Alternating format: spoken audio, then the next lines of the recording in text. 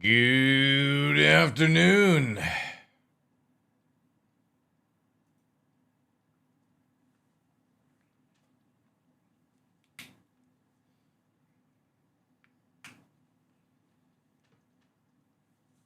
Welcome in, welcome in. Good day, guys. Sideways, Star Trek. Glitch, good day, good day. We're slightly late. Just slightly. Just an hour late. Welcome in, Tough. How you all doing? Welcome, welcome, welcome, welcome. Yes, I did make it. That's your wee hoose on the cliff. It is. Welcome in. Yes, I'm an hour and 15 minutes late. You know, that's fine. That's fine. Thanks for waiting for me to wake up. I appreciate it. That's fine. I go out of my way to do what I can for the community so far. Nothing to do with the fact that I did a 22-hour stream and then for some ridiculous reason decide to build a bed frame and then go to bed like 10 o'clock last night. So I was nearly up for like 48 hours, give or take. But nothing to do with that. Late to your own stream, it can only start when you start. No, I'm a scheduled person. I like to be on schedule, but I had to go back to bed. I was enjoying my new bed frame because I actually felt like I got a semi-decent sleep last night, which was really good.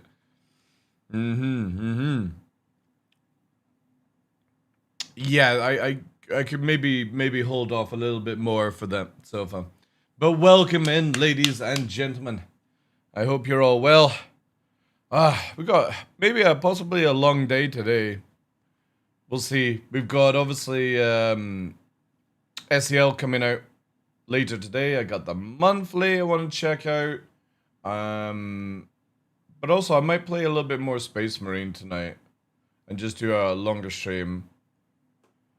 I don't know. I'm also in the kind of mood where I might just start doing 20-hour streams and then have like a day off. So like do 3 streams a week, but every stream's 20 hours long. I might do that. I actually get more done that way, but Ooh, response limited with the 2 months in a row.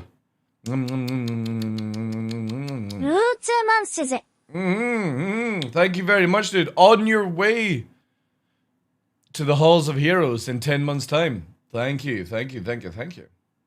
Also, thank you very much to who dropped a donation on Nova's GoFundMe the other day there. I do appreciate that as well. I kind of think what I'm going to do for this scene here is move Novi's thing a little bit out of the way. Give me a sec. Where's intermission? Yeah, here. I'm gonna put this up like here. That'll probably be a little bit better, especially as like. Oh no, it covers that, does it? Oh, I forgot about that. Man, that's fine. Also, you may see Nova today. He's in his little pajamas. I posted an X out on it. And, yes. He is loving it. Chat. His little PJs. Also, thank you very much to everyone on Kick as well. Make sure you're lurking on both platforms. It massively helps out the channel, chat. YouTube, I don't really care too much, because, well, it's like whatever, you know?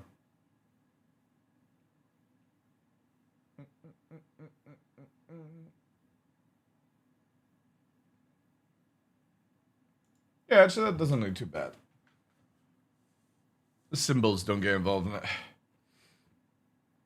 But yeah, we got SCL. And that's with Sean Tracy, so that should be a good one, actually. Oh, we also got a Year of the... Oh yeah, there's the subscriber stuff as well. So, Year of the Rat. Oh, medical field kit for subscribers. Ooh. Ooh, he says. Also, if you guys want to check out, look at this. Look at this swanky new bed frame, chat. It's low enough just for Nova to climb in, but it's also got a light on the back.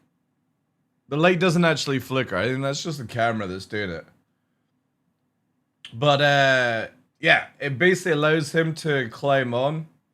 And if anybody doesn't know, the reason why I had to replace my bed, and I was going to do this regardless of Nova's accident or not, is previously I had the wooden frame, right? But it had no slats underneath the bed, so it was just basically sunk down. It was like a mattress on the ground with a wooden frame around it for shits and giggles to give like a headboard. And my back has been killing me lifting Nova and then lying that way, so I had to get something. I'm getting too old to fuck around, so I got a fucking, it's like $100 on Amazon, and I was skeptical for like a bed frame to come at $100, but I built it up and it's actually got like fake leather on the side, and it's not bad. Like it's how can I showcase it a bit better? Because it is black, as you would probably imagine. Does that light up? Yeah. So you can see there, like, it's got like a little frame to it. Then it's got the light and it can charge and all that stuff. 100 quid, man. Totally came from China. China. But it allows Nova to climb up without having to jump, which is great for him. I will need to get a new mattress at some point, because, oh man, my back is fucking killing me these days with it, so. Aye. So, but unfortunately, I stupidly built that up after doing like a 20-hour stream with Henkin, and I should have just waited till the weekend. But I was just so excited, and it took me like 3 hours to do it. It should have only taken me an hour, but it took me 3 hours. Sell on Kick, thank you for the 16 months on Kick. I love how literally, I have no idea if people have been subscribed that long, or it just fucking, it remembers the first time you subscribed. I think it's automated as well. But yes. The fuck is this?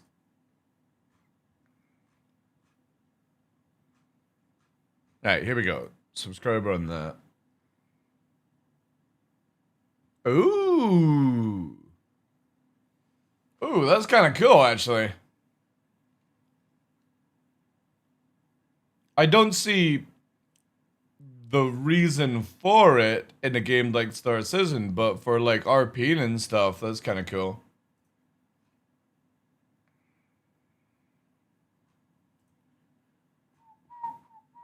Because obviously you put the gun there and you close it up, right? Yeah, it's not bad. Nice little subscriber stuff, you know? It's just like a medical thing, yeah? Again, for RPing, I think it's cool. Practicality for, like, gamers, not really much. You're not gonna use it. How I feel. And then, what am I looking for? Where's the monthly? Here we go, the juice. The nitty gritty. I do enjoy these with the community and stuff. Just gonna keep music just slightly buzzing in the background. Ooh, I need more fluids before I talk, though.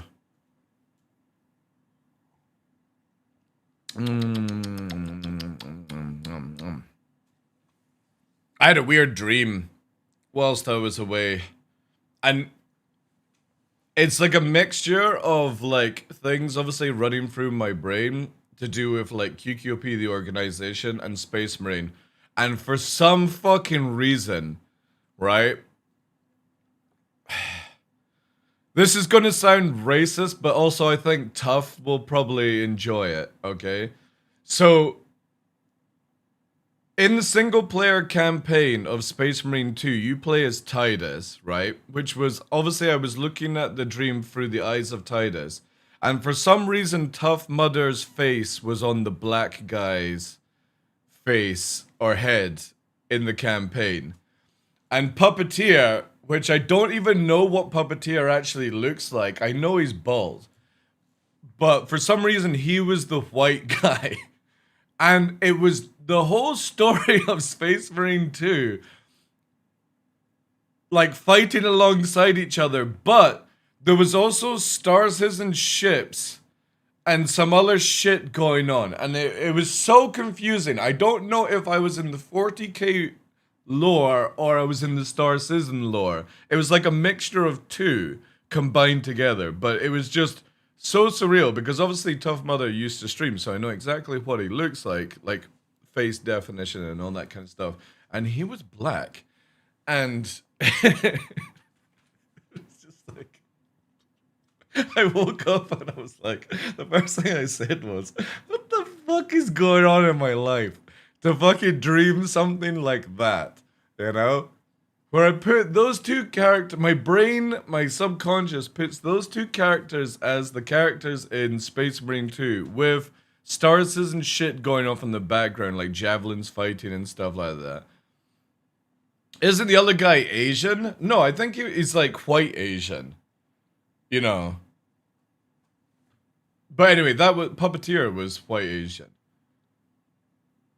Whatever you want to call it. It was just so weird. And the whole fighting was like talking about what to do with the organization for like when 1.0 comes out. And it was just like a mixture of everything that's obviously subconsciously going on in my head at one time. And I was like, what the fuck? I woke up just like, sometimes I wake up from my dreams and I'm like, because I have very vivid dreams.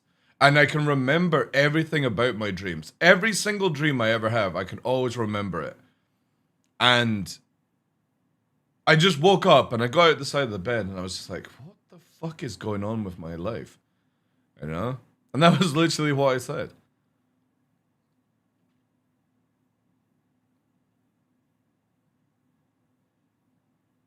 Oh, I remember everything in my dreams. It's crazy.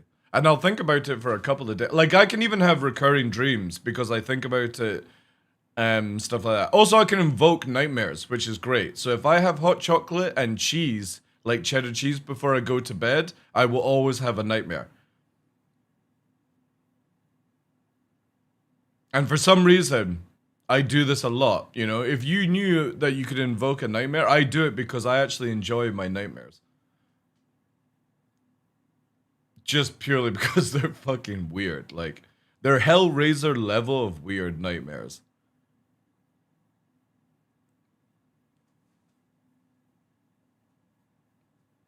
You're not in details, dreams, be afraid, very afraid, yeah. It's so silly. So silly. The funny thing is, like, I can have nightmares that are also, like, sex dreams and, like, end of the earth dream altogether. It's super weird. It's thirsty how it ended. Like, very vivid fucking... Fuck knows. Like, you could probably study or make up some study on this. Anyway. Let's get into it. So AI, we're going to scrap, as always, the AI stuff. We don't give a shit about AI because unless it's actually visibly noticeable in-game, it's all fucking nonsense, right?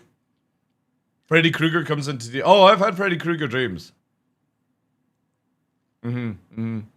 I've had Pinhead dreams, werewolf dreams, vampire dreams. I've had a dream of a werewolf having sex with a vampire, and not in human form, in wolf bat form. That one was fucked up.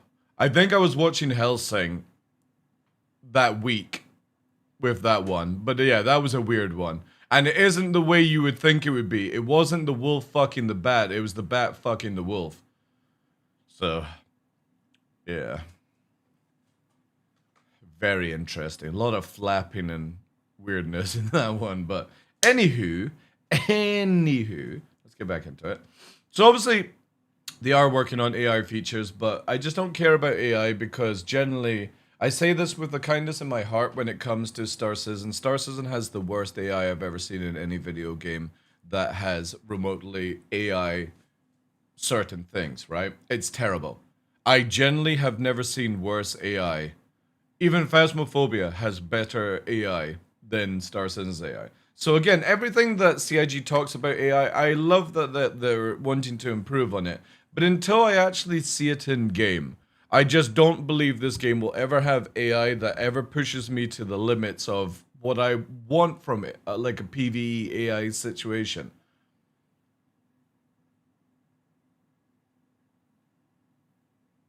No, I wasn't the wolf in the dream. I was sitting in a chair watching it happen. Like, it was like the wolf was my wife getting, but it was just weird. It was very, very weird. Very weird. But I did like with all nightmares and sex dreams, I don't wake up in a cold sweat. I get out of bed and I sit to the side and just go, do I even want to analyze what the fuck happened, Because the funny thing is, when you dream, it's like in the last, 30 minutes of your sleep pattern is when you actually dream. Because I always say this to people, it's not to, deter people away from religion or, afterlife or anything like that to do with death, but when you sleep, you only know that you are starting to sleep and then you wake up afterwards. Be it that you have a dream, a nightmare, vivid dream, whatever you want to call them, and then you wake up. So in that process of when you're actually asleep, you can't remember that you were actually asleep. You don't even know you're in a sleep. So I always go with death is you will know that you are dying, but you don't know you're actually dead because, again, it's the same parameters around sleep, how the brain works. The shutdown process. It's the same thing as when you turn a PC off.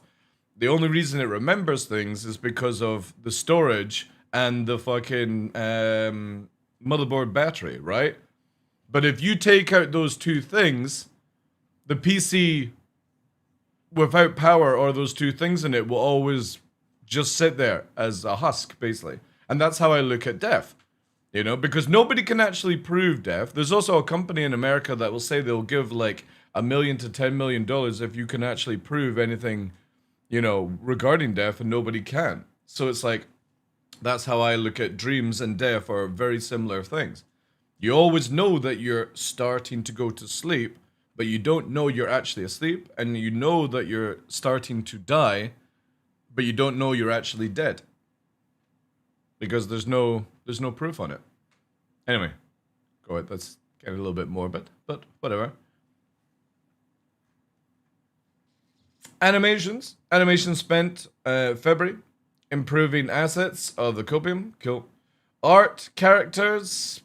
Again, another thing here. Art for the ships. Hey, Riddick, welcome in, dude. In the UK, the ships team completed the art phases of the Aegis Hammerhead Gold Standard. I'm very interested to see how this goes, but I'm also very worried about this because if CIG allow you to remove size-free components from the Hammerhead, people are just going to dupe size-free components, which would be a bit meh. So hopefully, like the Perseus and other ships, they allow you to access the areas of these things, but they don't actually allow you to remove the modules. With the ships moving downstream teams to close out, and then they move to related ships, which is supposed to be white box. Awesome. The Gatagrelan. Well, another ship I'm very interested to see, Just wait, they'll make a 4-way salvager. Probably, yeah. Past its white box gate review, because obviously this is meant to be coming out at IE this year, right? Hey, hello Riddick, how you doing, dude? We've got X-Riddick X. And the Riddick, yeah.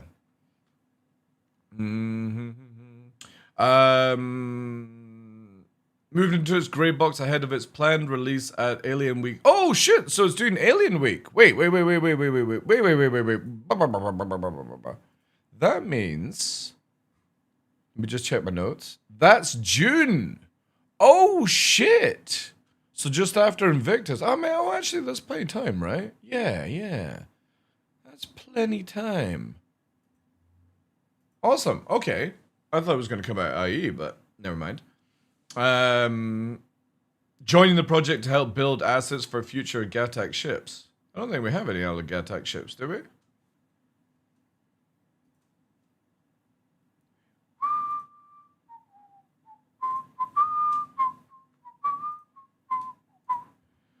Not that I can think of in the top of my head. No. What we did? Oh, the Sulin. Oh yeah, that definitely needs a fucking rework, that one. That is a terrible design ship for interior. Alright, work also continued on the Greytech UTV, another completely pointless vehicle that can't drive across the land because, well, CIG are terrible at doing physics. I said it.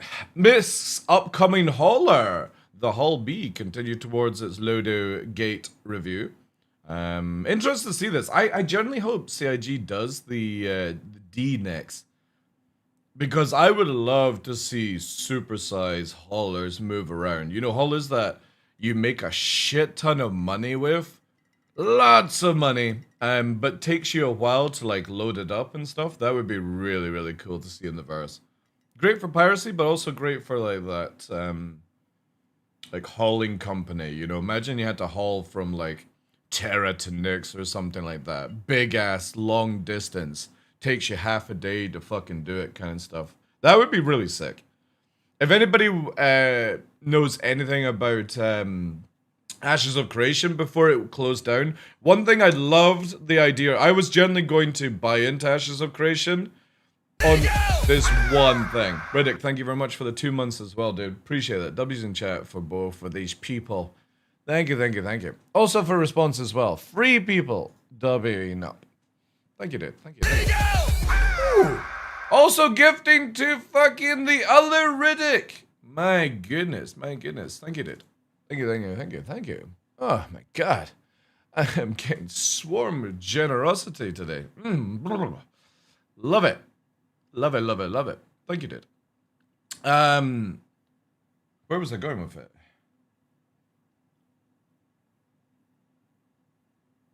For some reason, my brain moved into getting sprayed in the face by water. And now I've lost. Ashes of Creation, that's it. The crate system, yeah. So I played a game called Arcade. And one of the best things I loved about Arcade was the fishing and trading system, where you actually have to have the crate on your back, and you had to hand it into a character. So you had to move it around the game, instead of it just like teleporting and stuff like that. And Ashes of Creation had a really cool system. Something that I've never seen really in any MMO is it had no fast travel. So if you had to go to a location and then move a crate to another location, and it would take you 30 to 45 minutes to do so, and you were moving at very slow speed, you could be ganked and all that stuff.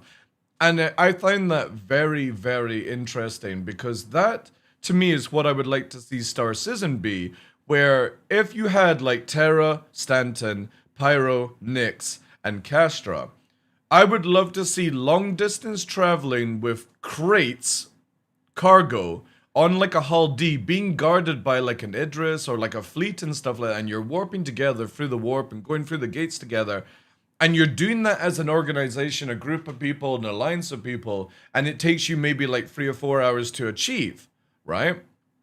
I think that would be amazing in Star Citizen. And I was actually interested to see like how Ashes of how it would go before the rug pull, but again, if CIG could do something similar like that, I generally wouldn't get involved in that game. Not that I want to do the hauling side. I just like the idea that you don't just pick up the cargo, drop off the cargo, and you rinse and repeat, you know what I mean? It's essential to piracy as a concept, so really hope they move away from even just script, just appearing in home locations. Same. I like the idea of long distance hauling, especially if you've ever done it in Elite Dangerous, is really cool. The risk versus reward, you know? Wait, did I go Trump?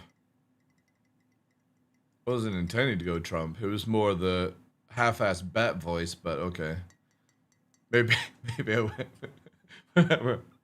They just added the fishing like Arcade just before the rug pull as well. Then creating the fish from land sea. Yeah, it was generally. I was watching Clean, content creator Clean, American, and he plays Star Citizen as well, and Tarkov and other games like that. I generally was watching his stream and I was like, I actually might buy Ashes of Creation. I didn't buy into it beforehand or anything like that. But when I was watching him play, I was like, this looks fucking sick. Doing fishing like Arcade was so good. And you had the proper fishing boat that you could put the fish in it. You know what I mean? It just, I really like games that offer like that. It's why like I can't play like World of Warcraft because it just is so boring. Arcade was one of my favorite MMOs to play purely because there was risk versus reward in doing anything. You couldn't lose your gear, but if you had spent 30 minutes getting that fucking marlin, for example, or the tuna and stuff, you were losing a lot of money because of it. So you had to have people ready to protect you and stuff. Hello, Clean. How you doing, dude? Obviously, I'm talking about another Clean content creator, just in case people start kicking the Clean and spamming follow. Which is a good thing as well, just in case. But obviously, I'm talking about other Clean. So yeah, I really hope the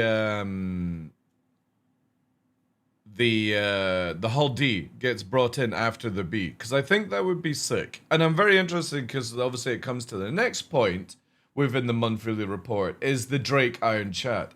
The Drake Chad is definitely, out of all the hauling ships, the one that feels the closest to what we have when it comes to like moving freight containers around in the real life, right? So I'm very excited to see how the Chad goes, because it's great for like an organization like mine where you can have escort and just do simple cargo moving without requiring too many people and stuff like that. And I think it's going to be a really good thing for multiple groups. So the Drake Iron Chad, the Iron Chad Assault, and Command Module each passed their grey box gate reviews, which is awesome. The team then moved on to the loader task, quickly progressing thanks to time invested during white box on the modular kit. Fucking sick. 3 unannounced vehicles progressed too. The first is approaching its grey box gate review, whilst the second passed grey box following minor functionality requests from the director. The third passed its white box review through it is currently receiving tweaks to the layout before grey box. Awesome. In North America, a non-announced ship passed its white box gate review, with the team taking feedback regarding some of the interactions with elements in the rear half. I wonder what that could be. Could it be the Galaxy Chat, which has a hangar area at the rear half of the ship? Possible.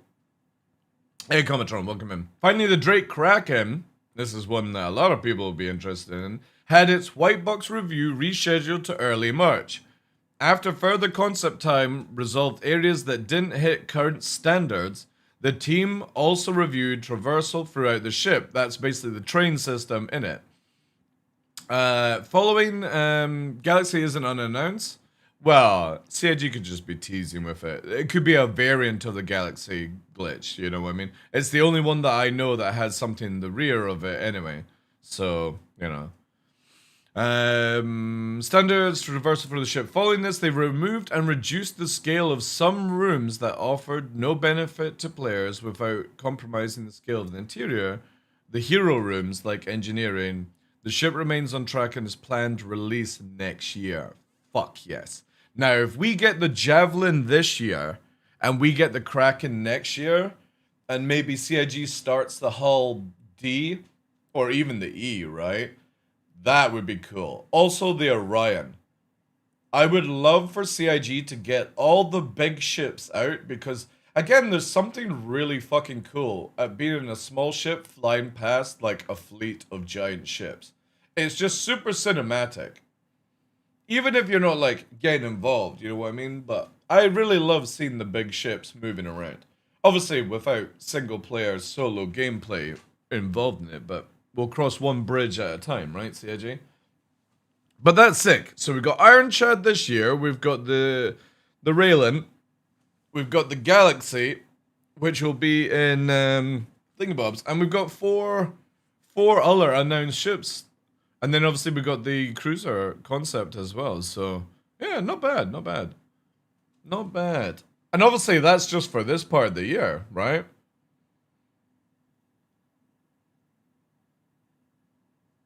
Does that have a hangar? The thing is, though, is like what they're talking about is white box. The battle cruiser is just being sold as the final concept sale for Star Citizen Husker, so it wouldn't even be in white box, dude.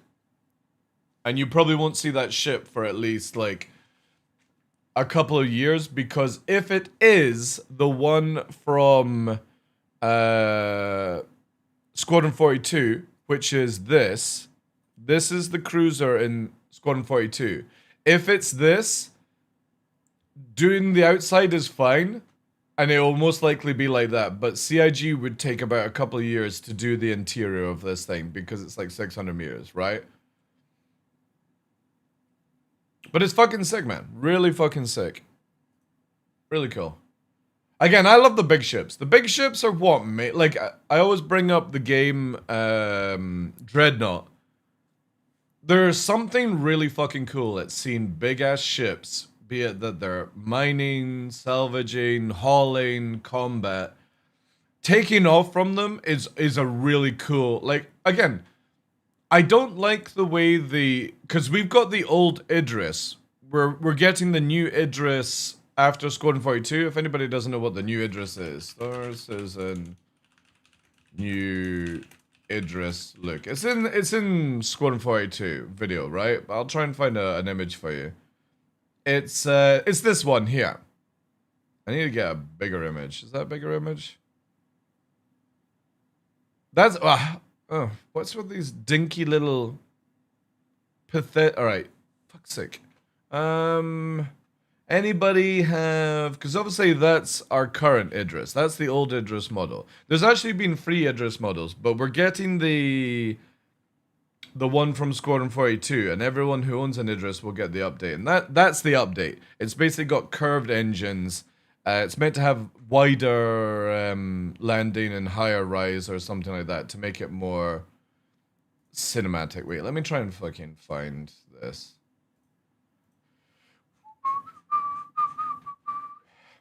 I'll go for it painfully, because...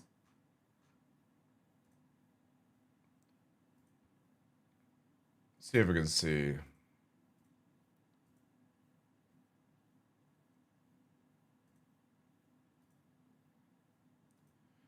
Well, that's a dead one.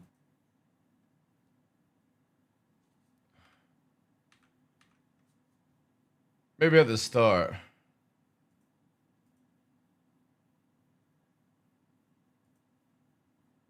There's Hammerhead. Oh, there is an Idris. There. I think that's probably the best I'm gonna get. But you can see how it's got more like slooped engines. It's a look at... See, that's the Javelin there. Man, the Javelin looks so good as well. Oof. Also, I think the Javelin's got extra engines now, right? Looks like it's got extra engines. Can I get an image?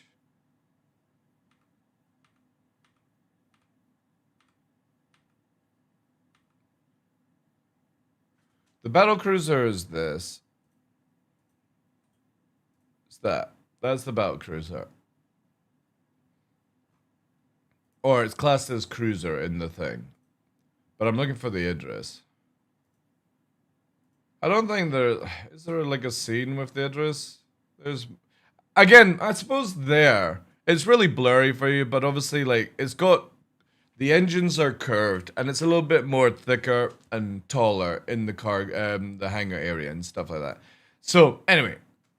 We will get that when, apparently, Squadron 42 comes out, which will hopefully be this year, because they literally,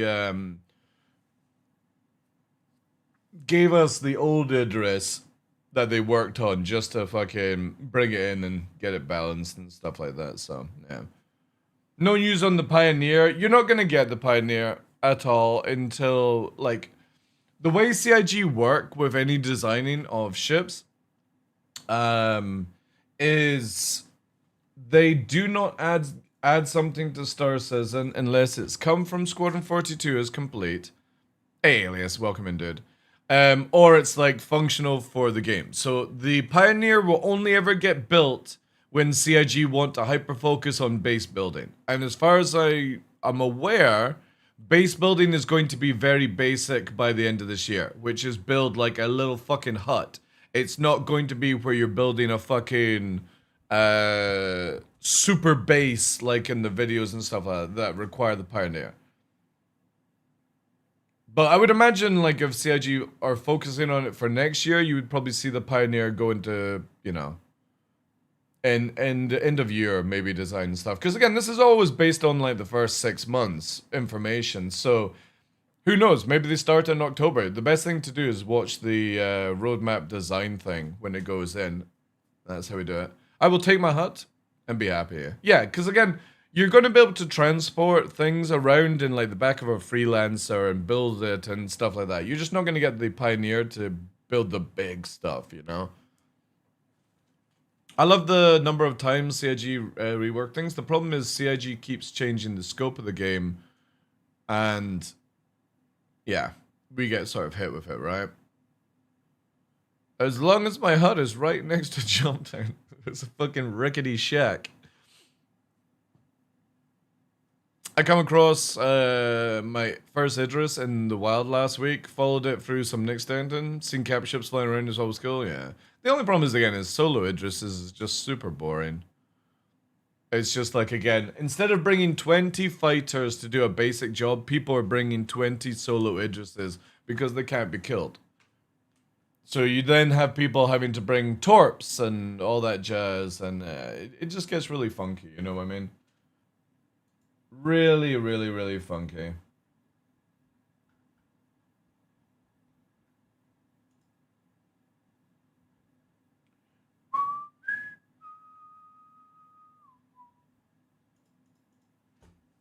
Anyway, and then the community side.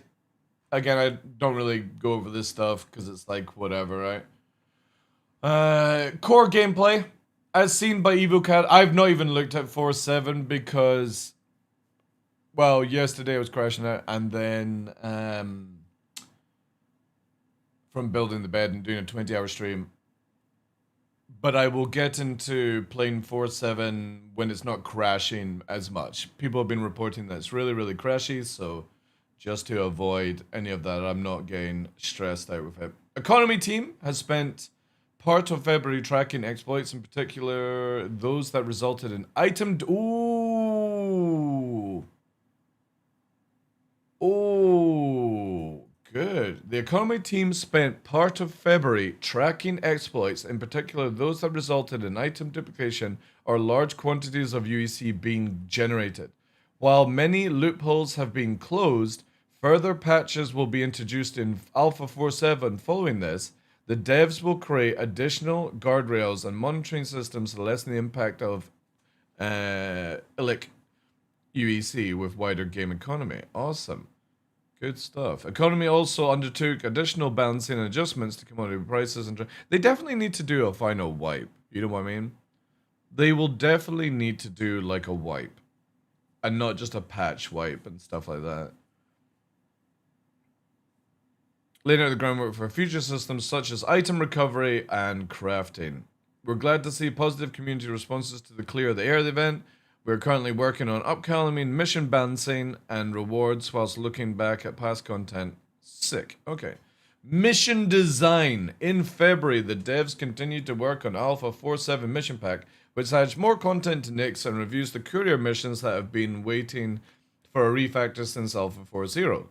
These missions will have small design changes. For example, courier missions now range from one-handed items to two-handed boxes, delivery range from 1 SEU to 6 times 1 SEU, and hauling begins from 6 SEU upwards. Defense ship missions also received an update following the team to accurately track the health of the ship. This will prevent the ship from appearing at almost full health before dying. Yeah, I don't, again, it's just weird things that happen in that one. Shipwave missions have been expanded to other contractors outside of Gilly, including a variation that ends in large ship boss.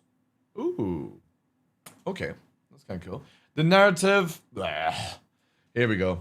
The narrative team focused their efforts on the 4.7, which expands the content available next, which also involves the content works of the new locations, including QV Breaker Stations, home of the Rope Cracker mission, and the People's Service Stations, which are new refueling centers operated by the People's Alliance. These new locations require signage, environment, storytelling, blah, blah, blah, blah, blah, blah, blah, blah, blah, blah. Basically, if anybody doesn't know, there's like half PvE, half PvP stuff, and typical PvPers are freaking out, and typical PvEers are freaking out. You've got one side of the story where the PvPers are like, oh, I can't kill all the players and take their loot, boo. And then you've got other people where in the PV side are like, oh, I'm not getting all the same gear as PvPers, boo. You know what I mean? And I'm stuck in the middle going, hey, at least it's something to fucking do, you know? Like, I think people focus too much on, I want to burn the world and shit on everyone just because they don't bother to learn PvP with fucking honor, sir nonsense. And then you've got hardcore PvEers that just don't ever want to interact with PvP, but still want to get the same gear as people doing PvP. So it's like, it's fucking cringy as fuck, man. It really is. Like, you can build a game for both type of players, but you just do different things. Like, for example, in MMOs, you grind up PvP gear to do better PvP. And you grind up PvE gear to do better PvE. So CIG can literally make it where you get one armor set for PvE, one armor set for PvP. They both have exactly the same stats, just they look different. It's so simple to do for Star Citizen. You want to get the PvP stuff and look like a PvPer, you get the PvP stuff. If you want to look like a PvEer because it's easier to you, but it has the same stats as PvP, you do that.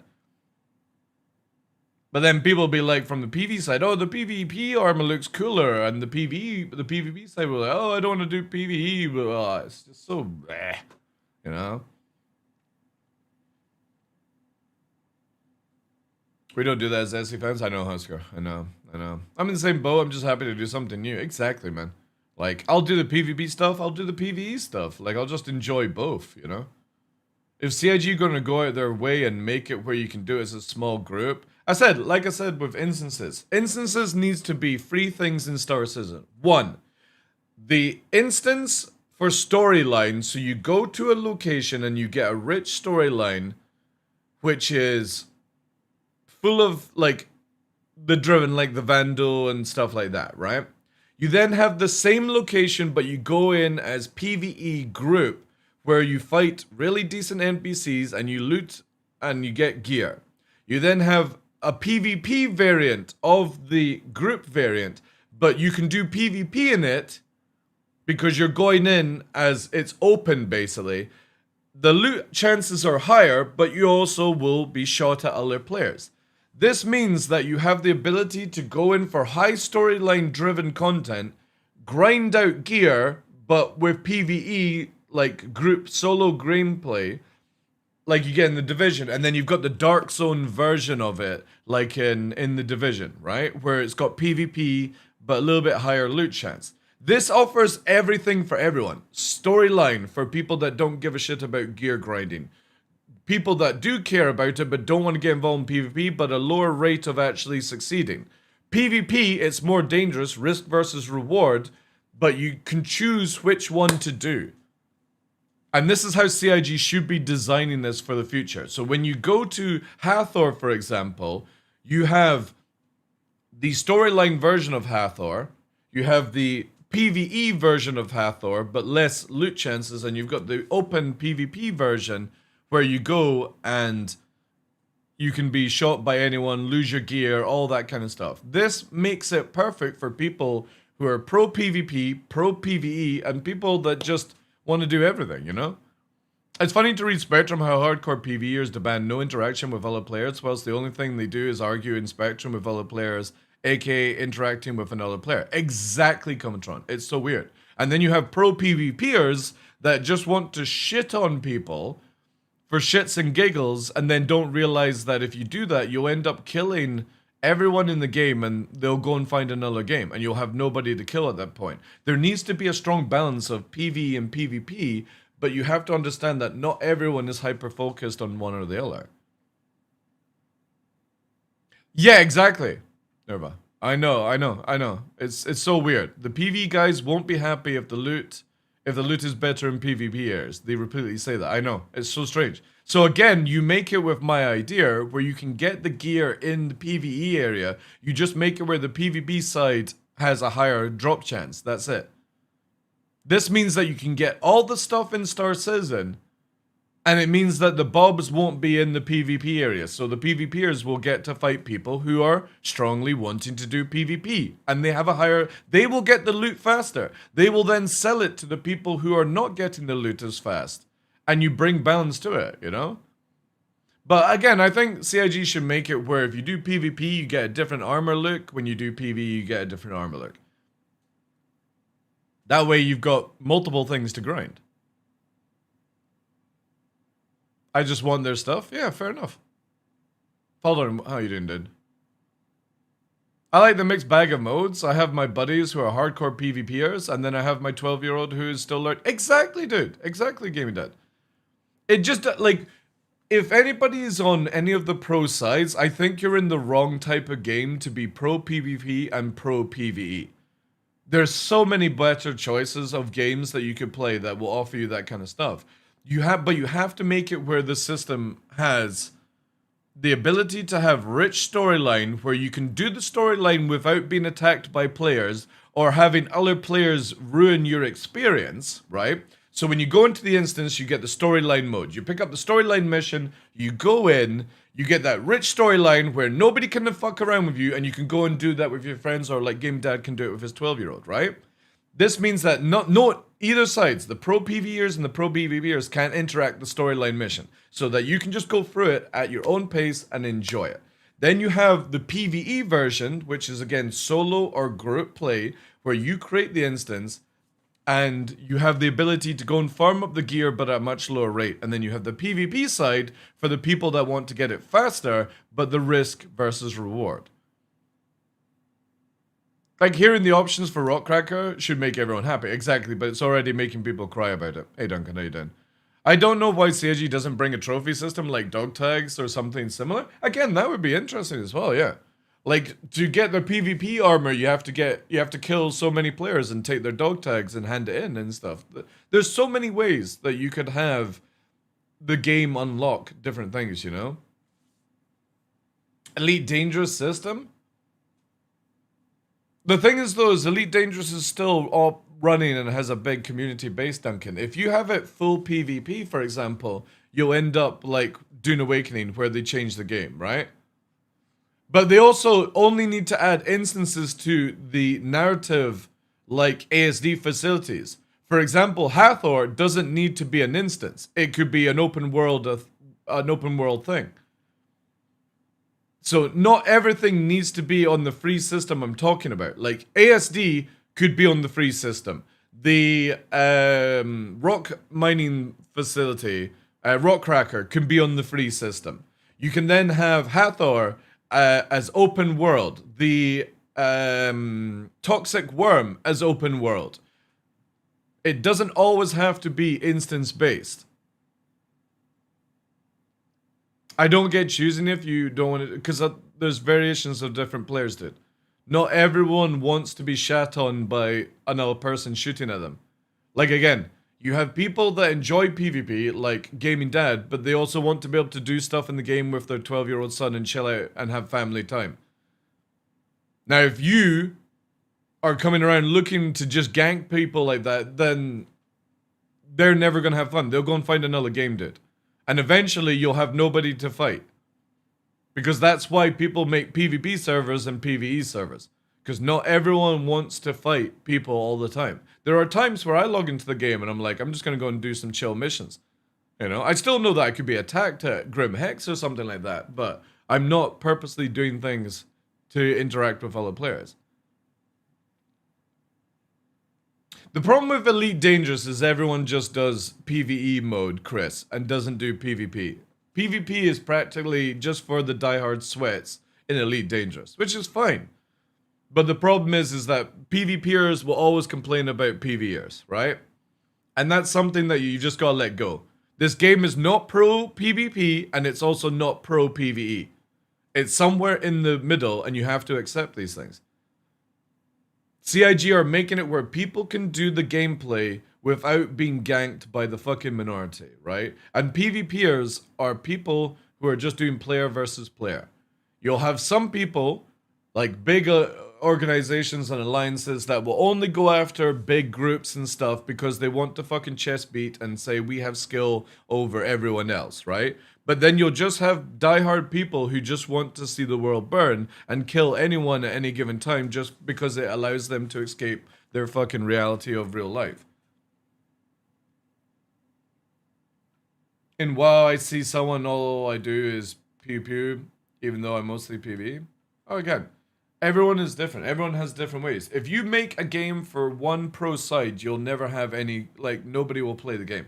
Because if you make it pro PvE, everyone will finish the content in 6 months and never play the game after that. If you make it pro PvP, everyone who wants to play the game will get killed by PvPers and never play the game. And you'll just be left with a very small group of people. And I would rather CIG hyper-focus on making sure that you have a game which allows lots of players to play. And you choose to go to the PvP areas. You choose to go to the PvE areas. You choose to go to the hybrid areas, right? And you understand the differences. In SE, I'm bad. I want to shoot everyone and everything. Again, that's completely fine. But the thing is, if somebody is wanting to go and do like an ASD facility and do their storyline mission, response limited, because it unlocks the ability to go and get an NPC crafter, which has nothing to do with PvP whatsoever, and you're sitting there camping that storyline mission because they can't do it. You see where I'm going with it. This ruins the gameplay for other people.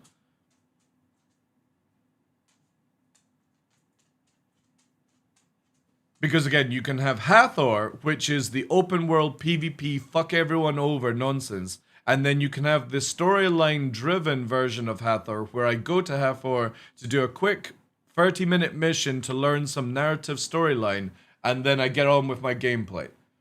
So the people that want to fight over the loot have that ability, and for somebody else that just wants to go and learn about narrative in Star Citizen can do so as well, right?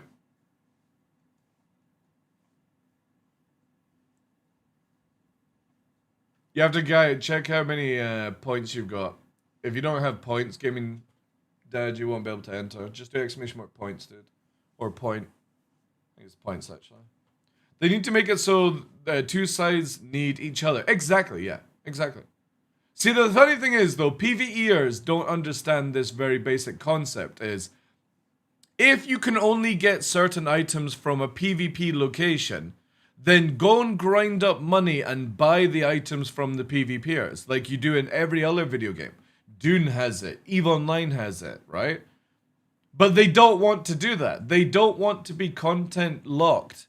They want to be able to go to every location and do all the content themselves instead of doing it logically like we do in real life, which is when I need something, I farm up money in real life and I buy it from a company that builds it for me, and then Amazon, the logistics service, sends it to my house, right?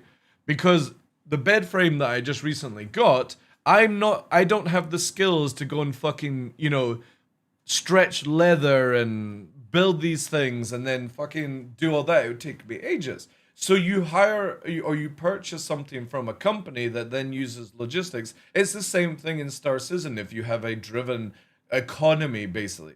If I want something, I'll buy it from another player instead of farming for it because I don't have the time to do so. The problem is the pro PvE side of the game are fucking idiots and go, I want to be able to go to every location and do the content myself, even though I don't have the time to do the content for myself, but I'm able to make lots of money and buy it from the people that do.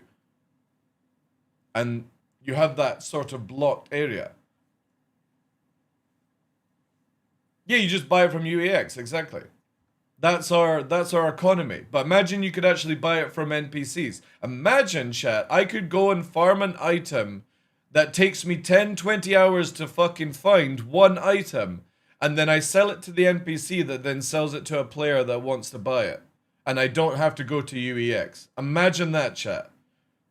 Or if I didn't want to pay taxes, I do a private, you know, auction house kind of system. Like every other fucking video game. The problem is the Star Citizen community is a very weird bunch of people. And it's happened in other games as well, where people don't want to interact with people in an MMO. And I don't understand this concept. They want to play an MMO like a single player game. Go and play X4. Go and play like solo mode Elite Dangerous if you want to do that stuff. I don't understand why every fucking video game has to have this concept. You know? It's the same thing with Helldivers. They were like, oh, we need PvP in Helldivers. Why? The whole idea of the game is to fight with humanity against the whole thing. Why do you need PvP? It's fucking stupid. Oh, you mean sort of like that? Yeah.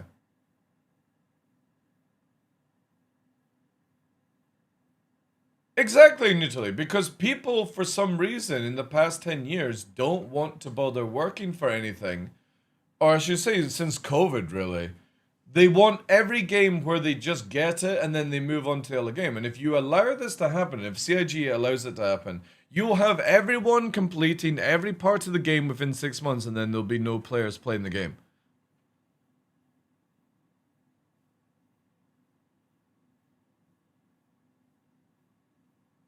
Yeah, but that's also not a sandbox game, Chris, so you can't really compare it, dude. Okay? You've got to stay online with anything that's a sandbox game. So Eve, Ark, I'm not talking about Ark Raiders, I'm talking about Ark as in the dinosaur game. Rust, Albion, these type of games. You can't compare WoW, and you can't compare separate servers, because we don't have that. It is an open world sandbox video game we are playing.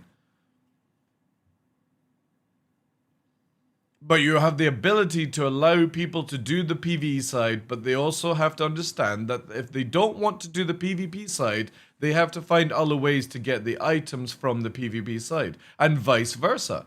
PvPers might not want to go and grind fucking missions over and over for certain items, so they buy them. They sell something rare, they make money, they buy other items for it. It's literally called economy.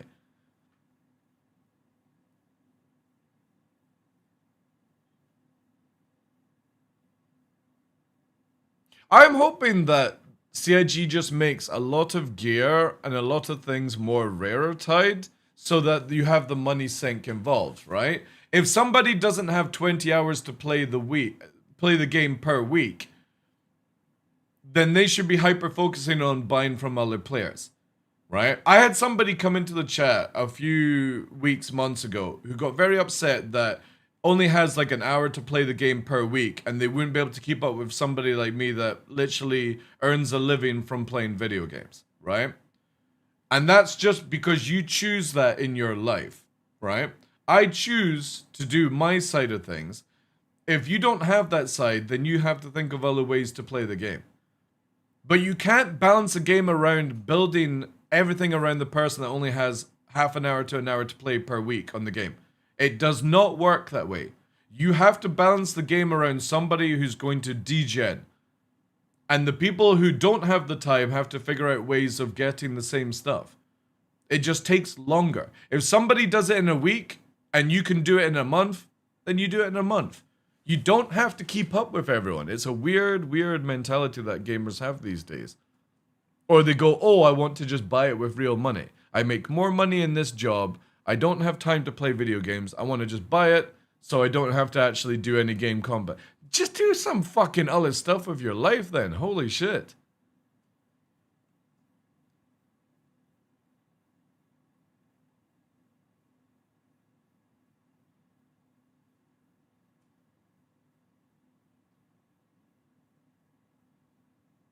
Exactly, Sofa. Yeah. Again, if you look at like skins and stuff for video games like Warzone, for example, they were making like nearly a fucking billion a year on skins. Absolutely insane. But CIG would rather sell a fucking 2K ship instead of having like build a fucking 50-man artist team that pump out 5 different armor sets every fucking 3 months, you know? I'll make way more money.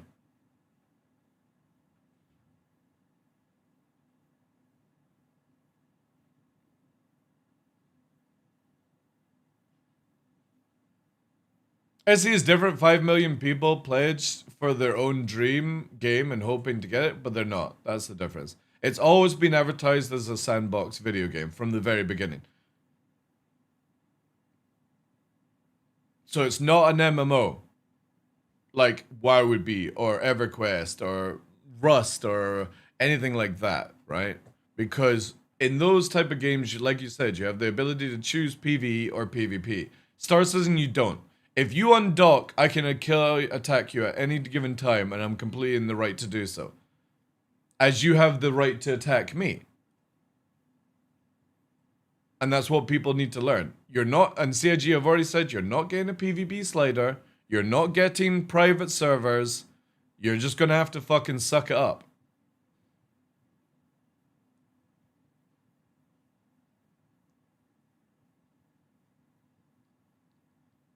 Yeah, but you can't really compare like the payment model for DCS and stuff like that, you know? Because you also gotta look at it. For doing planes in DCS takes like 3-4 years so far, right? Like, still waiting for the fucking Eurofighter that was announced last year, you know, that it was coming out next year. We're like 3 months in and still not out.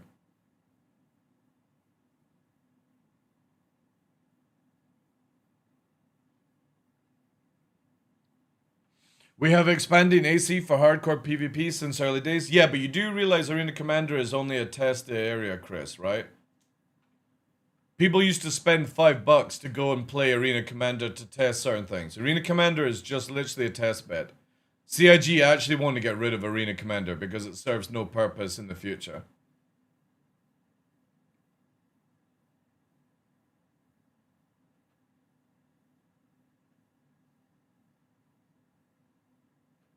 Cap? Well, that's what they want, dude.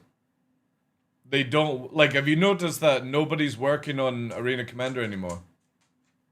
It's in such a bad shape, Duncan. And that's not because they don't have people doing stuff, right? No AC, no esport. So? This isn't an esport video game, dude. You want esports? Go and play fucking League of Legends. You saw how Elite Dangerous tried to do esports, dude, with their fucking Arena Commander modes? Like, the fuck, man. Look how badly that failed. You want Star Citizen to be esports? You are fucking absolutely crazy, dude. There's nothing esporty about Star Citizen. You have people using keyboard and mouse, joysticks, pedals and stuff, right? No esport? Have you seen that, Mo? Dude, that's not esports. There's a huge difference between just setting up a little fucking LAN party neutrally to esports. Like esports, you would have 5 versus 5, and they all have to use the same peripherals. Same Wasn't Arena Commander supposed to be just an arcade mode that we could play while we are in long quantum drives? Also, hello, Great Bald One. Hello, Divs. Thank you very much for the 37 months, dude. Yeah, exactly. That's pretty much what Arena Commander was meant to be, yeah. I remember when CR talked about AC being a game within the game as you go into PvE. Yeah, that's what Divs is talking about, Husker, yeah. It will eventually get shut down, I'm pretty sure. Nobody's working on it. Nobody really gives a fuck about it. And again, if you genuinely believe Star Citizen will turn into an esports game, you are fucking kidding yourself. And you clearly don't know what esports actually is. If you're talking about a fucking LAN party versing each other, like what Atmo Esports is then, sure, whatever. But you're never getting esports level of gameplay in Star Citizen. You're fucking kidding yourself.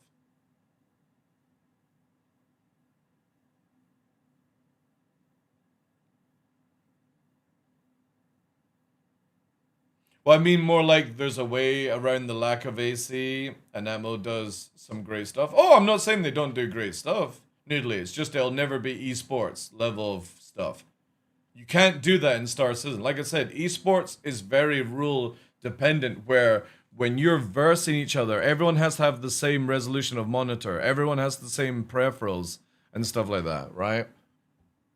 Esports is all about actual fucking skill, and people in Star Citizen are fucking skillless wonders, dude.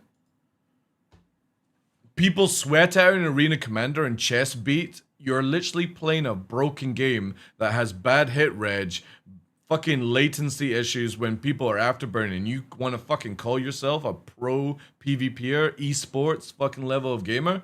You are fucking kidding yourselves. Just because you couldn't fucking play League of Legends or Dota or anything like that, any FPS game. Like, it's fucking crazy.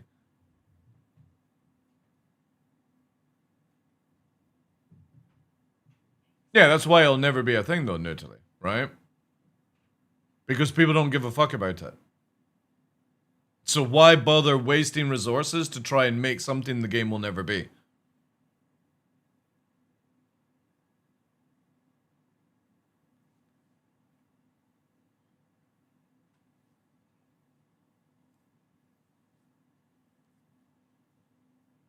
One thing is a limited dogfighting simulator, the other is an open world. Again, you know what I mean? Like, people will have to understand, you're not getting private servers, you're not getting a PvP slider. CIG have already confirmed this, so either buckle up, buckaroo, or find another game. Because literally Benoit's already confirmed that they're not doing it. Which means that Star Citizen will never have modding either, you know?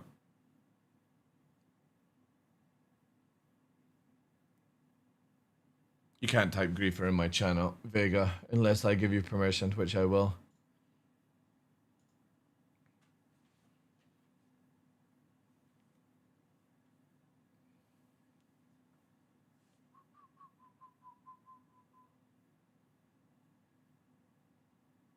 One is for competitive gameplay, but there is no competitive gameplay, Chris. That's what I'm saying. You can't call Arena Commander competitive because it's broken. You can't be competitive if somebody can land a shot and you can't. Even if you're 100% accurate on pip. You can't be competitive if somebody presses Afterburner first and it doesn't register on your computer until latency comes through. Because that's what happened. Pressing Afterburner is client side. You know? So you can't be competitive in Arena Commander regardless. It's literally people coping at that point. So get rid of it. Literally get rid of it. What to do is bring out the same thing that they did in Elite EVE Online. It's make a test server for testing everything. So you basically have a location that in EVE Online, there's a location you go to on the test server, and it sells absolutely everything from built carriers to everything you can buy, except for super caps and stuff, but you can build pauses and make Titans super fast, right? That is the test environment that CIG should do, and then get rid of Arena Commander. You're never going to have competitive gameplay in Arena Commander. You're fucking kidding yourselves if that's going to be the thing. Just hyper-focus on having a good sandbox video game. And that's it. The competitiveness is literally, oh, I fucking take your base from you, or I take your cargo from you. My fucking fleet is better than your fleet. There's the competitiveness that it just needs to be in Star Citizen. If you genuinely are looking for an esports video game, you are fucking off one. And I'm not saying you are. I'm saying if anybody has that mentality, you are fucking off on one. You need some medical help. Because you're never going to have that level of gameplay in Star Citizen. Never. It's already been clear the moment that CIG toned down the flight systems for everything because people are so stupid at flying, regardless. I watch content creators fucking crash into asteroids like they're fucking candy. You're never going to have that person being competitive, even if they wish to be. It's like, I'm never going to be a professional footballer. Esports is literally on the level of professionalism, and you're not going to get that in Star Citizen. Nobody is ever going to go, I'm a professional fucking Star Citizen player. There should not be a balancing made out of all. It's not competitive at all either. Well, again, CIG are trying to do that, Chris, with what they're bringing out in 4.7. They're trying to give people stuff available for PvPers And they're trying to give stuff for people that want to just do PvE, right? And that's completely fine. But you should understand that if you are flying around Nyx, that everyone has the right to attack one another, regardless of status or what you're trying to do. That's your prerogative to be better and understand trying to get around, you know?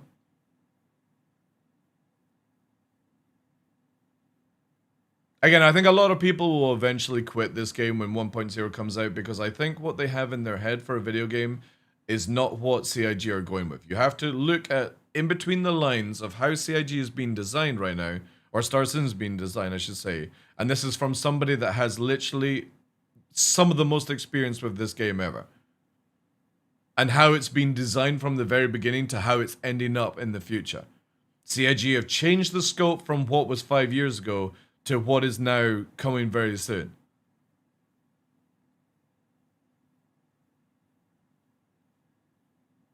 Yeah, exactly, Response. Yeah, exactly. Now, you can have tournaments like Atmo Esports do, right? That's completely fine. But you can't ever call it esports because esports has a level of professionalism where people are getting paid to play those games because of how good they are. And the thing is, it's like F1 driving where you're not like, it's now down to, F1 is slowly becoming less and less around the driver and more the engineering team. Come on, Nova, push through. Come show everyone your pajamas. Look at him, chat. Come show everyone your pajamas here. Yeah. Oh, you're gonna go there? Look at him, chat. He's got dino pajamas on. Do you want to show everyone your dino PJs? Look at that, chat. He's got his surgical dino PJs on.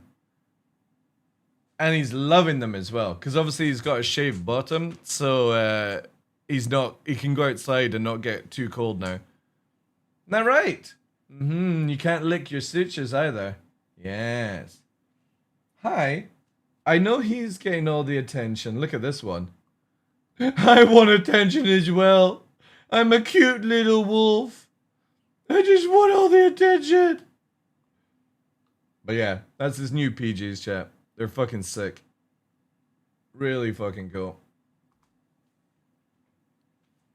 And it's better than his heavy, so this was the stuff here.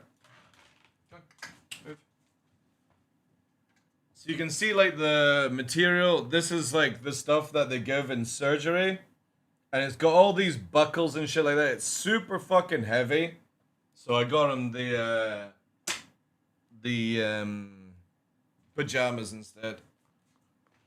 Because he gets his sutures out next week on the 11th, but he still obviously won't have any hair on his leg for a good like couple of months. So since it's still fucking minus out here, he'll be able to go outside with his PJs on. Isn't that right? And you look adorable. Yeah, yes.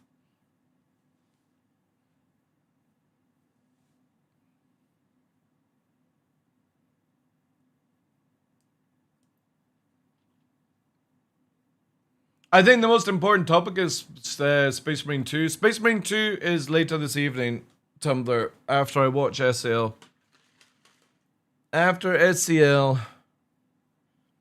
But yeah, again, you can have PvE in Star Citizen, you can have PvP in Star Citizen, but you can't have pro PvP and you can't have pro PvE. It does not work for games these days. For the pro PvE side, you have locations like Castra that would be super dangerous. You then have pro PvE in places like Terra, right? If CIG do it the formula of how EVE Online is done, it allows every type of player to play this game, and the esports mentality is just taken away. You literally have a lovely sandbox where everyone can play and do certain things, and if you're somebody that is hyper focused on PvE but wants to go and do certain PvP, then just hire PvPers and have some interaction. But if you're somebody that does not want to communicate with anybody, you have to understand that this game is an MMO, and it is designed around where everyone is asking for VoIP to work, proper social window, organization structure in the game, being able to do things as groups and find groups, looking for players, all that shit that people are constantly typing in global chat to do so. If you are not that type of person, I genuinely believe you have bought into the wrong game.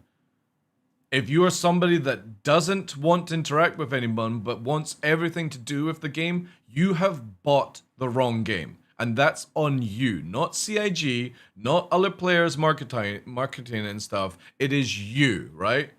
Well, the thing is though is global chat's getting removed, Duncan, so who cares? Global chat is literally going down to local chat very soon, which is amazing.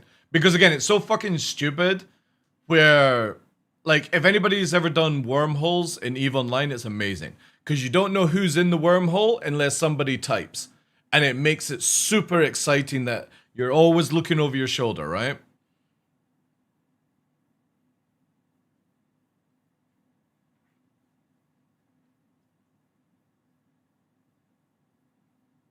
You may agree for net in global then. Well, regardless who it is, global chat is getting removed. They're making it local. I think it should be down to, like, if you're on yellow, you only see yellow chat, stuff like that. Which is amazing. Which means that if you don't type anything, people are not going to know you're in the game. Again, it needs to get to that stage. It's so cringy watching people fucking jump servers just to find somebody to interact with. CIG just needs to make a better game where you sort of mesh between and do certain things like that.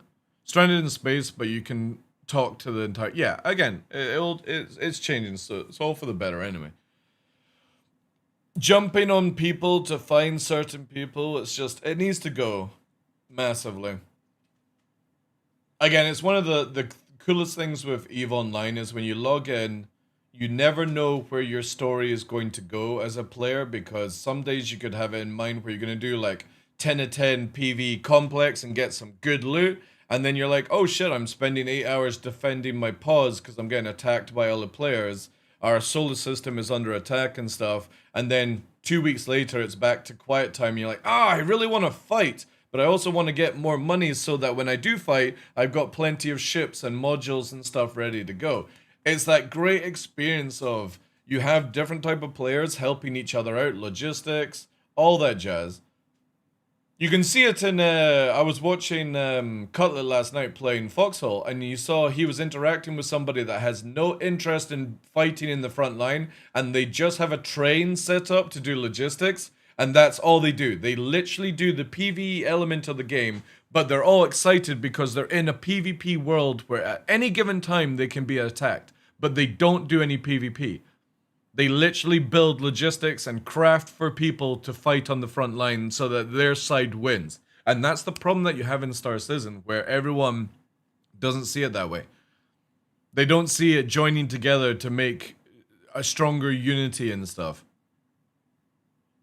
And that effort is necessary. Yeah, exactly. That's why you've got like organizations like Shadow Moses and other groups who have got logistics side, because Shadow Moses first started off as a solid, gotta be a sweaty dogfighter type player, and they interact with other people. But the thing is though, is that type of player base cannot achieve anything in the global sense of Star Citizen down the line. You have to have Bobs, and now a big PvP org like Shadow Moses has Bobs in it.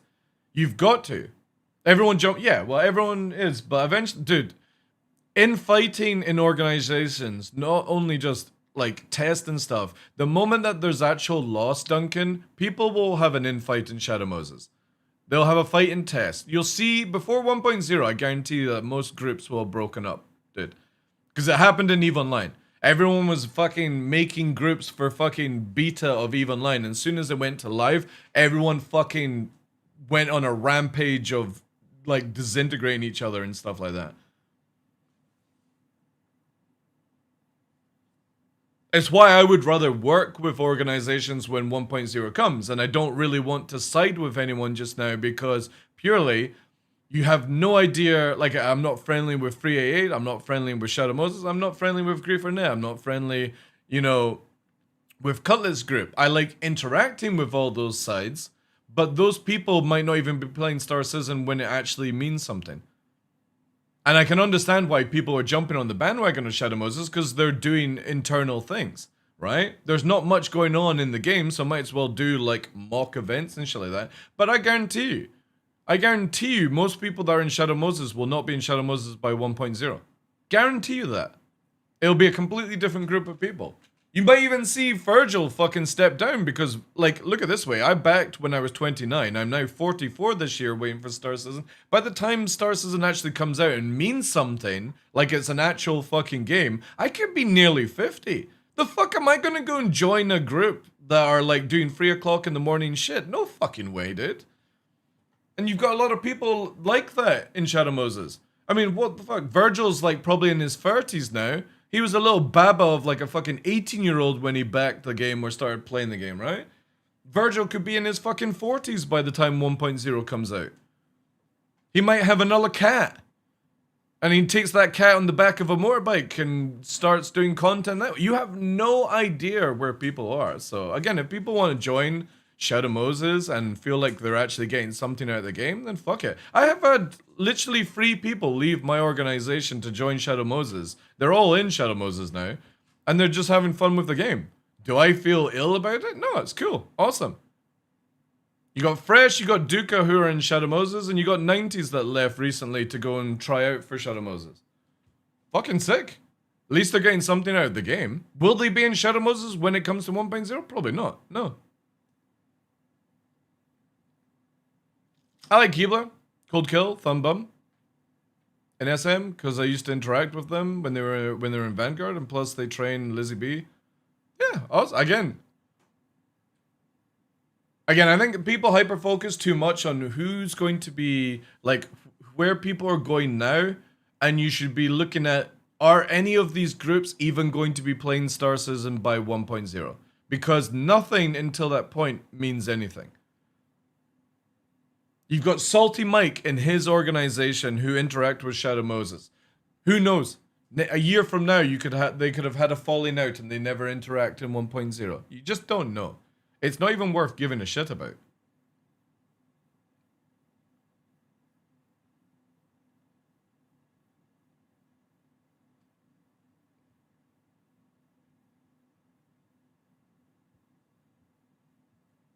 I always said the bridge between PvE and PvP is the problem. Exactly, yeah. And hopefully CIG work it out beforehand, right?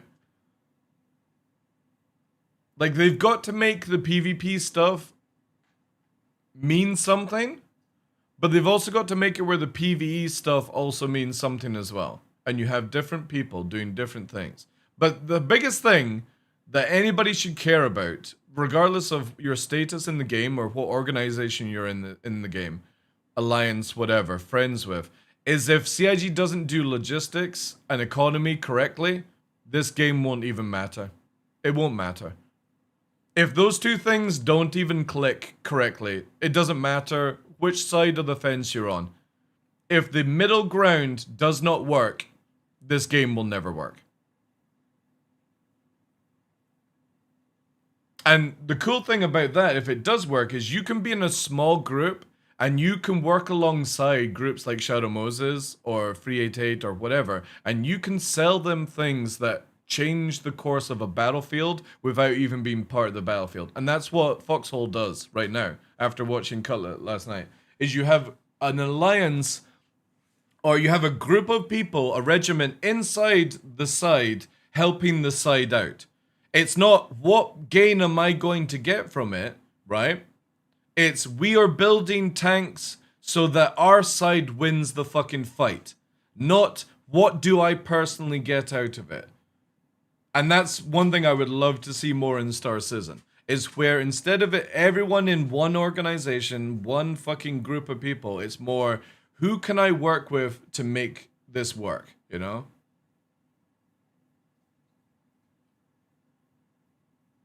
And if CIG ever did faction warfare, I think it would be pretty cool as well. Because that was a lot of fun in EVE as well.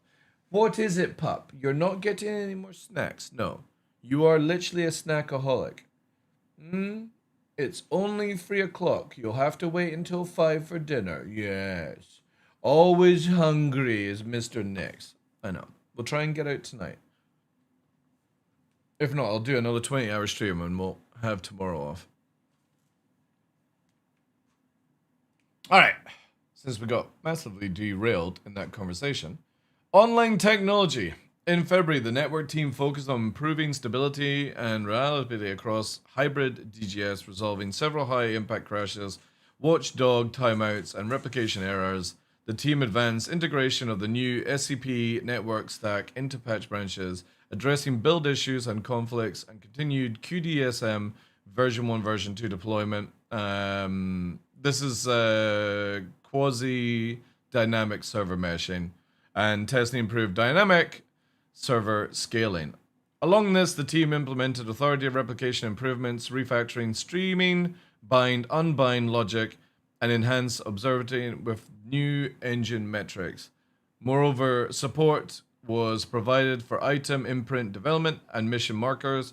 Finally, the team also provided support for bootstrap and development workflow issues. Ooh. Following last year's internal demo of item recovery tier 1, the online service team prepared for future complete internal demo and finalized the remaining work. Interesting. Okay. Internal work has been done on long-term database work. Interesting. To improving its speed. Alongside member of core gameplay, online services planned for social features. As mentioned above, instancing is entering the final stage of technological work and passed down to downstream teams. Cool. Hopefully by the end of the year. Following the Bootstrap user survey, the Live Tools team conducted user interview to better understand pain points and prioritize improvement to stability and performance.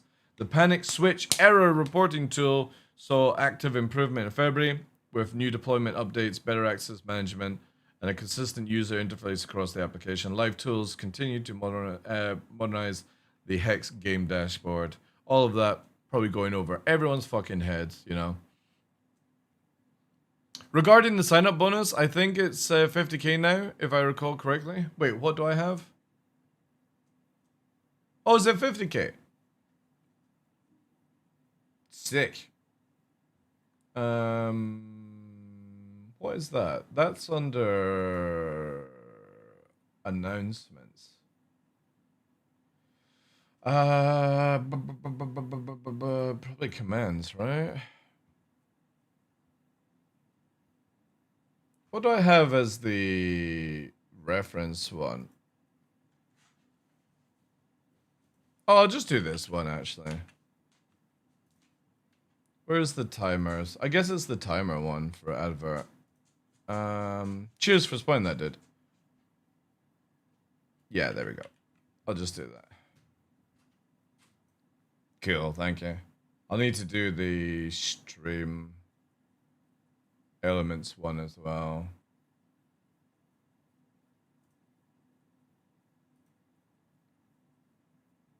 Is favorite K now checked? I'll just leave it as that, you know. But appreciate for spoiling that one. R&D in February, work on improvement. Fog continued. Displacement model was implemented to simulate fog during a full day and night cycle. Elsewhere, memory corruption in the engines, internal table code. Fair enough. In February, the FX team focused heavily on supporting Alpha 4.7.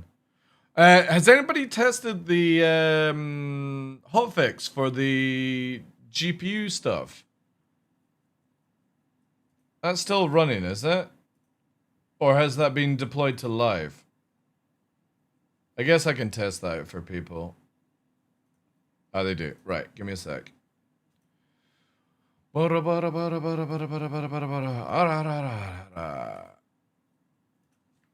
will do this for you guys. Hotfix. Do that.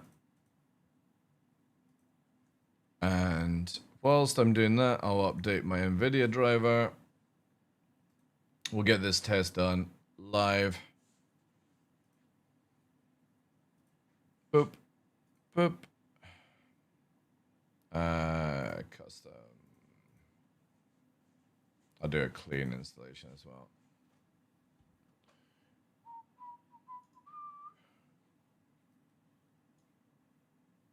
Boop. Boop.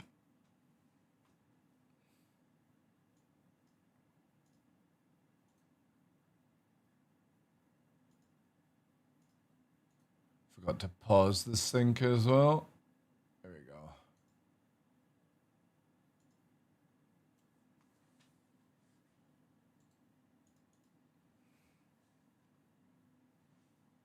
I'll change screen.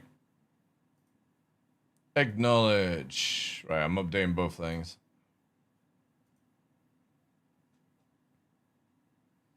I will test this out for you guys just in case, so people don't have to do it. Is this a cleaning vehicle? It is, yeah. It was actually a meme and stuff. I'm pretty sure CIG will sell it regardless. Not everyone should be, like, again, the referral stuff should be just skins. But CIG have a problem with that. Also, chat, instead of this here, the bamboo, do you think we should get a sacru bloom that comes over this sort of area? I have noticed that you can get sort of sacru bloomage. There's a hotfix file output mentioned in SE notes. Yeah. That's what I'm downloading just now. Chip to see if it works with the new NVIDIA driver. And today in Space Marine, I'm gonna fucking... What I want to do is I want to get all classes in Space Marine to level 25. But I really want to work on the sniper today. Because I managed to get the Tech Marine to Prestige 1, 25. But as I said to Hankin, I'm not going to Prestige it again just because I want to get everything else to level on that.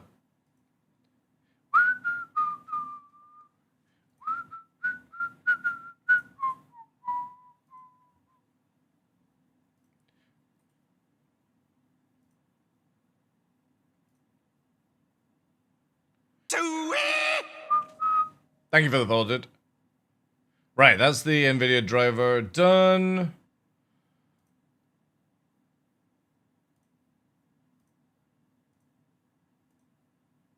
That's the patch done for hotfix. Let me just fucking empty this. What we'll do, actually wait, before I do that, let me delete all the shaders as well before I do this test. Update local sources in. We'll go in with completely empty shaders. All right, set this up again.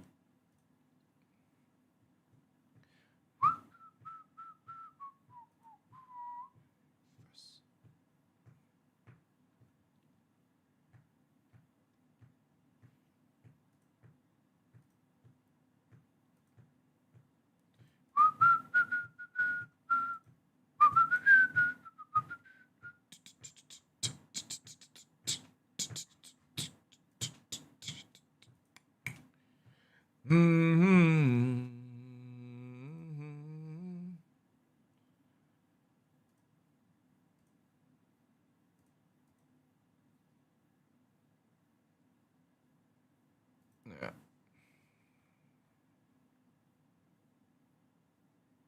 This car is freedom. Right. And then let's just double check fucking sound because it loves to reset that. Right. Sick. I guess we're done with the monthly review. Oh, and then VFX. The VFX team heavily focused on supporting Alpha. Final look. Alright, cool. That's the monthly report done. And we've got SCL later on with Sean Tracy. The man, the myth, the guy who will not stop talking, I would imagine. Unless he's been held back. Have that actually like that. Alright. And close that down as well. Oh. Okay. Let's get the shaders. At least it's fucking working, chat. So there we go. Good job. So it's not crashing to desktop like it was on Tuesday when I was last on. So what happened? So the hotfix seems to have been corrected. Do we know any other information on the hotfix? That's Evil Catty. Did they not write any notes down for hotfix?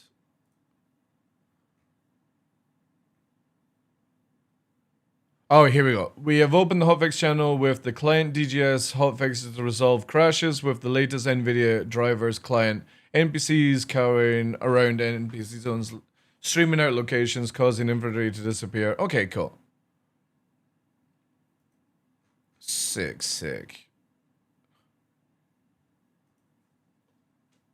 at 7%. Also, I need to take this as well. I need to update my what's it called?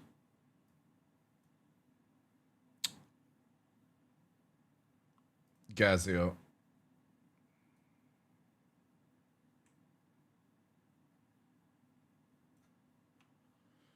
Let me just do this. Update Discord.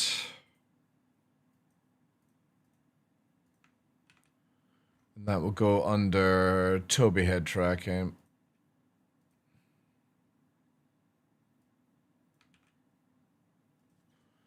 And that is, what's today's date? 5 of the 3rd.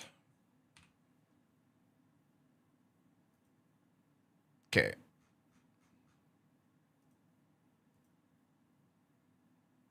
Boop, boop, boop. Okay. Almost ready, chat.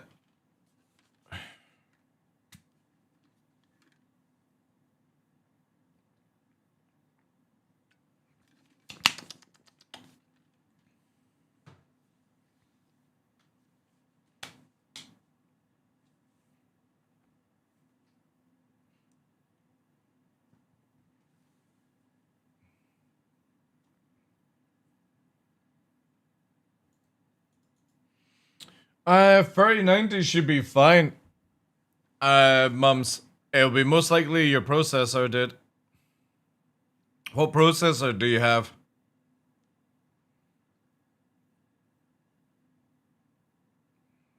Because there's no optimization for Star Citizen. It is literally based off hardware, sadly. And the 3090 is absolutely fine. For video gaming, most people are still on like 10 series.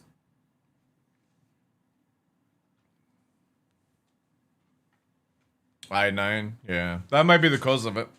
You might want to consider changing over to AMD. I won't get an Intel processor ever again for gaming. Unless they massively change their ways.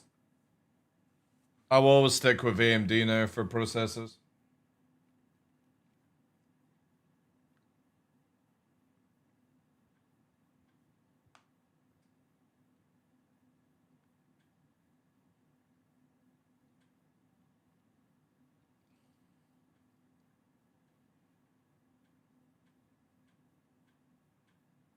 You need to turn off multi-threading for Intel for SE? There we go then.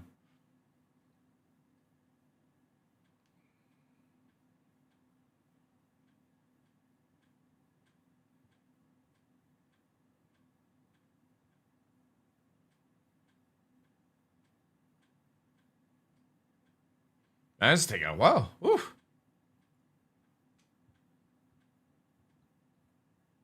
Optimizing shaders.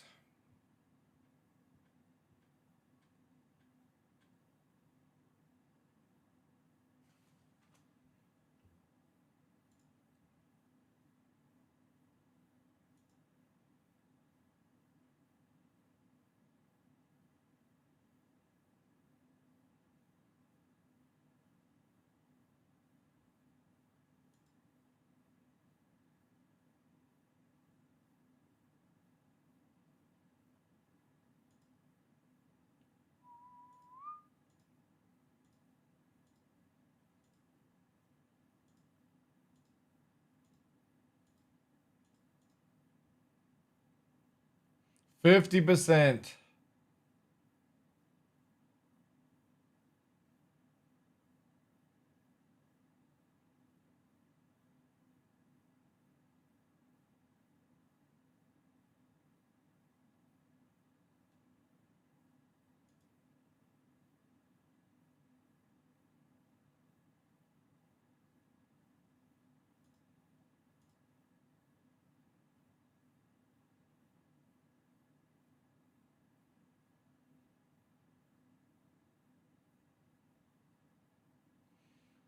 60%.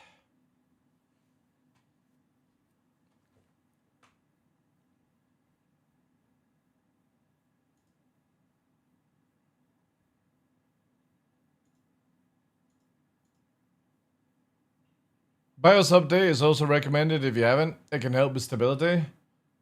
Yeah, I actually need to check if I'm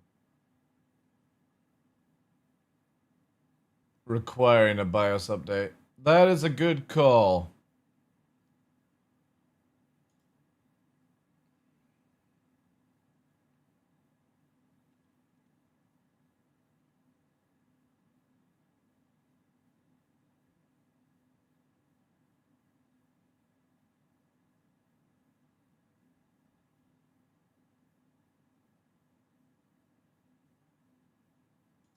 Yeah, but it's just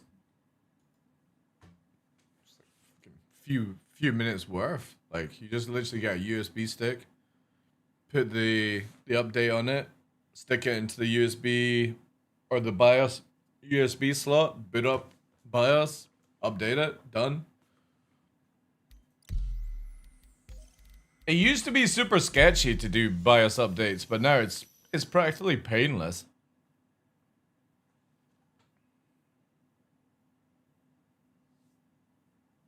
I remember when people used to freak out that you could literally like fucking wreck your whole system. But I don't think I've ever had a BIOS update issue in like 5 years, to be honest. Probably longer.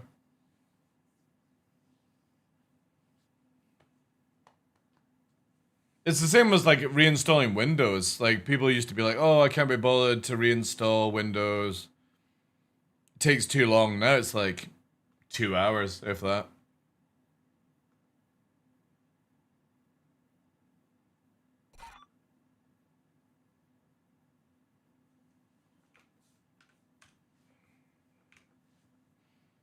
Alright. I would imagine this is probably going to go live tonight then, since it's nice and working. I'm also interested to see if this will help my crashing in, what's it called? Oh my god, I got gas coming out of my fucking EVA suit. What am I getting FPS wise? 80, 90, 100. Juicy, juicy, juicy. Hopefully 4.7 has like an updated texture pack, like, fix. Reinstalling Arch Linux is a whole thing. I use Arch. Yeah, I don't think I will ever use Linux. Don't think I could be bothered. I know Windows is like a lot of bloatware, but I just don't care enough. I like the nice, simple things in life. Welcome to the ASOP Vehicle Retrieval System. As the proper OS? Yeah. Your insurance claim has been sent. Again, for me, I'm looking like it's the same where I don't have like any fancy PCs with fucking RGB lights and all that other shit. I'm literally just looking for it where I turn it on, I can game, I can turn the PC off, and that's it. I don't give a shit about overclock numbers. I've got more important things to do, like go out for a nice walk and get fresh air.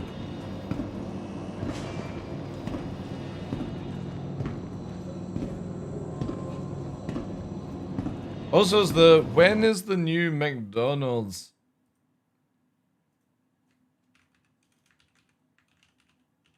Menu coming, chat, to the UK.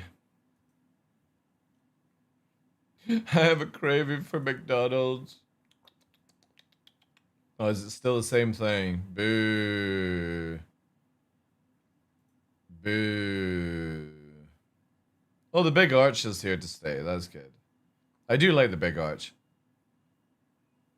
Not a fan of the Philly cheese stack, though. It's the sauce. I've not even tried the chicken Big Mac, to be honest. What? That's a random question, dude. I literally have in my title. Look, where's it here? Where am I? Look. Look. There. I literally have a thing for no filter. These are no filter people, right? Which means I will say whatever my brain is fucking thinking.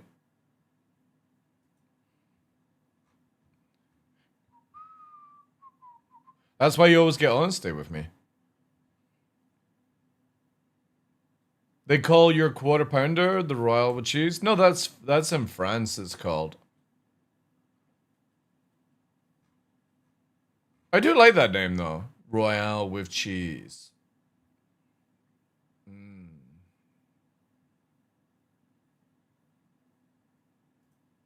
But when's the new menu coming in? I do like the mixed spicy. I do like this. And it's not bad for calories as well. But you can do like your own version. I've still not tried this. What I don't understand is how the fuck is it so high in calories?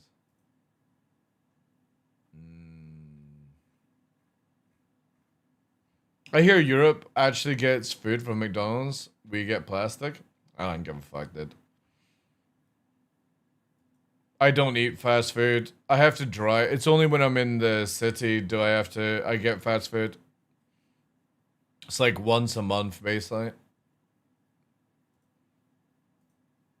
Oh, hello. Welcome to the ASOP Vehicle Retrieval System.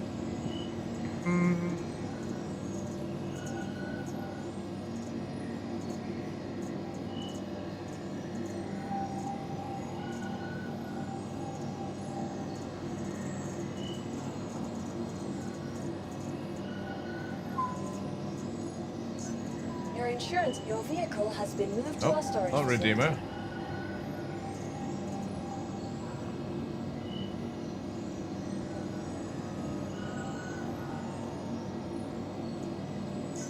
Your insurance claim has been sent.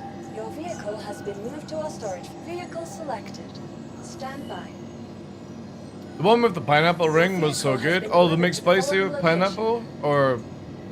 Your please visit us again. Welcome to the ASOP Vehicle Retrieval System. Your vehicle has been moved. I would love to go to America for like a week and try all the differences. Like, I would really like to try that. Is it called In-N-Out? That looks good.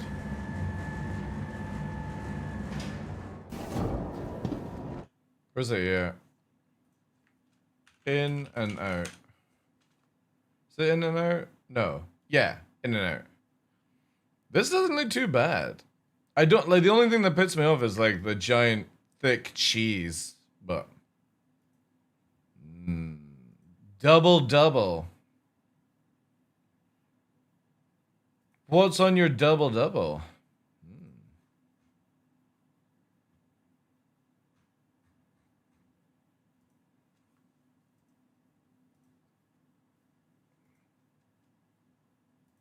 Looks very basic, but yeah, I like the way it, like, it's at the bottom, you know? You might want a Whataburger? Whataburger?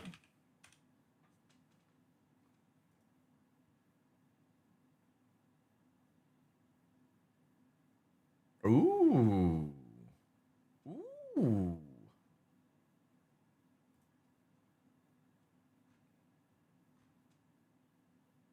Why does it look like the Wonder Woman fucking symbol?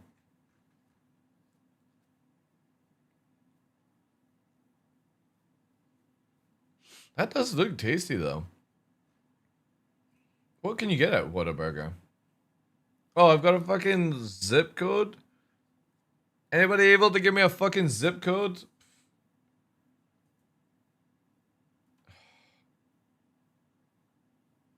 No, it's not gonna be fucking Edinburgh.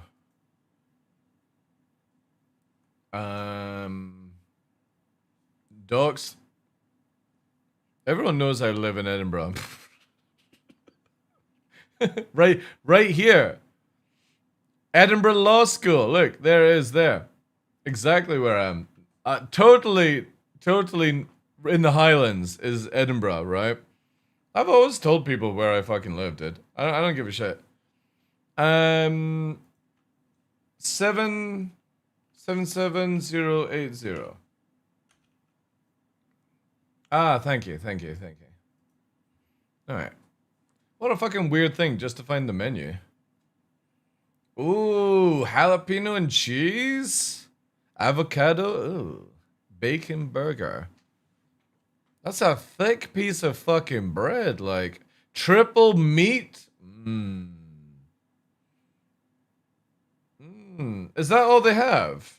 Or see our full menu? Oh, holy shit.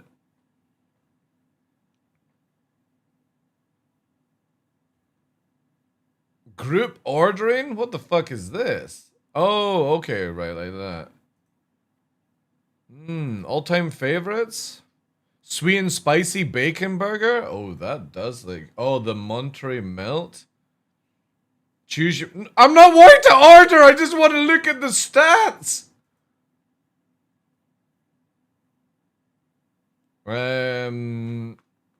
Comes with a medium fries. You can choose the size. Melt on its own, please. The fuck? Chat, I'm gonna need somebody to go and pick this up for me in Texas. Anybody? Apparently, I can't even choose.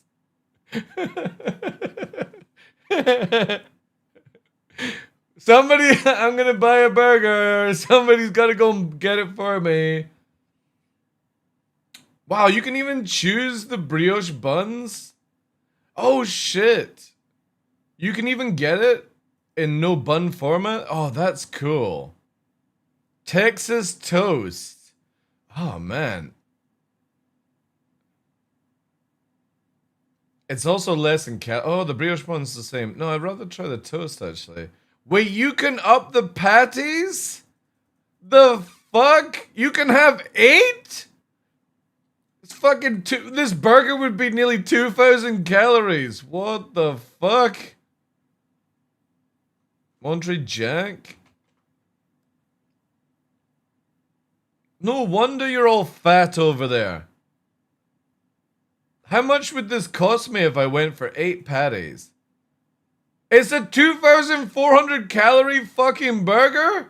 For $22? Fuck, I'm rounding this off then. No extra charge? No, I want extra charge. Wait, you can get... Oh wait, can I get fucking pickles? I want lots of pickles then.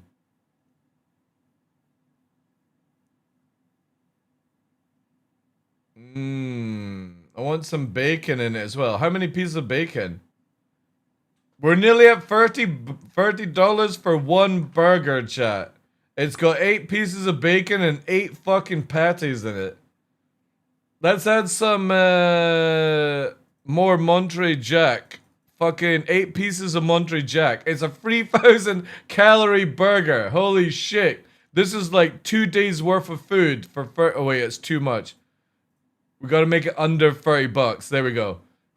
$29.69, the perfect number. 2920 calories. Choose your side. Choose meal option. Choose your side drink. Alright, we're adding a drink, chat. Minute Maid. What the fuck is Minute Maid? Oh, vanilla malt, vanilla shake for 500 calories. And we want a fucking 32 ounce, so we're at nearly 4,000 calories, $34. And then we need some chips as well, because we're fat as fuck in America. So I want a large chips, we're up to 4,208 calories at $38. You know what, let's add some onion rings as well, okay? So we're up to nearly 5,000 calories. Why the fuck would you have applesauce with a burger? No, I don't want ice. Fuck ice. I want the milkshake to be warm. Yeah, I want a fucking brownie as well. I'll take 4 brownies. We're up to 6,200 calories at $55. Are you going to be able to eat all this, Alias, if I order it? Are you gonna be able to eat all this food? I'll need a video of this. 6290 calories.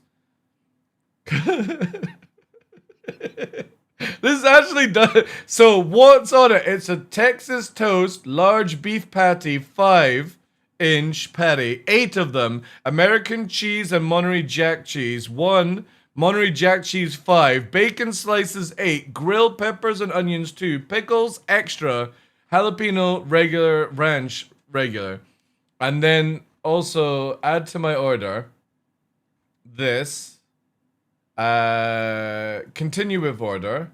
Order for pickup. Or do you want it delivered to your house? We'll do it for pickup. Oh wait, is it gonna fucking show bank details? Select a location. Oh, I already selected a fucking location! Oh, right, well, sorry guys. We're not ordering the burger. It's asking for the location again. That was the Whataburger experience. I can see why it's a fast food burger chain. Fucking hell, like 6,000 calories? That's nearly my weekly intake. That's fucking crazy for one meal. Wait. Do they have a trailer? Whataburger trailers? Yes. Let's have a look at this, chat. Tell me something that you love about where you live. Whataburger!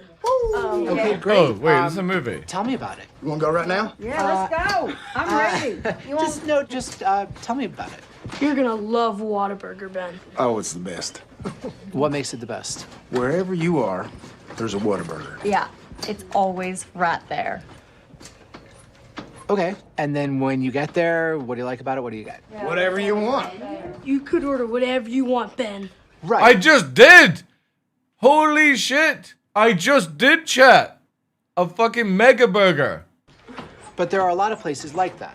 So let's say there's a McDonald's, a Burger King, a Sonic, and a Whataburger all lined up. Which one do you go to? Whataburger! Right. Why? Because it's right there! Yes. I have a story. Holy shit.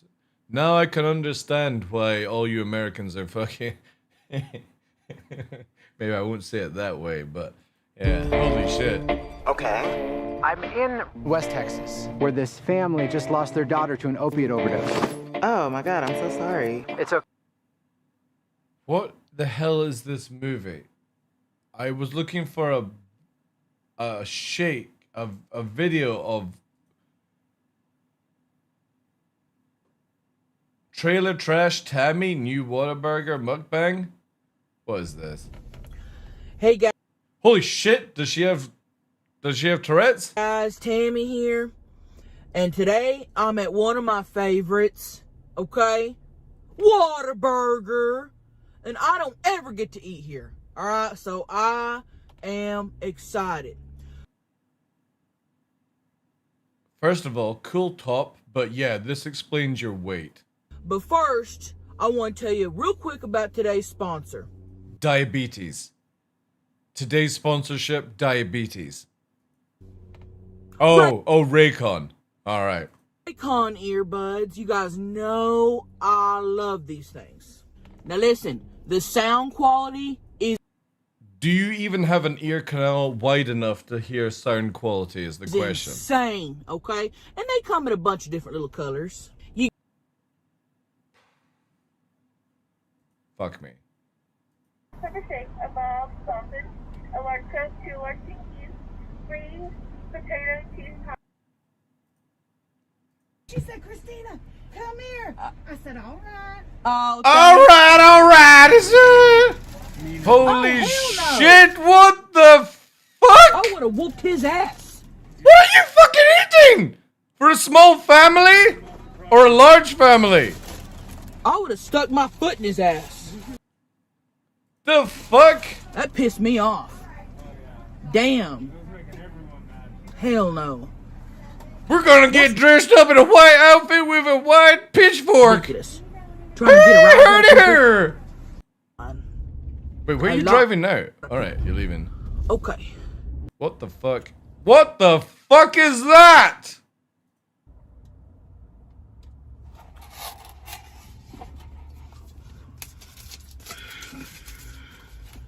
Wait, the fuck is that?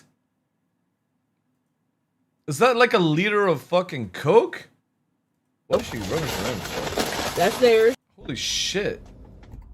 Alright. You've got to fucking move your electric chair in your fucking van back to make more space for the food. That tells me everything I need to know about your diet.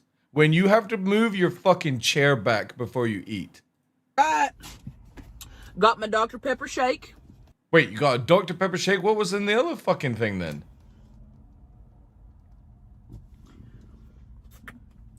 Oh, see. She's just finished it. One gulp. Finished it. That Sonic. My pussy is stinking. I thought. You're fucking what? Thought it was the eggs, but it's definitely my pussy. What? Okay. So it's just. Wait. What the fuck? Is this a food review? A hamburger bun. Okay, look at that. I don't even want to fucking know now. What, like, the fuck is she eating now? The cheese. Where's your microphone gone? Did you just swallow the microphone? Damn, that's good. I say. Ha! Oh. The fuck? Is that tomato They sauce? got the fucking best pecani sauce. The what? What the fuck is that? Piccanati? That I've ever had. I know what you're gonna say. Tammy, that's hot. That's salsa. Okay, we also call it pecani.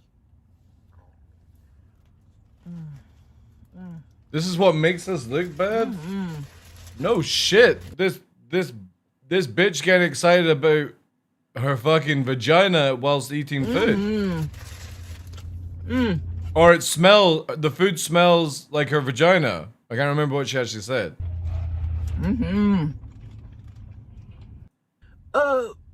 When you gonna do the Thanksgiving video? Holy fuck. How many calories is she shoving in? She's got 1.5 million subscribers? Nearly 500,000 people have watched this video? What the fuck? And I feel bad. I just wanted to know what Whataburger was like. Thanksgiving drama. Always.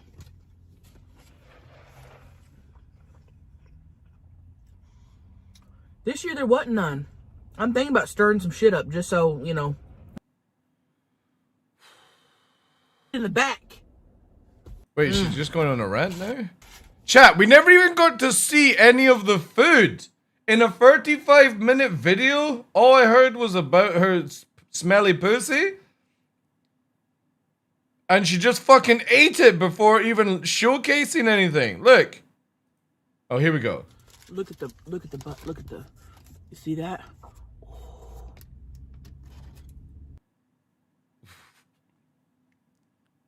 Great.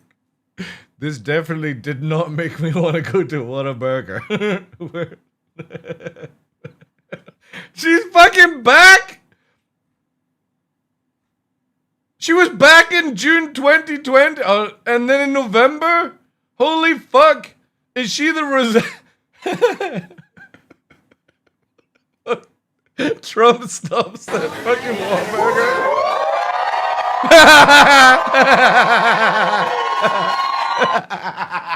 Fuck it. Oh my god. America is so fucked. Actually, the world is so fucked. Never this correctly because the fake.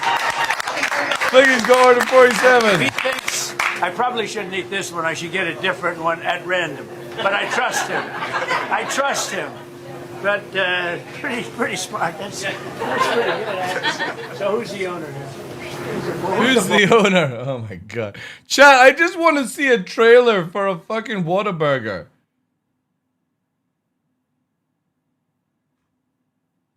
Do you not have trailers? Like, fuck me. You don't like get like an advert? Oh wait, there's fucking Mike, chat.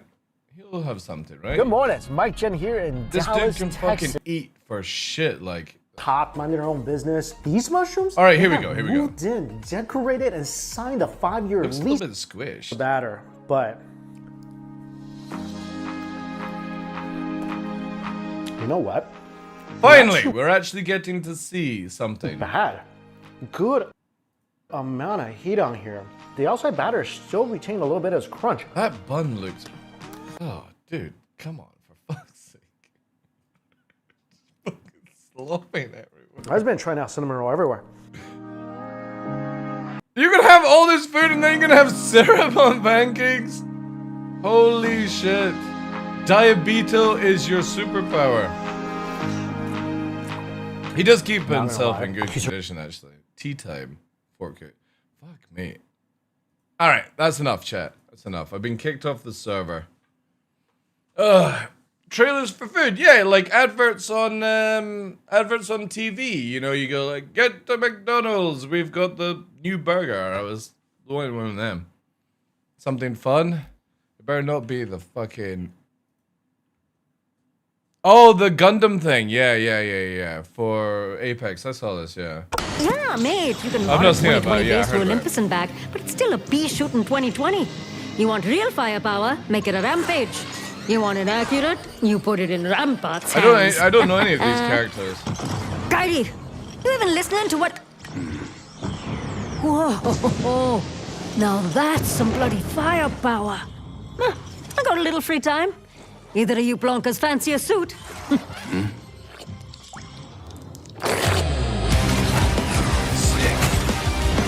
Gundam!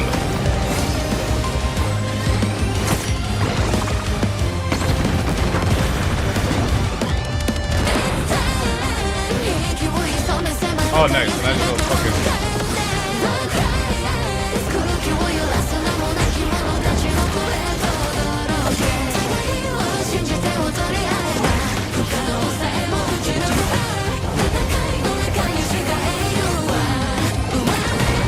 I don't know any of the characters, so I wouldn't know, like, who they're based off.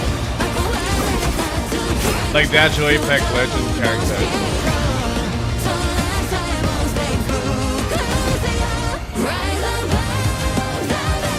Nice. Revenant. Deathscythe. Man, what the fuck have they done to Deathscythe? Why the fuck is it skinny?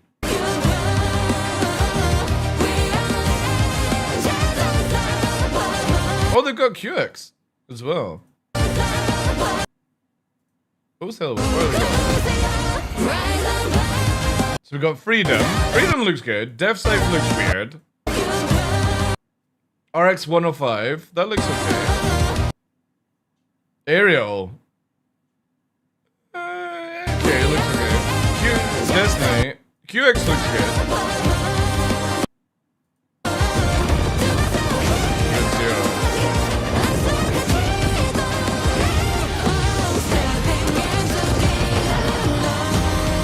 Dude, if I played Apex, I'd probably buy them all.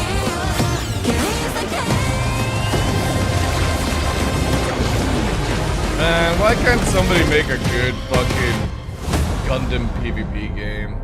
Why? Why do they struggle? Is it Thingy-Bob time now? No, it's not.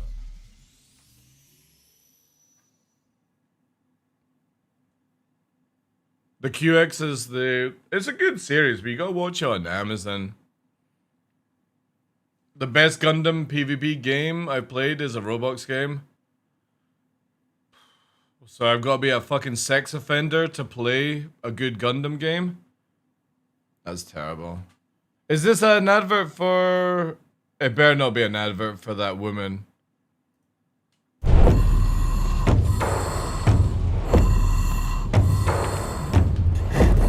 Oh shit! 4K?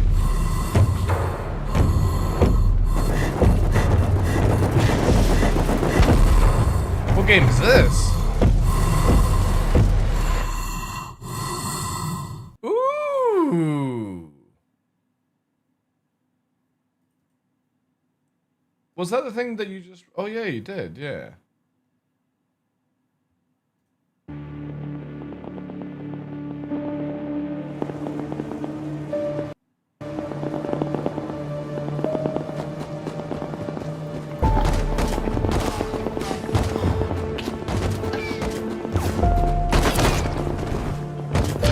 They're still making content for this game. This game's been out for like, what, 10 plus years now? Longer than that, right?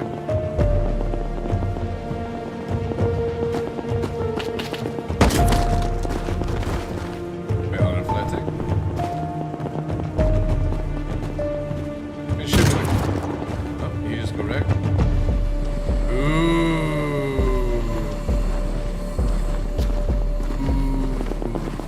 Look at that.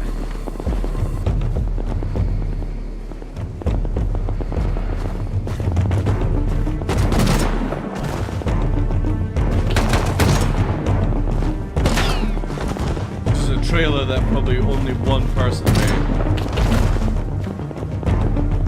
Rust is a full-time job? I would imagine so, yeah.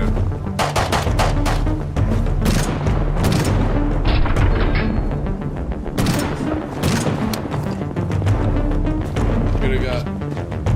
Let's go for melee. Oh, yes! Can you do that in Rust? Can you, like, fucking stab somebody like that? Or is that just for the video? I know, imagine if CIG did a 40k combined. Oh my god, that'd be so good. Fucking sick.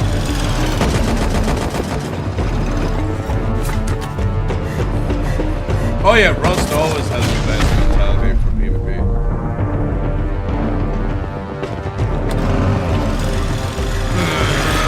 Sausages!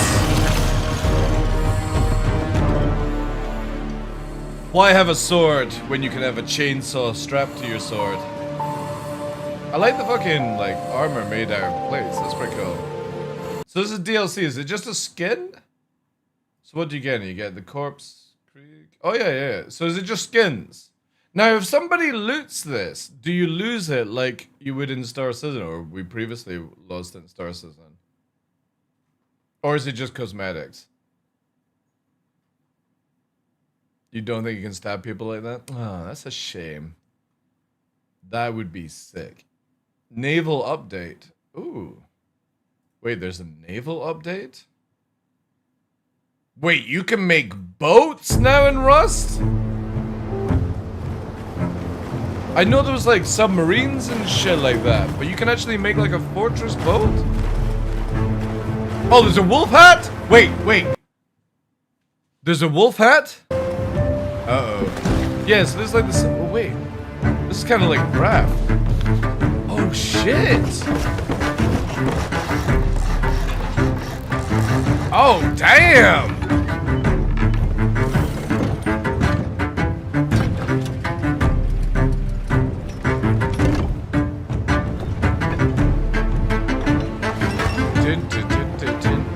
Man, lots of companies are doing pirate stuff. That's sick.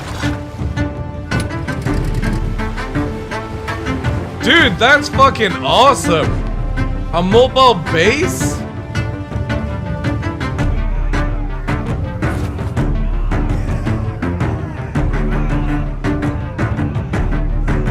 Yay! Is there sharks?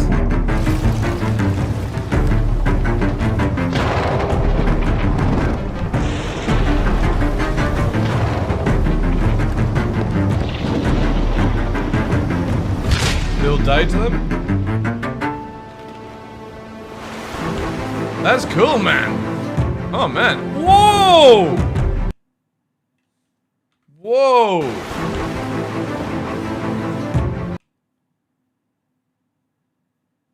That's fucking dope. That reminds me of like Waterworld kind of stuff.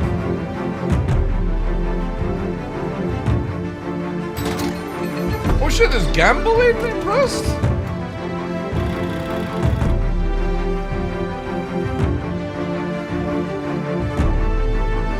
Oh shit, wow. How big are the fucking maps? Oh, you could new tropical islands?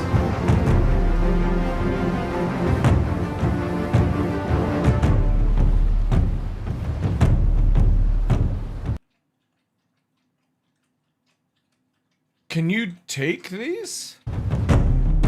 Or are these just like a loot zone? Can you drive the big boat?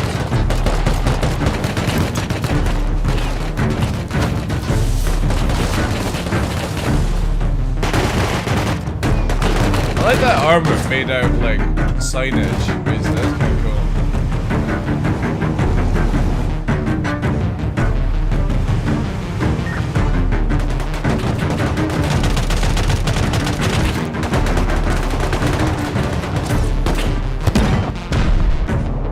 Also, you can move the boat. That's so fucking cool.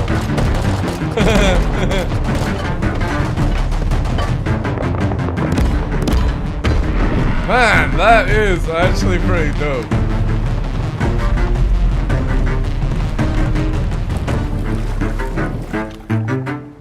I tested Rust back in the day before it was released, because obviously, like, if anybody knows some background, I work with companies under NDAs and stuff. Have done for a long, long time. But I've never played released Rust. Man, that's crazy. Crazy, crazy, crazy. Where's the, yeah, here. No. There. Yeah, that's crazy, man. It's nearly 10 years. 10 years. Available for this item. Oh, yeah, you can get, like, oh, shit. There's actually a store?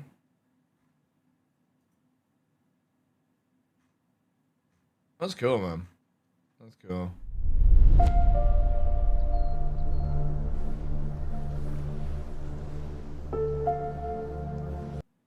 Awesome. Yeah, that definitely looks dope.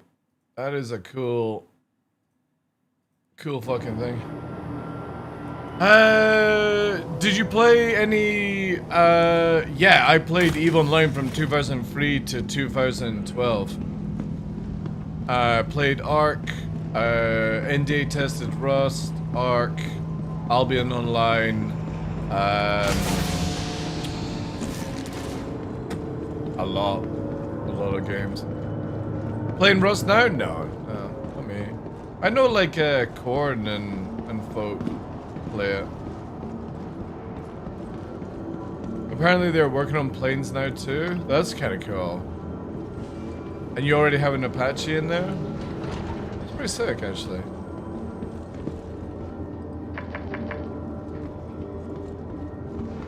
I don't think I would play it purely because as much as I like the idea that you could build a boat like that, like, the thing that throws me off with Rust is I'm just not a fan of, like, post-apocalyptic kind of vibe for games. Welcome to the ASOC vehicle retrieval system. Man, do we even have time to do anything? It seems to be working fine as it is. Problem with Rust is you have to commit your life to it. Yeah, but I mean, that's, like, you'll have to commit your life to Star Citizen eventually down the line if CIG go more into the sandbox area. You also, like, again, like games like Albion Online, all that jazz you have to. Oh, they still got the fucking torch weirdness.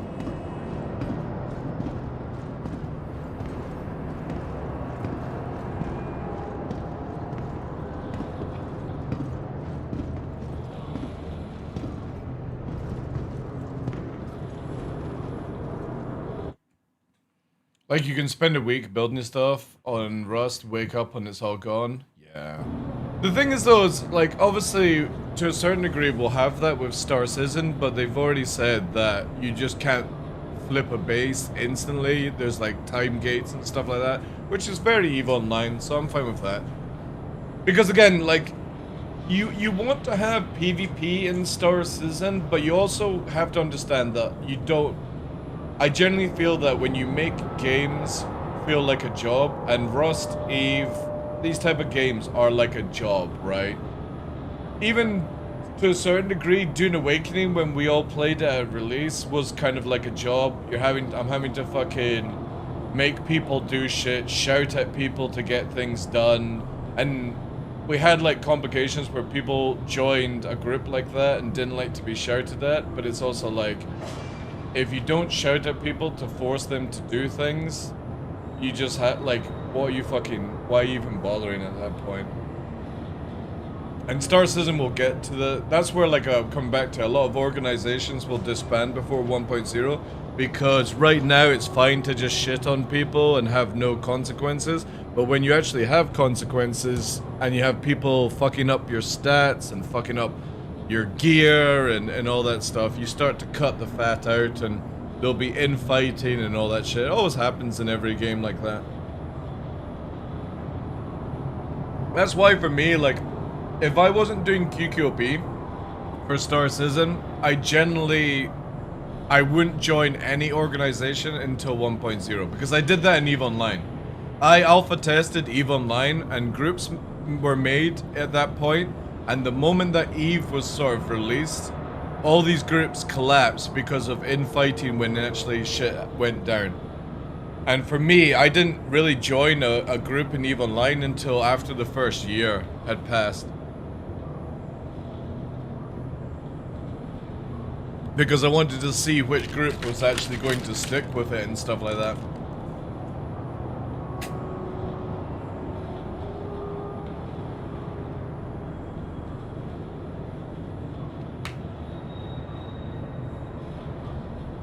Mortal Online? I never played Mortal Online, but obviously heard about it. Puppy, what you doing? What you doing, puppy? Let me just quickly check.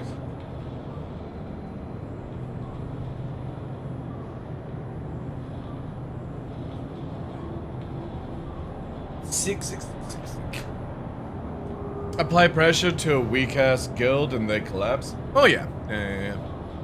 How far away are they from bringing in org stations? Oh, dude. By this year, CIG want us to be able to do, like, the basic of base building. But all that stuff that we saw at that sitcom Smithy, that is a fucking... It's typical, like, a cope dream, right? This is what we want to achieve in the game. But you're looking at, like, minimum 5 years for that kind of stuff. Even when 1.0 comes out, I guarantee you the space building station stuff won't be in the game. That's just basically what they want to achieve for 1.0 and onwards, right? Burks has the best history of org, starting with Solo, created Space Force, disbanded Space Force, joined Shadow Moses, back to Solo, and now I don't know what. Burks... I can understand why Burks would join Shadow Moses, you know, because it offers, like, the ability to do PvP, or, like, showcase PvP. But the thing is, though, is... creators like Burks will not stream what they do with Shadow Moses. Because it's not good viewing and stuff like that. You know, why Burks does the solo stuff is it's better for viewership, you know? If you have 10 people... in a group and you're streaming and all the other people are doing something, like, what are your viewers watching at that point, right? So I can understand it from a streamer point of view, what Burks does. It's the same with Cutlet. Cutlet's just recently joined Shadow Moses, or is joining Shadow Moses. I don't know the story, nor do I care. But Cutlet eventually down the line will not want to do stuff for Shadow Moses when he's live. Because again, it will be boring viewing, right? Mike will be the same. The thing is though, is Mike sort of has like a community based around where he wants to do like mining and crafting and stuff like that. But the thing is, you know, if Mike's sitting at a fucking crafting desk making 20 fucking spaceships, you know, and that's what he's doing, like, again, he'll lose viewership from it as well. So it's like, you've always got to sort of have like a backup idea and shit like that. The thing is though, is I'm pretty sure Burks will be a fucking dad by the time this game ever comes out. So he probably won't even want to do any Shadow Moses stuff. Again, there's a lot that can happen before this game ever comes out. I know people who have gone through college, school into college, and by the time this game will be out, they'll probably be in a fucking married relationship with kids. You know?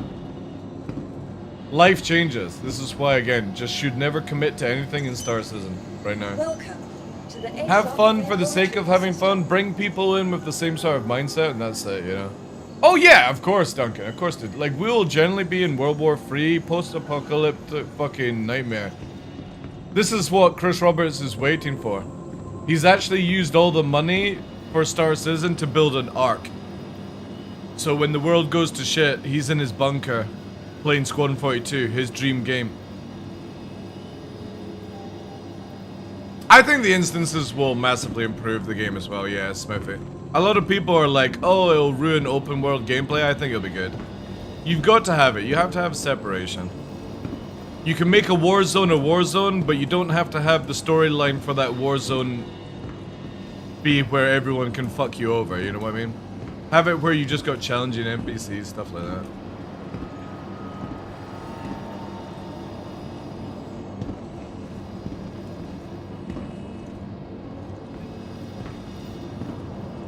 Every MMO has raids, dungeons, exactly. Yeah. I think just generally the mentality of a lot of people who have backed Star Citizen is that I don't think they've ever played an MMO, like a serious MMO. I think they've just been playing fucking Mickey Mouse Treehouse Club and shit like that. Or like super casual playing World of Warcraft or anything like that. I think a lot of people have backed Star Citizen without knowing what Star Citizens will end up being. The Middle East needs its own instance? Yeah. Apparently like a warship got fucking blown up or something like that. Like 80 dead. That's not a bad KD ratio, right?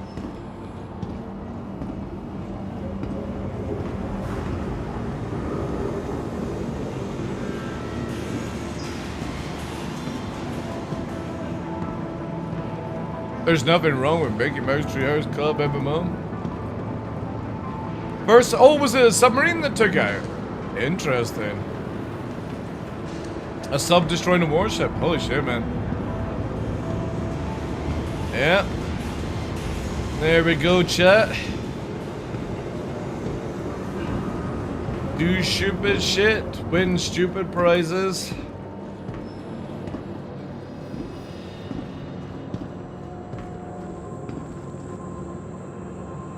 They were saying or something like that, like, oh, was it a one torp? Not bad then, eh? Not bad. Bet that fucking, torpedo guy is gonna get a fucking raise.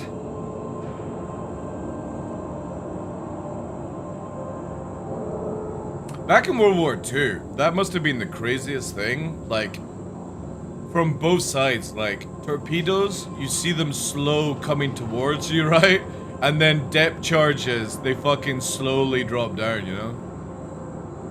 The first confirmed sub kills since, yeah. Yeah, because again, we don't, what the fuck do we use? Like, submarines these days are just fucking, what are they called that have all the fucking nukes on them? Trident, right? Submarines are pretty much just Trident. That's it. I heard they were using pigeons for torps in World War II. What, suicide pigeons, you mean? Subs these days are, yeah.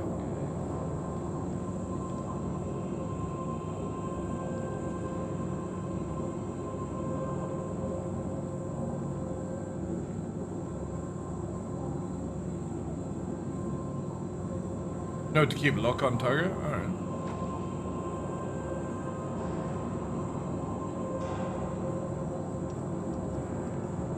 One of my favorite World War II bombs was the Bouncing Betty one.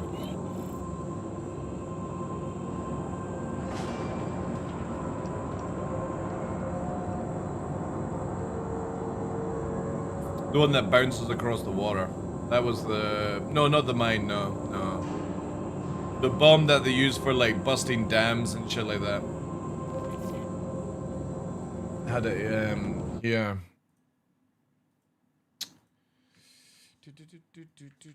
World War II bouncing bomb. This shit.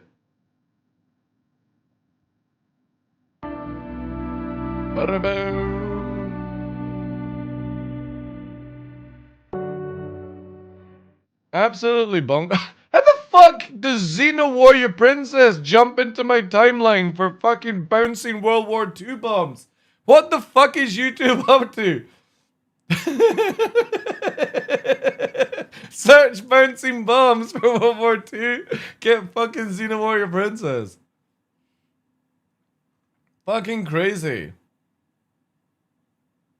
Dam Busters is a fucking awesome movie though.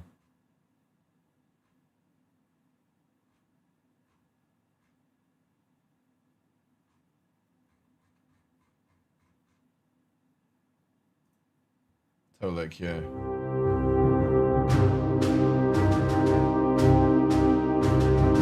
Look at that shit though. The daring dam busters raid in the night of the 16th to the 17th of May 1943 is among the most memorable events of World War II. Already well before the war in 1937, the British Air Ministry had contemplated about what could be but at the concrete dam structures up a skimming or rather a bouncing bomb. He had worked for that company on both the Vickers Wellesley and the Vickers Wellington bombers. Crazy, like. His idea was to drop a heavy bomb from an aircraft and let it bounce towards the dam in order to bring it right up close to the dam wall, let it sink and then detonate at the dam's weak spots fucking at the mental, base below the water surface. Absolutely mental. This would also bypass the underwater anti-torpedo nets. Like, you gotta have some fucking nut job that goes, by the way, guys, you know what I'm designing in my fucking shed whilst the war is going on? Guys, you'll love it. It's a bomb that fucking bounces. You know, we'll drop it into the water and it'll fucking bounce at retarded speed and hit some fucking location. After a timer, it'll blow up and guess what? We'll drown the cunts instead of actually shooting them, you know? That the Germans had placed to protect their dams. He started to experiment in his back garden by I was memeing about the fucking shed, by the way. He was experimenting in his back garden. Shooting glass marbles across a tub filled with water. I swear, men and women back then were built different. In order to calculate what velocity and angle would be needed to make a heavy bomb bounce. The famous 1956 Dam Buster movie expertly depicts the experiments he conducted and the bureaucratic red tape that he needed to overcome to get support by the military top for his idea. That is fucking After crazy. Conducting very small-scale experiments in a huge water basin at the National Physical Laboratory at Teddington and on outdoor scale models, he got permission to conduct full-scale experiments with the use of a Wellington bomber. Mock-up bombs with a wooden outer casing.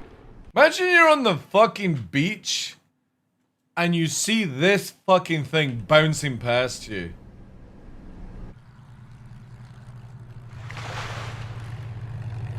Also the fucking precision where... Look at that fucker come.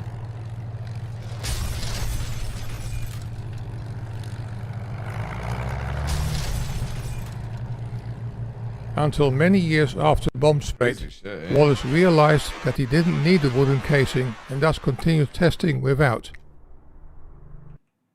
Were they actually real people? Just fucking standing there? That look... like obviously the footage has gone from black and white. He didn't need a wooden casing and thus continued testing without. After many experiments, Barnes Wallace got it right. He managed to let the bomb bounce 20 times 20 times skimming? That's a fucking world over champion distance right of there. nearly 400 meters and concluded that Health the and safety aircraft back would have then? to Yeah, fly no. at a dangerously low level of only 80 meters and needed to release the bomb at a highly precise distance from the dams at a speed of precisely 232 miles per hour. Fuck me, that thing flying at that speed?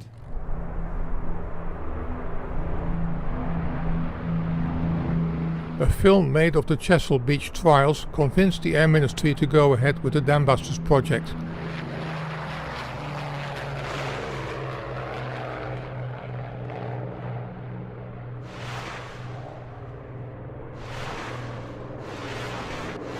See, the British thinking up good ideas for less collateral damage. America comes in and goes, we'll just drop a fucking nuke.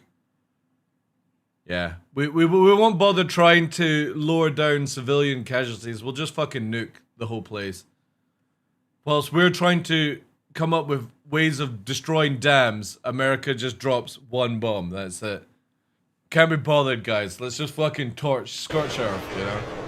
Approach to the dam. That's a crazy, special man. RAF squadron was formed for the... Yeah, fucking bouncing bombs, man. Precision nuke, yeah. And then claim they are the good guys, I know. Like, again, I just don't think there's ever a reason for us to ever use nuclear, right? It's such a cowardly way to fight. It's the same as using, like, gas and toxins and stuff like that. I still think fighting should always be where it's just bare knuckles, nude people, and you have to run into the battle naked. Because that's first of all going to, like, confuse the enemy, because you'll see different variations of dongs and vaginas. Boobs flying around, different shapes, fat people, skinny people, and you won't really know where to fucking go with the fighting, and you'll be stupidly confused. That's how I think fighting should be. Yeah, you can wear boots so you don't hurt your feet, right? There's no honor in war. Victor dictates the history. Yeah, exactly. But again, this is where I feel like should be a rule where if you're gonna fight each other, you have to fight each other in stupid ways.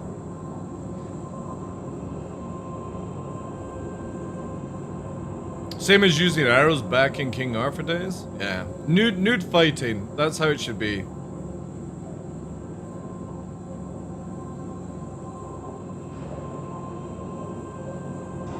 Only using bouncing bomb. No, conkers.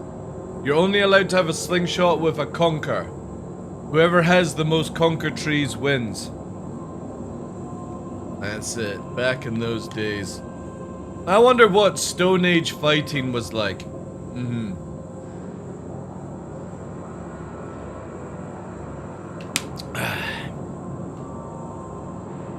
Real men and women. Fighting saber-toothed tigers. Not this fucking missile bullshit. Stone Age fighting was a lot of screaming? Yes. Oh yeah, back, like, again, if you had got a splinter back in Stone Age, you would have been fucking dead. Like, splinters have more fatalities than wars, if you think about it. Like blood poisoning and stuff like that from simple objects, you know, piercing you. Before penicillin and fucking antibiotics and shit like that. Like, those type of things were brutal, man.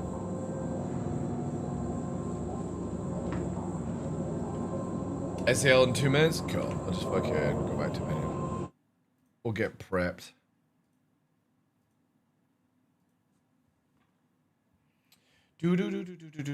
With Sean Tracy. The ribs that Fred Flintstone ordered. Yeah. In his Sick, car, and thank tipped you, his guys. car over. Yeah, exactly. Like, that's what I know. Yeah, exactly. Brontosaurus was the wrong skull on a body? Really? Oh. Really? Stolen valor. Brontosaurus and Brachiosaurus are 3 different beasts. Yeah, okay, but is there still a Brontosaurus? Like, is Brontosaurus, like, still an official dinosaur?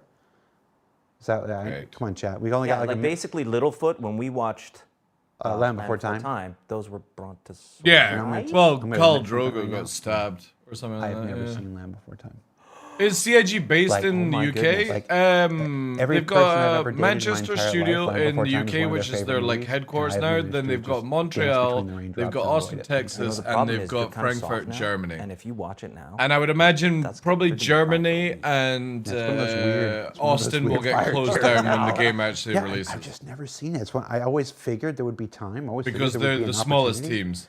And then, you know, those people wised up and broke up with me. I didn't have to after that. Yeah. I just never really experienced it. Oh, it's a good one. I mean, I know the Don Bluth movies, you know, Five-O, American How soon Tail, can you stuff reach like the that. Manchester Secret office of on the West is the horseback? Best one. What was it called when they gave you the eye? There was like, give me the eye or whatever. 2 days, because isn't it that a horse is only meant to? Oh, here's a funny one. Well, funny like, weird thing.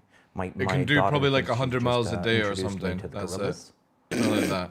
Right? I can't So remember. she's There's like, there's "Oh, a thing you've about probably never heard of horses these where guys. They're, like, super back when we easy. had They got a horse and new- carriage, they you got a had new to let the feeling. horses Like, she's recuperate. 14, so you can maybe imagine like how that 4 goes, and I'm days like, because you got to let them recover. Know anything? I You know, but yeah, there was a new music video actually. It's super cool. They did cells and everything. Like they did cell animation, 2D animation. It looks awesome. Super cool. They're on Great. Saturday It's Night so this good, weekend with chat. Ryan Gosling. You're kidding. If I have my camera over Well, here, maybe you that's get why to it's see only Sean medium, so, of Tracy, course, but if now I'm she sees it, here, she's like, you probably when don't it know changes to the other character, it Have you looks actually like heard the I'm album? talking. No? Yeah, like I've only heard this song. Only saw this So they one. went through and they got all of the outtakes All right, then, from look like, at my big arms, every chat. person that ever like subbed in. Look at like, my big clips from arms. Dennis Hopper, all the things that they left Just wait. on the table, Yeah. and basically have resurrected them all to a new song. So it's like the whole album is kind of a tribute to a forgotten and lost That's history cool, that yeah. never was. Yeah. Of their lost histories. It's cool. Yeah, I did tell her. I'm like, yeah. I wonder they should collab with Blur maybe. Lord Middle over the table. And she's like, who's Blur? I'm like, see, you. No, they don't have one in Australia, no. But at least she's playing to gorillas. That's something. It is cool, which means she's on the right path somehow. Some algorithm took her to the right place, you know. Hi, everybody. Welcome to Star Citizen Live Tech Talk with Sean Tracy. I'm your host, Sean Tracy, and are you? No. And I'm your guest, Jared Huckabee. If you've never seen Sean Tracy before, just you wait. The first thing was a fake mess up, and then I immediately followed that by a real mess up because I'm a professional. I'll tell you, I'm going to be completely honest with you. I got a new implant up here. It's kind of vibrating when I talk, and it's being really weird to me. Okay. Like I have an implanted tooth, and it's vibrating when I What talk right now. did you get implanted that vibrates? A new tooth. I understand, but what's it made of? No, I don't think it's secured. I don't think it's secured I'm just properly. teasing I you, think- like you're I think going bionic. Sibboleth. Hmm. Sibboleth. I did a show like a couple weeks ago. I was completely I just completely missing a tooth and the whole thing. I was like, I kept my mouth like this. I like this. I don't know if anybody noticed. My old man had the same thing. He had an old fake tooth on it. And anyways, Yeah, mine doesn't come out. Mine's in there. It's just not in there super secure. It's vibrating. That's going to be weird. It's going to be a focus for the entire show.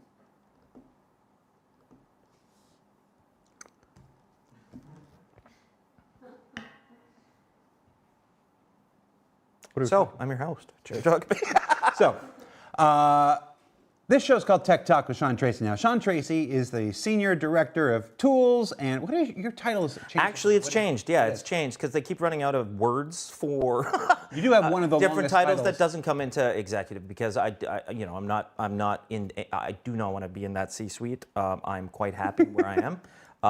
Just below it and helping out with the developers because I like working with dev. I like keeping my hands on stuff. So it's Managing Director of Technical Operations, which is a big, long title. Technical that just brings together operations, tools, ladies and technology, animation technology, character technology, and all that.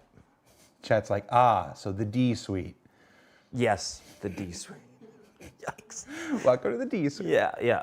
But yeah, definitely not an executive. A lot of people think that I've been, but I'm not. Like that's.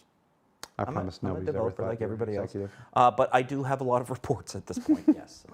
There's a lot of reports. The tech pillar is a rather large pillar. It's gigantic, actually, and right now our core technology group (CTG) is split in two, with two of us at the top. So Benoit's over top of all, and then Marco and I split the two departments, so it doesn't end up being 200 onto one manager or whatever.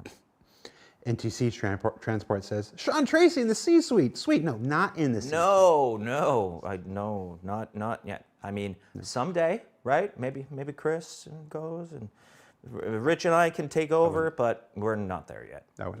We should probably finish some games first. Other people, maybe, not. Maybe. Not you. Not me. Certainly Probably not just me. Forever, yeah. Certainly. I'm quite happy. Super happy. So, while Sean works in the tech content tree, the scope of his work is not nearly as broad as Benoit's. So, one of the things that continuously challenges this show in our effort to improve as we go along is properly conveying and identifying the topics that are appropriate for our guest for the show. So we thought we'd do a little thing. Look at that. That's going to pop up from time to time. Today's topics are questions and situations and improvements and whatnot related to the engine, which is Star Engine, the editor, which is the thing with the interface for the engine where everybody makes their stuff, all the various tools that allow all of our stuff to connect, whether you're using Blender or 3D Max or whatever. Big focus on animation and character tech. And then, of course, just a little bit of VR. And it's just because I'm helping. It's just because I'm helping. I can't take anything away from Sylvan's work that's going on with VR, which is fantastic and it's great stuff. But by no means am I doing nearly the hands-on work that he's doing. I'm just involved a little bit. Gotcha. So we're going to start into the questions as we usually do. We put a thread up on Spectrum. We went through and pulled the questions that were actually related to the topics. Let's just be real plain up front. The overwhelming majority of the questions were not on the topics or for this person, but people like to try. So we're going to get into the questions that were appropriate. And the first question we have was about the character customizer expansion. This was actually about 8 different questions that we've all sort of combined into one here. Will we be able to edit body type, height, weight, scars, cybernetics, image-based face creation, FOIP scan import? Talk to us about the future of the character customizer. All right, so it's a great question, and all of the topics that they brought up there have been brought up by Chris. So the short answer is size, when? Wow. There's a lot of pieces to that. So one of the things that is coming sooner than it is later is scars, and we call it's the feature and the technology of it is blood, sweat, and tears is what we call it, right? So the characters can bleed, so they can sweat, so that they can cry. And what that does bring you is some decal support for the characters, and that's what's actually really critical to have scars and things like that.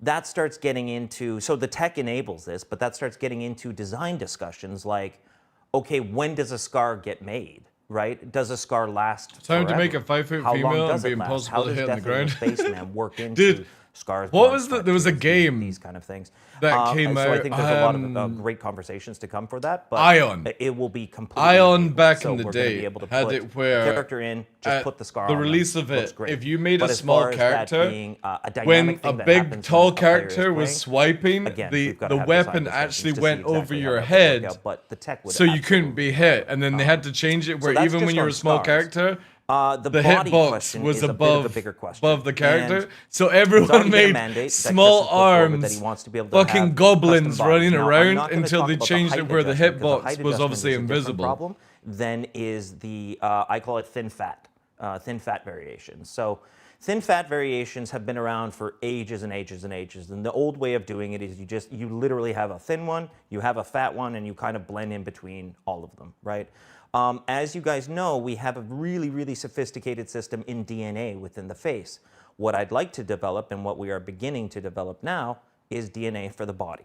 So DNA for the body would give us basically all the same abilities that we have within the face, giving a massive amount of range if of your body armors types and that stuff you are could blend already in like between, depending on different controllers or whatever you'd want to do. You know what I mean? So that's where if the Chris wants armors to are take this. already Now, there's so many overlapping challenges, each guys, other, 'cause it's not just about doing what's the it gonna body. look like if somebody I think makes a lot of people think about weird customization. character, They see a guy standing there in an outfit and they're like, cool, that should just work. I agree, but that amalgamation of a character is like 12 assets, all independent. Right? Small arms dealer. If I were to restart this game again, I would make every body the exact same topology, every shirt on top of it the exact same topology, so that we could do those kind of things. But that's why we've got to utilize something like DNA and a Raptiformer on top of it to be able to do that. But so you guys are aware, when we mark up a hair or we mark sunglasses, toques, or anything around the face, it takes some time. It's a lot like skinning. We have to mark up the vertices to say how much or how little do you move, how do you move, whether it's elastic, whether it's a rigid. It takes some time. We would have to do that then with every single body asset.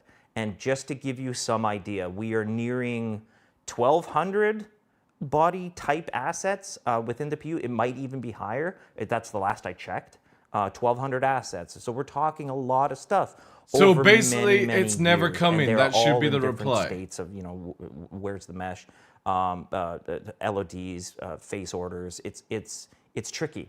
So the things that go on the face to make DNA work, we know the vert order of every single one of those faces, and we know the vert order of the attachment, so we can move it. But if we have all these assets on top of a body, we don't know that. So basically, we have to make a Protoss body, like we have the Protoss head, which is the mass average. Then we have to mark up every single asset that would go on top of it to move appropriately within all those ranges. So it's just a lot of work. So I think the first step, but it's First a question, step is I just think, a little bit shut later. the fuck up, create a character, and that's it, right? First step is going to be something like Starware, right? When I play And a then we game need like to be able to Diablo, look at, I don't go, I body want to adjustment. be a small character, you know? It's a question a little bit later on as well. The other place that we are able to use this is on new types of bodies. And what do I mean by new type of body? Well, I mean things like a quasi-grazer. I mean bodies like a worm. I mean bodies that don't have many attachments yet. We can start doing some stuff with those. So having, we like to call them DNA creatures, makes a lot of sense. But there's a ton of challenges. Ivo Herzeg has taken a huge look at it on our animation programming tech. Yeah, he's an awesome guy. I haven't talked to Ivo in forever. Well, I talked to him yesterday. Well, there was a bug in his code, I thought. And he proved to me the whole time it was not a bug in his code. It was somebody else's that sits near him, so that was funny. But yeah, he's already looked into this, and we've started sort of the investigation. Yeah, 90s fucking just that's body. flapping And gum, I realize this is a always, very long-winded like- answer, but that's a lot of questions. That's what 90s does. So we've gone over scars, we've gone over bodies. What was the other? Oh, Cybernetics. scanning. Oh, cybernetics. Cybernetics much easier. We actually have characters that use cybernetics already. There's something Battaglia within the PU, and there may or may not be some within Squadron as well that we've used that. So to do it on a character is pretty straightforward for us. It actually relies on the underpinnings of Starware to work really well. Because Starware will be able to adapt to different arms, different lengths of there's a whole bunch of stuff that will come with those attachments. So I think that's shortly to come. There's no tech stopping us now from the cybernetics of it. But the question then begets, can you take it off? What happens to FPS gameplay when you take your right arm off? Yeah. Right? There's some questions to be answered within. It could be just I think we'll cosmetic, but find that would out not be One a Man very Star Wolf Citizen approach. Yeah, but how ridiculous Invictus the this year, characters which look is at the running end around of the- May. okay, yes, you can put a gun in your left hand, but right now, all I of think our they'll animations probably all talk very about much it expect that then. you're holding that weapon like this. So But they're I just also think running it's going around to be like next this. year. Come on. That's not really going to work out. I don't Can we think do it it'll with be this NPCs? year, 100%, but we'll see. Right, no problem. And I think you'll see a lot of that in the coming year for NPCs actually using that kind of stuff because it's there, and we do a lot of it. So that is cybernetics. Image-based face creation. Yeah, I mean, I love this conversation because, as you know, anybody that's followed the project for a long time has known that I'm really into the weirdy tech, like the FOIP tech, or trying to scan things. As they might be aware, I did all the scanning systems for Squadron 42 for all our head DNA.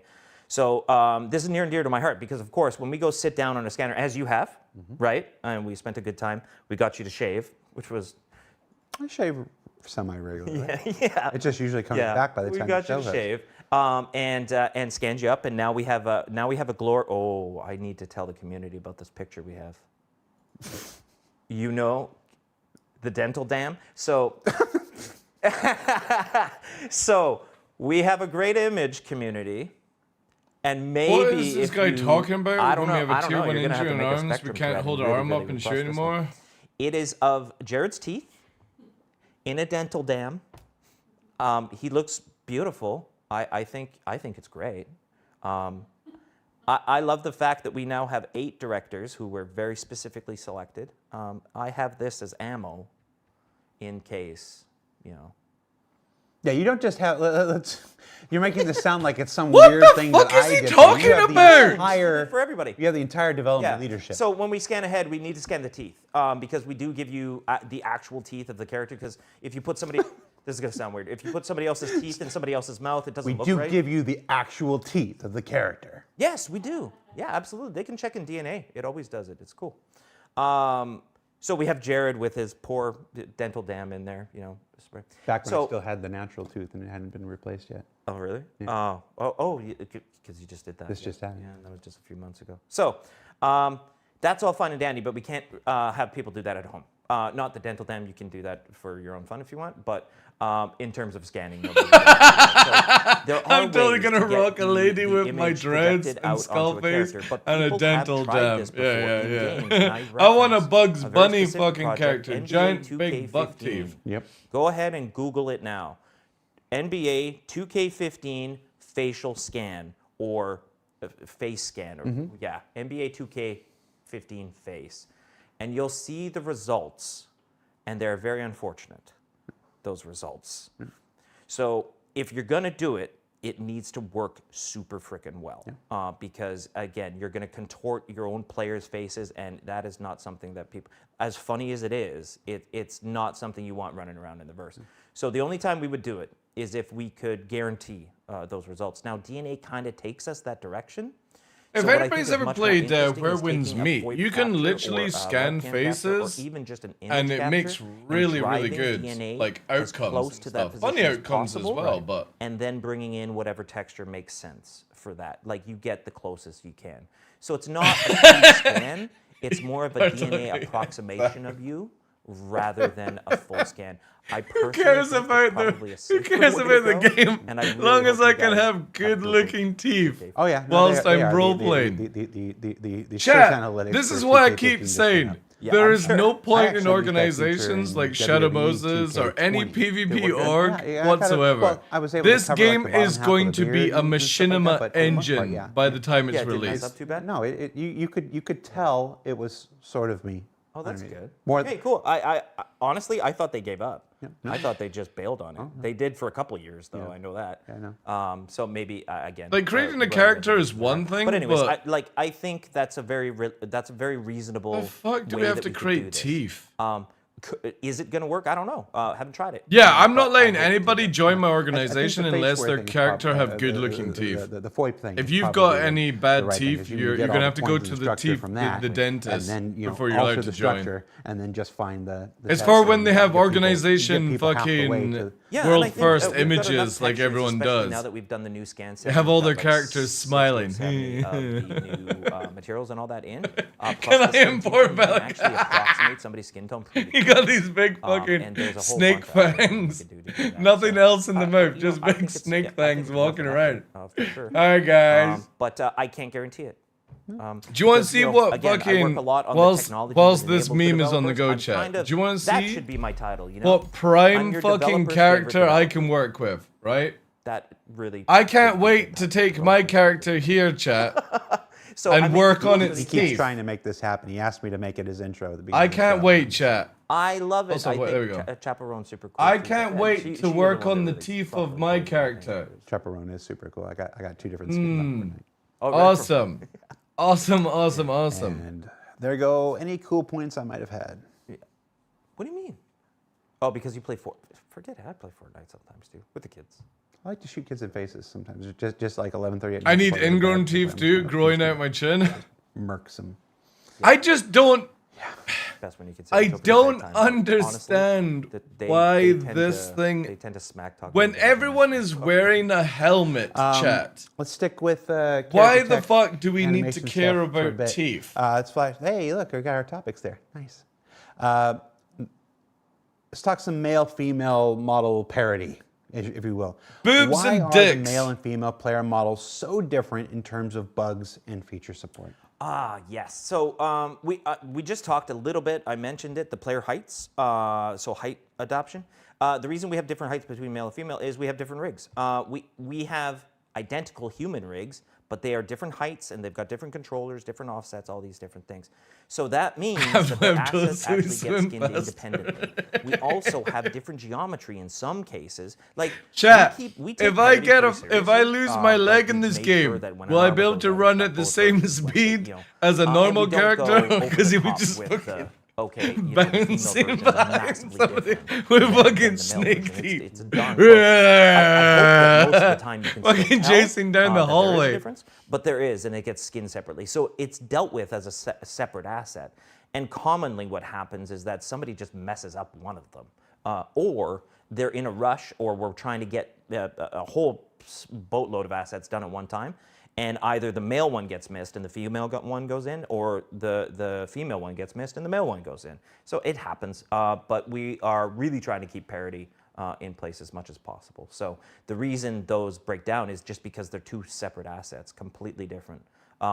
In terms of design and the data on the design Imagine side, they'll make they're it where if you identical. lose a tooth So in we the have game, one, it's called a record, a you data can't- record. We you have can't one get a record, mission and then because depending on what your skeleton that charisma record goes level on has to, lowered it down, will so go you have down to a go and different get path of a geometry fucking in that implant record. So added for example, in we just set a tag, it says female. to get back to and, charisma we have level other tags, like 10. hanging. Like, oh my If it's on a god. hanger, it looks like the hanging version. If it's in a locker, it looks like the locker version. So it goes through this little tree of sub-geometries, we call them. So yeah, that's why it happens.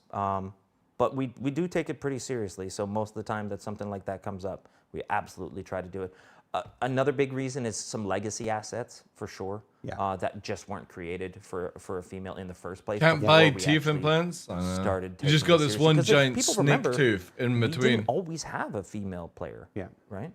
Yeah, the team has been pretty good about this when it gets pointed out and brought up. Obviously, there's a lot of, you mentioned how many assets there are in the game to track. Every single time one has come across my path, I've been able to message like Armando and been like, dude, this shirt's been on the male model, only worked on the male model for the last like 6 years. Can you help me out here? And it's not a high priority thing, but it's still, it doesn't make it any less important. He's always been really good. Shout out to Armando and everybody on the tech on the tech art team. They always find a place to squeeze it in between tasks. Yes. And whenever they can. It's more just you can't everyone's make the wearing priority call above helmets, so I almost just anything don't else. But understand. there's always going to be those downtime moments between 100%. tasks and whatever. Whenever they can, they always squeeze it in. Yeah, and I get, not to use the dirty word, but tech debt, right? That is what it is. That's exactly it. That's unfortunately what you're seeing there is a bit of debt that's accrued because of decisions or priorities. Yep. Steambag, first time chatter in the Twitch chat, says, so glad these guys have a stages set with all the cool toys to show us instead of a fully functioning game. Hi Steambag, I don't make the game. I'm here. It doesn't slow down any aspect of game development. And for most of this cool stuff,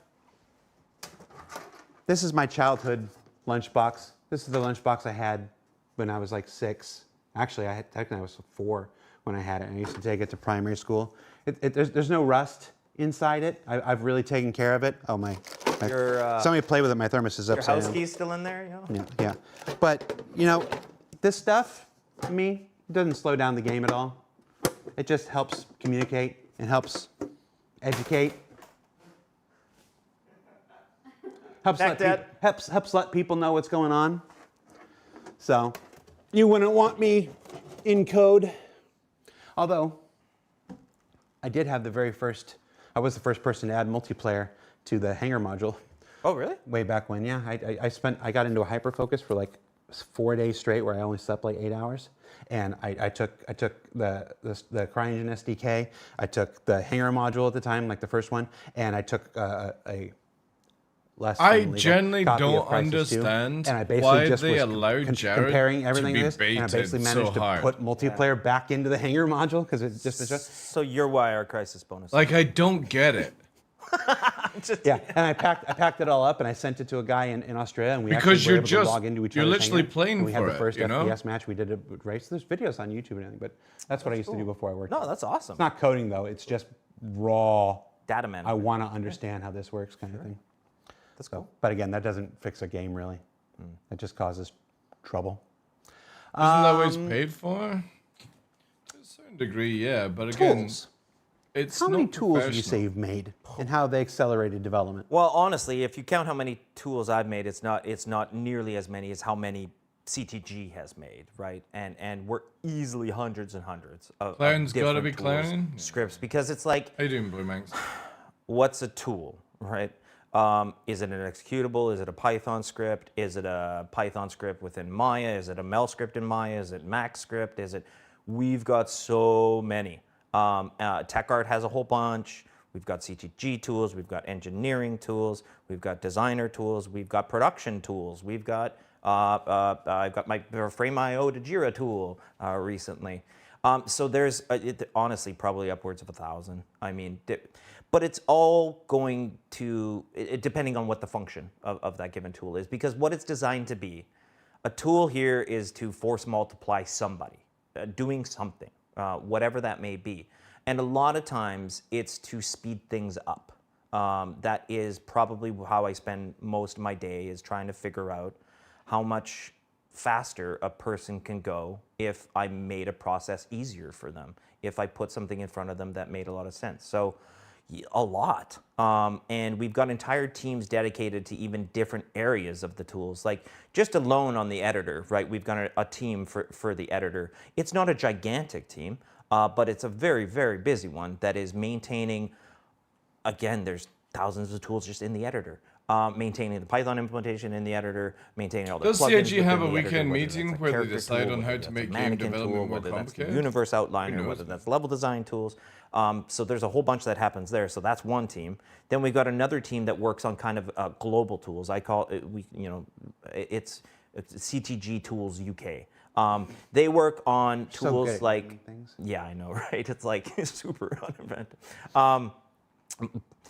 The cheekier names get confusing, though. That's the only problem, right? So they work on kind of the global tools for all the developers. So this is anything outside the editor they tend to work on. So a good example is copy build. When I got to this company, there was literally no way to download a build to your computer. You had to open up our Perforce, and I'm not sure everybody knows Perforce, but it's our source control repository management, and you would sync everything, like everything. Everything. And you would launch it. And I was like, crazy. So they then got a build system. Great. Okay, so now the thing runs through a build and it makes a little package, an artifact. And the best thing they had was just copy paste from network onto a local drive. Okay, so we have evolved, obviously, to honestly, just as good as any other company that's out there in terms of our back-end build infrastructure and our distribution, which is what CopyBuild does. Yeah. So CopyBuild does the patching, does all this kind of work. So basically, everybody runs CopyBuild that is going to be working on the game. Almost everybody, anyways, runs CopyBuild as our build distribution. So they work on that. They also work on a very, very big tool called DataForge. And a lot of people will come on here and talk about DataCore or DataForge records or entity records or whatever. That is the tool that manages those. It's huge. There's a lot to it. There's a lot of data, and there's a lot of interfacing in that data that people do. So, I'm just rattling off a whole bunch of them, but that is what those guys work on, which is generally overall. Then we have, a newer team, a little bit newer, right? Montreal Tools. And Montreal Tools works on Starchitect, first of all. That's been discussed quite a bit, I think, especially with the new planets on the way.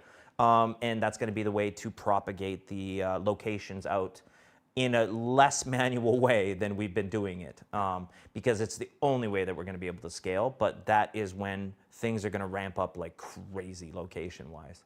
That's going to get a lot faster. Even beyond what they have. I mean, we just delivered 2 star systems in the same calendar year. Yeah. This is going to take us to the next level. Exactly, and it's all part of Genesis, which is great. So they're working on that. They also work on some density profilers within the engine. We're also working on a system called Tiny Machine, which is a smart asset system.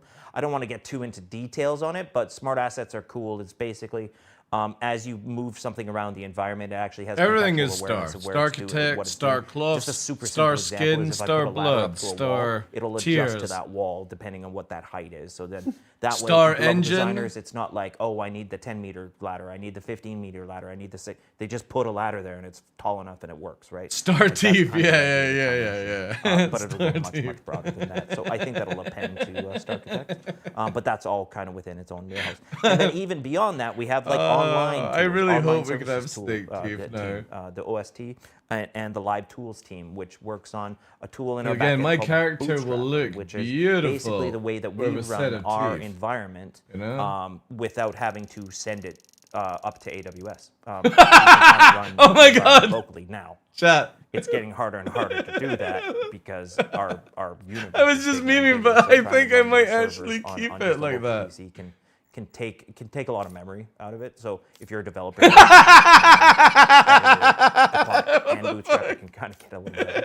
Oh my God, I'm totally keeping So there's a bunch of different tools that are helping Where do I developers fucking make you this save game this happen, as the Godfather? basically. So, When you put those Fucking yes. self-adjusting ladder and step in, will they still yeet people out of their ship and across the galaxy? When your meme fucking takes hold. But you know what that comes so down good. to? And it is a thing that this fixes. Is that comes down to different implementations. So like, okay, That somebody made a character ladder gets better, maybe better. at some You know, point, chat, right? 6 Since they're years going ago. off on a Now tangent. somebody made one 3 years ago. Now somebody This made one 2 is- years, and this one uses this. This This one is uses what this my It unifies TDL everything. one looks So it like, just right? makes all of them are easy to play. So It was if the you one I just worked on use to this try one, and it's make the only myself implementation look that'll happen. And that as way, when similar you as fix stuff, it possible in the fixes it on game, everything not and it just needs a on lot of work, right? couple of We also have female There it is, a 7-up guy. TDL, Ew, which Spider-Man is where I Jr. made a is female what character they of put in the myself. fridge at work guy. All right. That's what I am. I Just would to make say, sure since we I'm- actually had a I'm female living in the version US of and I come out TDL. here very But often, then that the I 7-Up got off Zero on a here, tangent with this amazing. character. In the US, absolute crap. And I Absolute have absolute never crap. been I able don't to know not why. continue And on if that with gets this me in one. trouble, I hope not. You know, It it's not just like I'm keeps getting getting sponsored. better and better and better. But I will say that Sprite Zero on the other side is amazing. Yes. Over here is total crap. Uh-oh. What So the fuck? heck? Yeah. I don't We've get it. lost the Because they have ginger to use beard different now. Sweeteners and stuff. The UK is pretty gung ho on their zero sugar stuff. Like you can find way more zero sugar options here in the UK than you can anywhere else There we because go. they decided to Yes, perfect. Perfect. tax the hell out of sugar a I while. had that Dr. Pepper I Keep said I this didn't up. want on camera. But, Yo, Greg, Dr. thank you very much Dr. for the Pepper Zero 13 here is months, dude. awesome. Appreciate It has that. that caramel. Yeah, sorry. I'm I like the one with cherry. way off There topic. we go. Perfection. I'm way off topic. right. Anyways, yeah. So that's a lot of tools. A lot of tools get made, Yep. and again, a tool is just as much a process as it is a tool. Sometimes the best tools are just rejiggering somebody's process a little bit. Star Moron. Can work things. I don't know. I think I'm looking at one of the best tools right now. Cherry. Bottom third, baby. Cherry Pepsi Max is probably the single Oh, best. yeah? I haven't tried probably it the here. single Like best here? sugar. Yeah, the Okay, I Cherry Pepsi Max here in the UK at least. I gotta try. Probably one of the best. Probably the best, the most elite Oh, of the that's cool. zero sugar things. Plus, it's got caffeine still. All right, so we talked a little bit about Star Girth. What are we calling the thing where you adjust the? Tiny machine. No, the one where you adjust your torso. Oh, it just body DNA. I'm just trolling you. Ozempic. Let's talk. That's the other way. That's the other way. Let's talk about Starware. Had quite a few questions about Starware. We've name dropped it a few times, but not really an update. We've been talking about this for a while now. What can you tell us about where it's at? Yeah, we have a super rigid schedule now. And actually, I got involved just a couple weeks ago just to check in on it because, I'll be super open about what happened. We made all the content, tech art, kind of did everything, but was lacking a bit of engineering support and a bit of design support to finish it off. Now, that's all been addressed. There's a strike team all back together. They've got a really, really good schedule. It's not long. I'm not going to say exactly when, as that will be a roadmap or a Rich thing to talk about. He knows when it is, but it's within the year to get that out to the players. And a big part of it getting prioritized was the community asking for it. So got to thank the community for that. That was great. That they got this Star invisible die undersuit of old by age. accident is what happened. And this invisible undersuit kind of gave them some of what Starware is meant to do, and people loved it. And of course they loved it. I was seeing jackets on armors and armors on T-shirts, and like awesome, cool, super cool. But I see people saying, "Oh, just give us back the undersuit." Like we don't want to. We don't want to half-ass the feature, right? Like, let's not just half-ass it. Let's get the full Starware out there to you guys. Like expats and designs stuff come like in. that. Engineering Cutler support's was already enjoying in, it. so they're already working together. A small change happened once we got the designers involved. It was just splitting up. It was literally some really simple stuff, like splitting up the cuffs of the gloves, because the undersuit is like one suit and we want to chop it into gloves now. So like there's a couple pieces of it that required a little more content work, but it was only a month or two of content work, so we're not talking the end of the world. Again, I'm not giving a month or two estimate on when it's coming out. That it could come out before the end of the year, but yeah, the team's all back together and we've got the right amount of support that needed to happen for Starware. I mean, you could have just left the invisible undersuit in until you were ready. Why do you hate fun? Well, why do you hate fun, Sean? Well, I hate fun because it would give a false representation of what you could do. And if something that they could do with the invisible undersuit as a bug doesn't work in Starware, they're going to then want that back, right, within Starware, whatever that may be. And that might be a design-breaking thing. So I don't want to give false That's a fair point. representation, I guess, towards it. But so so it's clear. I think we've talked about it at Citizen. Armando had gone over it a little bit. So it does really go quite a long way in the customization of the thing. And one other quick little mention about it that's going to be really nice is for players as well as for developers. Is once we get those assets all separated in the Starware fashion, and a lot of this has to do with that data forge record alignment and structure. Once we get all that, we can mark up those assets or set information on those assets so that our procedural systems can start using it properly. So, for example, if I know a T-shirt is green and it's cold, if I know a T-shirt makes sense in a warm environment, I know sunglasses make sense in a warm environment, I know shorts make sense in a warm environment. If I'm spawning NPCs procedurally, they should probably have T-shirts or shorts or sunglasses or whatever. Or if it's sunny out, then I can just do something. Yeah, right. Right now it's these kind of pieces of markup that'll get really interesting. Every NPC is a manual loadout. Kind of. It's a set of manual. A set of manual loadouts. Yeah, exactly. Yeah, so it's not truly. It's like we could have an NPC that has 10 different they're called loadout bundles. Right. It has 10 different outfits within the loadout bundles, and they will all kind of work together. But yeah, somebody's got to make those, which is crazy. Like we don't have to do that. So it sounds like the answer is you're just a jerk. I think I hit that. Leafy Dan says, Jared, wipe the lenses of your glasses, please. Mom? Mom's got a new username. No, I got my hoodie. Creature Tech. How is Creature Tech coming along? New beasts this year? So I don't know about creatures this year necessarily, because right now I'm like from the CTG side, I work for both projects, so sometimes I don't even know which one is for what. So I don't know of new creatures for SC this year. There's just always a creature on the way in somewhere within the pipeline. Had been a lot of the Yolandi, had been the different Yorlandi. What am I saying? Yorlandi is who we met at the. Never mind. So there's always some creature in the group. So creature tech wise, I mean we're in this state where we are where it just works like a character. They're very similar. But as I mentioned before, we're looking into all the scalable skeletons as well as creature DNA so that we can give some massive amounts of variation to these guys. Because it's one thing to pre-can a couple assets and to spawn them like randomly or so, but it's a way different thing to have the range of like a DNA system or something like that. Even material systems need to be able to scale in the same kind of way. So that's where we're going. That's where we're heading. Is definitely that route. Now, we're also going to be adding a bunch more boids, like a bunch more of the more simplistic creature, not a full, necessarily AI, but a critter that moves around that you can shoot and pick up, whatever. Yeah, so that's kind of the state of creature. And I want to tack on to that answer. When Sean says he doesn't know, he's not being coy like, oh, I don't know if we're going to make it. He's saying he doesn't know. Yeah. He's not part of the scheduled content.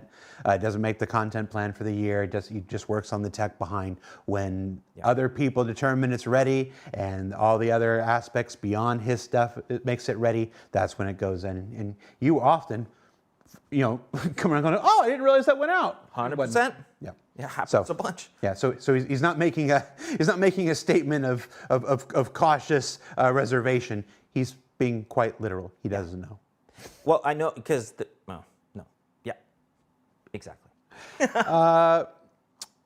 Destructible foliage, vegetation. Oh. Can we chop down trees or run over vegetation like in the original CryEngine? So no, you can't right now. Obviously, because people have probably driven their cars into the trees and stuff like that. Small ones, I think we just. It's like a filler episode in an anime. The original Crisis, so it's clear, was super ahead of its time. It used a cutter object. It was really cool, and anybody that does 3D modeling will understand a Boolean subtraction. And Boolean subtraction is a technique you put one mesh kind of over top of another mesh. It's like you watch it, you were hoping that it would have good topics, and it's just like mesh, right? And it creates a hole. And what's cool when you do that, you can project the UVs and get the material from the cutter object anyways. We don't do that anymore at all. That whole system is long gone. What we do have is in Maelstrom, which is not quite rolled out, I think, to the persistent universe, but is very in use for Squadron 42. We have 2D procedural fracturable planes that come out of Maelstrom. We've got fracturable 3D meshes that can come out. Without the Boolean subtraction, you don't need to do that. It's much less heavy in the end. But Maelstrom will be the system we likely rely on for all of that. Maelstrom is a heavily engineered system for all kinds of different destruction, and I'm sure the community's heard a bunch about it. Physics talks about it and works on it all the time. And Chris is particularly involved and interested in Maelstrom. If if you say the word nearby, he will give you the feature list and the documentation and everything that goes. For example, I'm working on another area of Maelstrom right now for a given character for armor destructibility in some sense. Now, this isn't a big feature that I'm about to roll out. There's a very specific character that has to have some armor break off. That's all. So we need to make that work, and we didn't have characters working with Maelstrom, so that's something that's starting to happen. So I expect that we will be able to break trees. I expect that the level of immersion we've always wanted out of this game will let us do that, but how that works with the planets and Maelstrom, I cannot say. That's going to be physics and planet tech, and they're going to have it out. You've said Maelstrom enough times, I have to expect Chris Roberts to just burst through here like the Kool-Aid man. People say it weird. Maelstrom. Isn't that Maelstrom? Maelstrom. Maelstrom. So not Maelstrom. Maelstrom. Maelstrom. I mean, you're Canadian. Yeah, I guess. Don't talk about Matuke. Talking about Matuke. Blue Minx. Hey, Buddy Hoser. Blue Minx says, then why does he even work at this company if he doesn't know? Maybe Jared should pick a random in the street to explain things. Man, he fucking... Man, why? To know the roadmap? He fucking hates He's got so many other Blue things that are Minx. actually his job. He focuses on the stuff that he actually, matters. And Every fucking time. Holy shit. He is purposely looking for Blue Minx. In these chats, watching these shows long enough that you know. I'm gonna suspect that's a troll question and you get to be timed out. Look, I just timed you out. You're timed out. Is that kick? That's a troll. Is that a kick? Yeah, he knows better.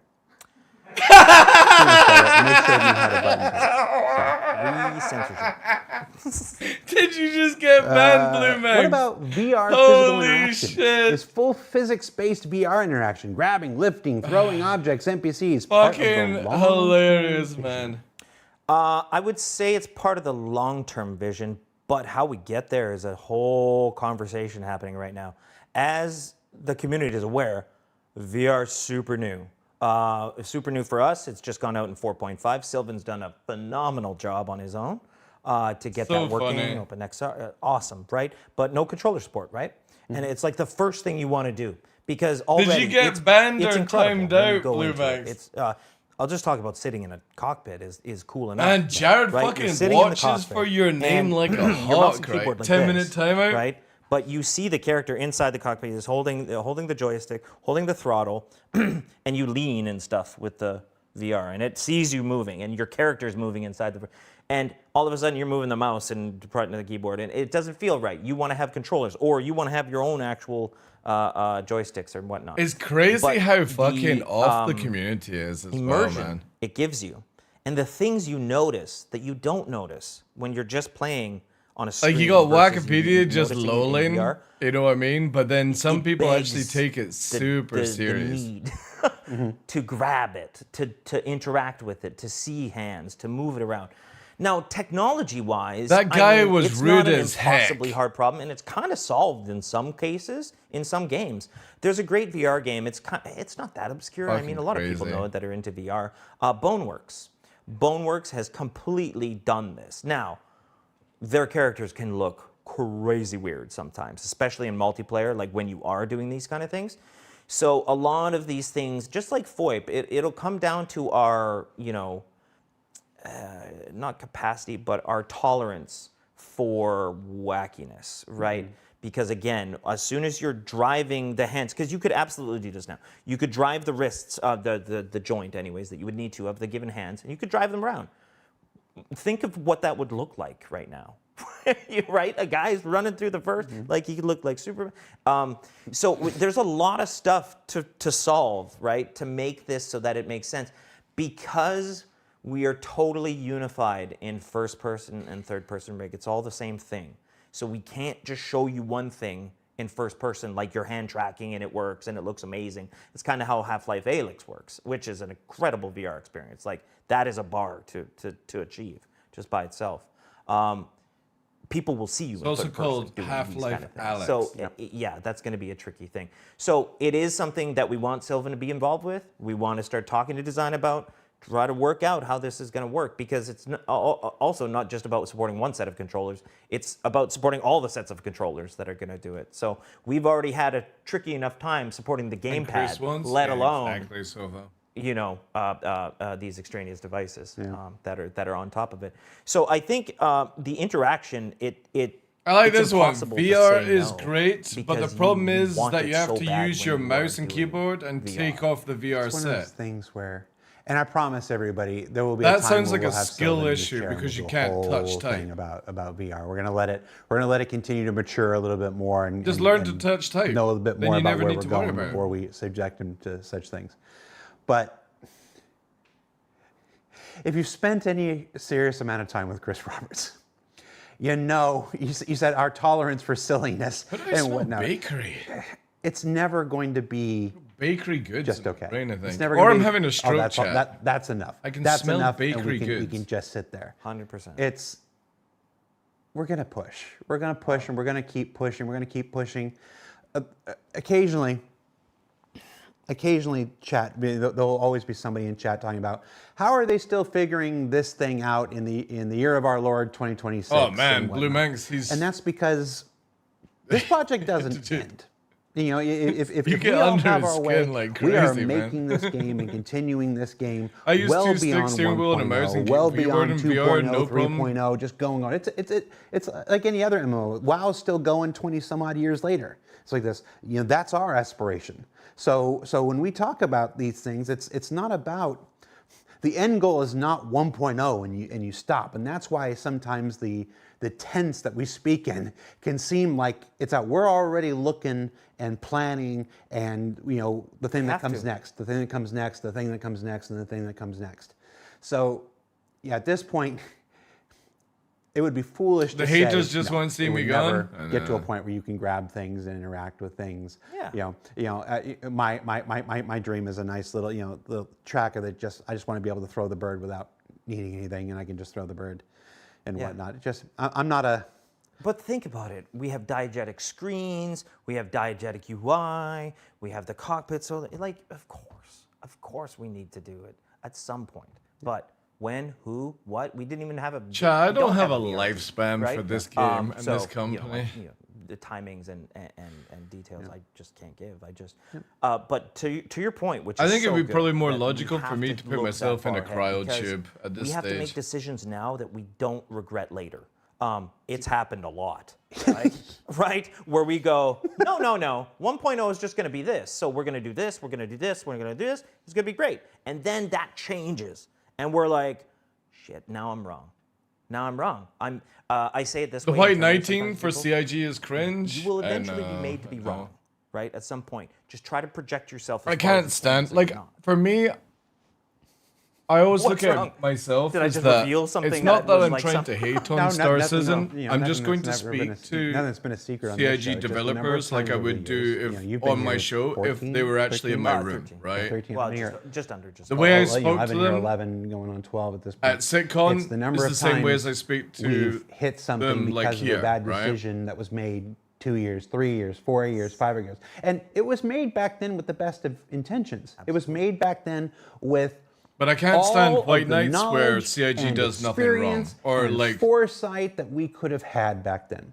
And then you just go, oh, well, we could either accept that because it's literally human or nature to we make can mistakes. rework the inventory for the third time or the fourth time. And we don't accept it. Unfortunately, yeah, that's where we end up. If we can make something better, we're going to make something better. Sure, and we're not going to sell it short. That's what Chris says. I'm with him. I get it. Does it suck to eat that sometimes? Yeah, it does. But in the end, it does work out, and you got to trust that. Yeah. Yeah.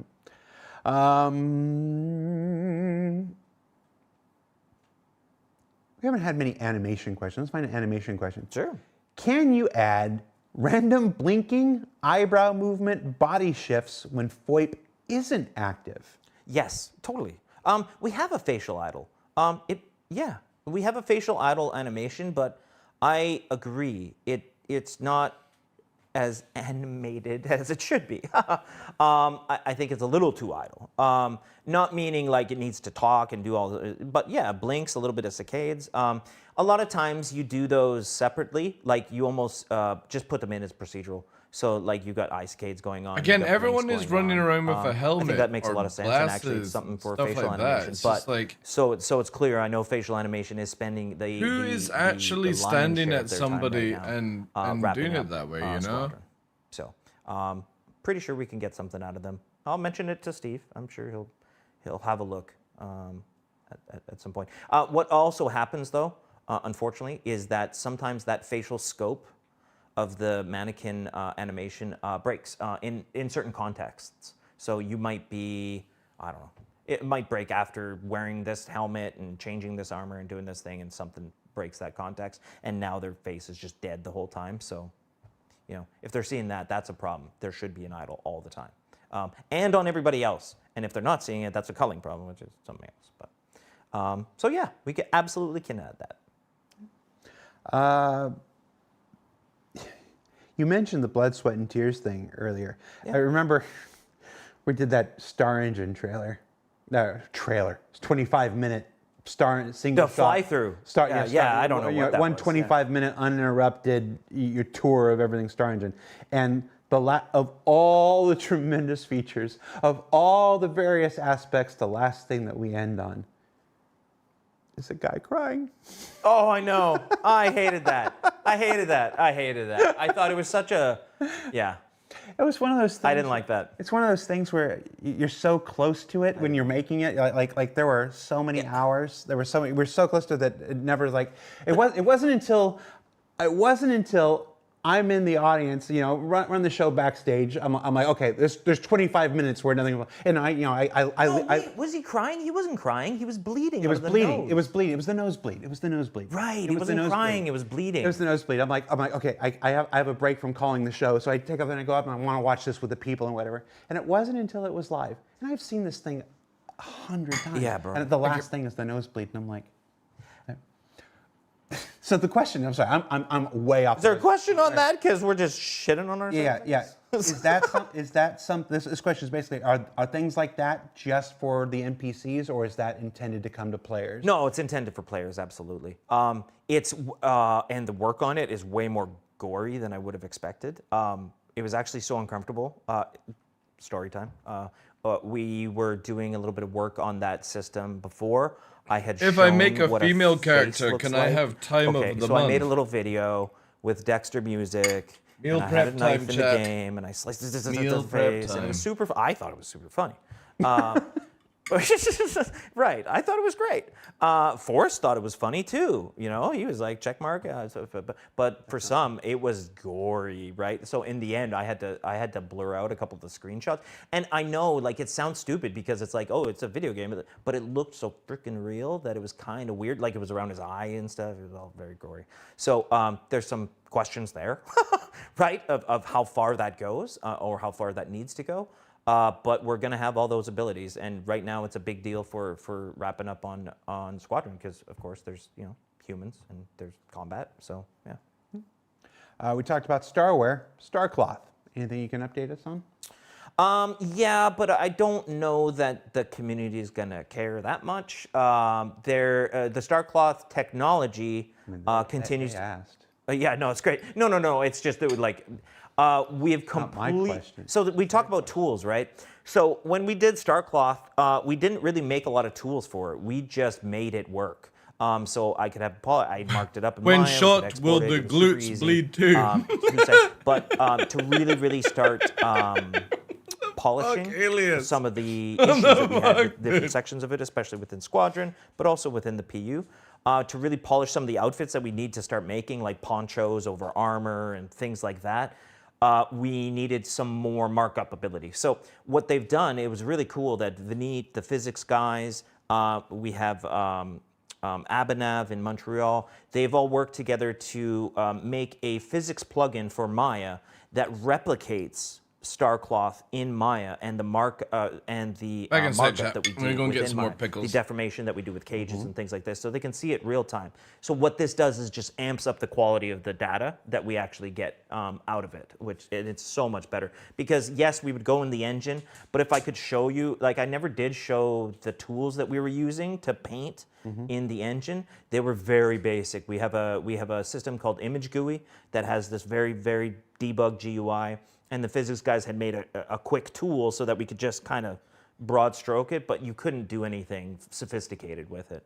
Now that it's in Maya, super sophisticated. You still see it in engine real time and stuff like that back and forth, so that's fine. But it's just more control over it. Oh, one nice, I get so excited over these dumb things. We can now put, this sounds simple, but it's not. We can now put rigid objects, like rigid, okay, so for example, buttons. Buttons on the medical gown. There's an example. There's buttons that go down, or Bishop's trench coats. They're rigid, and they're on top of cloth. Before, they were just like cloth. They would move like cloth, and it's hard to see it. But now that we have these rigid pits, they actually affect the simulation too. Just those rigid areas. It looks so much better. So there's a trench coat that Bishop has as well that has these, and it was totally not expected, but it has a belt that hangs Mortal down. Kombat fatalities? It's like a big leather That'd be belt kinda of cool, a trench actually. coat.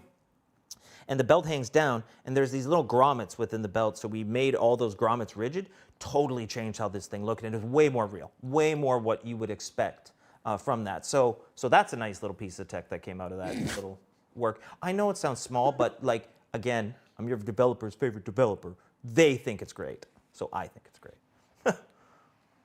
I cherish you, Sean Tracy. I love you. We're just about out of time. What? Yeah. What? We're here. Oh. We're here. What do we talked at the beginning about the size of the tools team. We talked about all the different aspects. You represent Pickles this chat pillar are over here. so There's good. Marco over there. There's Benoit. I don't think I could live without pickles. We have Benoit on every 6 months or so now. Do this, but we don't often get to talk about tools and stuff. It's not the sexiest topic. It doesn't have a whole lot of visuals to go with it. Often it's not, everybody wants to know about, when can I do this in the game and when can I do that in the game, and most of the conversation about tools is how we make the game, for instance. you've got a couple minutes here. You got a couple minutes here, and we've got a platform. What would you like to say to the Star Citizen community? What would you like them to understand, to appreciate about the role of tools in making video games? Yeah, imagine working for these guys. Imagine working for these guys, these developers, right? You meet them all the time. No, it's the biggest thing I want them to appreciate is that there is guys that are working for their favorite developers to do that job. Like always, we don't have middleware. We're not, like, it's the thing I'm really so proud of. Yes, we started out of Lumberyard. Yes, we started out of CryEngine. I've had a whole history with that. But we have become something so unique and so big that sometimes we're so busy on what we're doing. We look up and we'll even do some competitive analysis. I'll go into Unreal, I'll go into Unity, I'll look at other games projects or whatever and realize how at the top of the game we are. We are progressing amazingly, and those tools people are part of the reason why. That's good information. Huge areas of this game that aren't getting the tooling it needs, because I'm sure developers are watching this going,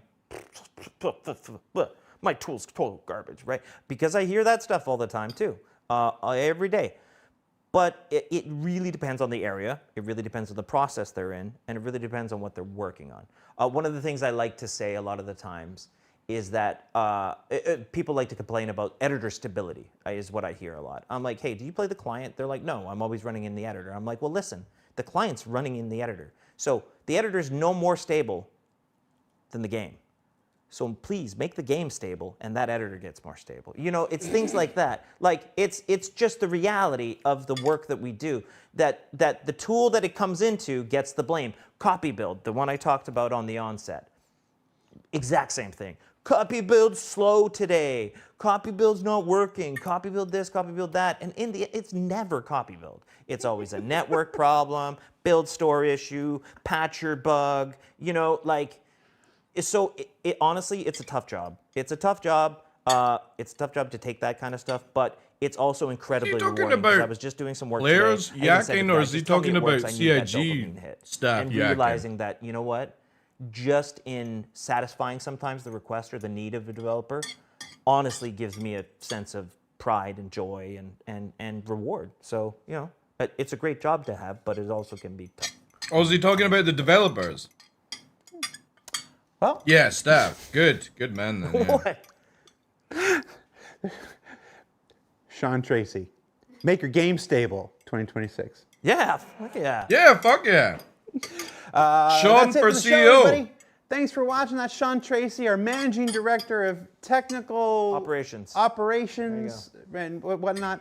I'm Jared Huckabee. Sean's a cool dude. We've got a show next week. I don't actually know what it is. My producer's over there. She's been waiting to find out what next week's show is. Some shows like this one are booked months in advance based on travel and stuff like this. And some shows like next week, I forget about until like the week before, and I'll spend most of tomorrow frantically trying to fill it with something. I also did say that I would show you guys this. This is this jacket, this cool like windbreaker style jacket. It's Banduli. The reason I said that I would show it to you is guys it going to be overpriced? Because it's on the store. It's actually, it's cool. They didn't get me one that was my size, so I can't wear it. I was like, oh, I'm like, this is really cool. I definitely want one too. I'm gonna wear it, and then it doesn't fit. Nice, but it's pretty nice as far as the clothes that we've sold over the years. You know, I'm not gonna. I've never lied to you guys. I won't.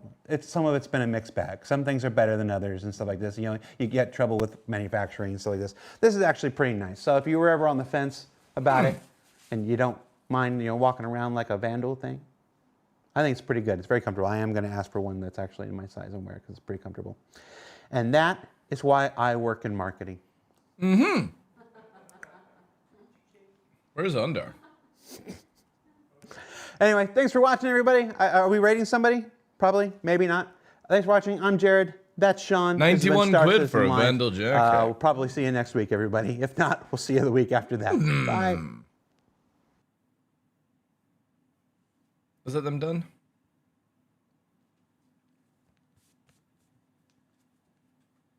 They're done. Give the 07s. Congratulations, Blue Manx, for getting timed out again. Alias with the jokes.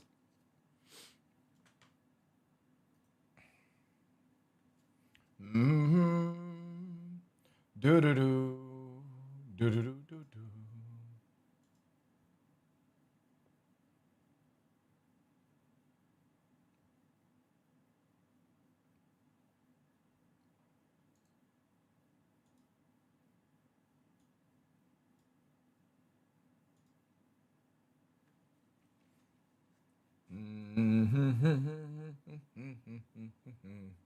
All right. Food meal prep is done.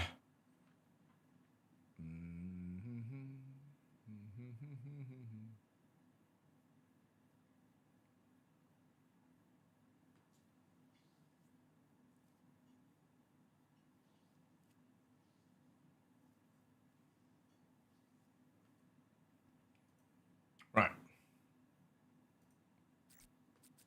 Let us finish that off. Oh, wait. No. Review set. Have they pushed, let me do this. Have they pushed this to live now? Yeah, they have. Right. Give me a sec. So they've pushed the hotfix to live. Games.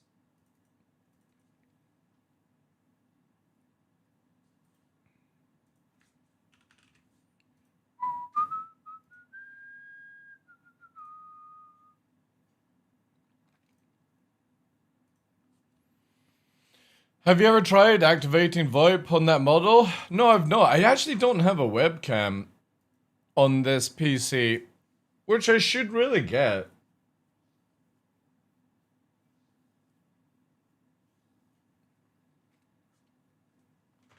Which you really should get.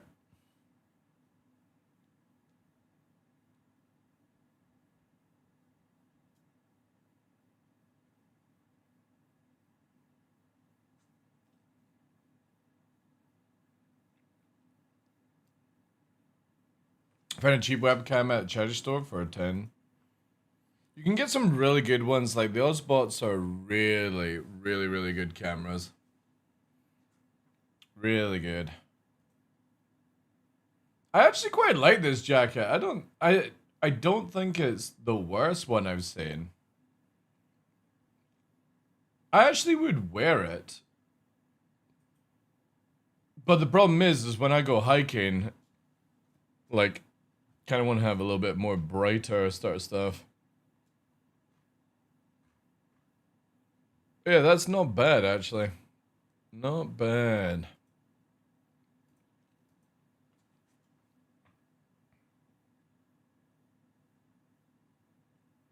For my main camera, I have YOLO Live or YOLO Free. And it's the best webcam. They can swap lenses. I've been using this Ozbot, which is absolutely tiny. And yeah. It's been really, really cool.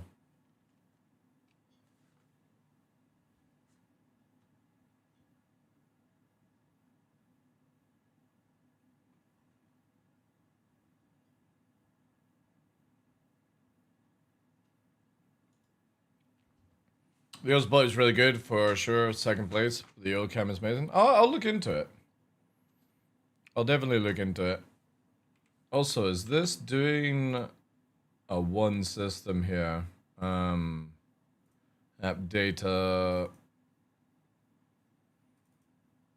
Oh, it's doing a different one. What is the number? 160.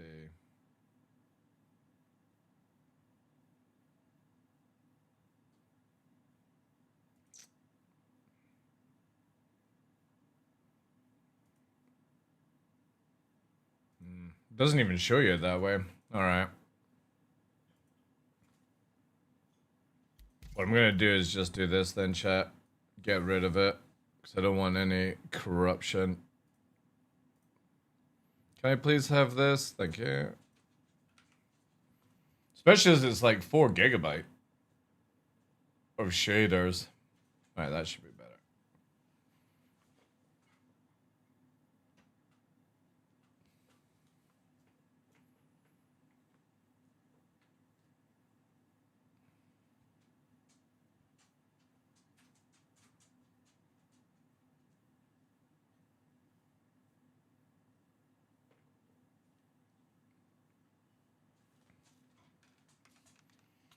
Hey, puppy. No, there's no more snackage. Look at him in chat. In his little dinosaur PJs. Hey? You want a snack, do you? You can't have my meal prep, but I can give you a treat. In your little pajamas. Let me snap this in half. Actually, this one's like weirdly not snapping. Gotta fucking tear it. There you go. Yum, yum, yum, yum, yum, yum. You want that one? Good boy. Good boy.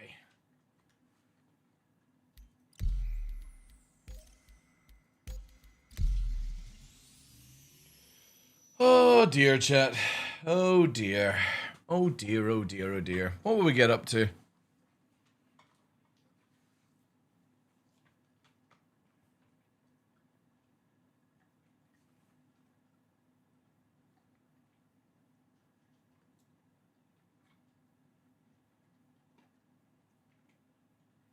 Oh, also does Marathon release today?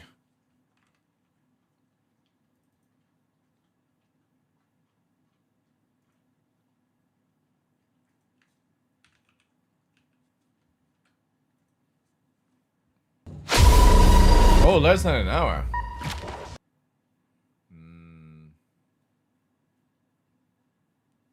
Yeah, it's not badly priced. Also, what's happened to my small Steam window? Oh, wait. Ooh.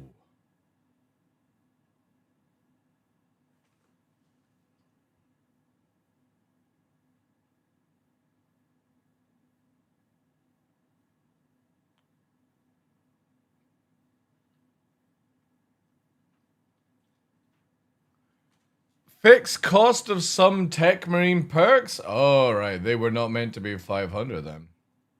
Crash fixes? Oh, yes. Fix an issue with blocking progress. Oh, yes. Yes, yes, yes. Good stuff. Because when I was playing with Henkin the other day there, it was constantly crashing in the worst time.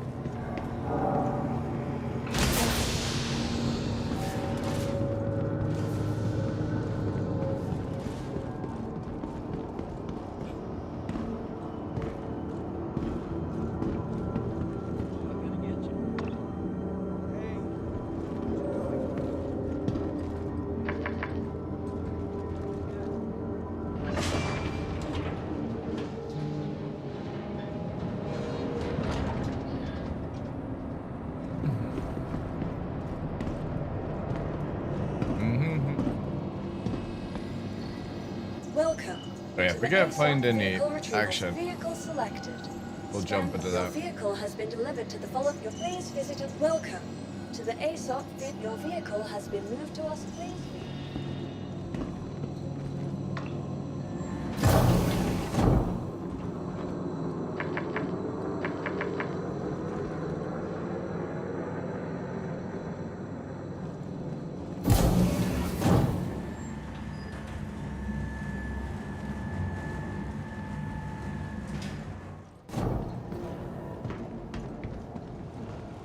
Welcome to the ASOP vehicle retrieve. Your vehicle has been delivered.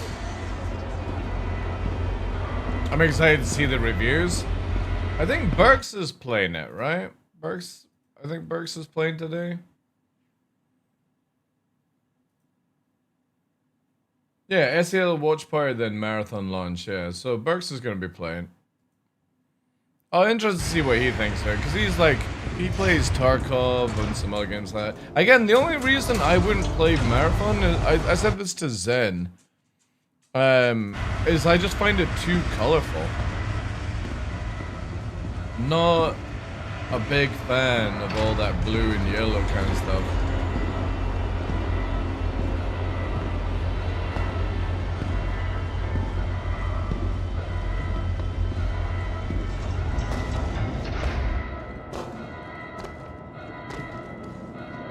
Surprise me? Alright.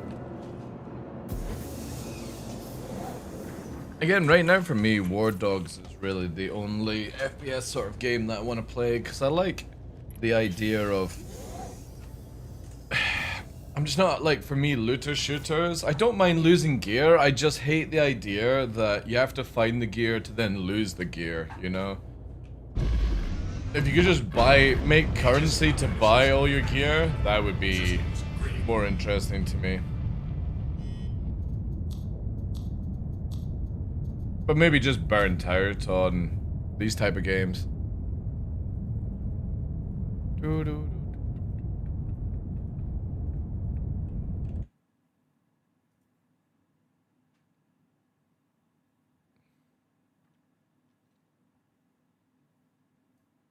It's like, man, that is a fucking tiny camera, eh? 2026 is the year of the webcam. It's the year that for, but they both have good blurry background. I mean, look at the blur on this little light right up here in the corner. They both have good colors. They both have good dynamic range. And I've put them into decimal form so you can actually see the difference in sizes. You can see how much larger this is than your typical webcam. Although this does seem to be the new standard. YOLO Live Compose, the software that ships with the webcam, and it's basically just some simple controls with a couple really cool presets. So for example, you can switch between vertical and horizontal, and the webcam itself is magnetic on both the bottom and the side, so you can rotate it however you need. I'm kind of a fan of... I feel like the YOLO Live S3 is the first time I felt confident enough. Oh yeah, it's not bad, eh? Injected in. So I'm not going to tell you what I think. I just want you to watch these. But I feel like the YOLO Live S3 is the first time I felt confident enough in a webcam where I feel like unless you need really to use fancy artsy thank you, Seika, for the 16 months of the Prime. Lenses, or you take a camera outside to shoot stuff. If you're live streaming or shooting your YouTube videos at your desk, I don't think you need to spend thousands on a camera setup anymore. You can just plug in a webcam. Damn, anybody got 200 bucks? That's pretty sick, actually. Actually, dude.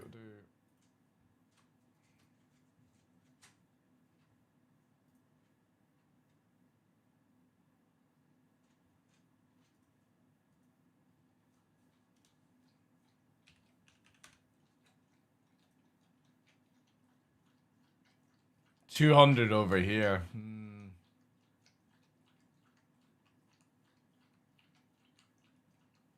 Has it got like leather on the front of it? Or is that just the way it's looking?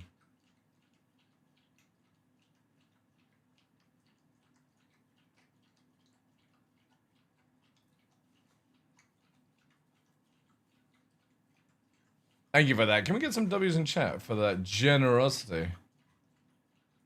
It's very much like the Ozbot, you know. Really cool. Again, I'm so happy that a lot more of these are going down, but yeah, that quality there looks really good. Now, I don't have a Tiny 2, but the detail on the face is so much better.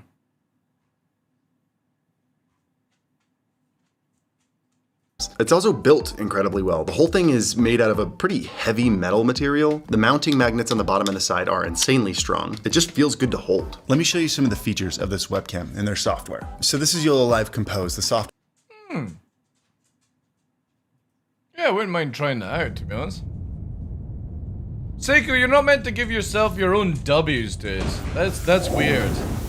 That's weird. Hello, Pajama Boy. If anybody's not seen Nova in his pajamas, look at the little dino Pajama Boy. He's got Stegosaurus, Triceratops, Brachiosaurus, and he's got little T-Rexes as well. Aww, Mr. Nova. In his pajamas.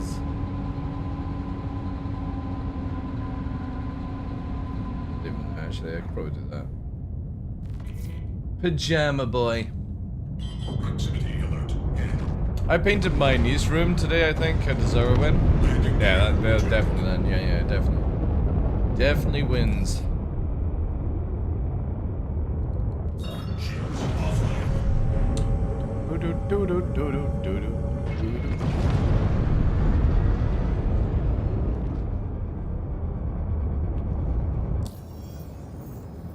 Yeah, we'll play maybe like another hour of Star Citizen, guys, and then I think we'll jump over into Space Marine 2 since they fixed some of the crashes. Test that out. Because that was plaguing me horribly. I wonder if Hankin would be up for playing some more. But then I'll probably end up doing another 20-hour stream. I suppose it wouldn't be a bad thing. Again, I'm kind of thinking that I might just get into where I stream 3 times a week and just do 20 hours a day. Especially with Nova recovering and stuff like that, I've got the time.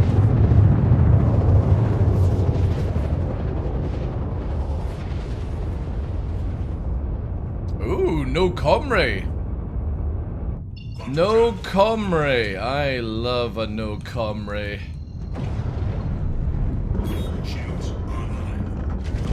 It makes it spicy.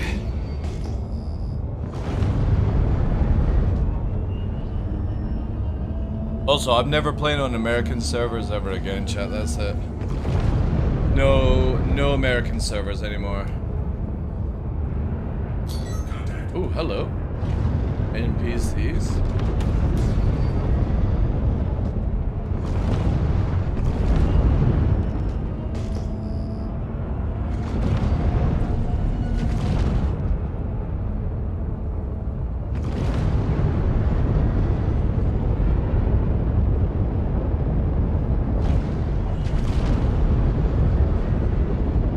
Ooh.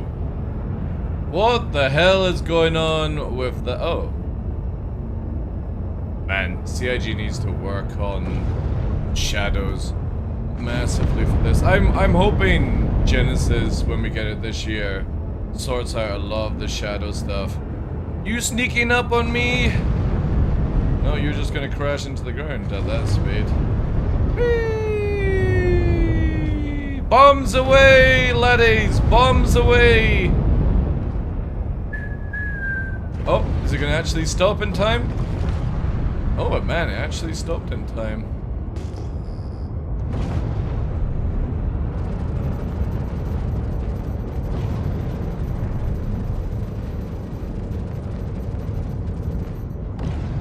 Proximity alert. Proximity alert.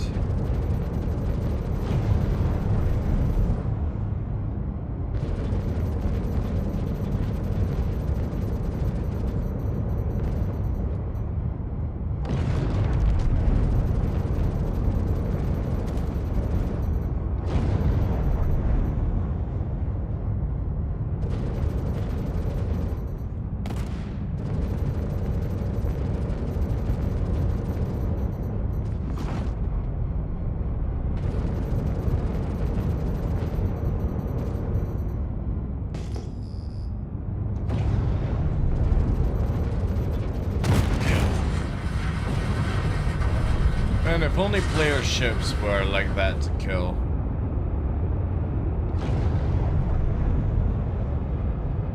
Clean up a bit.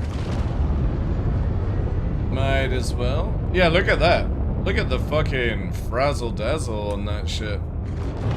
It even changes in size when I zoom on it, watch.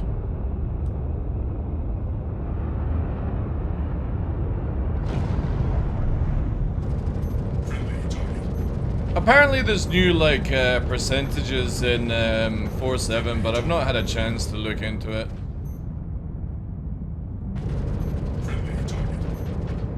Something about penetrations and shit. I need to speak to Tumblr. We're refresh, see what's on the go.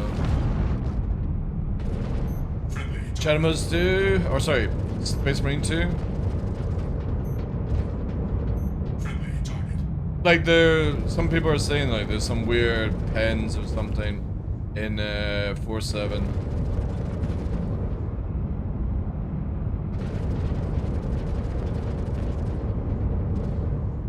Not weird. Damage threshold.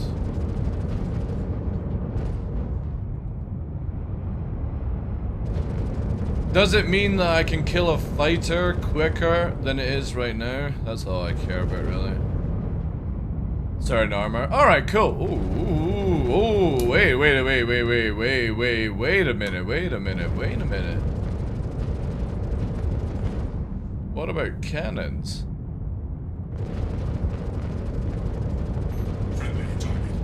And railguns? For example, size 3 can't... It can't pen a Vanguard? Is that with ballistics as well, or is it just laser?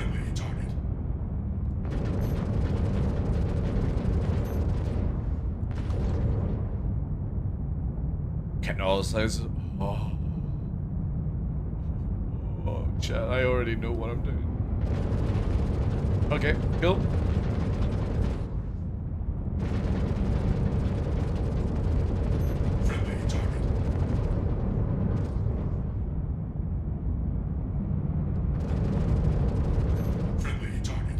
But size 3 or Gatlings will be it, and lasers cannot pen cannon, and ballistics cannot pen Vanguard. Okay, cool. So you have to... Right, okay, I get it. Yeah. Size 5 rapiers cannot pen... Right, I see where they're going with it. So you can only disable them, right? So they're making... oh, hello, my little lunchbox. They're making it where repeaters are more of a saturation weapon and cannon is more of a finisher, right?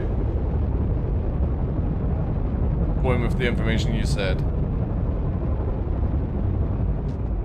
A bit like how you, against the tank, you could saturate it by pumping as many 50 cal rounds into it, but it's only going to like mildly damage it and sort of disables certain things. But if you're actually wanting to do major job, you have to come in with a big fucking pen, right? Now, if CIG made fucking different round types, that would be sick. Yeah, this dude's actually gonna fucking land. Ah, Sati. There's the shields, there's the EMP. Blip. Shields under fire. Oh, I actually got a blip mark.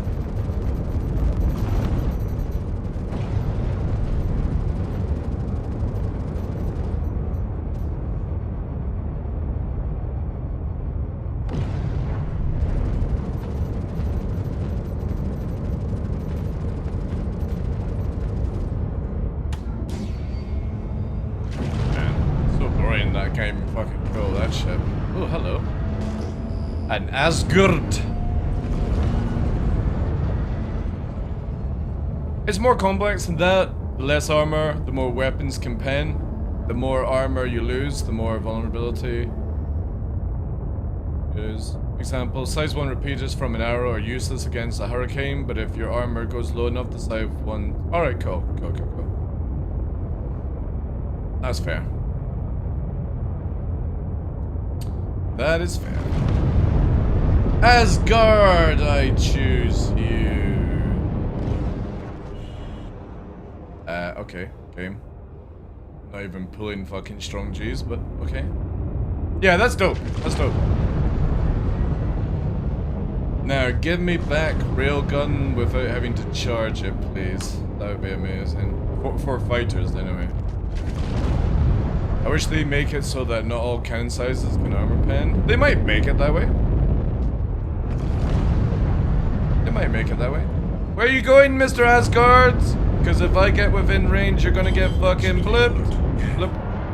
Oh, your shields just came online. But that's fine, I'll charge before you ever become a threat to my little Titan. Yes, go into VTOL mode. That really works. Yes, yes. Your time is at hand. 80s, 90, 90%, 100%. Kishi Kishi! Oh, what's wrong? Did you get paralyzed by the Black Widow? Oh boy! Oh boy, where are you? Where are you, DarkLaw?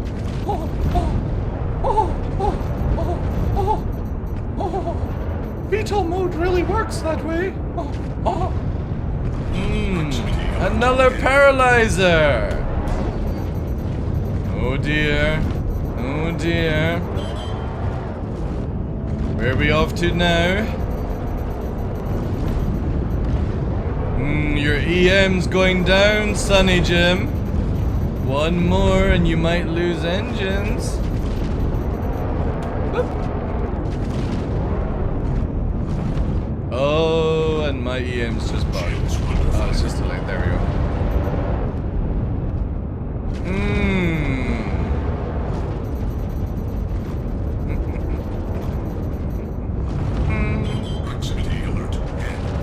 Yeah, I think my EMP's broken, sadly. It's not charging now. It seems to break a lot in this patch right now. Oh no, now I'm charging. It's fixed itself. Maybe just lag. Where are you going, laddie? You're lucky. You are so lucky.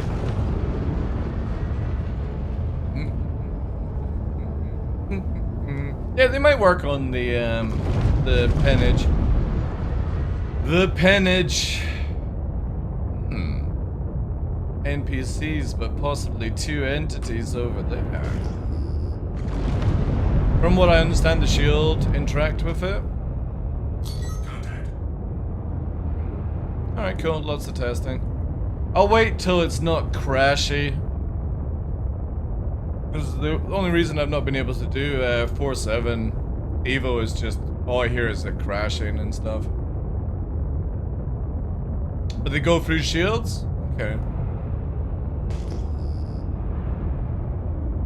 Can you disable turrets though? Is the question.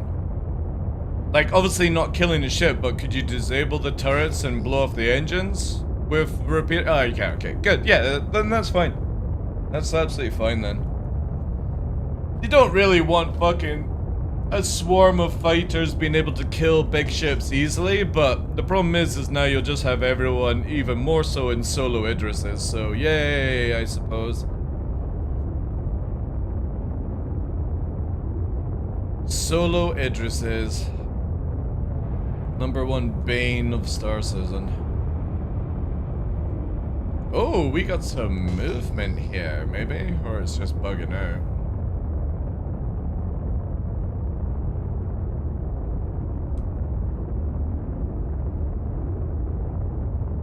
PDs are largely ineffective against fighters and larger.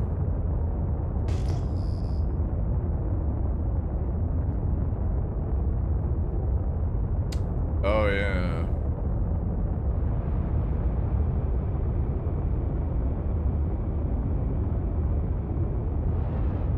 That's true.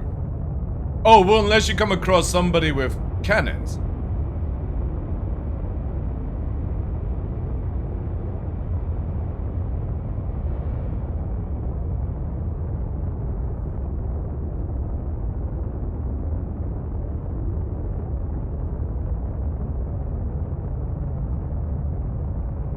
Like a cannon F8 would be actually very powerful then.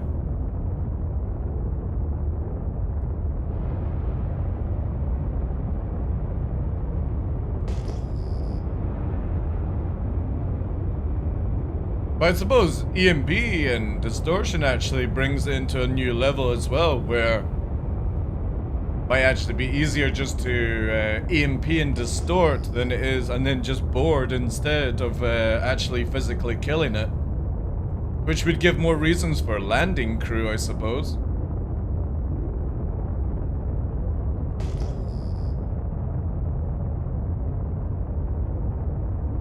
That's cool. Okay. Very interesting. Very, very interesting.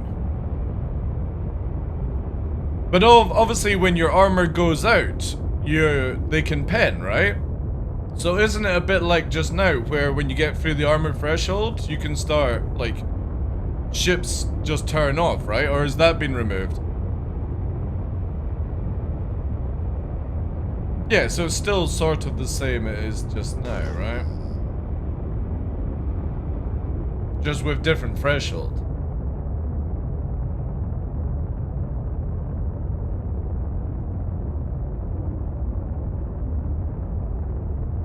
Well, if you're saying you have to get through the armor and then you start penning, it's pretty much the same as, like, when you get through the armor right now, you just turn people off.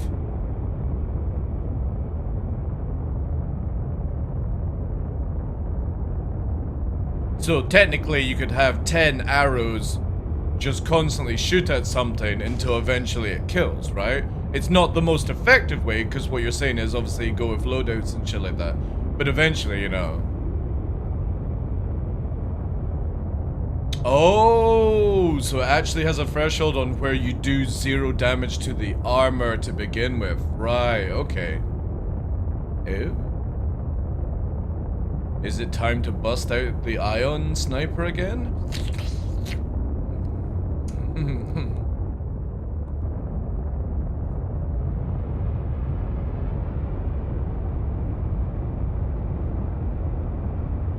Yeah, that's cool. That's definitely, if it means I can roam around in my F8 more, and ion and stuff, that'd be sick. I'm just worried that the meta will change to where everyone just starts flying fucking F8s and ions then.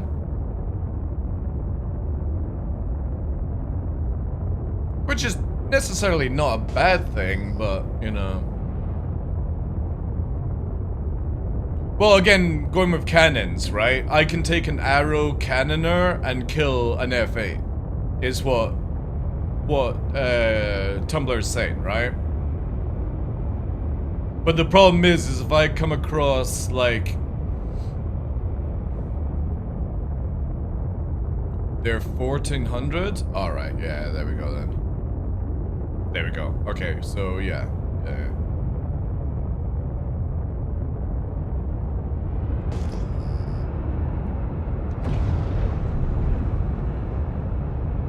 So what would be the, why would you take repeaters then? I'm trying to see what would the point be in repeaters, since it seems to be moving to cannon meta.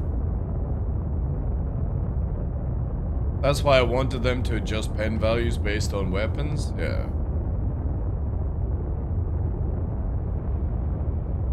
Like, attrition should have fucking high pen in my opinion, right?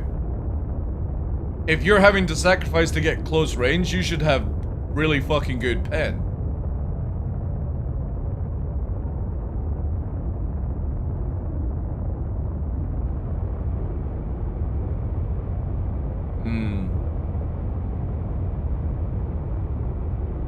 Yeah, because even with a 1400 MS cannon, you're gonna have to get within like 900 meters to actually make it work.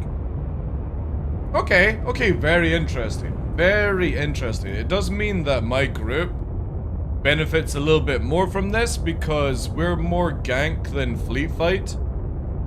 So if we just come in cannon setup, we can kill faster and get out faster. So it's not that bad.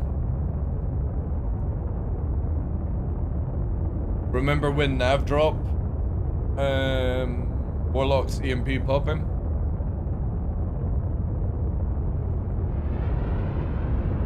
Well, the EMP's already popping. Well, what do you mean with that, Elias?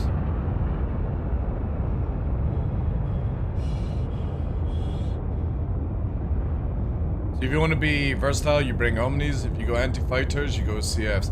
Now, this is where CIG should totally go with my idea of taking all the Panthers, all the Rhinos, and cloning them and making turret-only weapons that have like 2k range, 2k speed, and you can only fit them on turrets. That would be fucking awesome. Because then that's really good for dealing with missiles, torpedoes, and anti-fighter.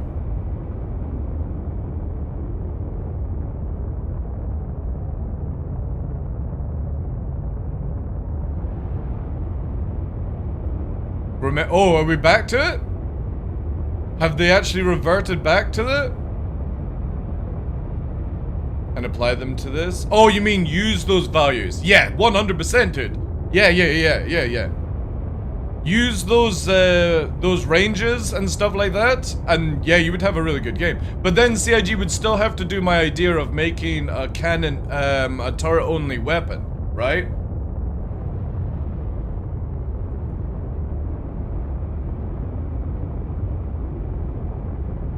But we are getting closer to a lot better. I mean, that means, again, the sad reality is you are going to see more solo Idrises, right?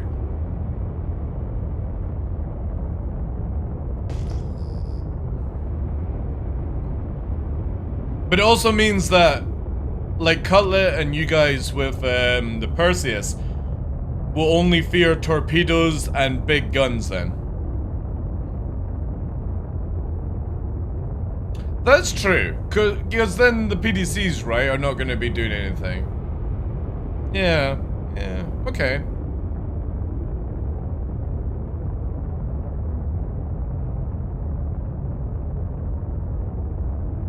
Now, this will be very interesting if the Javelin comes out, because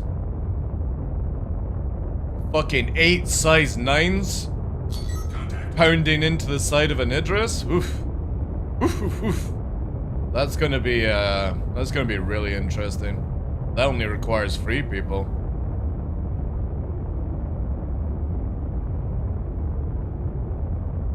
Very interesting. Okay, 4-7 actually sounds really good. I mean, for getting us somewhere, right?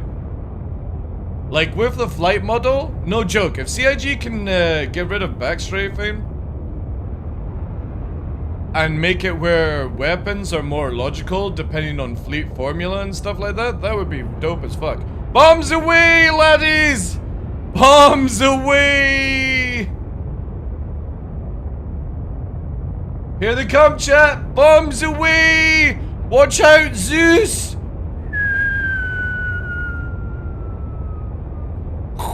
The fucking NPC are so stupid, man. Now, give me rail guns back on size 3 without the charge, please. And I've got to trick shot like I did back in like 3.5, 3.7 kind of stuff.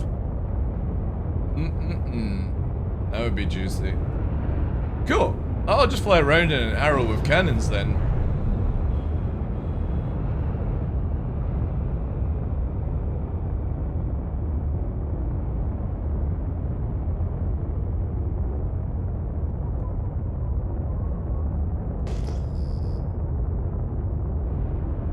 It only requires tuning on cannons? Exactly, yeah. And obviously anti-fighter weapons. Or like for turrets, a little bit more range. I definitely think turrets should have at least 1,000 meters more range than fighters. I will always be an advocate for that one. Like if a fighter has to shoot at 1,000 meters, a turret can hit you at oh, little fire burn. There's also like a dead reclaimer up there. There he is, there he is. Told you, chat. Man, my eyes are like fucking eagles. Even though I can't detect it on radar, chat, I am like a fucking eagle in this game. Oh, yeah. Juicy, juicy, juicy, juicy, juicy, juicy, juicy, juicy, juicy, juicy. Juicy, juicy, juicy, juicy, juicy, juicy, juicy, juicy. Juicy, juicy, juicy, juicy, juicy, juicy, juicy, juicy, juicy. And bloop. Oh my god, a paralyzer! Oh, what's this? Bad. I need... See, with this now, I should actually get cannons so I can finish off. Have they still got shitty regen? Okay. Gladius chat.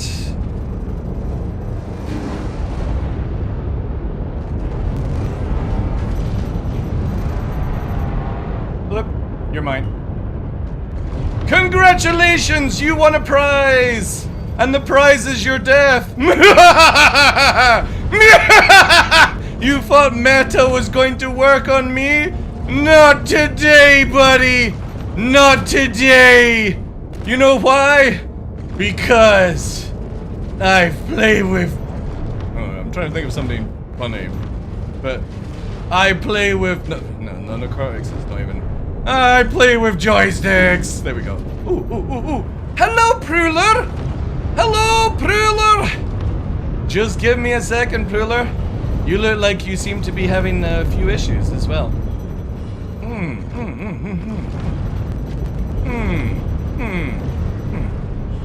Is he shooting at me on the ground? No, he's not. Oh, but he might have a railgun, actually. Ooh, let's take this away. Let's stick at range. Yes, we got that, we got that. This Prowler seems to be having a great time trying to figure out where the fuck to go.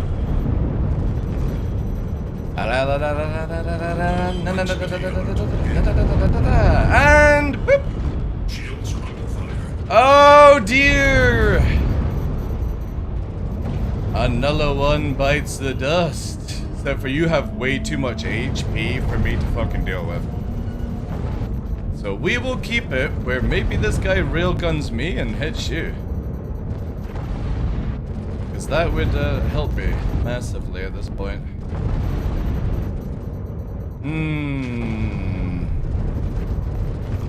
Oh, no, you definitely need another bloop. There we go.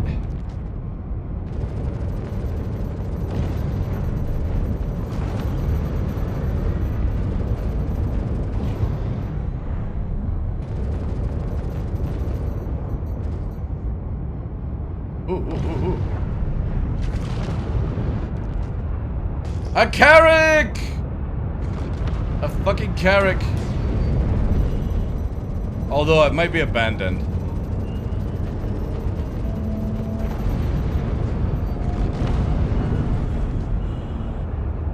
Maybe. Where's this guy going? He's fucking blasting off again. How about another paralyzer? Wait, are you in the turret seat of the Prowler? What is that gonna do?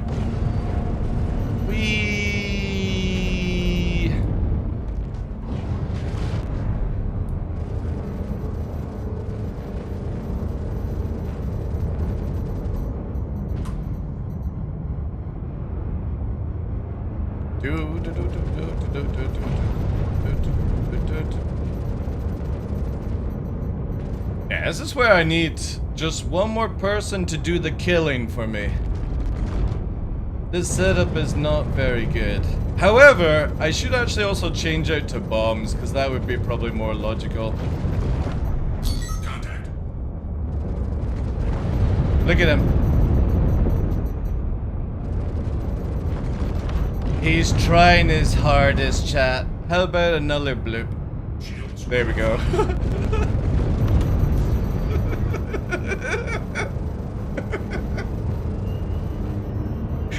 Just get back down on the ground. Back down on the ground there.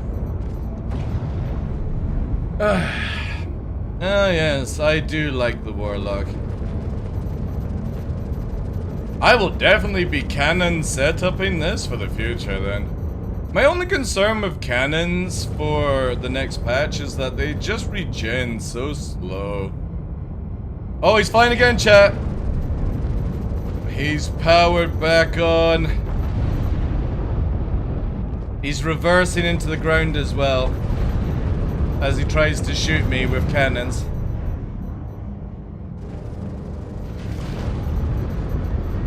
Taking me a slight while to get this fucking thing to die because of ridiculous HP, but...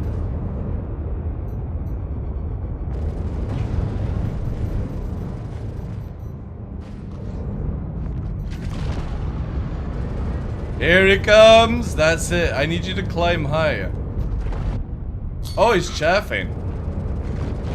I'm not sure if that's gonna work because again, here's another paralyzer.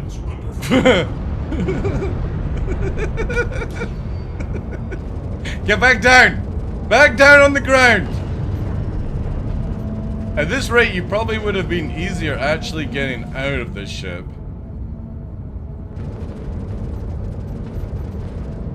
I'm expecting Meta Gladius to turn up again though. Or when they bring Hornets and F8s. That's usually a good one. God. Just ridiculous how much shooting you have to do.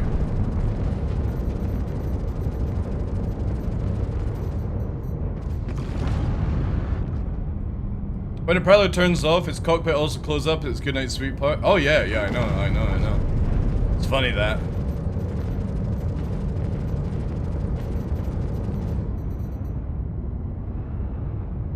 Oh, an Intrepid. That was the Zeus pilot before.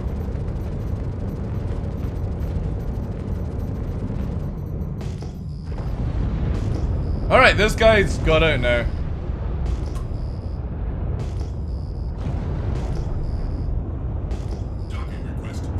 Docking request received? Who's that? Probably this dude.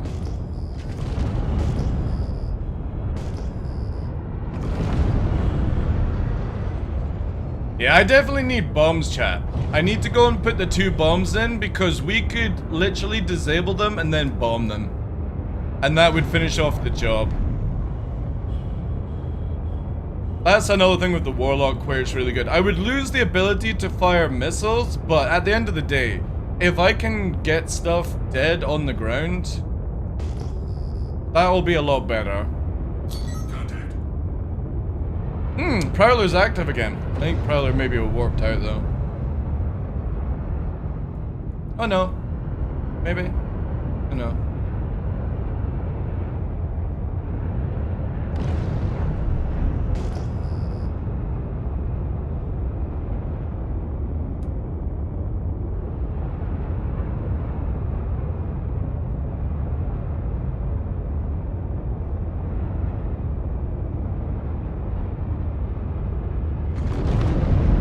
Remember to do that.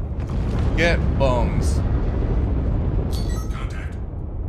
There's the Prowler. Man, is the Prowler literally still going to head towards me? There he is, look. What the fuck is this dude up to? Ooh.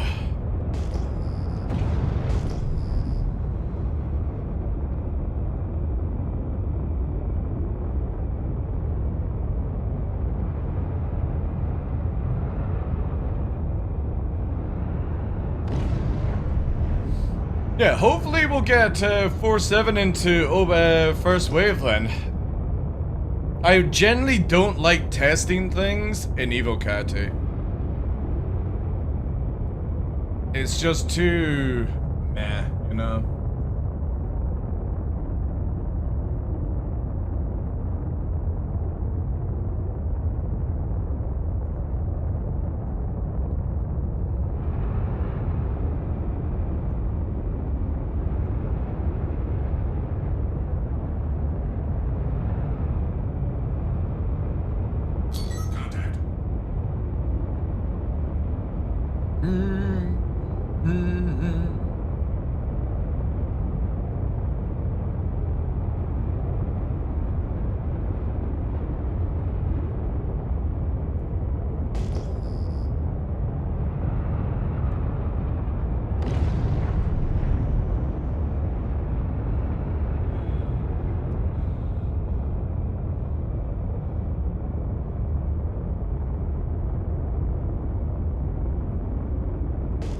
Gladius. Here he comes again, chat. Boom, boom.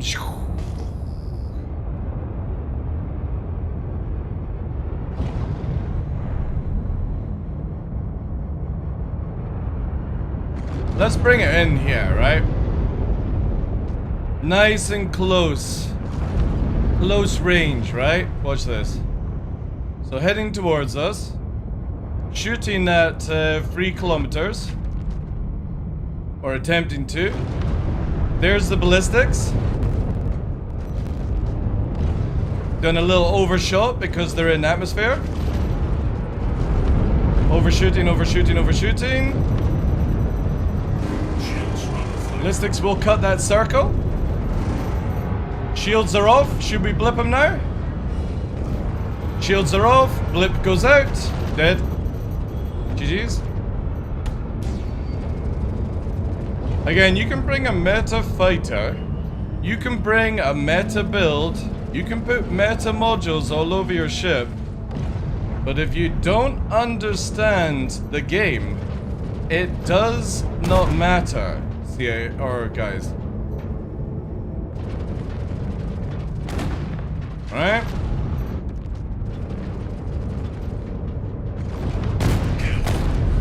Boop.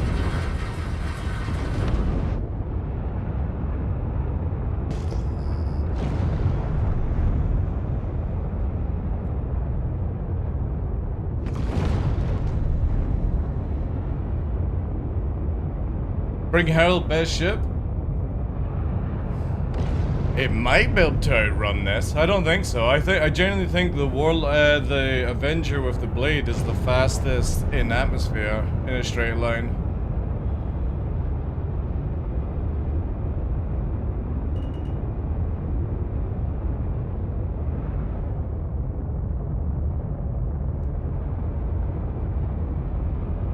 Best acceleration in the game? 25. What, the Herald?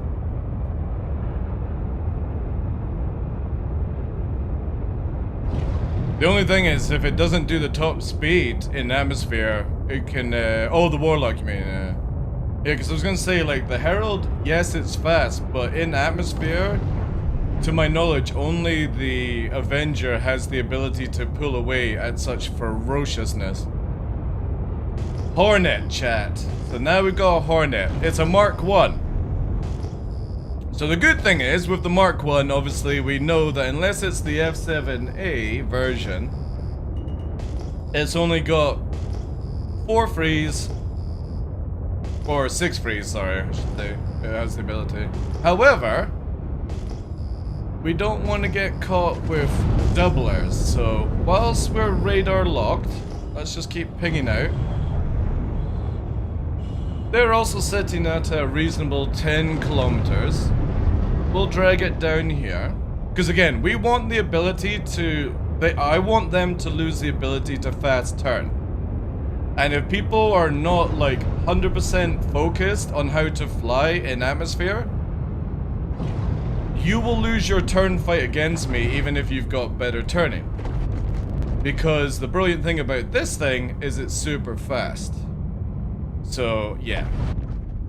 So now what we're going to just do chaff, because this guy's not even missile locked me correctly, right?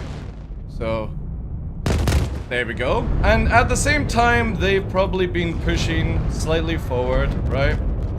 Firing missiles. Right, so there's the push pass, see? Overextension. We're into their shield. Flip. And dead. So whilst we're here, we're gonna sit in our chaff and just shoot it like this. Because I think we've got actually a secondary maybe approaching. Or I saw one. Yeah, there we go. There's the secondary. So we're chaff just now. Possibly a Firebird. Now I'm gonna move forward. Oh, it's an arrow. So again, they're hyper-focusing on getting the missiles out.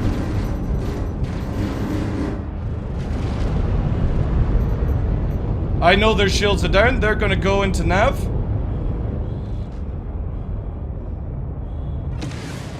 Oh, he's not in nav, actually. Just really fast. Alright.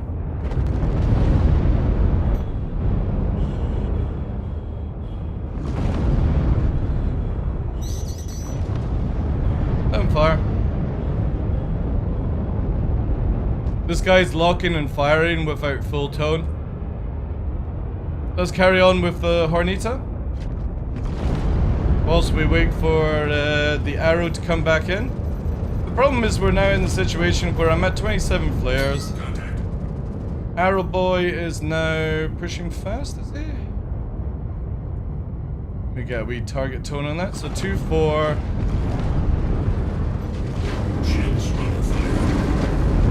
We got a good turn now.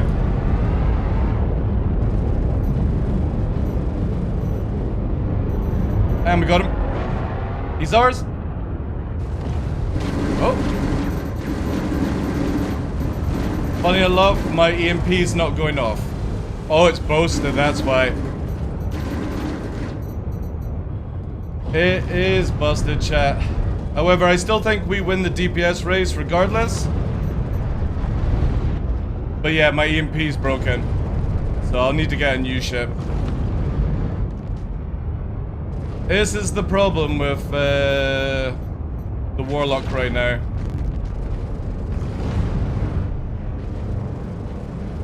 Oh wait, I got another entity on me, chat. I need to go fast as fuck, boys. The other one is a Guardian. I'll need to come out.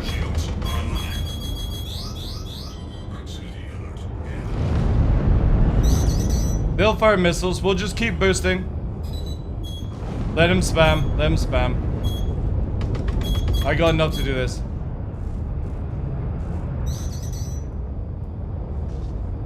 Let me just get up. Alright, now we go. I might be able to do this. The speed. Yeah, I can. There we go. Easy. Again, if it wasn't for the fact that my EMP is malfunctioned because of how the ship is, I would have just engaged and killed it as well. But because I've got a broken EMP, I need to go and reset it, sadly. But not bad. Gladius, Hornet, Arrow, and I'm only having to leave because my system's not working.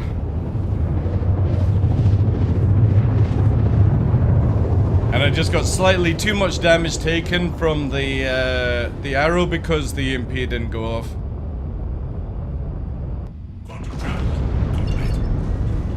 This is where I may go back to the Raven just purely because of it doesn't bug up like the Warlock does.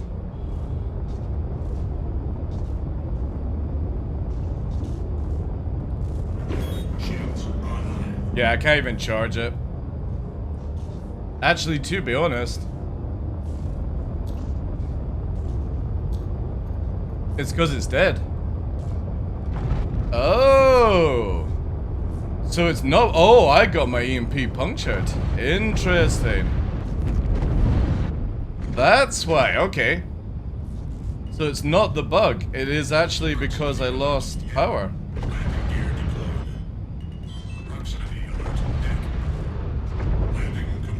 That's kind of cool. And of course, typical. Can't do anything because people leave ships everywhere and CIG don't bother to fucking clean up, right? Ah, man. This company at times, chat. How the fuck am I meant to move up Perseus? Do I have to bring a fucking... Oh look, there's the Arrow boy. He's in the same situation. The difference is I can fucking maybe repair this in 2 minutes.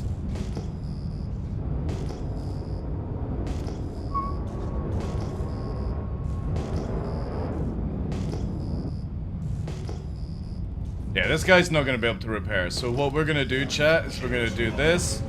The perk of having the fucking Avenger Titan. Fucking instant. Zoom zoom.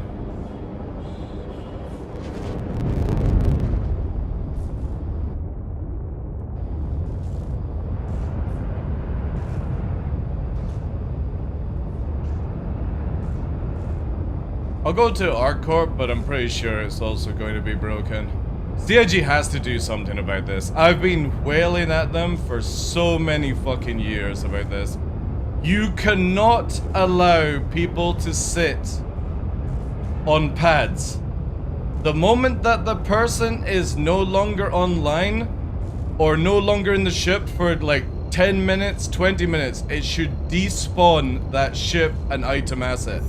I don't give a shit if somebody loses their internet. You're literally blocking gameplay because of it.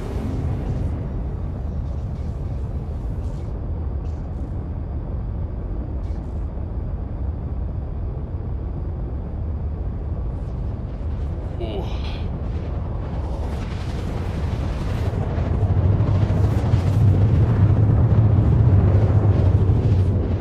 However, Space Marine might have to wait, chat. We're on a good server. We are on a good server. Little bit of action. Little bit of memes.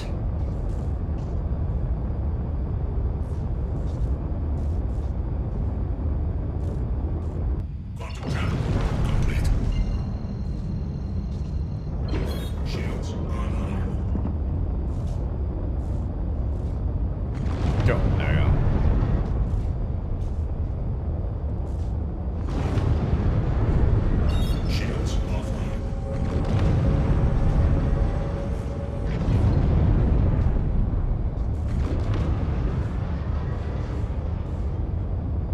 Yeah, it looks like we're... Oh no. Maybe. This is probably blocked as well, right? Oh no, Mr. Scorpius pilot actually legit.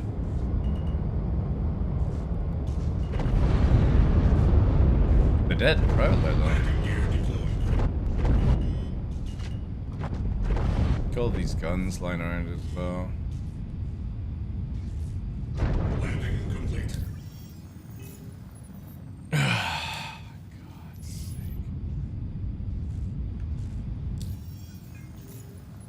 It's just, oh my god, like this whole system. What is blocking the pad? Is it the fucking Scorpius? There's no way. Oh, that makes more sense. That makes more sense.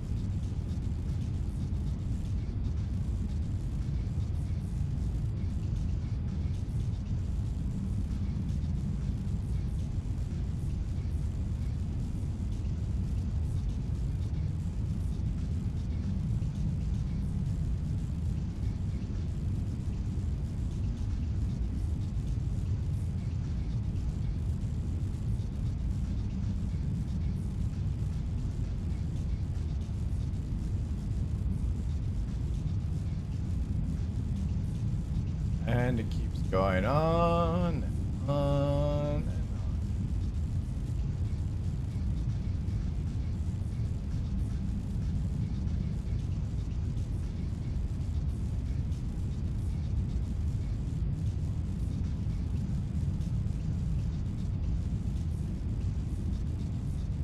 on. I'll still do this.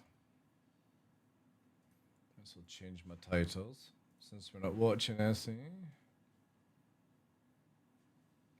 What are we doing? Pair memes.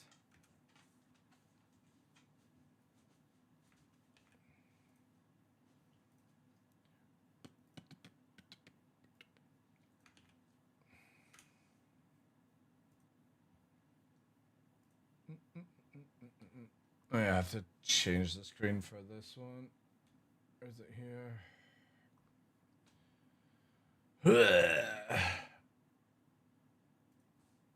I hate how YouTube is.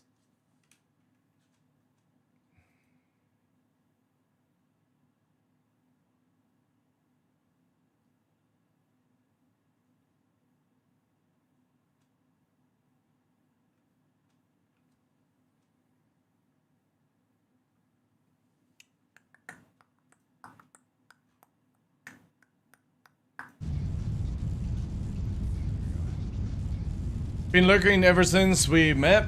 Hope Nova's getting better now. I put some work into my hawk since the last time, meaning 2 size NBs and 1 distortion. It's disgusting, but fun. Seeing you do the same thing in the Warlock, it warms my heart.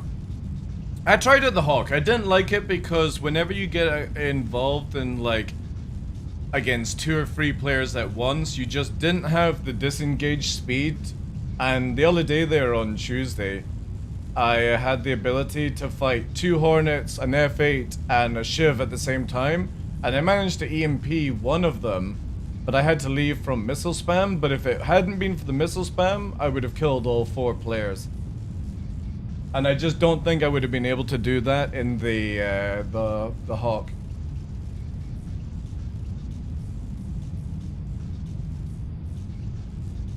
But no, I'm really digging the ships. I like it. It's definitely good for solo. No, in atmosphere. Well, in space and atmosphere on Daymar, yeah. What's up with the hills showing red at first engagement? Or, hull showing first engagement. Is that big or is the actual state of the hull?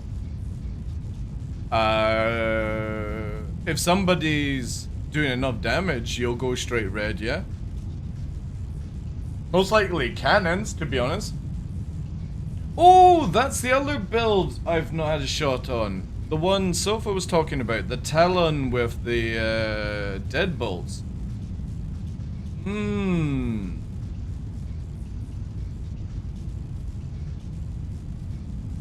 Forgot about that. Had that happen to a guy in an arrow. He had a red hull and I didn't shoot him yet. No idea. Maybe got hit by something else.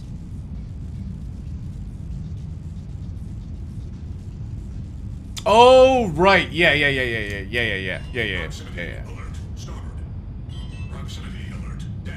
Yeah, very much so. If had just repaired, would have gone instantly red, yeah. Because it cleans up the UI for some weird reason. It's probably not gonna work, chat. Also, like, what the fuck? I really wish CIG could just fucking clean up pads. Just clean the pads. Well, doesn't look like I'm gonna repair anyway.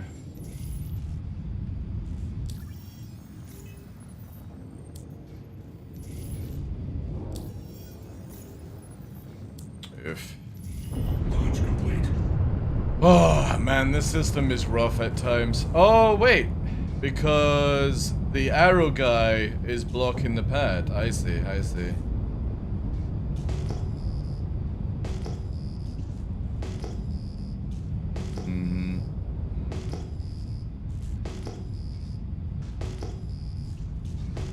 Slim 96 chat.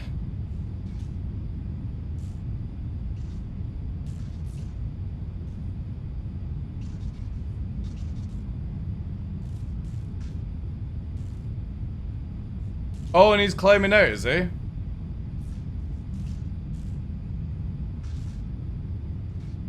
What is this? What is this weirdness? Do you think that's going to make it repair? Oh, well, maybe it is repairing. Another banged up arrow above me.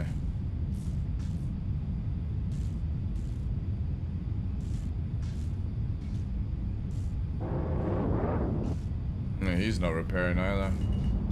Proximity alert. Head. Landing complete.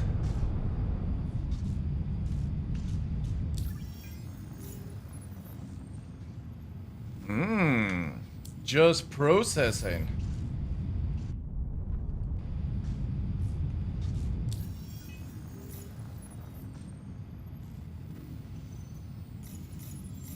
Oh man. This game gets so scuffy. Proximity alert point.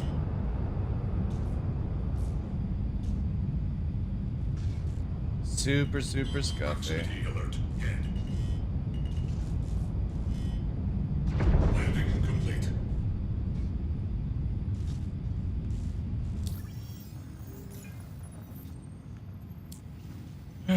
Proximity alert overhead. Launch complete.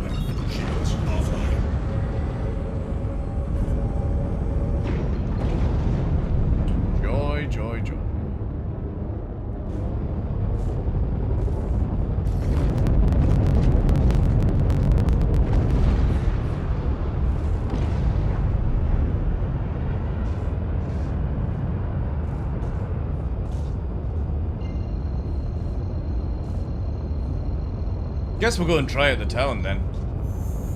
Quantum travel initiated. Quantum travel complete.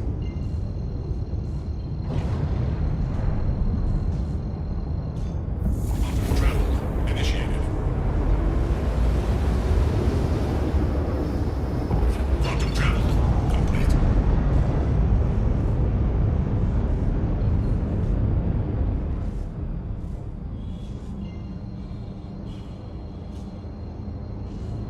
I might have deadbolts.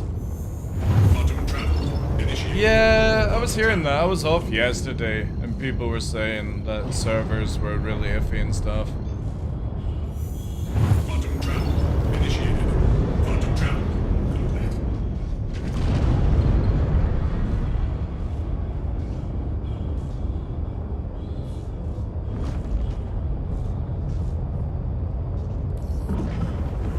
Shields online.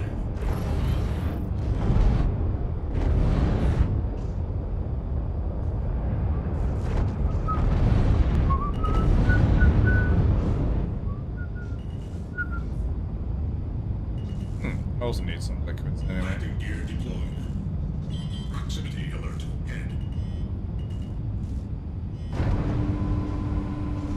Landing complete.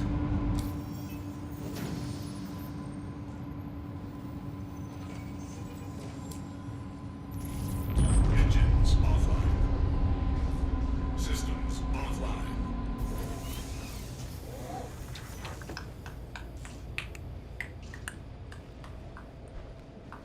Used to work on the mini pads, but you had to be fast. That's been removed for a while. Welcome. This is gonna say clay. Oh, wait, it is. Wait, is my hangar door staying open? Oof. Anybody could see me.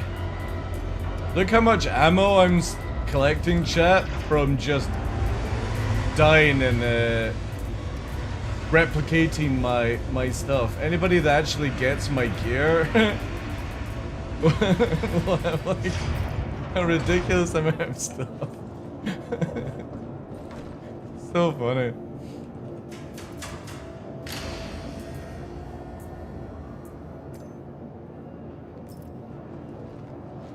Oh, look at those lips. Hmm.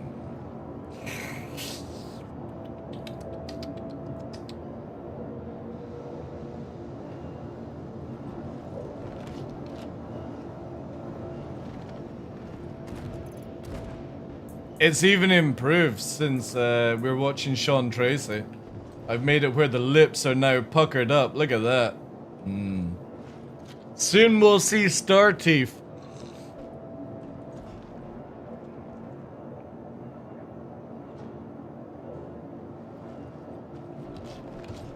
An abomination. Alright.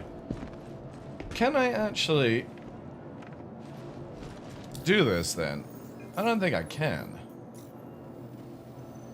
So I've got the talon. Where's the saloon? And do I actually have deadbolts? No, I don't. Damn it, Gary. Where are they? I suppose I could just take it to ArcCorp quickly to try out this build. I guess I'll have to do that. Okay. Let's do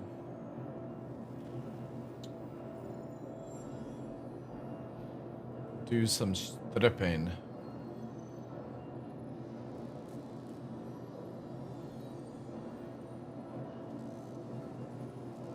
And I want even more stealth.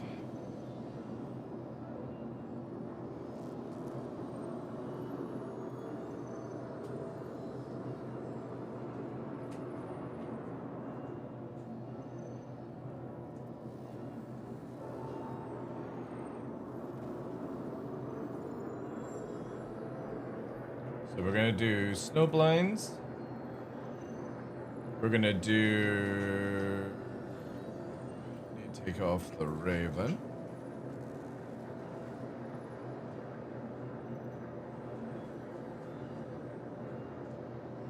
I wish CIG had it where you remember how you could take it off ships without having to go into a ship to remove it? That was fucking dope when you could do that.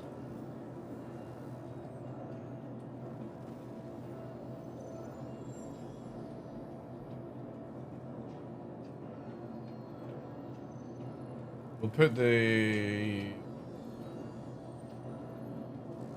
Spectre is on the arrow. Where's my other Spectre?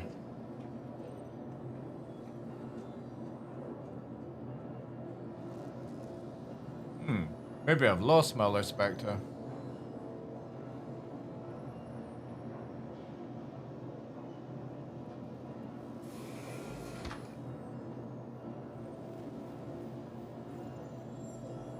Put that back on for now.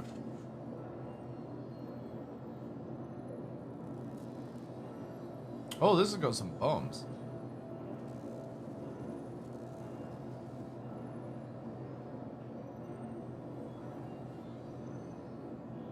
Oh, was it the hurricane I put shit up? No. I did put the missiles though.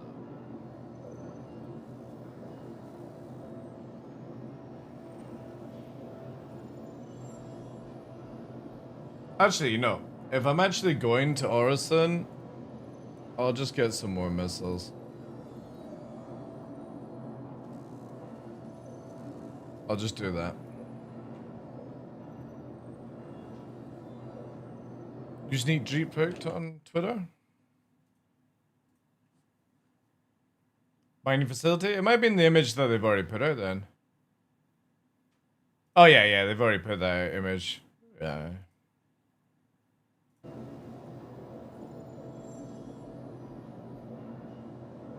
Right, so the Talon. We're gonna make it super stealthy.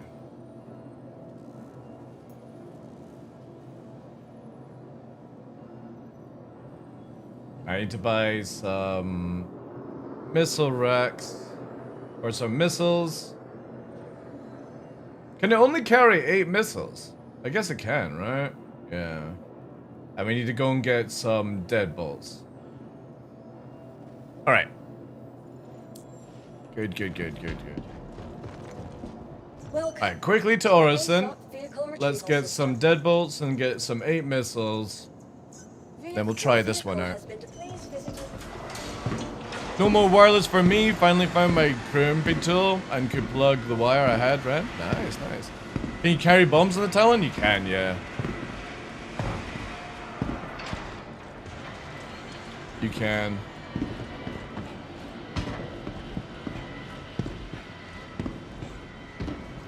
But the thing is, because I'm, oh no, actually, maybe that would actually be a good idea. Yeah, you know what? Actually, that's a good idea. Let's change out to... I'll buy bomb launchers for it as well. Let me just quickly store and take them off.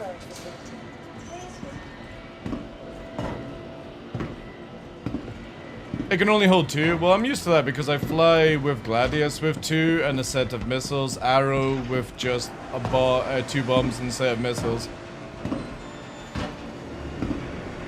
And I'm not really using missiles apart from people running, and to be honest, I don't think many people are going to be able to run if I sneak up on them with 2 size 4 deadbolts. You can run 8 on the Clipper, which is crazy. 8 fucking bombs on that thing. It's a proper little bomber. Yeah, I'll just take this off then.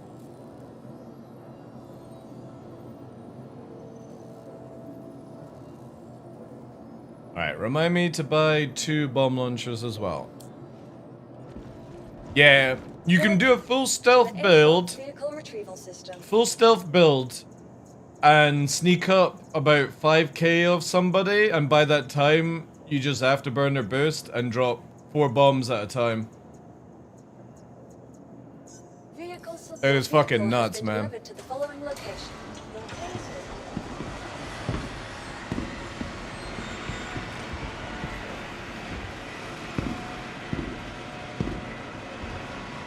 The only thing about the Talon, I just don't like to fly the Talon because I hate the cockpit. It's the same with the Prowler. My only dislikes of these ships is the cockpit. Fucking hate the stupid screen bullshit. Also that.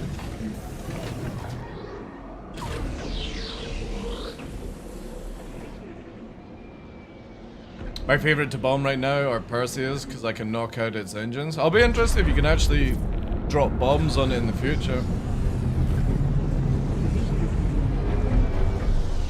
The utility has been fun for anything but PvP so far. Are you talking about with the Clipper?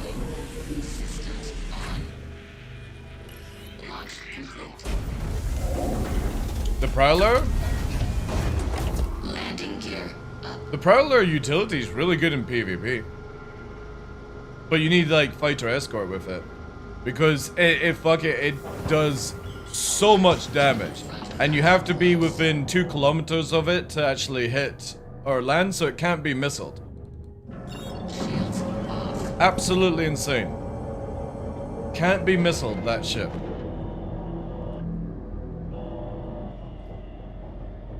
Hey, Binguni. Studying, is your accent Yorkshire? No, it's actually Scottish, dude. Scottish. I'm not English at all. I'm Scottish. I'm in the northern part of the United Kingdom.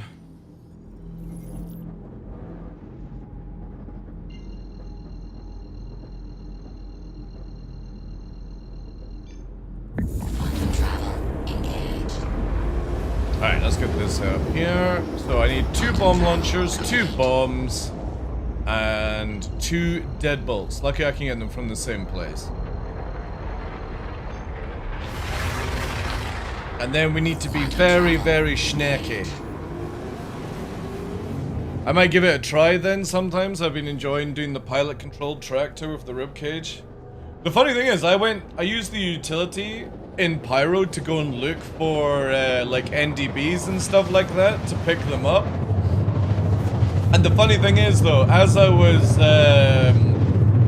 using the tractor beam, I used it as a periscope. And I turned it around and saw somebody trying to board my Prowler. Because I could drop the camera king down and saw them sneaking at the behind it. It was really cool actually.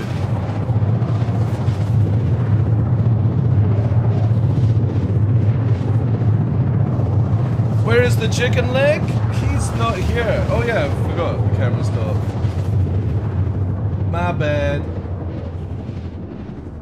He's, actually, wait, he is here. Give me a sec. That's my bad, he is there. I just need to go here. There he is. In his little dinosaur print. Dinosaur print. The streamer meta is to get a shot collar to keep the pet in place. Lucky for me, I'm a dog behaviorist, and my dogs are allowed to roam around the whole house. Sofa, bed, everything like that. Because my dogs are not pets, they are family. And so he doesn't lick the stitches, and it's lighter than the other stuff.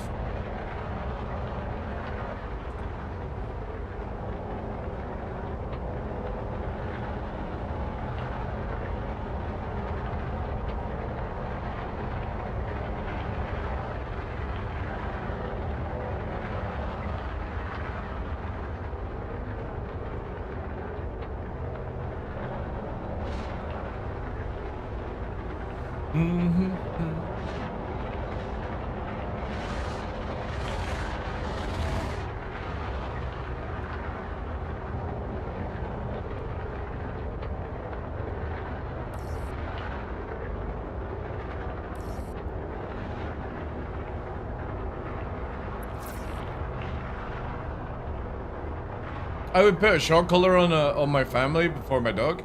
I just would never use a short collar. There's no need.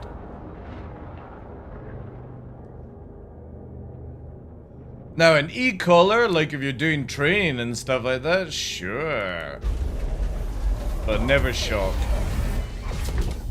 No need. No matter how you justify it. Alert. Front crash close. Landing. My system showing that engines off.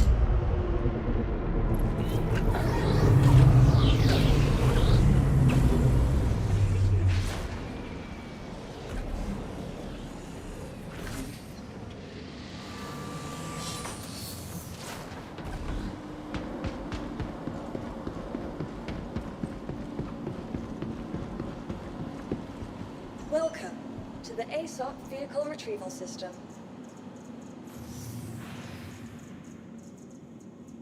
Your vehicle has been moved. Please visit.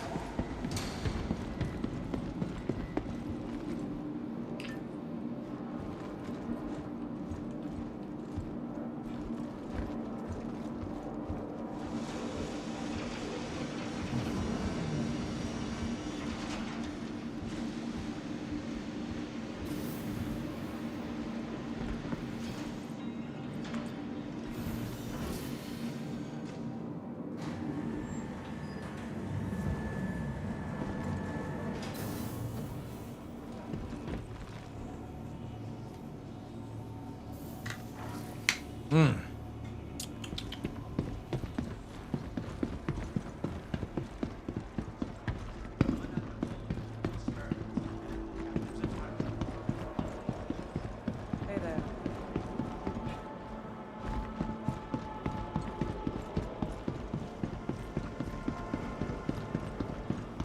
Hi.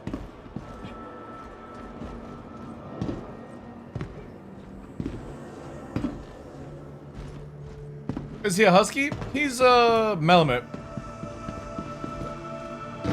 So slightly bigger than like a Siberian husky. Not by much though. Is she smiling? Hi. You okay? Maybe needing some painkillers soon. Was kind of wanting to hold off a little bit, Nova. Yeah. Missed your shuttle? Actually, Another shuttle. let me go and get his painkillers, chat. I'm trying to get, like, he's been off his meds for today because I'm trying to get him to get, like, on his stronger meds for the evening so he gets good sleeps. But he's making this sort of, like, face and stuff like that. So let me just go and get it. Hey. A friendly reminder to check for your personal belongings before and after all shuttle flights, and to dispose of no stress, no mess.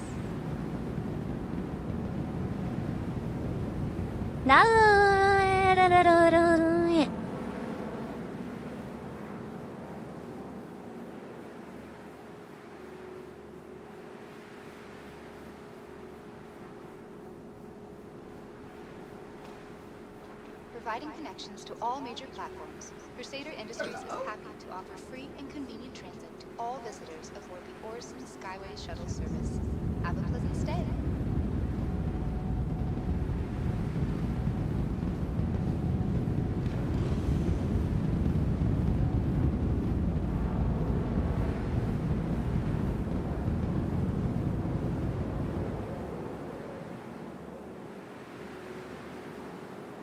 A friendly reminder to check for your personal belongings before and after all shuttle flights, and to dispose of any trash in appropriate receptacles.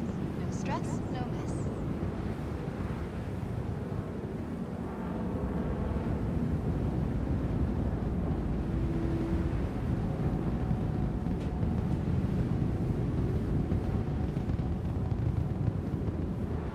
Alright. That's him on his meds at 6:30. So I'm going to try and get him tomorrow at 8 o'clock if possible. Hey, no, mute. Thank you very much for the 57 months, dude. Thank you, thank you, thank you. What's with the open mouth? He has to warm because he's just recently had, obviously, like with the medication and stuff like that, right? So dogs show stress by sort of making like the They look like they're smiling, basically. Holy fuck, how fast was that? That thing just flew past. So it's like panting, but without the tongue extending. So it's more like a kind of face like that. That is stress. Please clear the hatch. And it's most likely because his leg is tingling and stuff. Because again, I've been trying to get him today where normally he would get his meds at 8 o'clock in the morning. I'm trying to get it to 8 o'clock at night just so he has a better sleep pattern, right? Because the Metacam, which is for anti-inflammatory and pain relief, can only be given that tube that I just pushed into his mouth. It's a liquid based and it tastes like honey. I don't know why I tasted it, but I did. It's like a, so again, it's like a honey based sort of like anti-inflammatory. And that can only be administered once a day. It's a 24-hour drug. And he gets 35 milliliters for, or like MMs and stuff like that. So, yeah, I'm wanting to get him where he's getting the strong inflammatories in the evening, so he gets good evening sleep. And then by the time it wears off, he'll be able to go on his Pardale, which is basically like paracetamol for dogs. And he's left. I do have the other one here. The other one's hiding here, chat. Very tactically off camera as well. Look at him. You would never notice it if I hadn't said. But yeah. So yeah, he's just a bit stressed out just now because I'm trying to get to where he's got it in the evening. Because I would rather have him on paracetamol during the day when he's a little bit more active, and then in the nighttime he's got the inflammatories to help with relaxing and stuff like that. So today's been a bit rough for him because obviously he was meant to get at 8 o'clock, so he's like nearly 12 hours off meds. But I'll have 6 today, and then he'll have to push it for 2 hours tomorrow, and then we'll be on an 8 o'clock time schedule. And then that means in the morning he can have his Pardale in the morning at 8, which is just a simple pill, and then a couple of times more during the day. And just because he's been off his meds for that amount of time, I'll probably give him a Pardale before I go to bed, just so he's fully pain relief. The great thing is whenever Nova is upset about the pain, he comes and wakes me up. He doesn't, he's super intelligent where he doesn't sit and just let it like stress him out. He comes to let me know that he's in a bad state. I would imagine what I'll do is once he's finished with recovery, I'll probably keep him on Metacam for the rest of his life in the evening, but instead of a 35 milliliter dosage, I'll probably put it down to 5 in the evening. 5 milliliters. And the reason for that is just so that, you know, as an old dog, arthritis, he doesn't have to worry about it.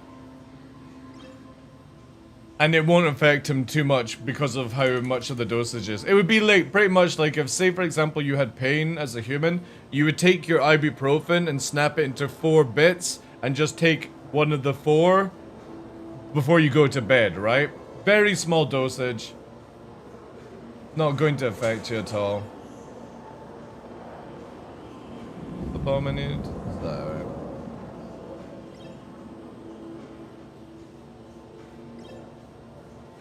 Two of these. Alright, nice. Alright, Bomber Talon. A Bomber Talon. Hey. Oh, I've got 11 bomb launchers here, apparently. Oh, and 9 bombs already. Okay, well. I guess I'm not gonna run out anytime soon.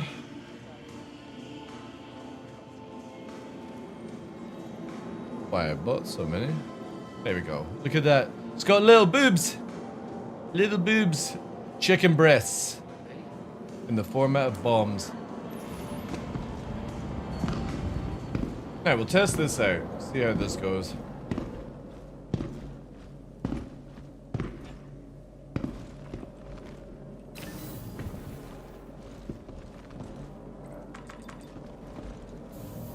Hey, Nixie. What's up, puppy?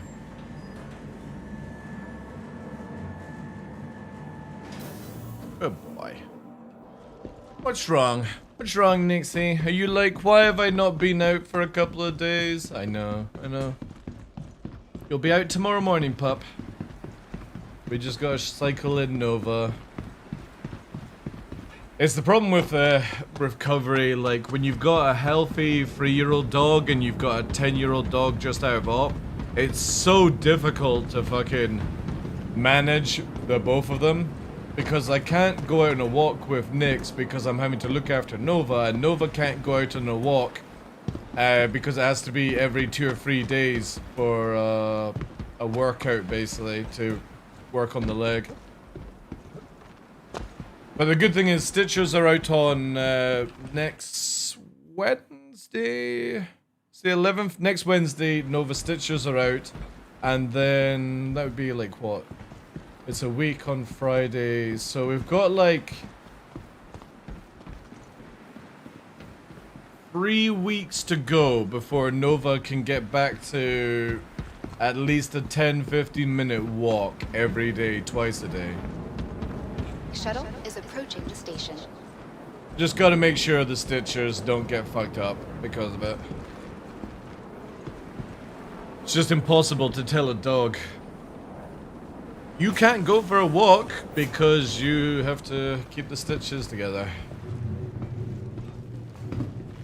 Plus I also need to get some liquid drained out of his leg as well. I could do it myself, but I'm just like...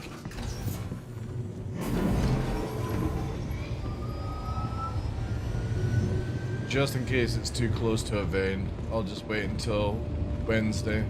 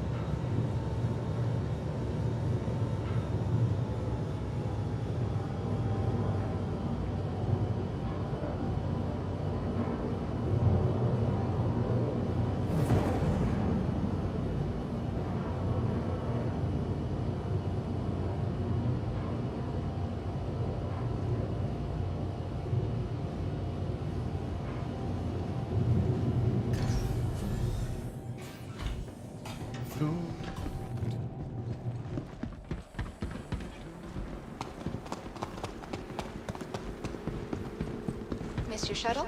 Not a problem. Another shuttle will be along shortly. At Orison Skyway Shuttle Service, more flights means less worries.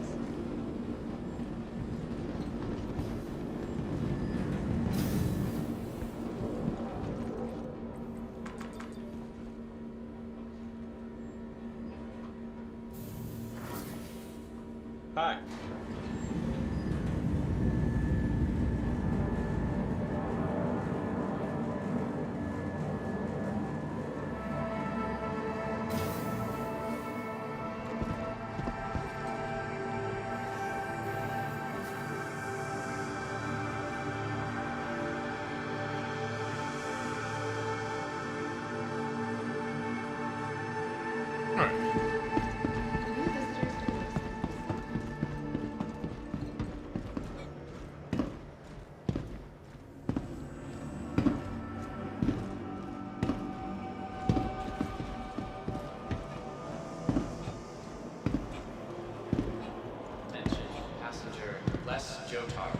Please contact guest services.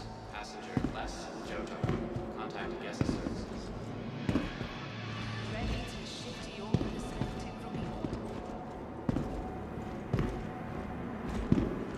the I can't wait for local chat to go from this game chat. Literally in the past like 10 minutes, there's 5 or 6 people begging for money in game. Ugh. It's so fucking cringy, man. Like, nobody just wants to play the game. They just want to be given all the money.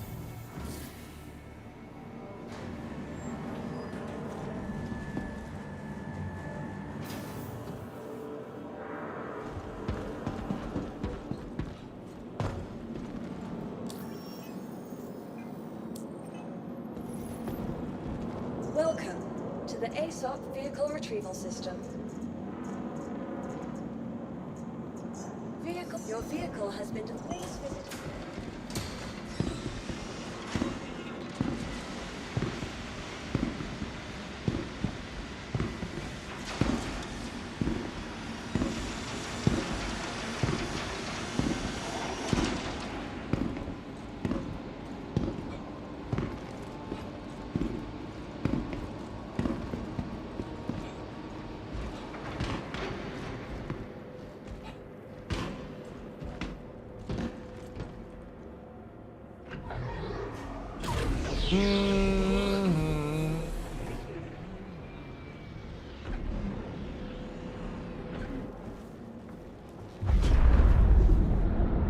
And exploits stay forever, and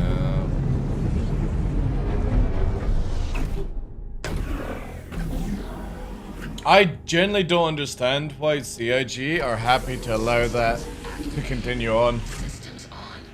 Like, oh, we're not gonna do any wipes. Just, who cares if people freak out?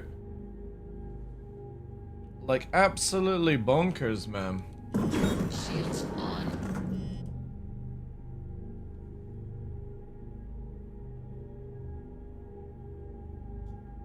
Alright, we're actually pretty low then.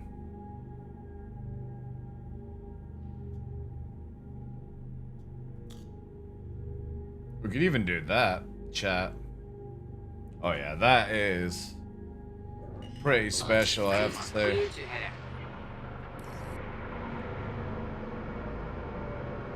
Alright.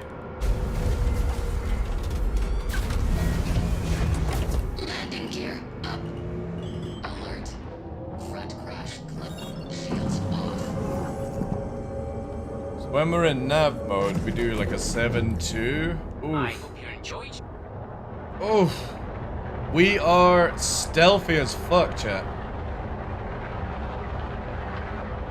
Now listen to me, if this actually works out, I may end up going for a saber with deadbolts. Just purely to get the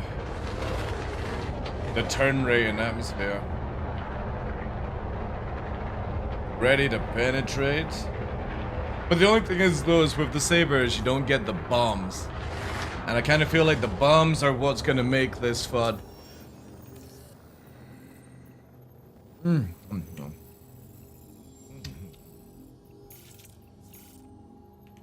Alright. Tupper Harley engaged.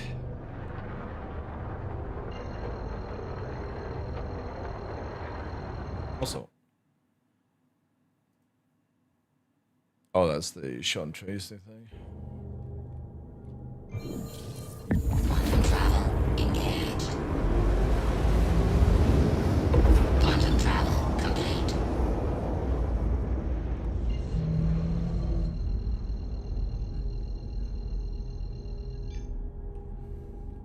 Alright, this is gonna be interesting. Because obviously we could be potentially up against repeaters. We gotta be very, very careful with what we choose to engage on, purely because I am deadbolt setup.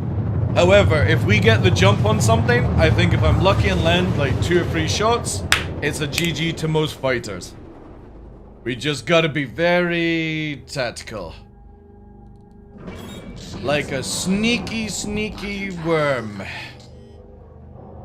About to invade the colon. However, our stealth capability is really nice. It's going to be under 3k. So, with the current setup,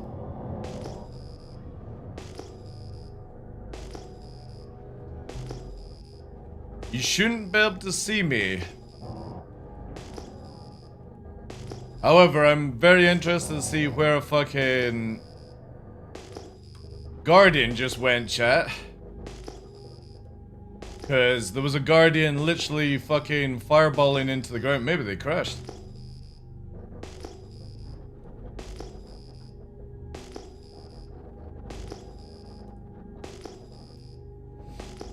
Now, I'm not going to do staggered fire to begin with.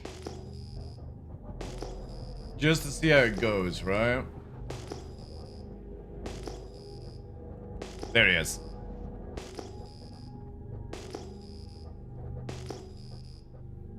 Now, that is the MX. It is also ballistic build as well.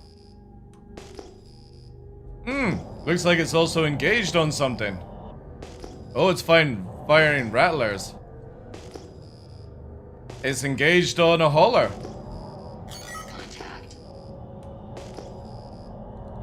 I wonder if I can actually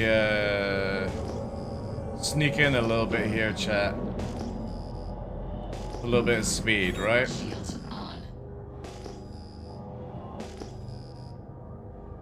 Man, where is everyone fucking going off radar? Is my radar even fucking working, chat?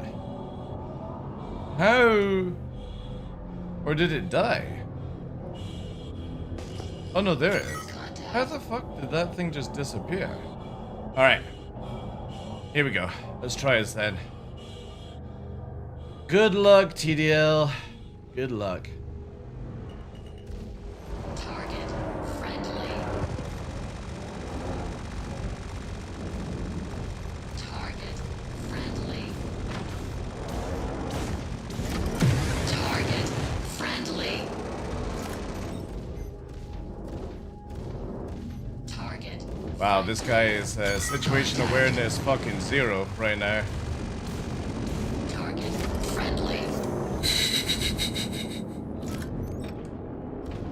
Target friendly. Target friendly.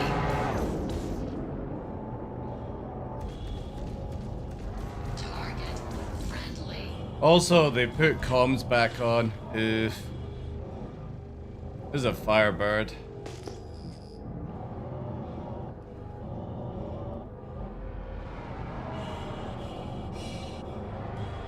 Firebird is engaged. Target. Let's do this.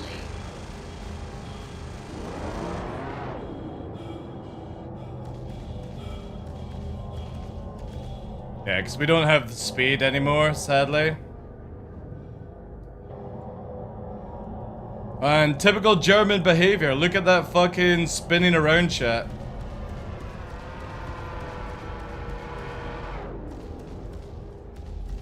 Spin! Spin! Make me spin!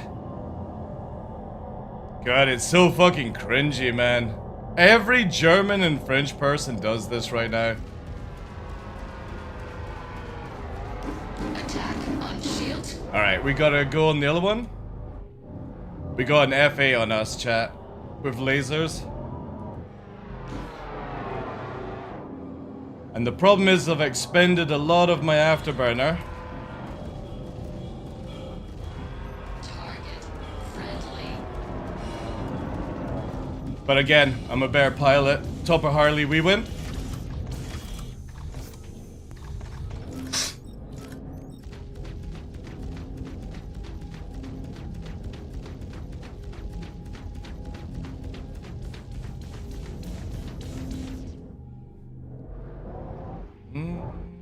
Knievel follower? Probably.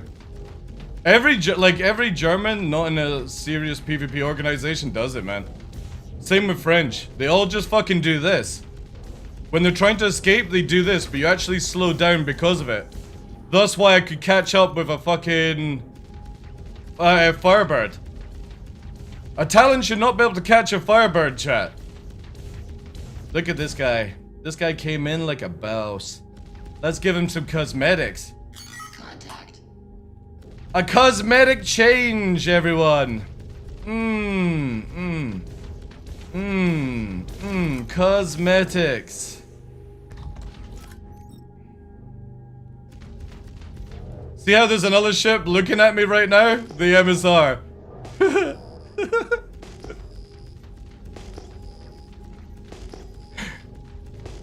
Dee. I'll be with you in a second, Mr. MSR. Tupper Harley engaged. Hello. Hi. Would you like some cosmetic change as well? I can give you some cosmetics. How about losing 25% acceleration if I take one of your wigs?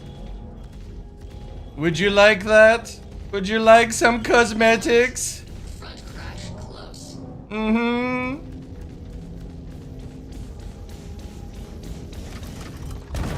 There we go, you've lost 25% total speed. Would you like 50% reduction? I can perform that as well for a mere 25. Oh wait, are you spinning out to space? Oh dear. Give me a second, I'll align that to... I'll put it on your tab. Put it on your tab. There we go, just a little bit of cosmetics. Just a little bang. There we go, 50% reduction in speed. Have a nice day, sir. Tupper Harley away. Shields off. No Gatling? No, I wanted to try deadbolts for surgical precision. So we gotta get super close, but as you can see, not bad. Firebird, Guardian, F8, and an MSR.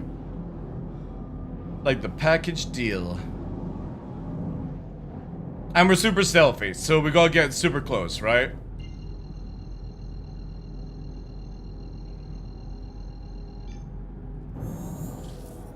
What a perfect bomb. Oh, I should have bombed, of course. But the thing is though, somebody's put the comm ray up, so I don't want to get a crime stat.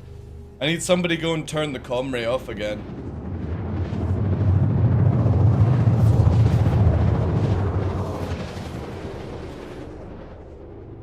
I wonder what asshole put the fucking comm ray back up.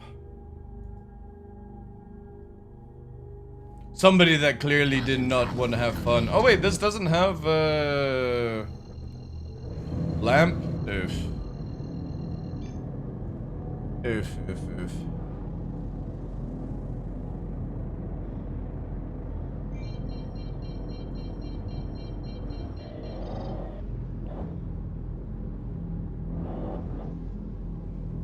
Oh yeah, wait, this server is like fucked, right? The fucking Perseus is sat there. Yeah.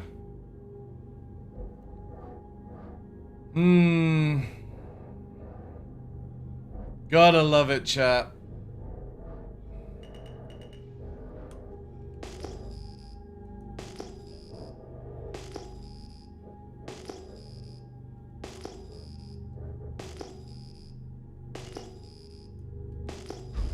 Alert.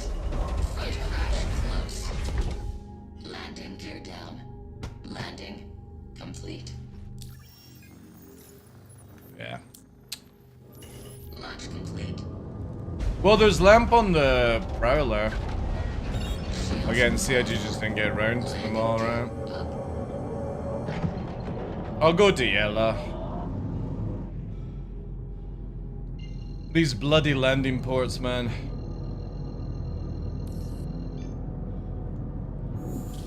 Quantum travel engaged. I'm at 157.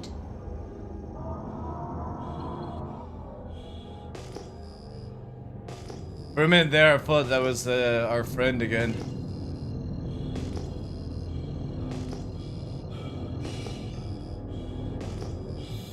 Quantum travel engaged.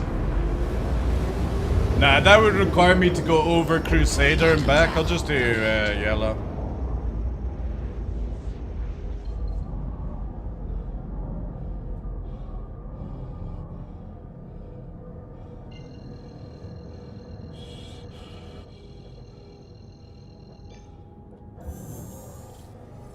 Quantum travel engaged.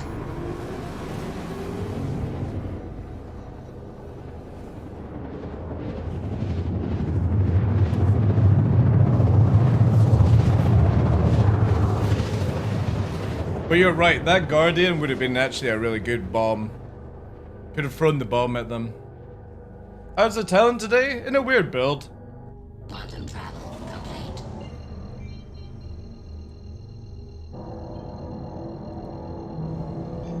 Very slow firing cannons, but if they hit, they hurt like hell.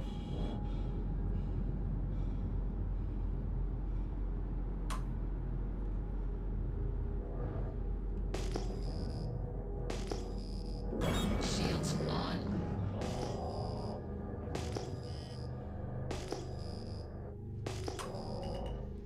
Alert. Front crash loose. Landing gear down. Landing complete.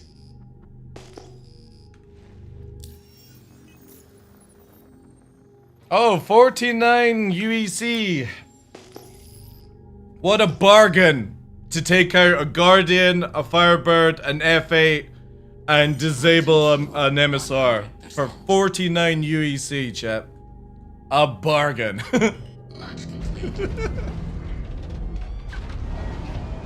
What a bargain. Shields off. Damn those people turning the comrays on.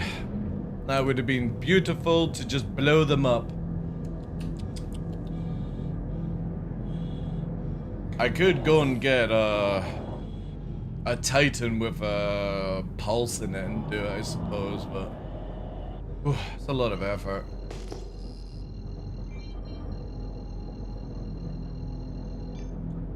However, Talon, Operation Test Talon seems to be a success. Now I need... Have I tested? No, I have tested them. What else could I test on the Talon, I suppose? I could do breaknecks, but...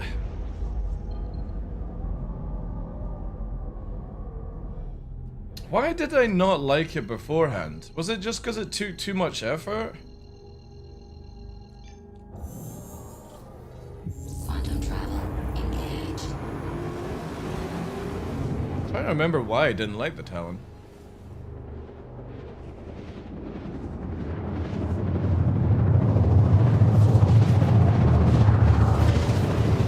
Only past TDL knows? Exactly.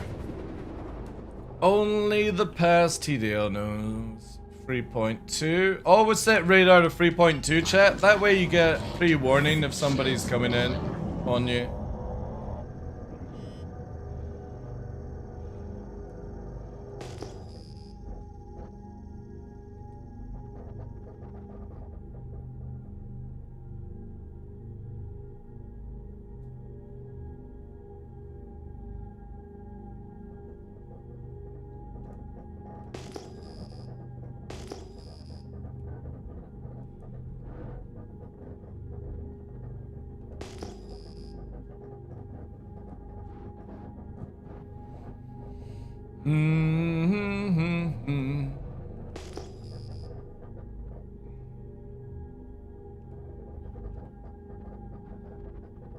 That was the ship that he was attacking. The Guardian was.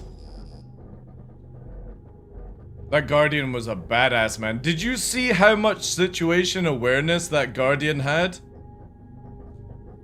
I was utterly amazed at how that guy was able to spam rattlers at a ship,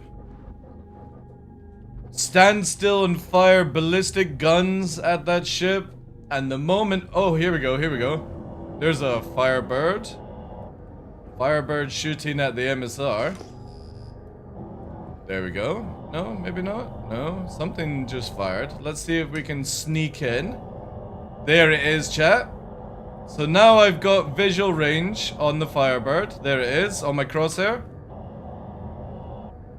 So whilst it's shooting at that target, we're also going to blap it. Here we go.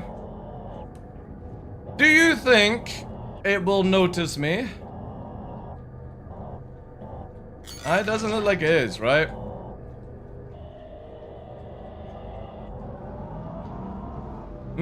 Situation awareness, 0. Target friendly.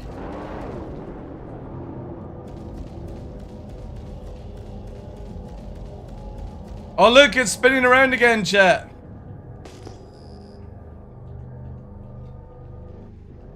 Look at it. See it just spin around. Yeah. Was ist das?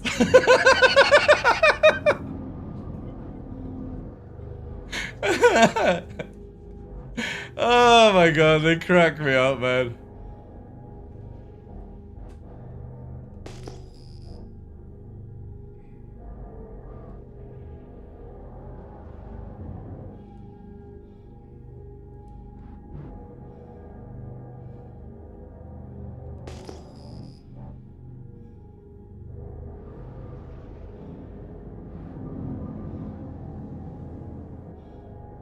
I can't wait till there's no nav mode in the game.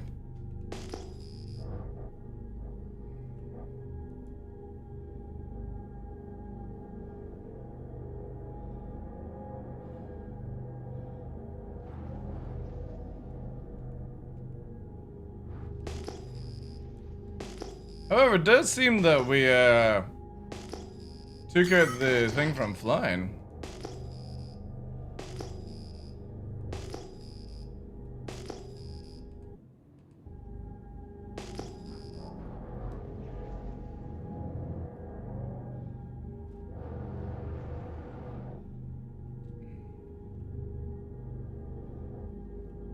I need to watch though, because this fucking thing creates a horrible trail at times.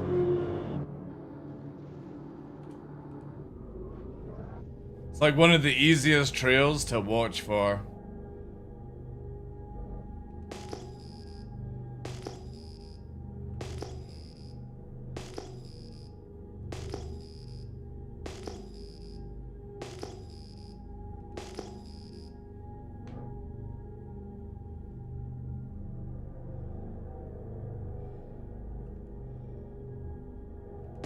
There's a Talon as well.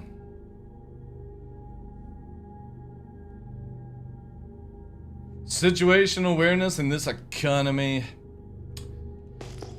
If only we did have economy.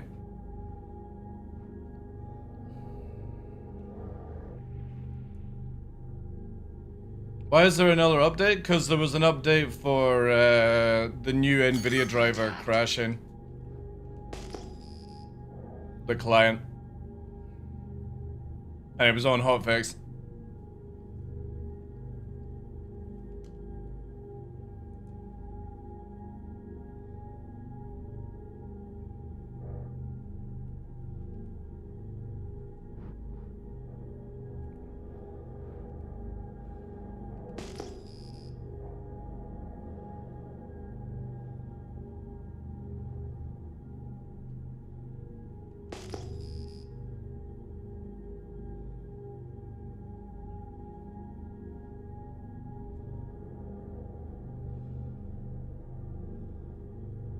Yeah, at least it's only 5 gigabyte. It used to be fucking 50, 60 gigabyte every time there was a patch, so...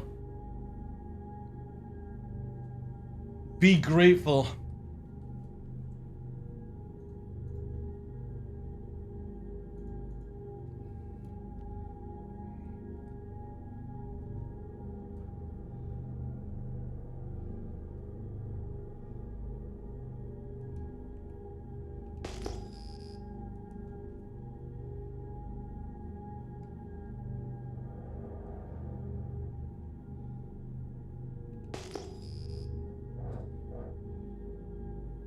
Back in my day, we had to download the game every time.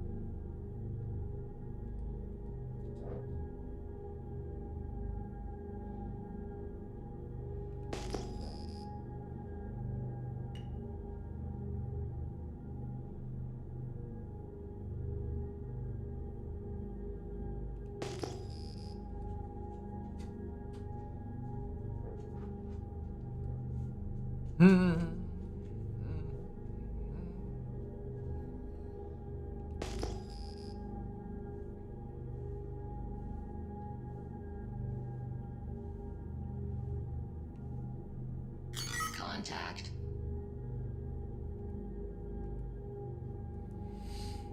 Bloody NPCs.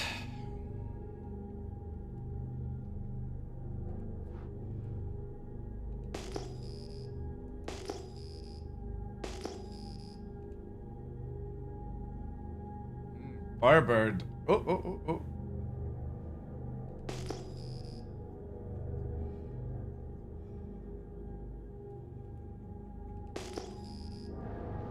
Abandoned Pruler. Utility as well, looks like. Yeah, utility. Wait, is that a Dicolo version? Yeah, that's the Dicolo version, right?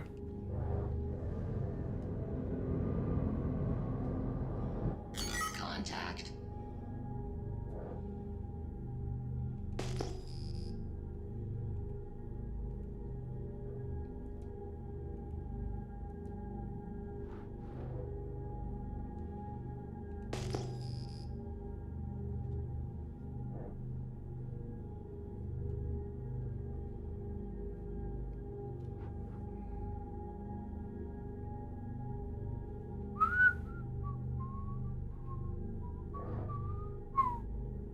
Man, also, did you see how fast this thing took out that F8's power plant? Like, it literally fucking blipped it and that was it.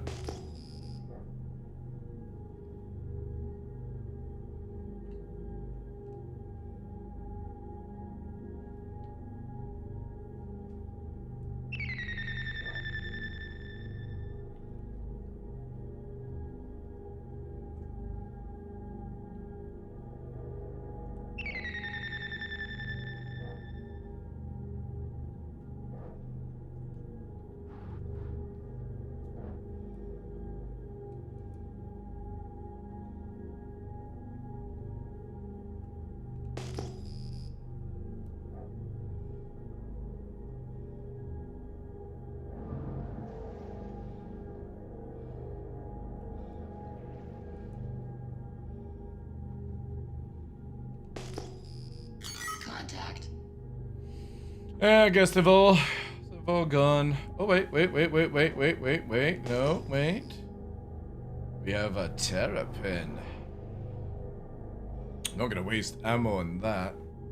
But that also might entice Firebird to come back out of hiding. Alert. Deck crash close.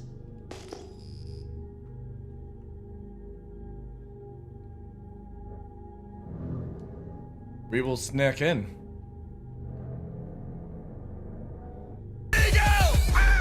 There you go. Thank you very much for the 23 months. One more month for the Hall of Heroes. Thank you, dude. Our streaks? How's the Not bad, dude. We are testing out the Talon with Deadbolt setup in stealth atmosphere.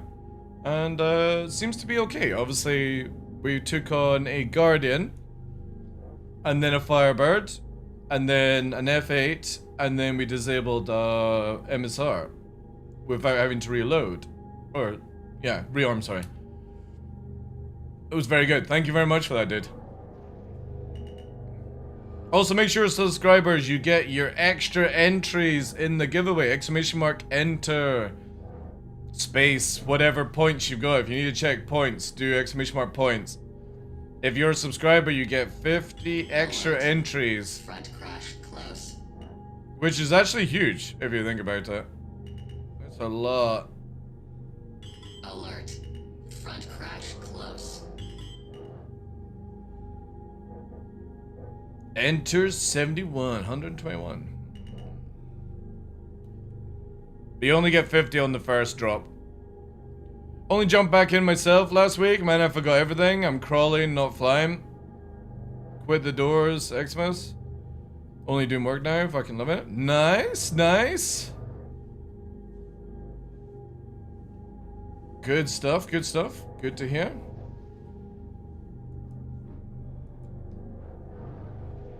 Yeah, this is why for me, like, I just don't ever stop playing Star Citizen, even if I don't like the status in. I was saying this to the guys as well, it's like, this is a game that you just don't like, put down for a couple of weeks. Even if I'm playing other video games, I like to at least get an hour in once a week just to keep the memory up.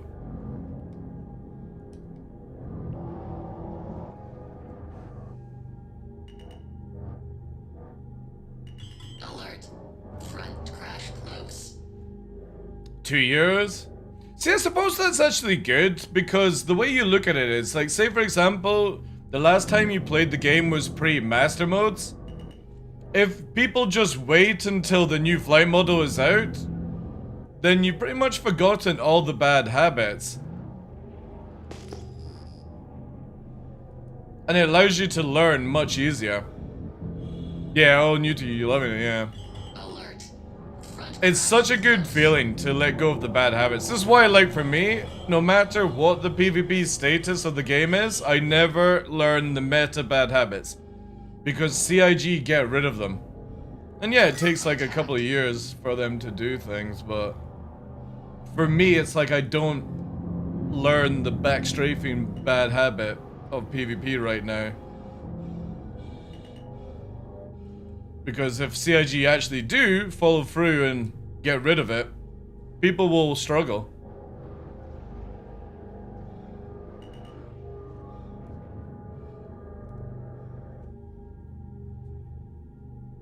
Yeah, redialing curves is a pain, yeah. I've changed all mine recently. I changed a lot of settings recently and it's massively helped my previous setup. And I think a lot of the people that fight me these days who have fought me in the past, like I think like Tough and Puppeteer. When we were fighting in Arena Commander, they were, you know, surprised at how well I can aim now. I did. I took some of Burke's information and then made it my own, yeah. Again, because I don't like to copy people's settings completely, but I dialed it into what I wanted. So I think like my curve is just a little bit less than his. But I changed some of the curves in other places and yeah.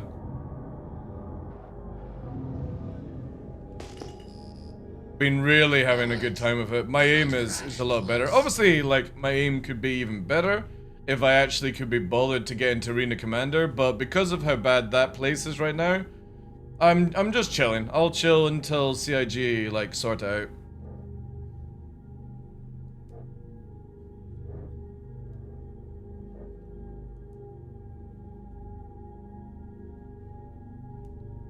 Less important ones.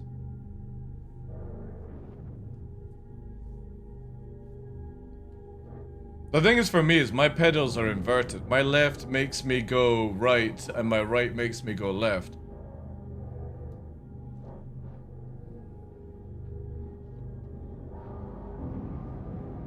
Might need salvage like that? Control panels from like Virpil are very, very good. If you've got the space and stuff. However, Steam Deck are bringing out an extra large Steam Deck soon. Which I think is probably the best system for, like, alternative keybinds, right? Because then you can do everything with it. The problem is like, it's super big, right? 350? Well, it's about the same price as what control panel from Virpil is. The difference is, like, you know, the other one is you can program it for different games, right? Again, we're talking about peripherals. You know, people spend $500 on a fucking ship that's never going to be released, so they shouldn't have a problem spending $350.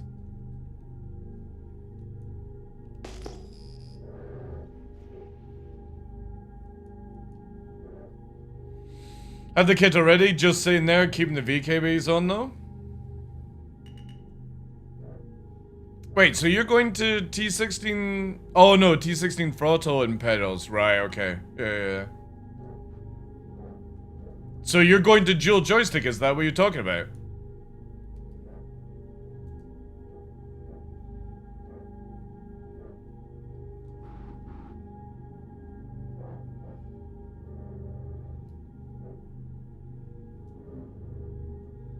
buying my VKBs was the start of my road to divorce.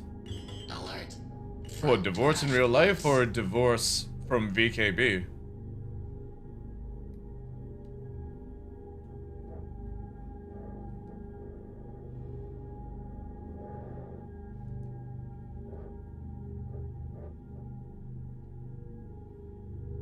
Oh, right, okay.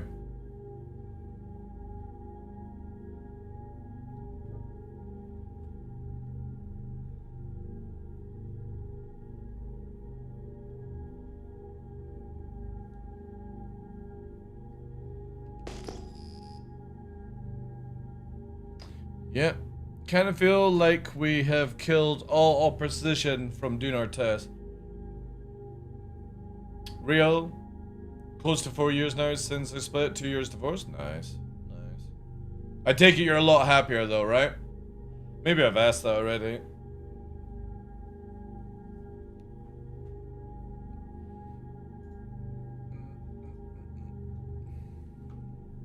Freedom, yeah. Again, it's like for me, it's like I've never been religious or ever felt the need that you need to get married to say I love you to somebody. I don't understand the concept of a ring, a piece of paper to say I love you to somebody. But if you find like a relationship and a marriage that actually works, then fair enough, but yeah. I like the idea that I have my own house, my own money, and if there's a relationship involved, then it's just a bonus, right? It's a tax break, that's fucking it, I suppose.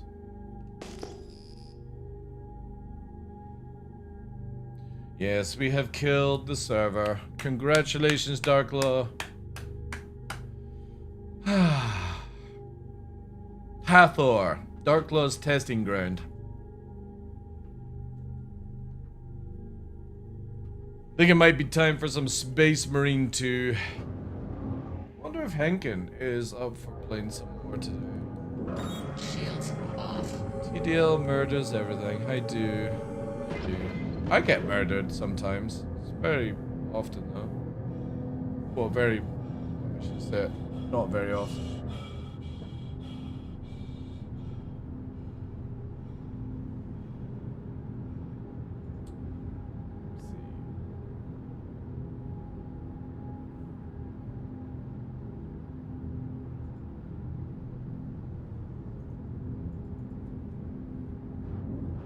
I get your side. Ring don't mean shit. Love is love. No ring. Yeah. Again, like if you're into, like, I'm not against people getting married or anything like that. For me, I just don't see the point. It's so expensive as well. Like, look at this way. You get into a relationship, you find love, and then the average like wedding these days is between 15 and 30 grand, depending on what you're doing. And it's like, why not just fucking spend that money on, like, multiple decent holidays? You know? On one fucking day, exactly, man, you know? Like, you could get so many more holidays and shit like that, cool tattoos, than shitty cake. Fucking feeding people that are not even interested in your love life. They're just there for the free food. It's the same with funerals. Like, I'll never do a funeral, and the reason for that is, if you weren't willing to fucking spend time with me when I'm alive, the fuck do I want to feed you when I'm dead?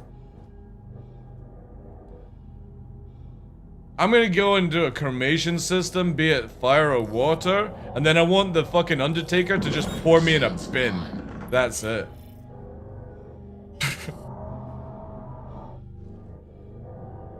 I ain't feeding any fucking homeless cunt.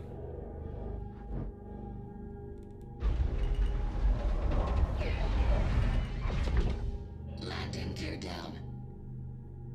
Alert.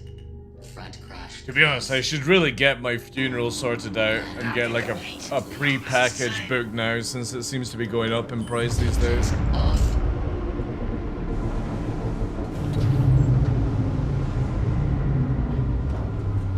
Did you hear about the third-party launcher SE launch configurator that has the possibility to set up the keybinds with search function import?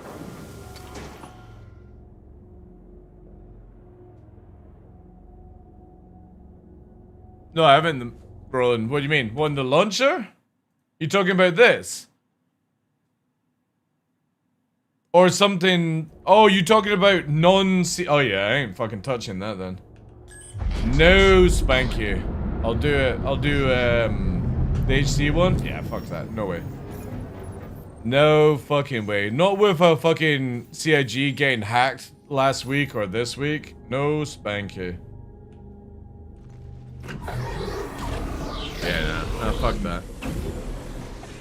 Literally takes you under 30 minutes to set up in game. And then you can export it and save it. Like, I can literally save my files. Like here, chat, right? I'll show you how you do it, right? Watch. Do all your settings. Go to here. Go to here. Go to here. Go to here. Save control. Set it as 2, right? Then go to here. Games. Rubber space. Star Citizen. Live. User. Client. 0. Controls. Mapping. Rename this to whatever you just called it. I called it 2. And then all you do is save this file here. And then you open up console. Press PP dash. Or PPP tab. And then press 1 or 2. So you see here. Just type 2 and then press enter. There you go. Loaded all my settings. Super fucking easy.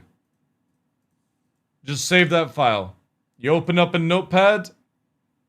Look at it there. There's all your dead zones. There's all your settings. Just fucking learn a bit of XML. Better than having a third party fucking program do it for you. They're testing armor and Evocati? Yeah, armor's in the game right now. But they're testing certain weapons penetrating and stuff like that. But yeah.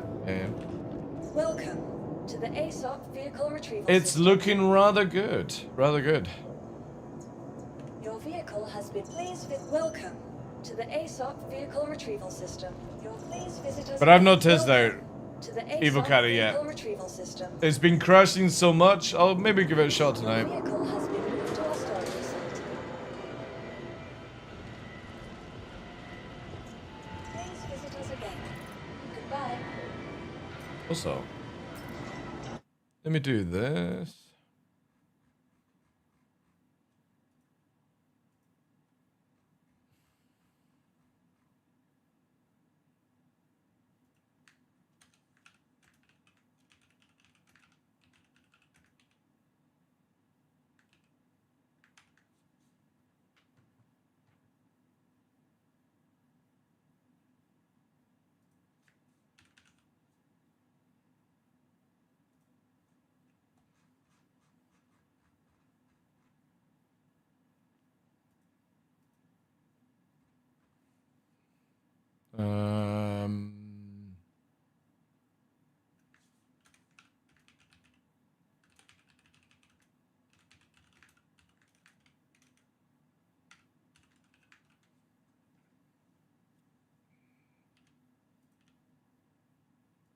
Sorry, I'm just typing up some stuff.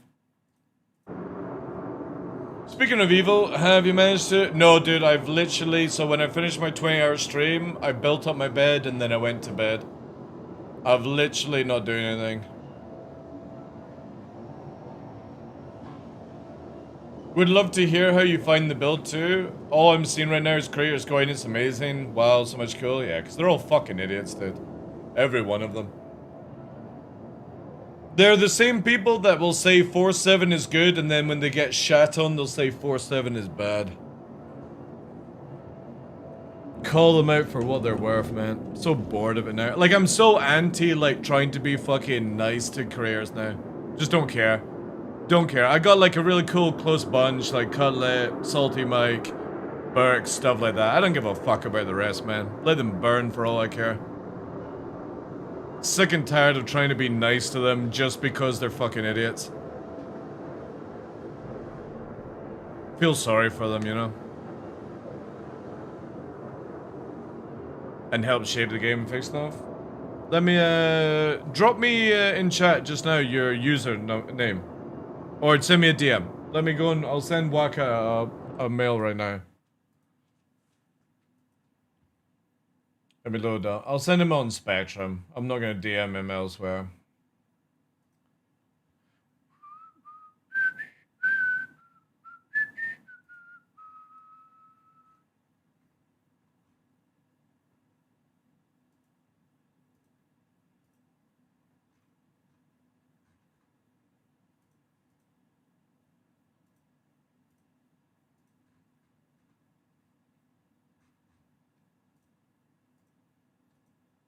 Yeah. Sounds good.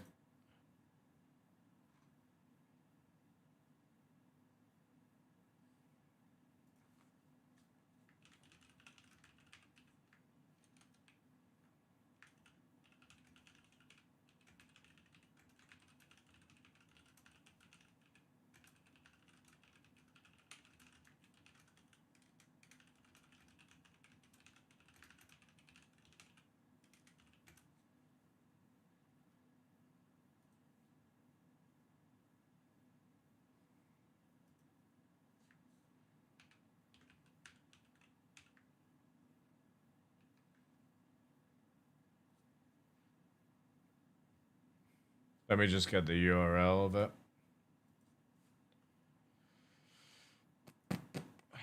Hey, Mr. Beast, how you doing, sir?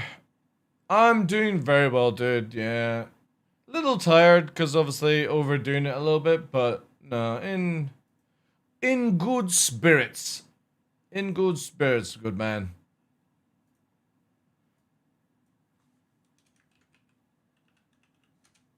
Oh wait, no, that's not how you spell your name. It's S. Okay.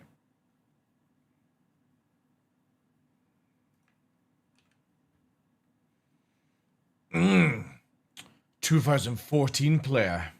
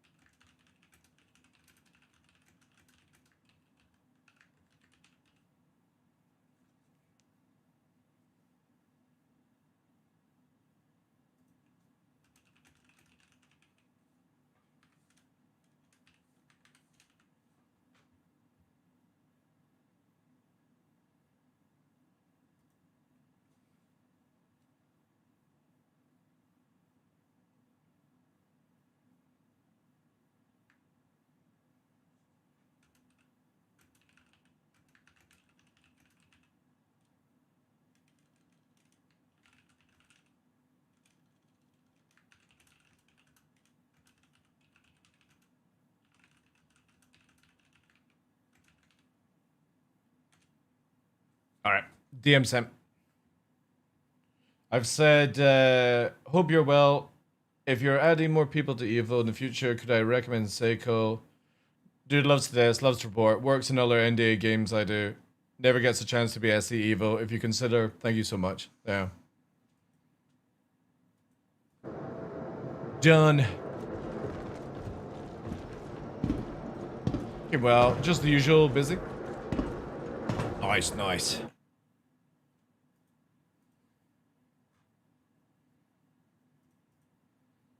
Faldorn's putting some memes. Let's have a look at this meme.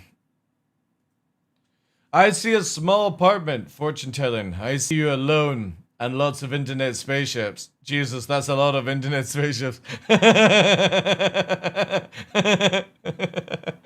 Yes.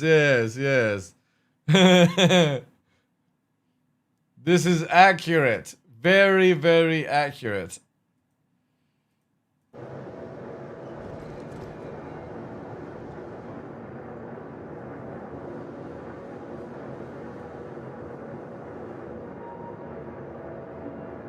It was, yeah, because when I finished the 20-hour stream, I stupidly built up my bed, Mr. Beast, which for something that would have taken like an hour, took me like nearly 4 hours because I was just so tired. And then I went to bed too early, I feel. And I woke up again and then I I was just rough. And I should have just, I just got myself too tired. I was an hour late today because I was just so tired. Which kind of sucks. However, I do have the bed, and it is looking rather spanky, because if anybody doesn't know, I was literally sleeping on a mattress with no slats underneath on the thing. So I was killing my fucking back. And now it's this sleek bed. High enough for Nova to climb in. You can't see it because obviously it's dark. And it's got a light in it as well. Look at it. It doesn't flicker like that. That's just the what's it called? Where's the torch? Maybe this might work. There you go, right? So it's very low to the ground, but now I'm not on broken slats and stuff. So hopefully that will give me a better sleep. RGB bed, yeah. You can. It's got a plug in it and stuff like that. I've just got it. It's a static light, but for some reason the camera's making it flicker. You know. And the great thing about it is it's only like £100 on fucking Amazon. Let me get the details for you.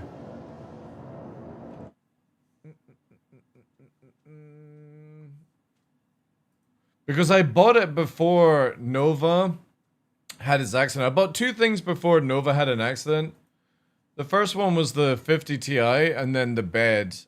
And it was meant to deliver on the 10th of this month, but for some reason it came at like 11 o'clock yesterday morning.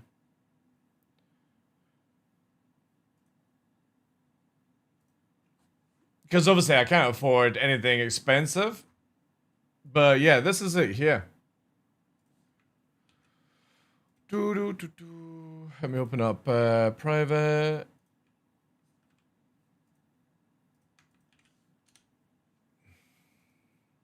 Yeah, so that's it there. £126. And it had good reviews, 124. You know what I mean? I wasn't expecting much for £126, but you know, it's pretty dope. Good headrest, you know, not too difficult to put together, super easy. And the funny thing is it's not double slats, it's just slat that goes all the way across, so. But yeah, and it's fake leather as well on the side, you know, PU leather. It came in one box, you know. Again, you need 2 power because it's got a plug system in the top, right? It shows you here. So you've got a plug, you've got a USB, and you've got a USB-C, and then you get a remote to change the light. It's a bit gimmicky. I got it just because in the center, there's the plug, right? In the plug, it's center here, so you can just like plug your phone in and stuff. And it was super cheap, you know? And the reviews weren't too bad. A bit of a gamble because obviously coming from Amazon, but the people were like, great surprise. I wasn't expecting this quality. Great purchase, you know. Super easy to put together. I love how this one is low bed. Too low. You need a very big mattress. What were you expecting when you bought a bed that looks like this? Of course it's going to be fucking low. You can literally see the back of the mattress sitting here. Look. That's the bottom of the mattress, you fucking dunderhead. What did you think it was? A fucking cosmetic item? Of course it's fucking low to the ground. Like it literally gives you the height. Does it vibrate? No. But yeah, I'm super happy with. Oh, there we are, chat. There. Okay, that's like different plugs, but it doesn't look like that. It's got one single plug and USB and USB-C. And if you don't care about the light, you don't need to plug the light in. You plug that system into a different thing, you know. But I was very skeptical, because again, for that kind of money, I was like, and on Amazon, it's like, oof, you know. I'm not too sure about that.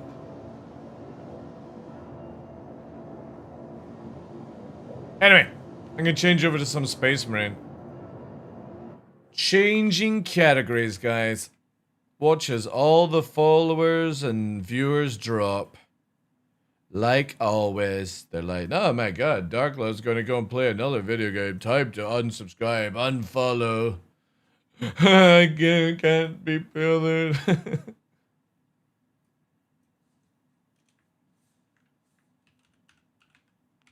Snipers, Space Marine 2. Grand.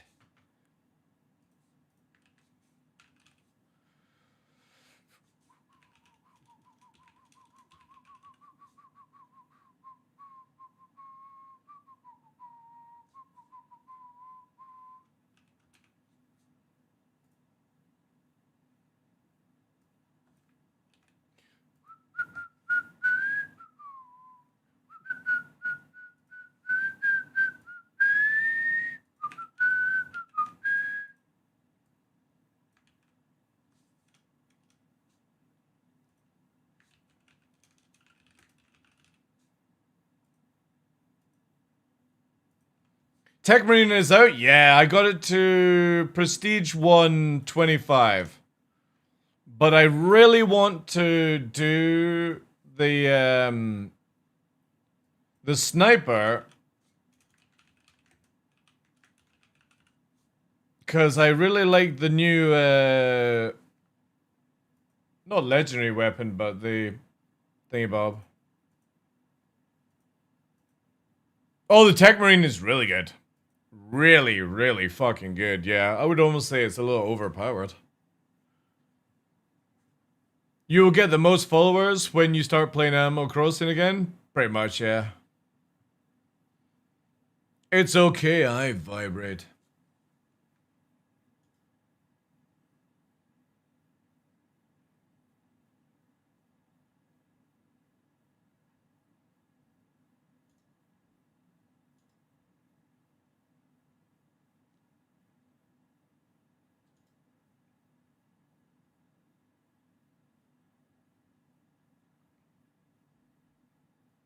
I want Terminator armor? Oh man, that would be so dope. Could you imagine Terminator armor? Oof, oof, oof, oof, oof. Oh god, it's on the oldest screen again. Alright, give me a sec, chat. For some reason, this game seems to love to launch in the opposite side of the screen. Every time I change the settings.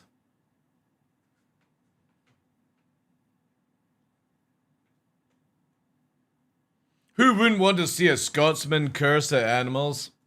That is true. That is true. Right, whilst this is shaders going through chat, I'm going to leave you with my lovely background of Chris Roberts and all the things that people sent me over the years, plus my wonderful drawing of Luna, and I'm going to have a bio break, since I haven't gone for 6 and a bit hours, which is probably unhealthy, but back in a boo.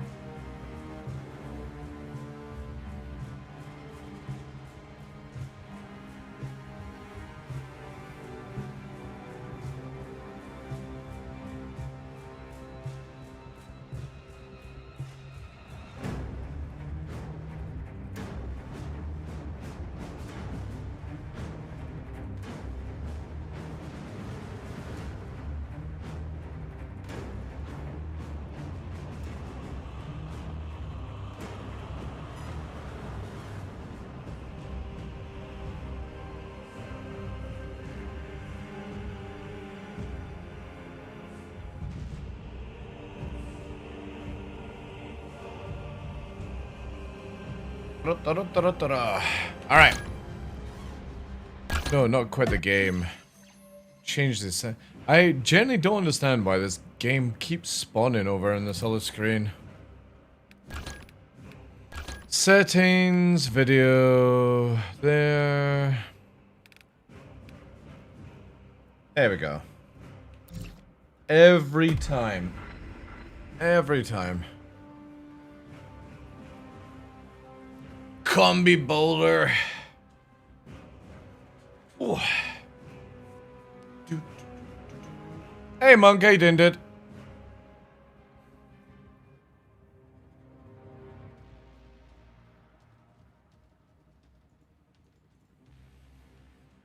Loading game logic. Enough logic. What's the one improvement you would want in Space Marine 2? To be open world. Open world would be amazing.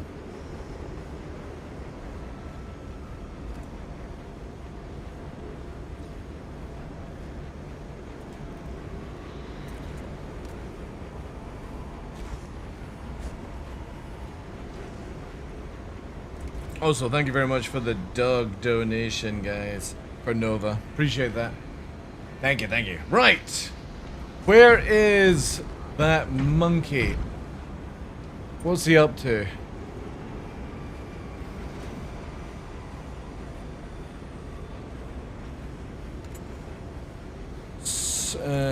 Space Marine 2? Fish mark? You see, Cavill ripped studio heads about saying staying on lore for his Warhammer project? No, I didn't. No. I did not. I did not.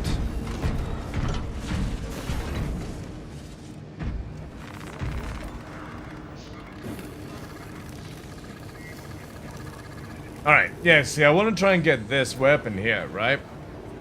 After performing a headshot, one round is automatically reloaded into the weapon. Which is like, awesome. No girls allowed? Yeah, exactly. But we got 655 points right now, so...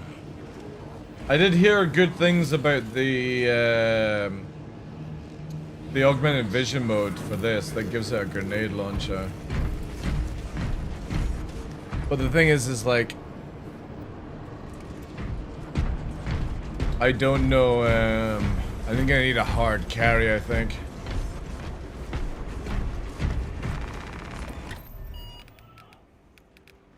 Because what have I got here? I got that there. I still need to do this, that one as well. That one. I actually need to do quite a few. So I got that. Got that.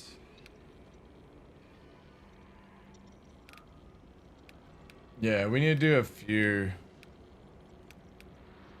Could probably do the final one as well, once if I find people. Stratagems as well, we got... Ability charge is restored only by kills. Ooh, that's cool. Range damage at range greater. Oh wait, that's not even a negative. That's not even a negative. Where's the negative? Ability charge is restored only by kills? Easy. Range damage at ranges greater by 75%. So I get 75% more damage and I get my skills faster up. That's dope. What does this work? Bulwark. Oh, that's fine. Just don't take a bulwark. Last brother standing temporary gains. Easy. Handshake restores all health and armor. Wait! What? Now that is cool. Here, have a question. Do you know the way orcs think red makes shit fast? Make shit fast. If blood angels are fighting orcs, are the beings? I don't know, dude. I don't know. That's a pretty crazy thing. Pretty crazy. It only makes the orcs go fast if they paint. am I missing here? Oh, right. Started chapters? Wait. Have I unlocked something else that I didn't know?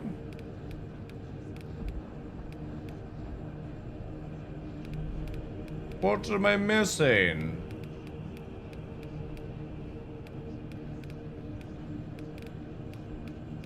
What's new? Oh no, is it not one of these like little bugs again where it'll be like something? Oh wait, it's something in the armor, right? So it's gonna be, yeah, an emblem here, and that's gonna be for the chest, maybe? No, here? Ah, I've got to change the... this is one thing that I just don't understand.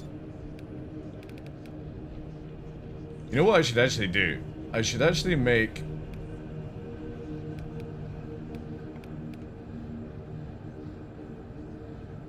No, because it's a different class altogether. So I need to do this, and I need to do this.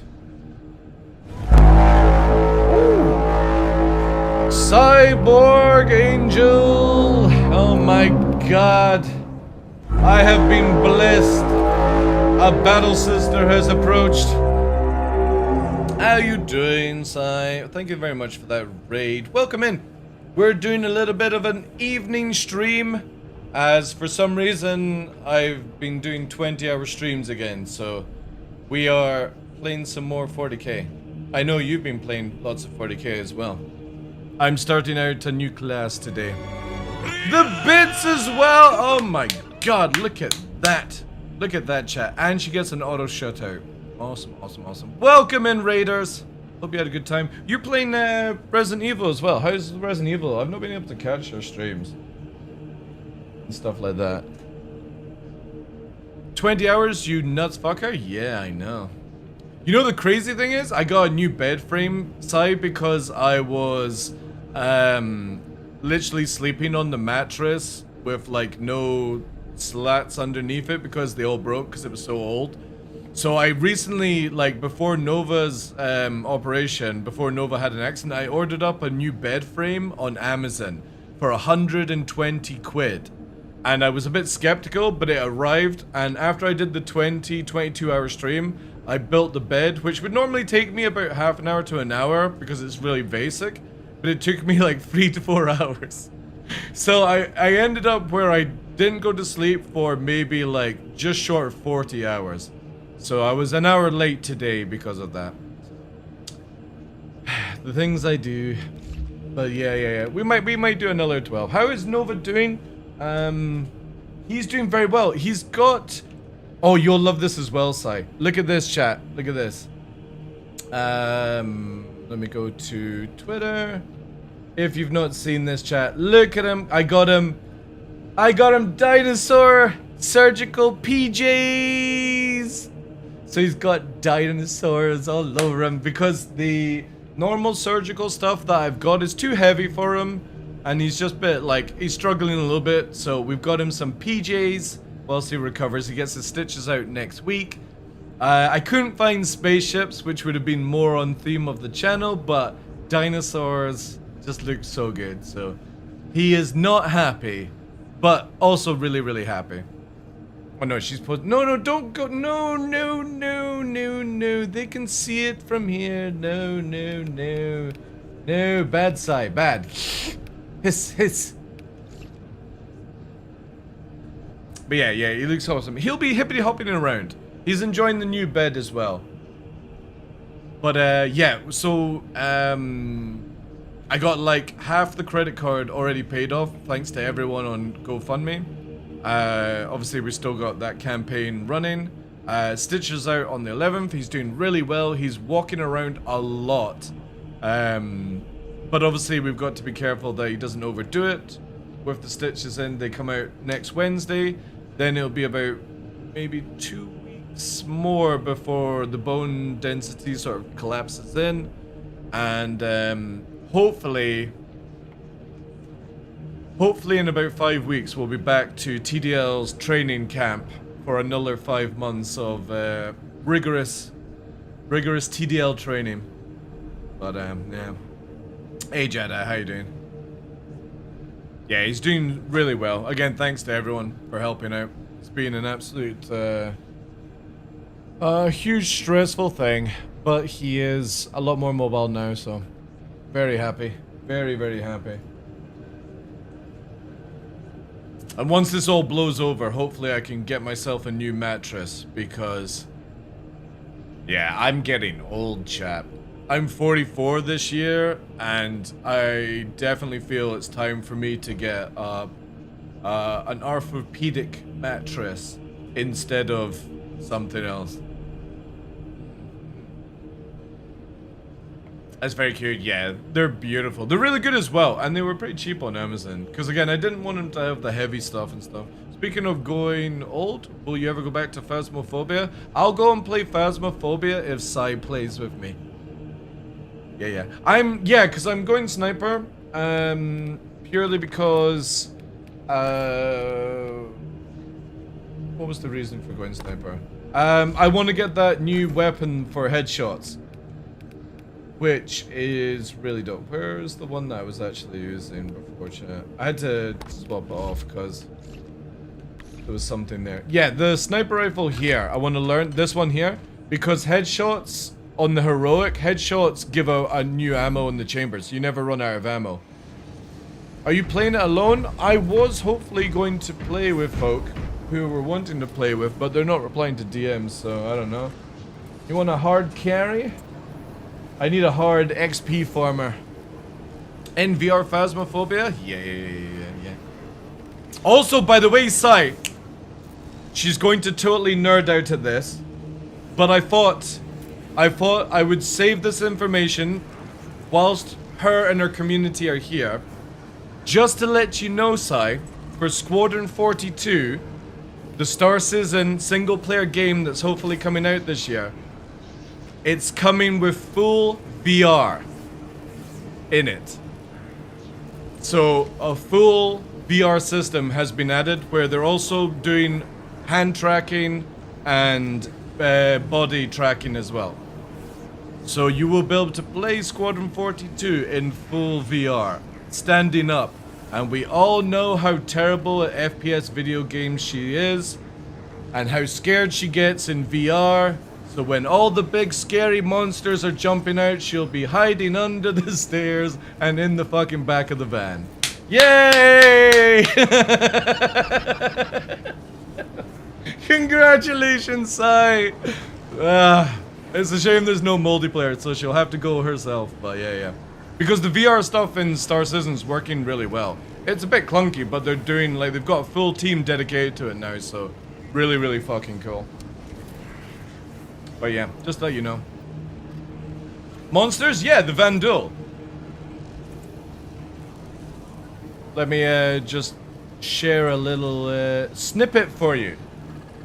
Snippet. Also, you'll be able to reach out and touch, what's his name? Henry Cavill as well. Whilst all the men will be reaching out to grope Gillian Anderson, I would imagine, in VR. Where is it here? Somewhere around here, chat, right? Where's it looking for? I scroll past it too much. Where am I looking for, chat? God, we were literally... Wait. I was watching it today. Actually, yeah, here we go.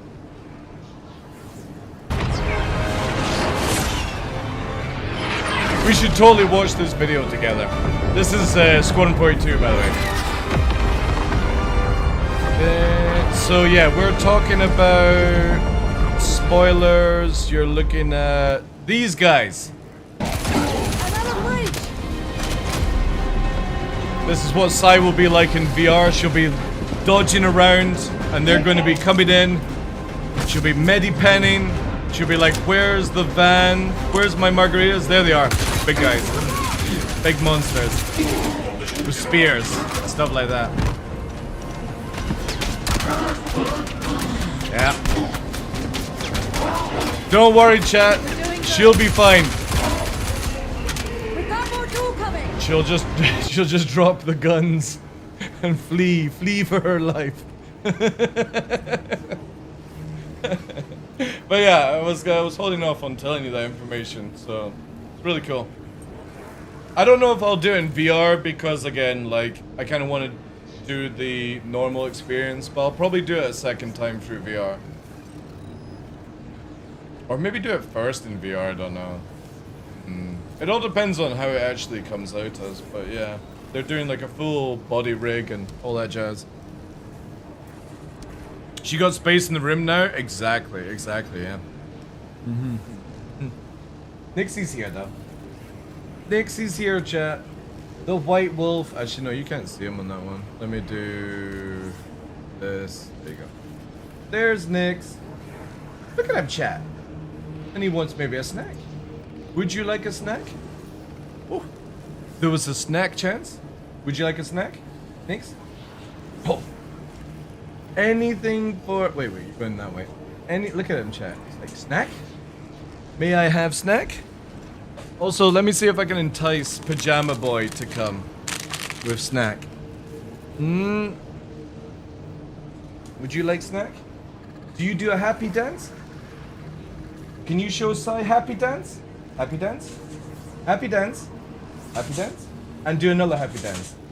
There's a happy dance for you. Because he's not vocal like Nova, so we teach him happy dance. He does a little happy. Nova! Let's see if I can get Pajama Boy for you. He might come. Might not be able to hear. Oh, here he comes. Snack? Come through? Come and show your pajamas? Yeah? Come here. This way. There. Sit. Look at Pajama Boy. What'd you say? You say I want one? Can you say I want one? I want one? I want one? I want one. Is that all we're getting? It's too tiring for you. Since he's recovering, we'll keep him from that.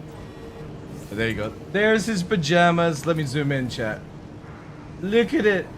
It's got little dinosaurs. Little dinosaur Nova.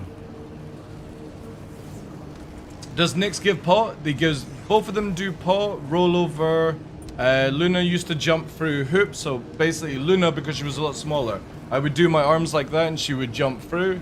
Nix is not vocal. He does sort of growl and do other things, but he doesn't want to do like vocal communication that Nova does, so the best thing to do is to teach him basically happy dance as an interaction, but he'll do left, right, paw, sit, roll, blah, blah, blah, blah, blah. I'm not going to have them roll in here though, it's an outside trick.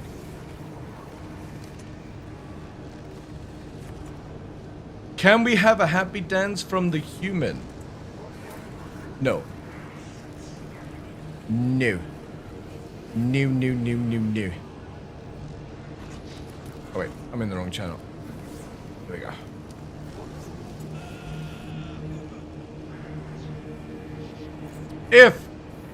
If we go drinking. So send me invites. I have the wonderful Tumblr joining me, who's going to hard carry. Wait, what is this hard carry? Huh? Yeah, hard carry, because I'm going Sneeper. Sneeper. I'm leveling Sneeper. You know what? I think I got it at the point, but Yeah, but you can go Tech Marine. We'll carry each other. You go level 1 Tech Marine. How am I supposed to carry you in a fucking level? Because I am a world-class sniper. Your world must be very small. Yes. We're also going to have Matrix massively hard carry us as well. That's why. What do you mean us? Yes, yeah. What is this us you speak of? Hey, look, I have the rolling technique. Nobody needs to carry me for that. No, just because your superpower is transferring into a fucking furball and just rolling around the map. Listen, it's Mr. Furball. Also, I think my game just crashed. Oh, no, I did. Yeah, rolling chat is the ultimate tactic. I'm not ashamed to admit it. The AI can't understand if you spam roll. It's not my fault. Fun fact, TDL's accuracy is not great. What the fuck are you talking about? My accuracy is amazing. when it's one person saying it, it's hearsay. When it's another person saying it, it's confirmation. Yes. I need to level up my Tech Marine as well. Oh, Twitch drops. Okay, didn't know this was a thing. Oh yes, get the Twitch drops. Oh yeah, I forgot I've got that. Should really put that in the title, yes. One must What do else that. you should do? Get out of the offline mode. I am out of the offline mode. What do you mean? I don't see you. I should be online. But I just said it. Now you are. Yeah. Just takes a little time. It takes a little time. Ugh. Man, this game does not like to be alt-tabbed. That's for sure. I mean, you're the one having issues with it. You're all Yeah. See, now I've lost control, see? Yeah, it does not like Wait, alt-tabbing. is this the excuses you're gonna use mid-match? Yeah, I'll say I auto. Also, who the fuck is... Who's this? Who is Dicho? Is that you, Matrix? You don't have the lobby open? But I didn't even select the missions. No. Oh, it's not in private mode yet. Oh. No bots. Bad bots. Don't want bots. Who is... Oh, wait. Yeah. I need the invite still. Oh, God, I've got alt tab. You know you could use the overlay, right? I know that would be the case if I didn't have the overlay disabled in video games. Yes, exactly. I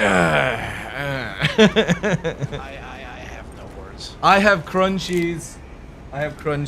So it's all good.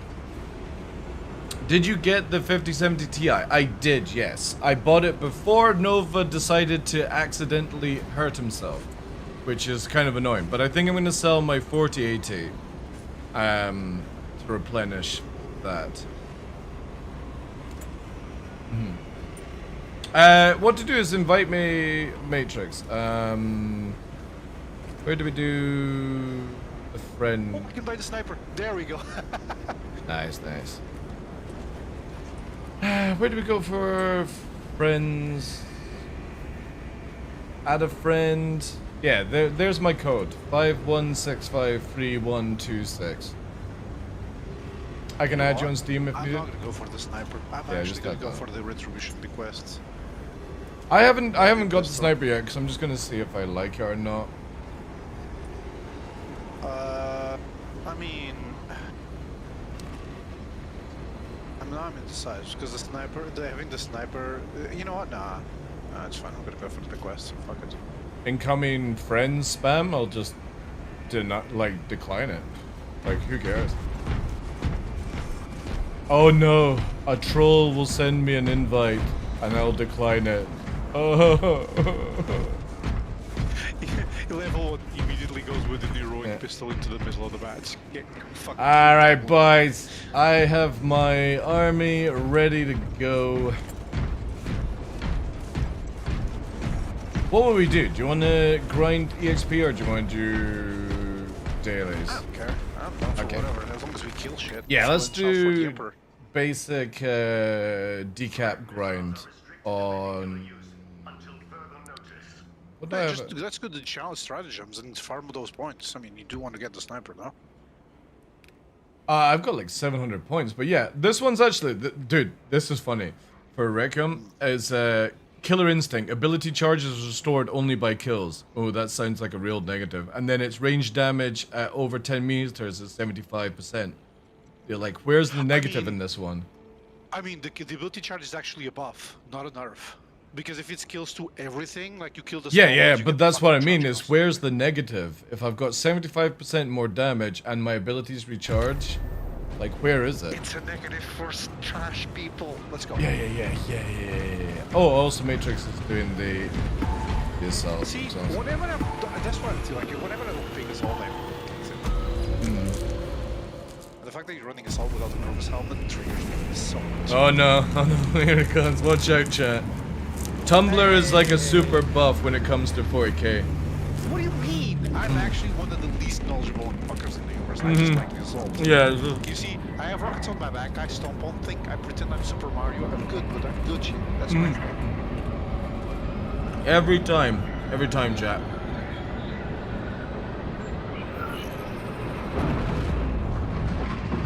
When was it we were playing with somebody else and you were literally slagging them off because they had a certain like color pattern that didn't make sense?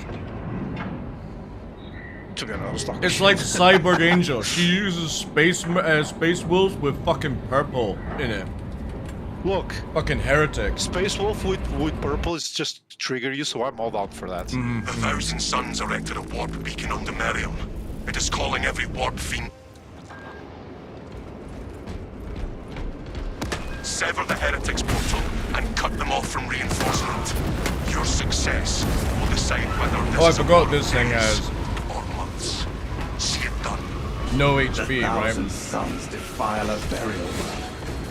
Basic facts. Does it zoom in? Oh yeah, it does, yeah.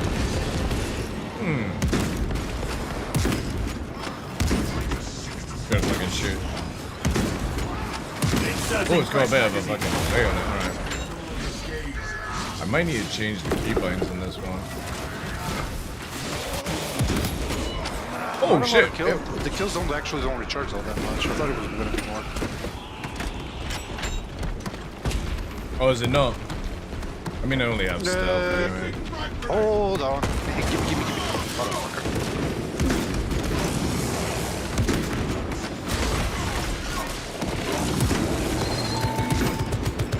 Oh yeah, that fucking little double fucking headshot. Not bad, not bad. Oh yeah, like, oh yeah, that gun's definitely gonna be good. If I'm getting headshots and getting that free ammo, that's good. The vile heretics shall pay for defiling this ecclesiarchy compound.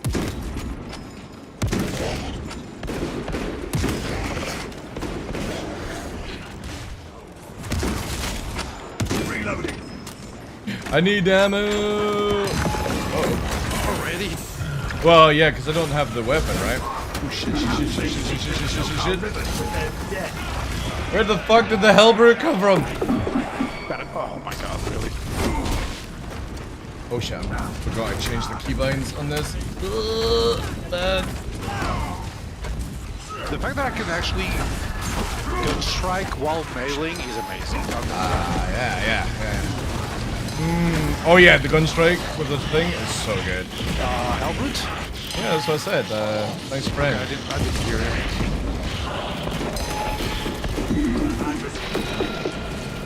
Woo! Why did I get hit by that?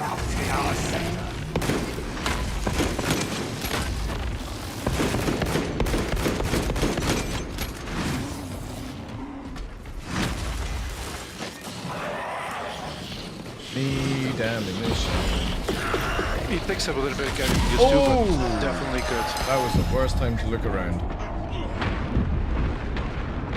Yeah, I think it's like, again, I've changed all my keybinds, so parry and aiming is different now, because obviously I was wanting to do fast sort of parry, but I may go back to my previous names.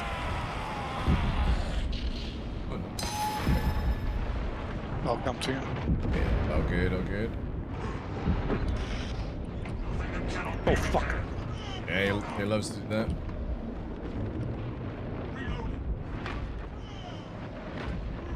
You should be able to revive now, Matrix has pinned him.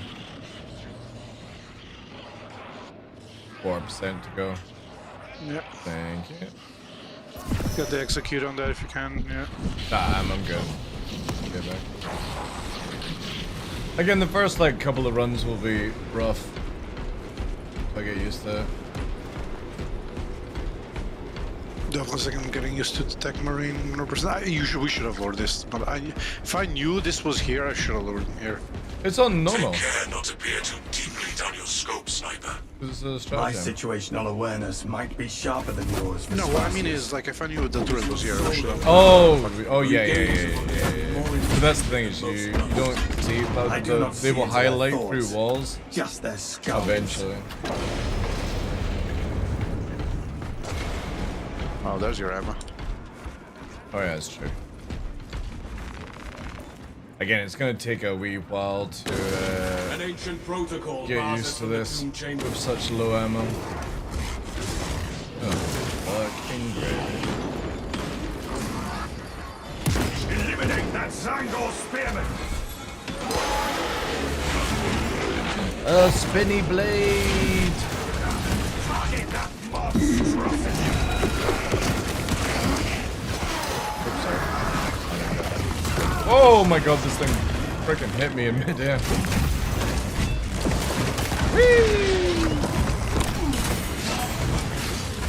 Oh, I forgot. I'm not a tech marine, so I can't do it. Isolated our foe from its Ah, thank you, mate. The turrets? Just let me know when there's turrets. No. I was saying because I've been playing the tech marine so much that I'm not used to the not being able to actually like roll and fire at the same time. Hit the medikit. Yep.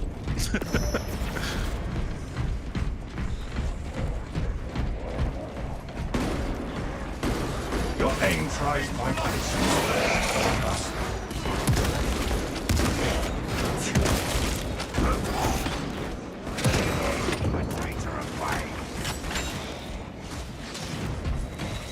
Trouble maintaining focus. Fuck. I can just get shot in the back. Holy fuck.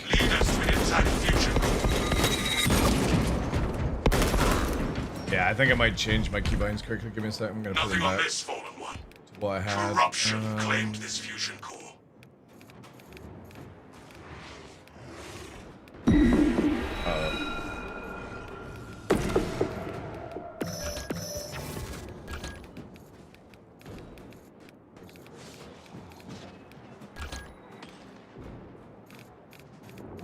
That was the only things I changed.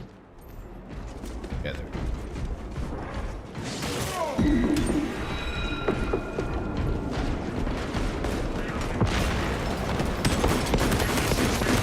Surely we have missed a servitor.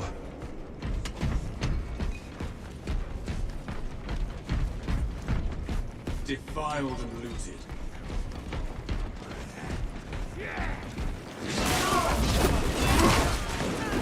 Oh yeah, normal's easy, but again, when you're on a level 1 tune with level 1 guns, it is a little bit of a pain. Brothers, this servitor has a fusion core we can use.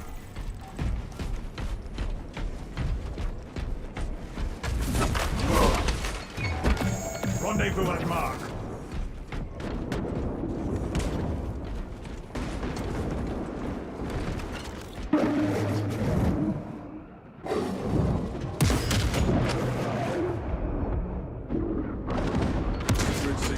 Grievously wounded.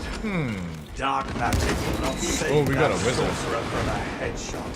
Second wave headed toward us. The forces of the arch enemy approach.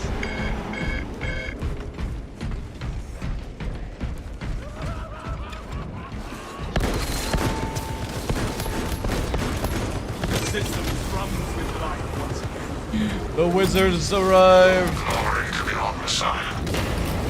Input request. Unseal this tomb. Consecration seals in place. Breach of seals granted only in the event of reinterment. Authorization necessary. I, Captain Akaran, authorize the reinterment of the honored dead off-world. Authorization confirmed. Captain Akaran. Dispatching attendant to locate the remains. Stealth ready.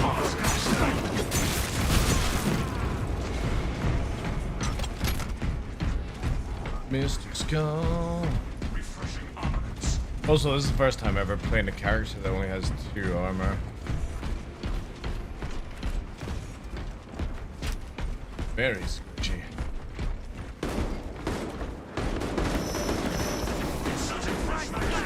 Jump pack review.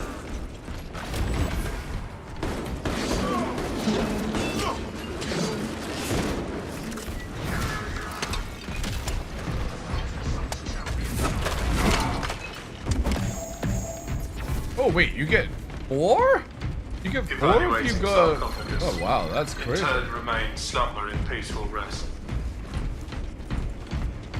These bones may continue to rest, scanning elsewhere.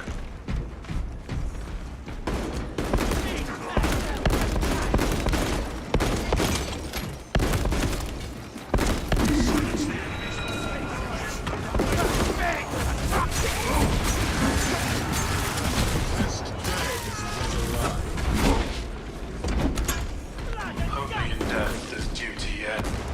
Scanning casket now. Insufficient grace.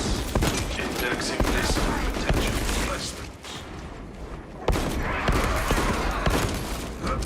I also changed the FOV back. Injuries sustained.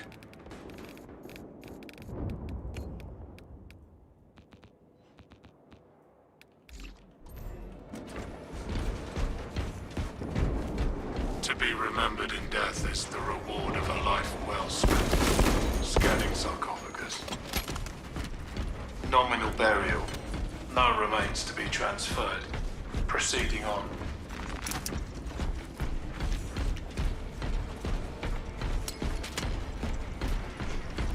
Only in death does a faithful servant find rest. Initializing scan. Subject does not meet required parameters. Restarting search.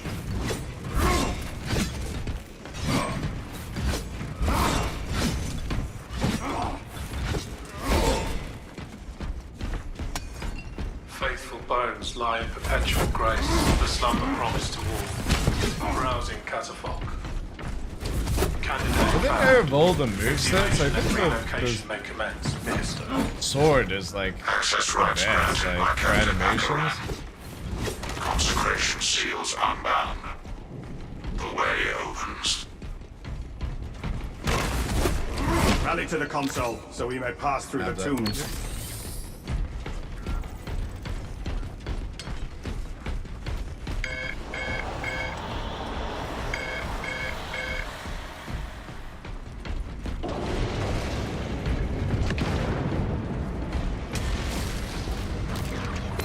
May those interred in slumbering peace. We shall honor.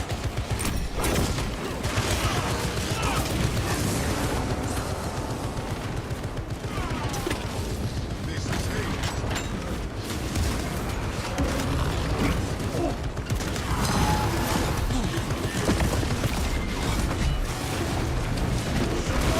I resemble a foe. No. To me. Perfect. Delta bomb prepped and ready. Trouble maintaining focus. What the fuck is going on here? I am a phantom of death. I will heal you in no time. Changing magazine.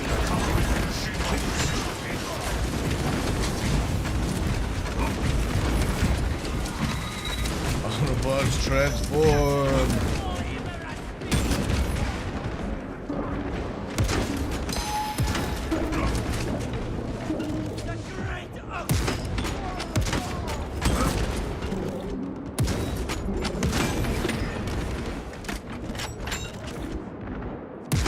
Grievously wounded.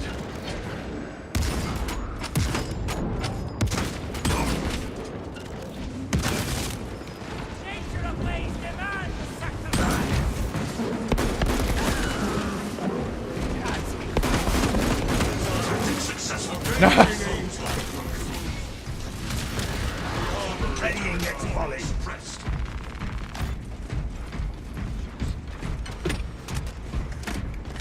Tellurian, what do you know of Xenos technology? Abominable, blasphemous mockeries of the Omniscience greatness. However, some believe the study of such things could aid us in defining our enemy's weakness. They walk a fine line. They walk a fine line.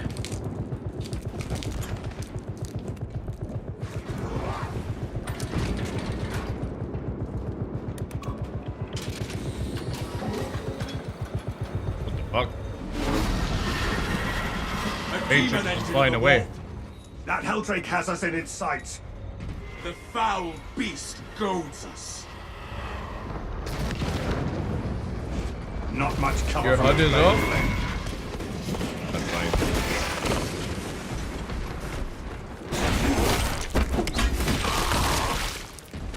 Zangor down.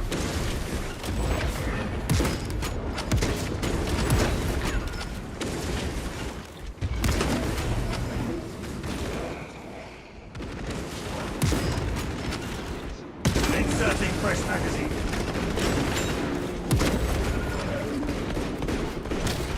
Is this the Injury glory Magnus sustained. promised you?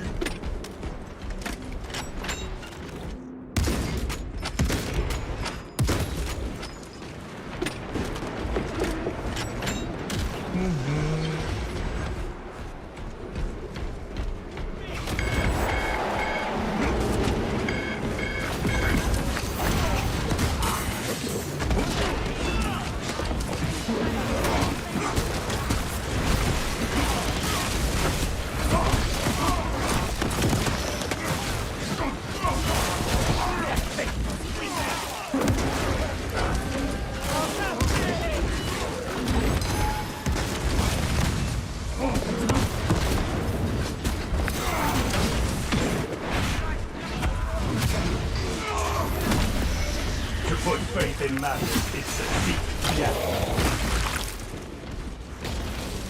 Rearming. Great oath and swallow.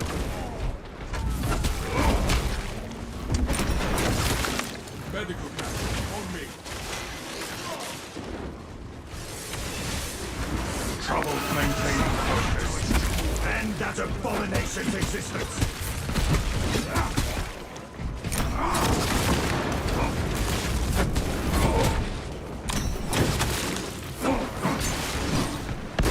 You should lend me that jump pack sometime. I would never want for a good vantage again. There is no better line of fire than a barrel rammed down the enemy's throat. Mm-hmm. I agree. I hope you are cleaning it often.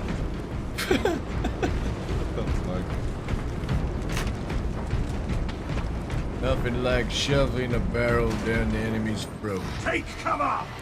Debris from the compound will shield us.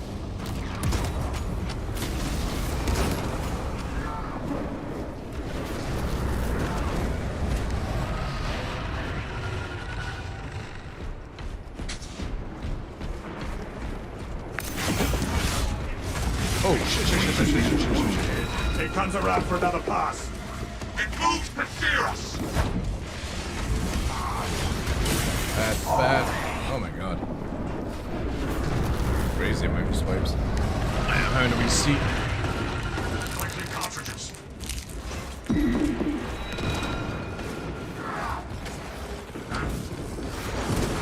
Avoid infernal flames. The demon engine engages with flame.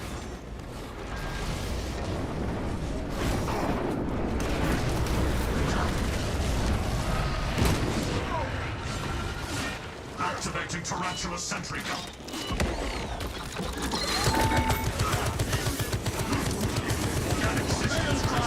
You can get Hostile part flavor assault underway.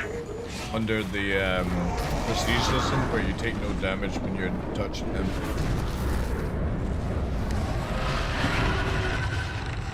Fresh ammunition acquired.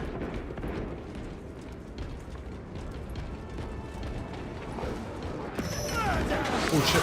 If it's quiet, you shall soon pass.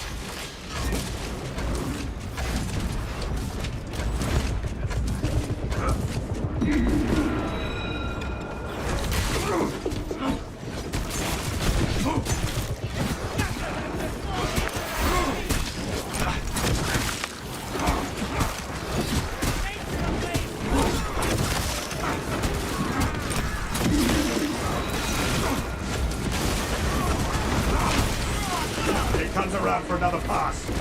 The ruins offer us protection.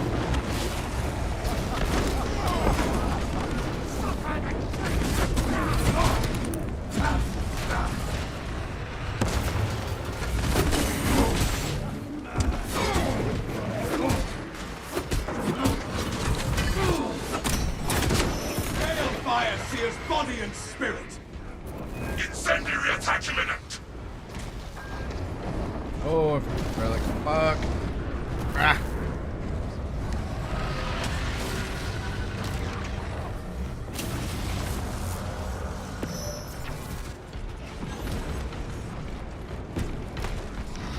Take cover!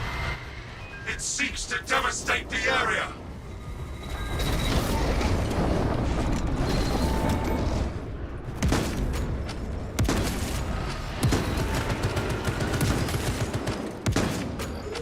Reloading.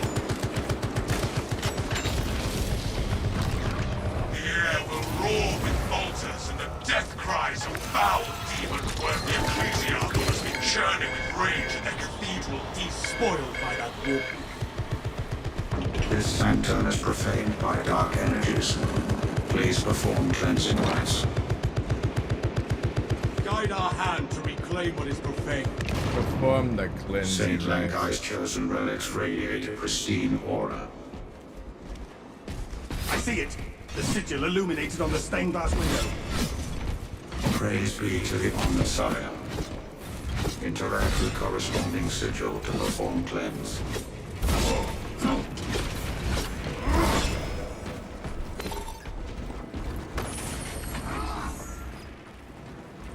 Saint Lankai bestowed us with a miracle.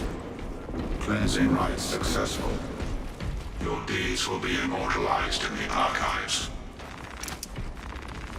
Now, onto the Helldrake.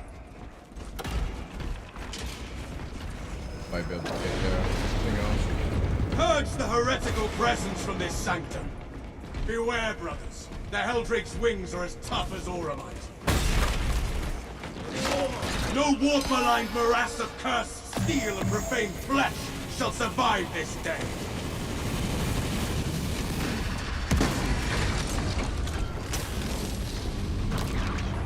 The Imperium of Man demands we break the demon engine and the chaos aberration it protects. The saintly relics dispel the taint of corruption. Match made to the Helldrake's chagrin. The Helldrake lashes out at us. Let slip the purifying hail of thoughts.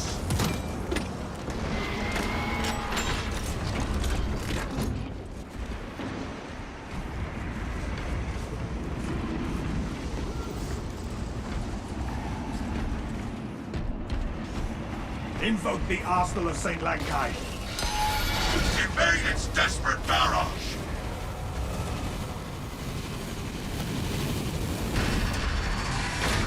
Its foul shell absorbs our firepower as if it was sustenance. I got it. Match made to the Helldrake's chagrin. The relics of Saint Lankai have rendered the Helldrake vulnerable. GG. That last shot was all me. Give me a second. Right All back. good. Victory! I need to actually see what perks and build use.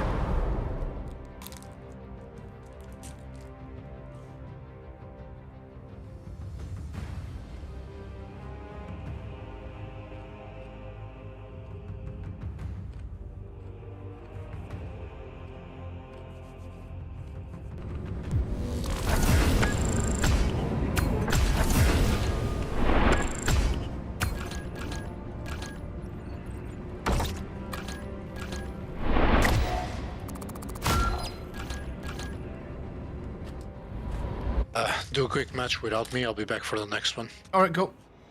I'm just get off the party first and foremost.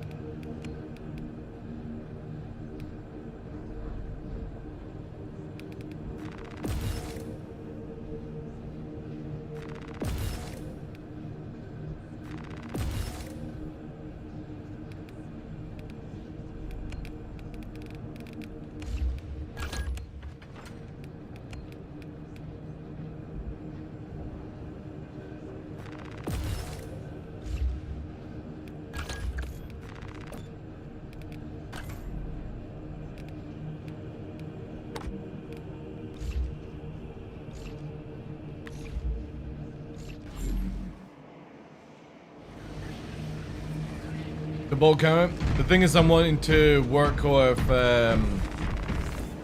this one here. This one, performing a headshot, 1 round is automatically reloaded into the weapon. That means if you're always on shot, you never run out of ammo. Which is super, super crazy. So, that's where, like, again, once you get through here,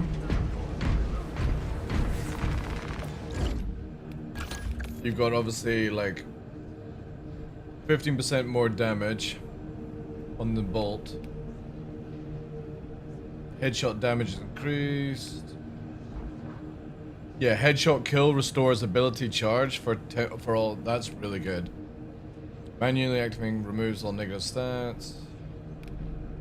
What else we got?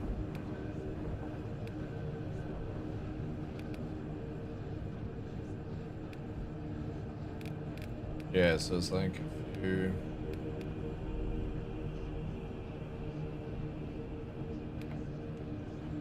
That's really good as well.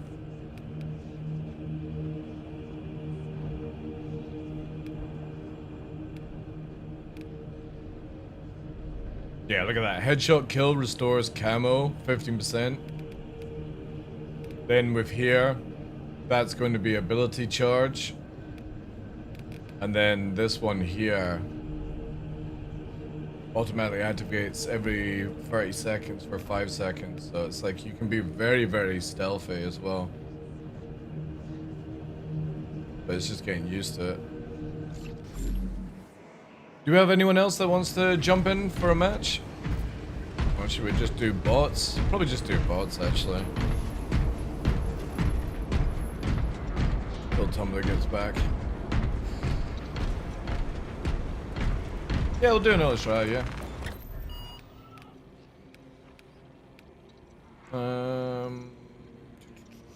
This all set. Probably moved on. Oh wait, can you not take bots then? So only this one bots. Alright.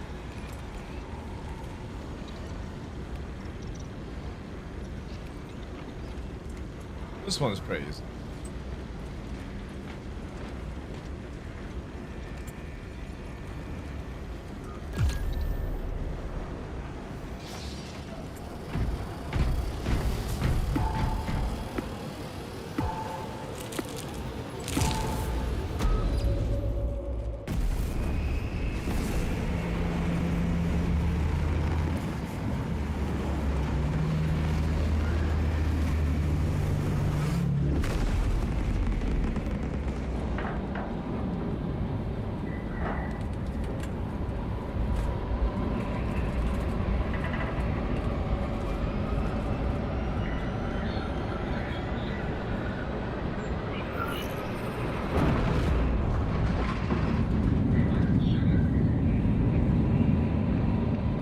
Wait, did the bots use my armor choice now? What? Oh, that's amazing. So I could technically have a full team of Space Wolves.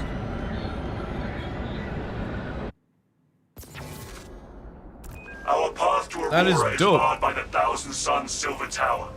We do not have any ordnance on Demarium that can destroy it. Our best available tactic requires an ancient battle barge at the Mechanicus compound that is undergoing restoration. If I might be so bold as to interject, Lord If I might Titus, be so that battle bold. barge dates back to the Great Crusade. That's cool. It is a sacred relic. Look at that. Filled with ancient splendor, brimming with Does it use power my weapons as well? Noted, Artisan Balthazar. I am authorizing Talassa to commandeer the battle barge for the duration of this conflict. It will then be returned to your care. Very well. Really cool. But you will need my assistance implicating My such an ancient machine spirit. Assist the Adeptus Mechanicus in launch preparations and await our targeting guidance, Talassa. We should be on the ground shortly. Make sure that battle barge is ready. As you command, Lieutenant.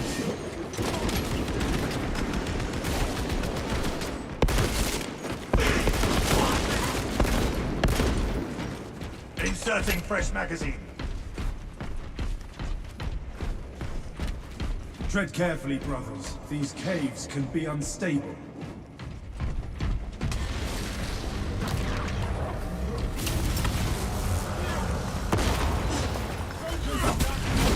Heritage forces encountered.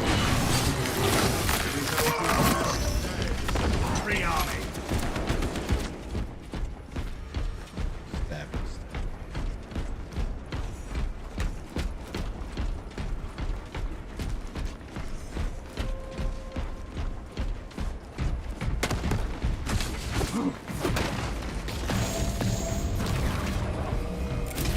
Frag grenade. Avenging angel at your See the Emperor's light, dark devotee.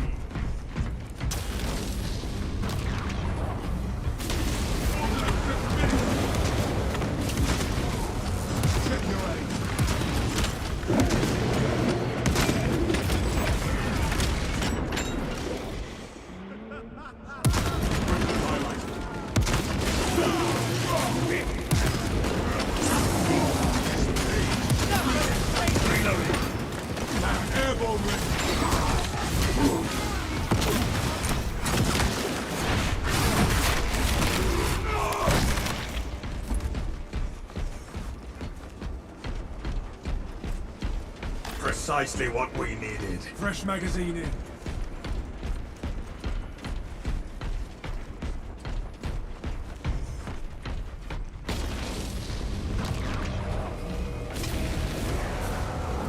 Deploying shrapnel grenade. Restore my armor with cannon. Jump pack refueled.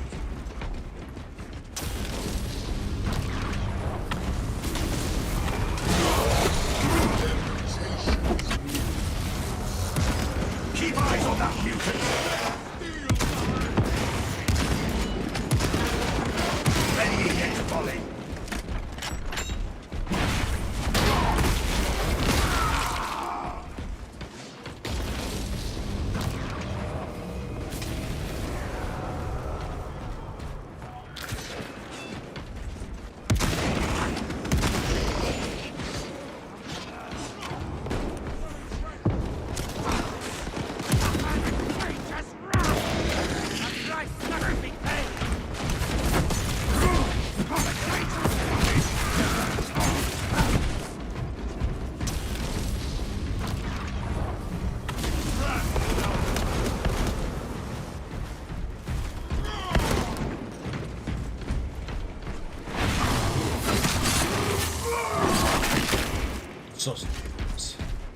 Changing magazine.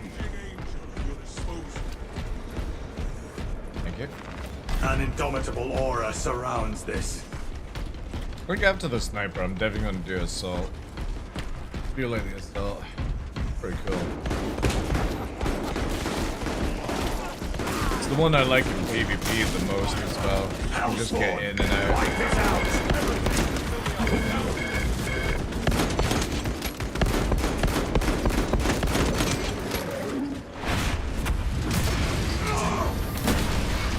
To put faith in madness is to seek death.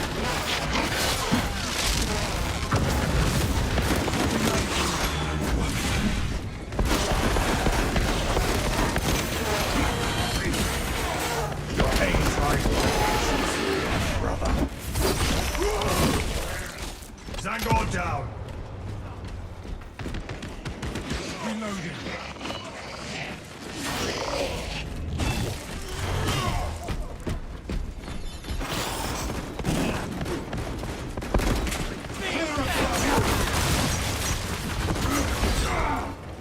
Brothers, together we go. Picking up equipment. The armory.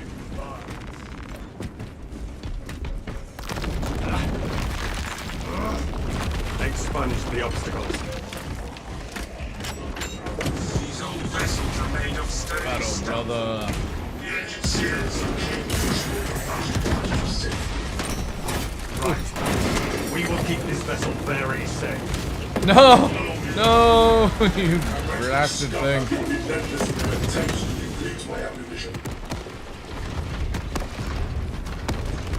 I didn't play PvP at all. I like it. It's good. Good fun. Problem is it's very one-sided. You're either in a really good team or a very shit team. Kinda sucks. Munitions here.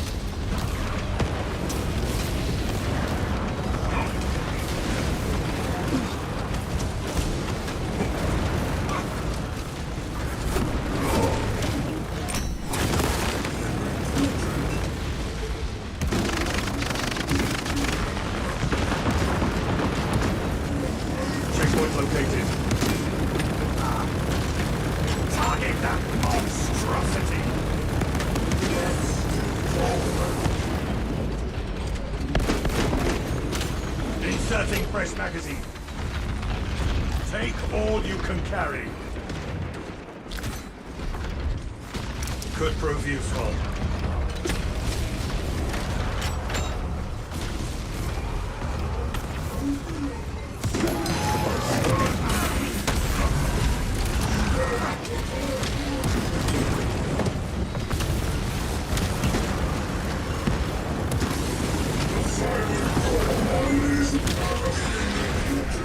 Changing magazine.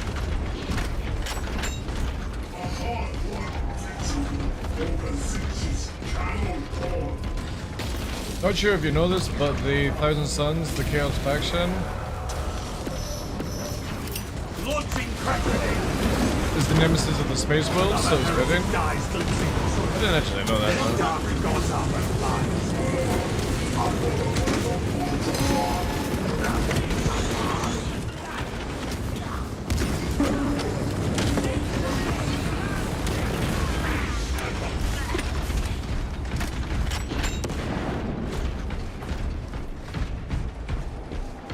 Precisely what we needed.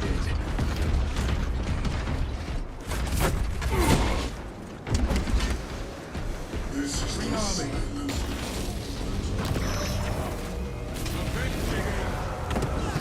Crack grenade! The Imperium shall prevail over the ruinous powers.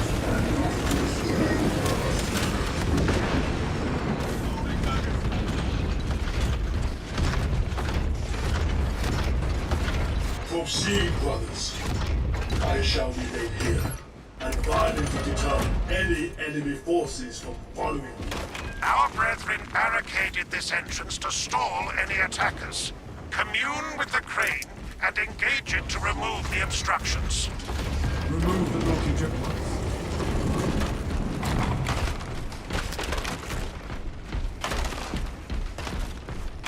Thousand Suns got fucked over by Daddy. Skeletor. You mean the Emperor? Patience wins wars. They come, brothers. My Auspex reads multitudes.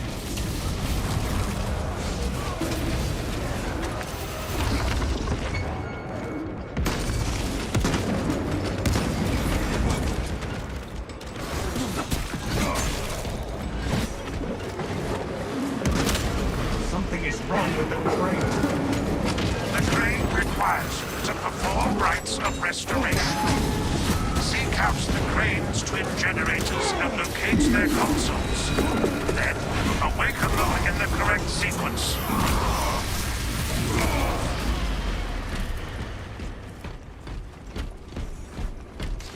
Active camouflage charged. Consider it sacred soil.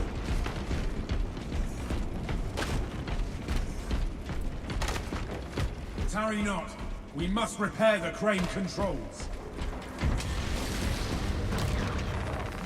Don't use warp, Magnus. Use warp to warn him about Horus when you do that. Send space wolves to spang them. Oh, alright. In a nutshell. Ah, right. Look, the crane is operational once more.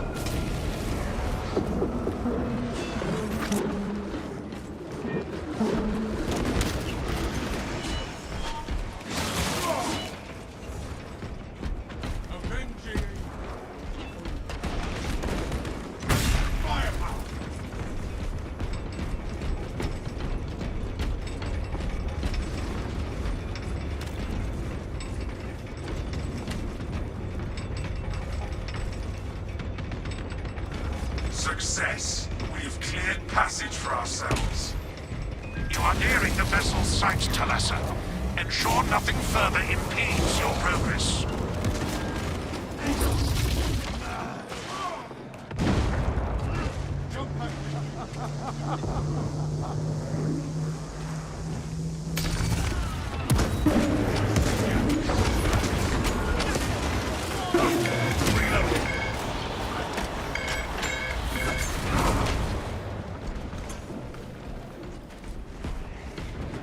Munitions here.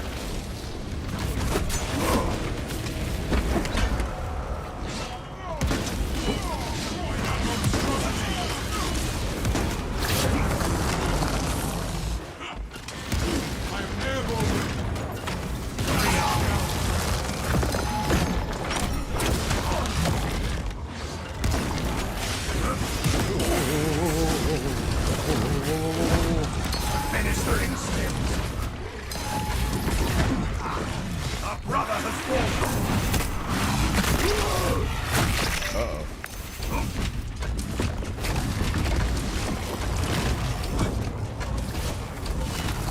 Man, there are a lot of these fuckers.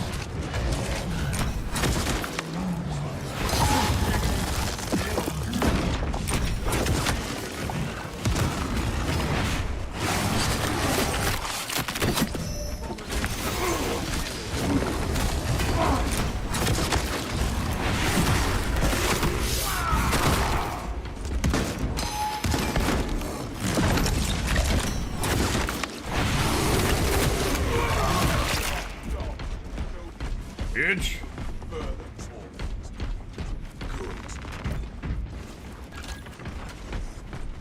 If you read, yeah, I don't read. I don't read books. Books read me.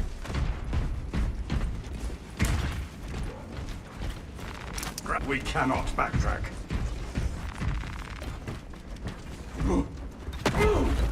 Our way is clear. Camelio line cloak ready.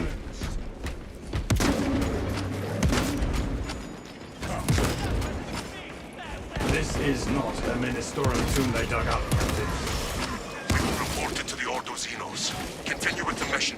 There are more pressing. I don't have time. I don't have time. Like, I like 40k, but I don't give a shit enough about that. I got too many things going on in life where, like, you know, I'm either playing fucking games, streaming, or I'm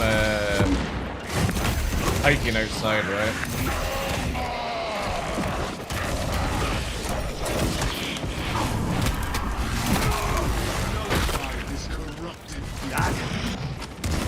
Ironclad puppet.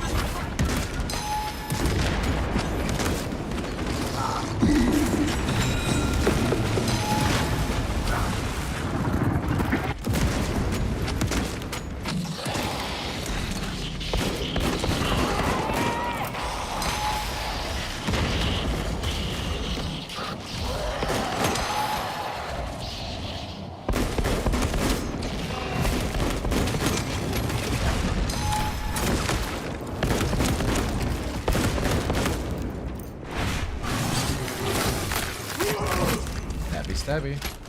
Our adversaries are keen to lose again.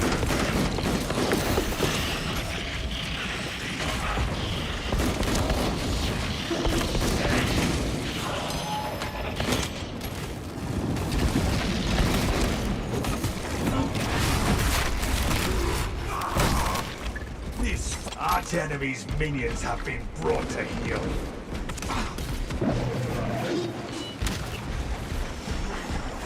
Hopefully Cavill does well with the Amazon series. I know, that'd be sick, actually. Again, like I said, if they took everything all the technology that Star Citizen was working on and made a 40k video game, I would probably have to say goodbye to Star Citizen. Dark magic will not save that sorcerer from a headshot. Reloading.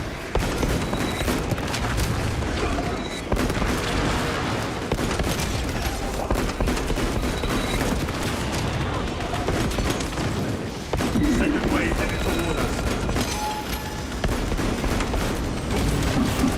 Our tactical superiority will bend their numbers.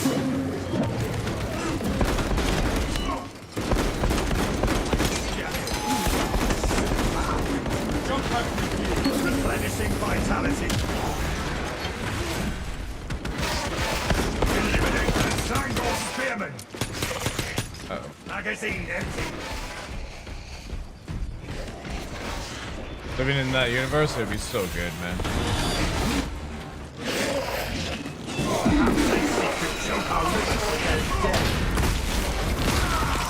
It made the mistake of being in my sights. Like where you not everyone can be a Marine as well. Rearming.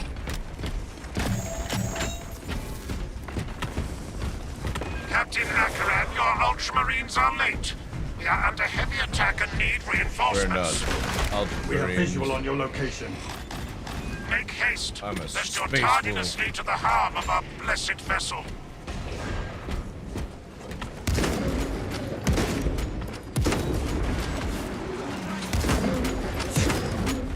Inserting fresh magazine. Unseen I stalk my target. What the fuck? Reloading, break shot himself. There will be no aid for our foe.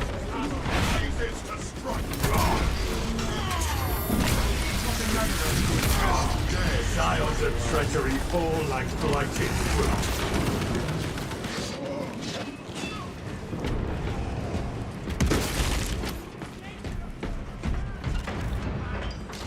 Stealth ready.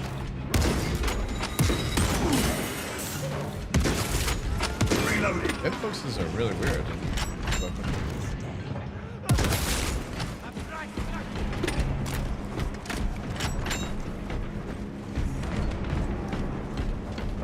I wouldn't even let players be Marines. They are PvE players. Yeah. But yeah, you could have it where, like, I don't know, you become a starter. Abomination's existence.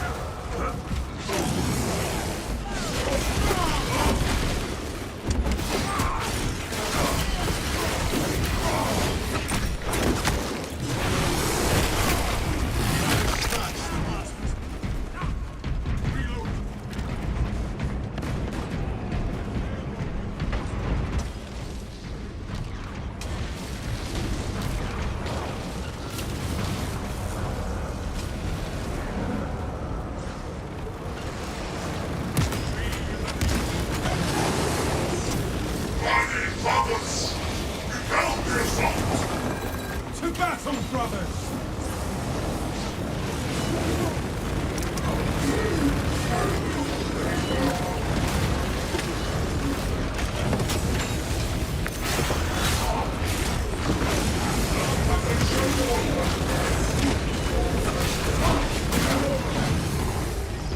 Adequate performance noted, Talassa. I have opened the gates.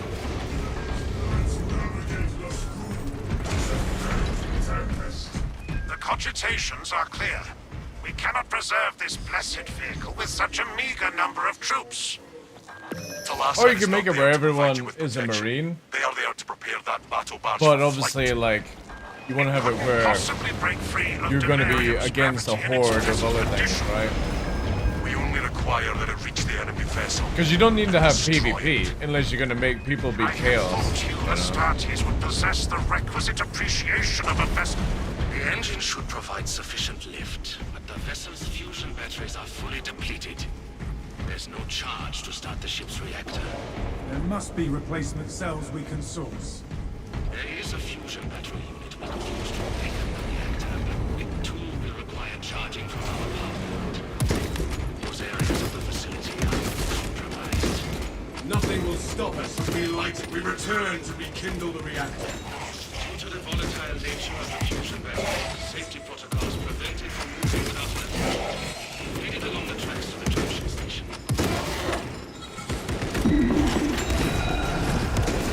Okay, the hit. The sniper is weird, but it does not fucking like do any damage. Their failure was the only outcome.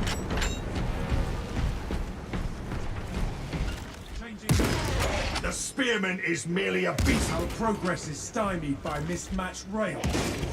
There are several consoles for management tracks nearby. You must perform the appropriate rites of alignments to achieve the desired geometry. Assuming they possess the ability to extrapolate accordingly. The ultramarine screen the recruits for reasoning and spatial awareness. Considering this planet theirs, I have my doubts.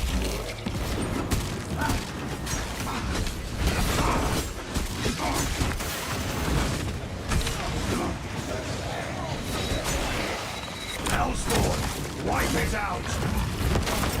Frag grenade out!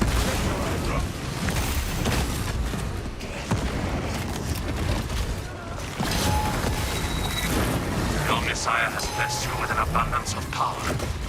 Perhaps in the machine god's wisdom they permit the transgression you are about to commit. Do not speak beyond your ken, engine seer. It does not take a logis to see this is an act of desperation.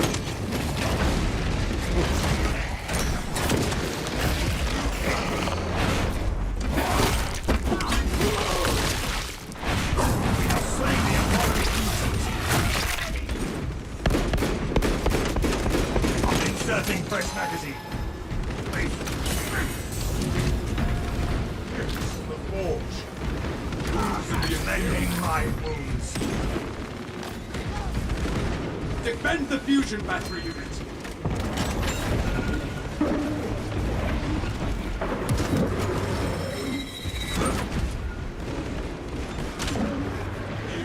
A field full of heretic corpses is our reward. Savor it. Precisely what we needed.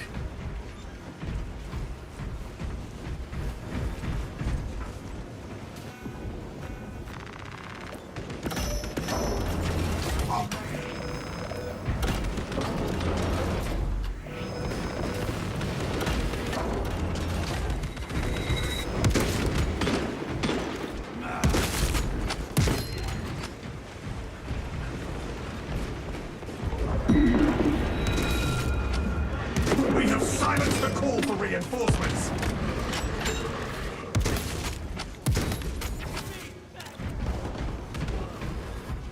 Reloading. Munitions here.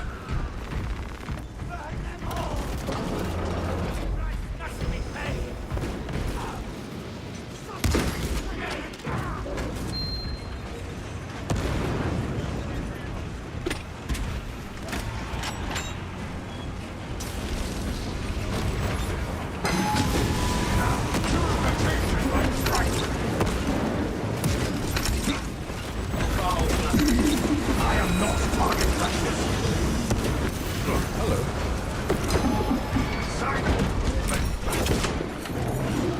Rearming.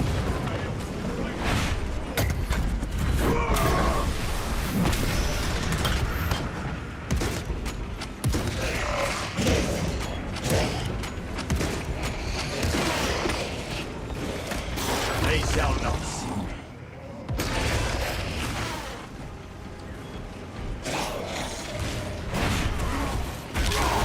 Wait, do you get a damage bonus if you're stealth? Is that how it works? Have I been using this class all correct incorrectly? Initialized 0.01% and rising.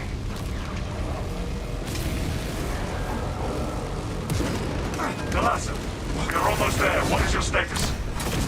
The sleeping giant will soon awaken, brother. Hold for our signal.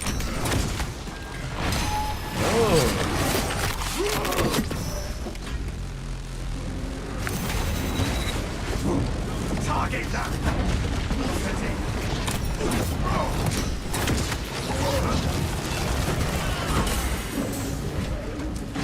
Alessa, transmitting targeting signal now. We have it, but it is weak. Your data is clouded, Lieutenant.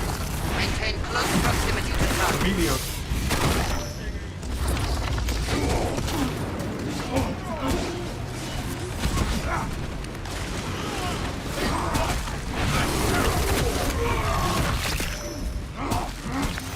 Stealth ready. Reactor is Oh primed for man, you ignition. cannot stealth if you're getting shot or like stunned or anything like that. This machine service. Right, so it takes a wee time to. The Atreus is ready to launch. Lock target now. Routing signal data through telemetry systems. Numerous errors detected due to signal interference. Calculating trajectory. Oh my god.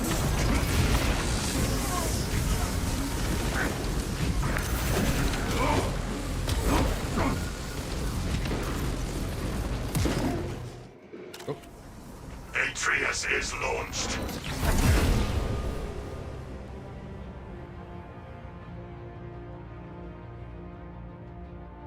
Smash them to bits, brother. I shall. I shall indeed.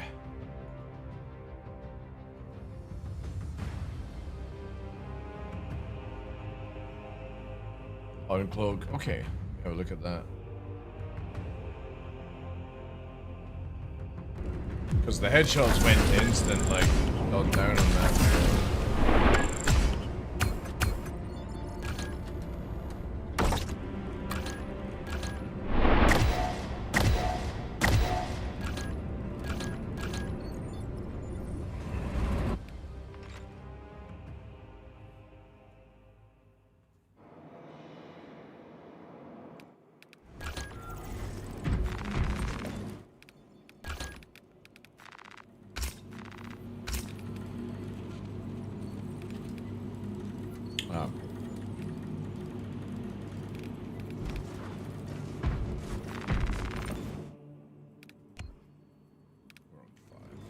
Perhaps my next pilgrimage to Olympus monsoon. Alright, so headshot damage increased by 10.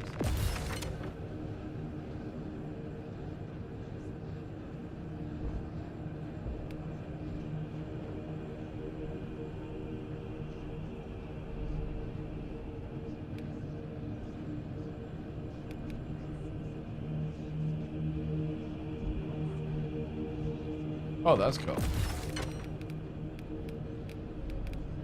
Yes, let's hear that.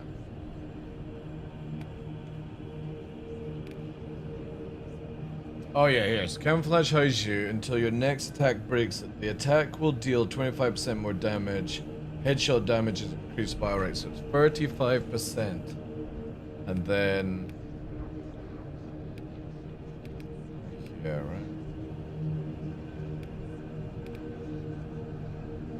No.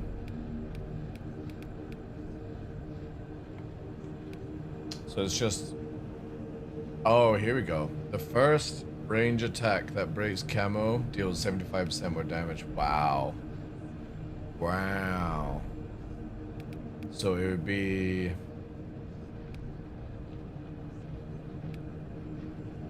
that.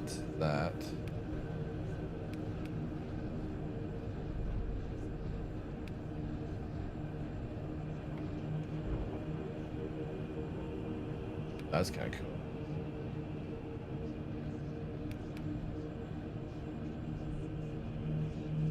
That's probably good, actually. Okay, alright. I can sort of see where the build will go. Details to see what we get. The perks.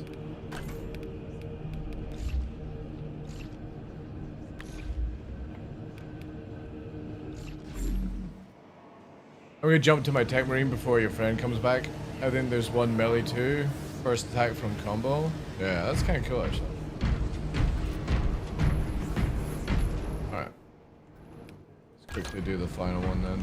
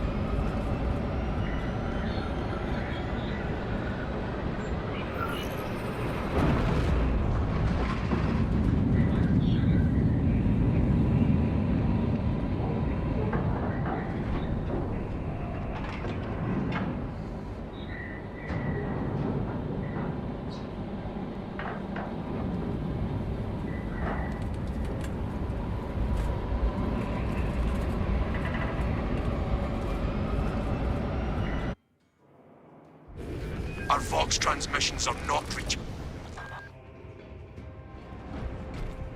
You will be on your own from here. The Emperor protects. Damocles, entering the dead zone now. Understood. Damocles out.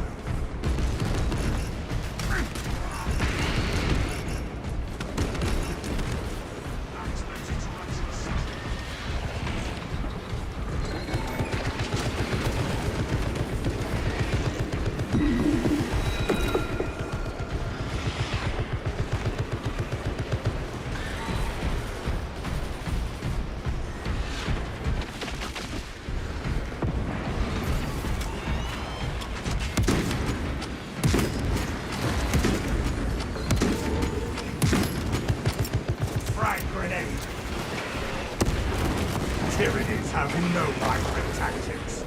Reloading. Phoenix.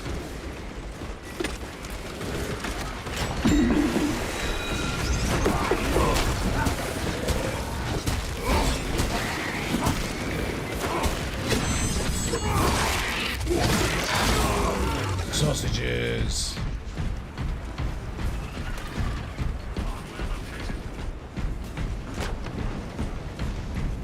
Take all you can carry.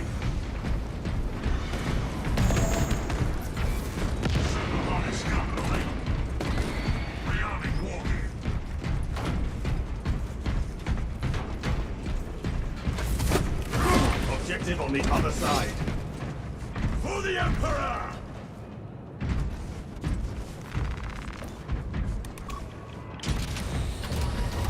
Changing magazine.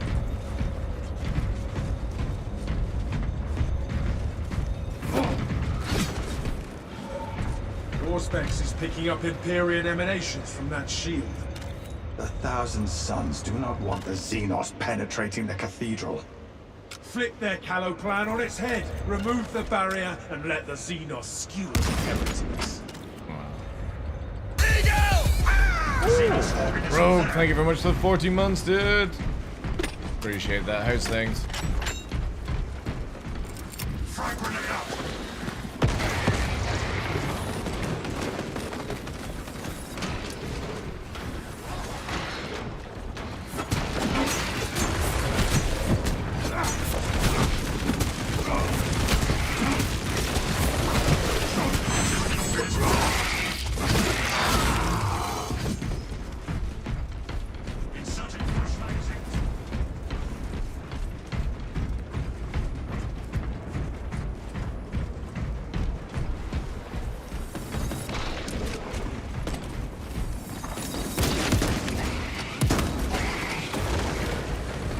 Changing magazine.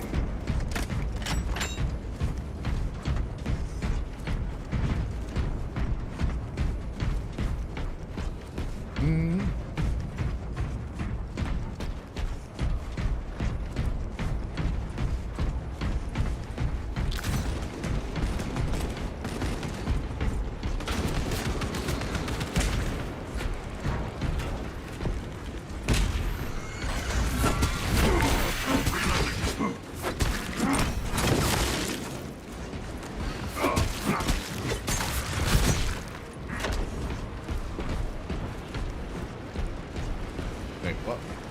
Oh. Didn't even know there was this place down here. Alright.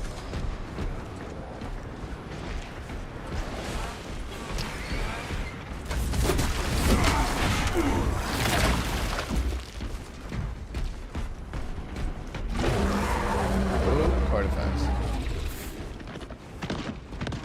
Unseen, I stalk my target.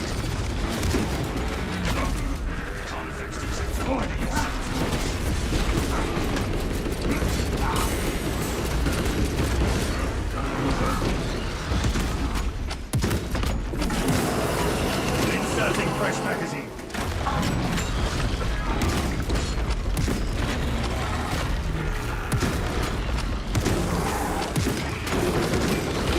Active camouflage charged.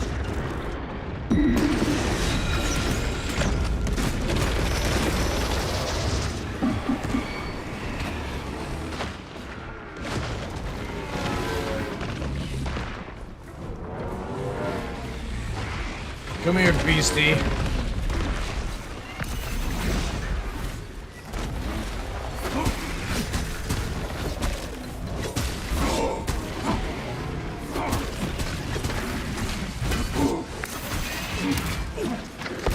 Stealth ready.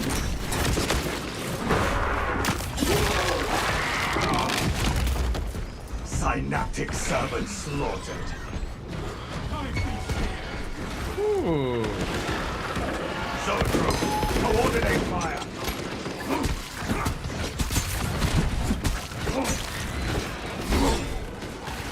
Juicy expert.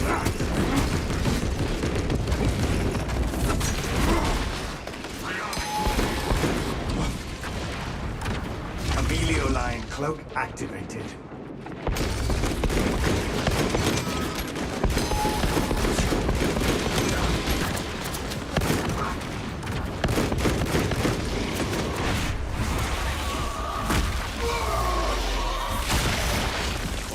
Fury and thunder, no tactics. Yeah, I'm starting to dig the sniper a bit more.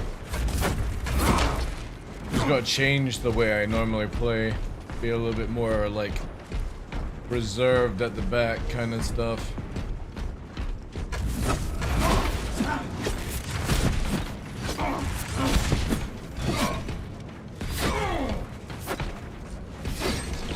Amelio line cloak ready. Our orders are clear. Advance. There it is, brothers. Profanity in action. Bulwark. Flesh-bound meddlers! Your false emperor holds no sway here! That is our Bulwark priority. is my main. The changer of ways shall never be thwarted! Shows us his craven codes. His sorcery clings to that altar. We must do something about it.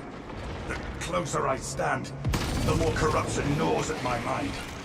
But I feel it weaken in our presence. This battle we fight on two fronts, body and mind.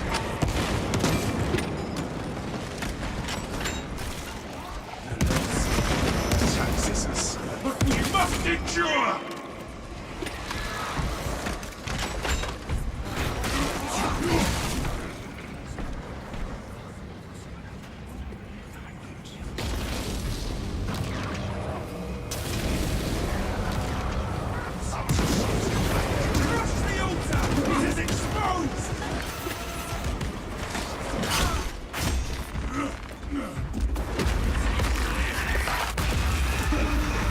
Our gambit proved successful. The path is open. Active camouflage charged. Yeah, Bulwark I really like, just purely because it's such a great support in the face type of character. And the moment I drop the flag, like, you can get people out of being in like the down state, you know what I mean? I am a phantom of death.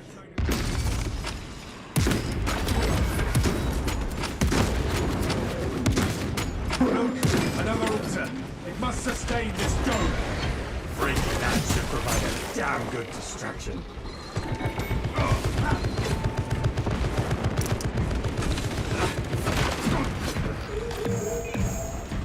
War gear located.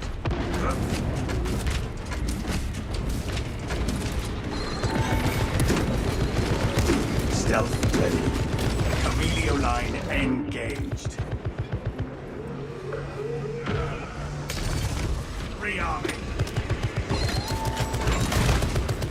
Precisely what we needed. Whoop, whoop, whoop, whoop.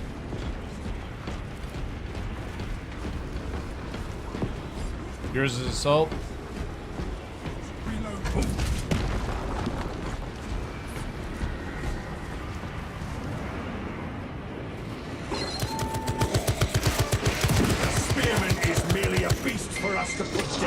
My favorites are just anything that gets in the face, like melee kind of jazz. But I just love the bulwark, the shield, charging through, fisting. It weakens. It's a shame you couldn't do Good work, brother. shield plus Quite a Warhammer distraction already. or Thunderhammer. That would be amazing. No time to enjoy the show, brothers. We must breach the cathedral.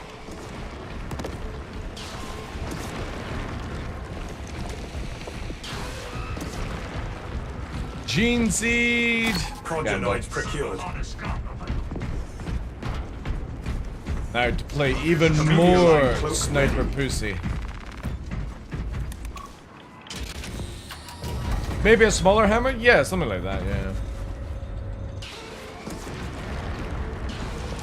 Tyrannocyte spores are just fate for the heretics. Heretics. Pity we cannot stay and watch. The view is perfect here. But if they brought out, like, I hope they bring out the, what, the apothecary or the, what's the other, another one that would actually do well. Is it the apothecary that heals? Camelio line cloak activated. And that abomination's existence. Readying next volley.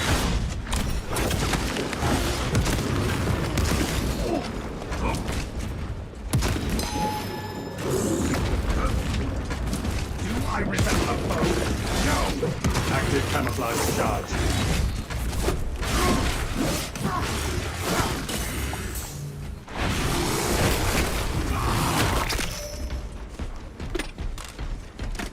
Liberian would be cool. AoE CC. Yeah, that could also do, yeah. I know you can get a mod for the game that allows you to play all those classes. Somebody actually scripted up. And it's also the same mod that allows you to have like 10 people in the game. Or like 5 people, so you can go in and do siege with like 10 people, and it becomes like really fucking cool.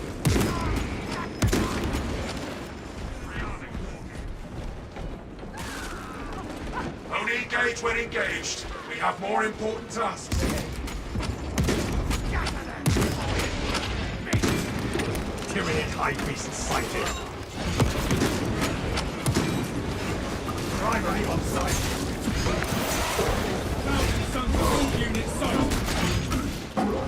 Unseen ice not quite up.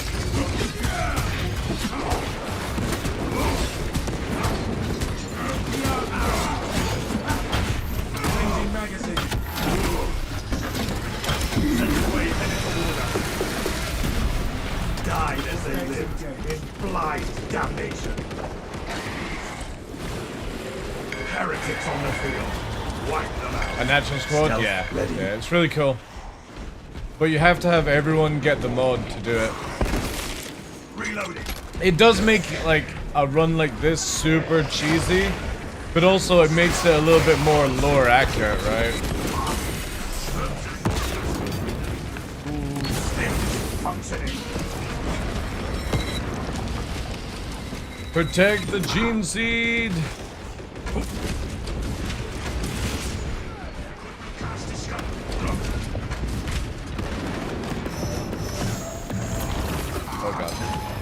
I am a phantom of death.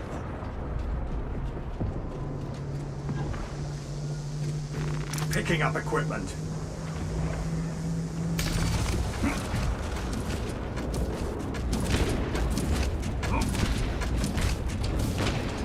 Melter bomb primed. Holy shit, that's a lot of Inserting snipers fresh in there. magazine.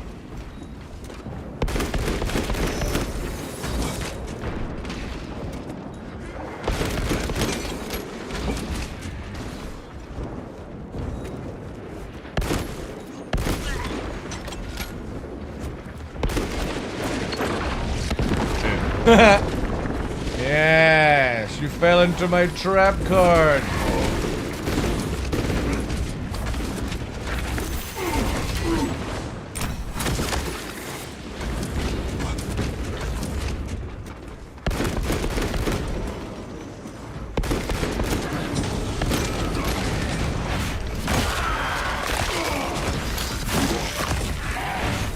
Alien biobomb in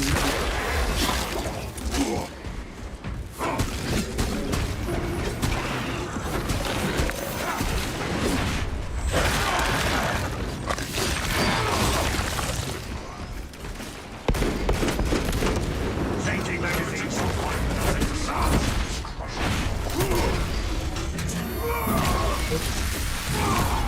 Another heretic dies glimpsing the truth. Their dark gods are but lies.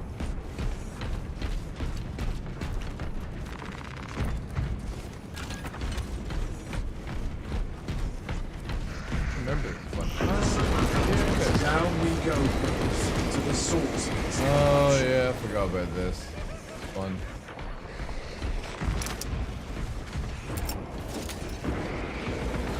Boom.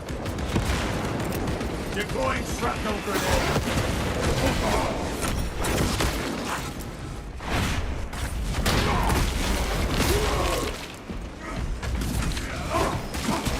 Camelio line broken ready. Objective on the other side. Whatever we face, brothers, we are prepared. Be prepared.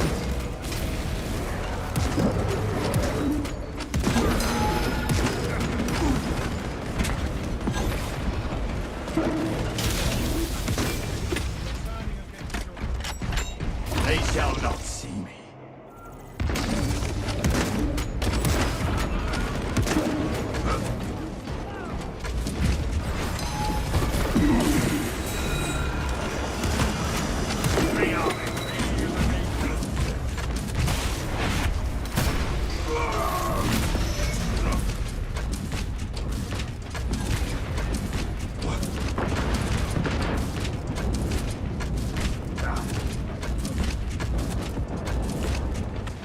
Hellspawn, wipe it out! Active camouflage charged. Did that do it? Seek out the proper complot.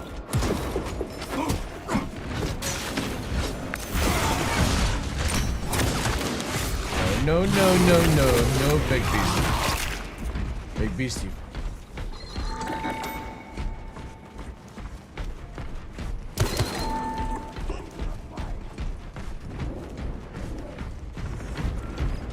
We have appeased the lift's machine spirit.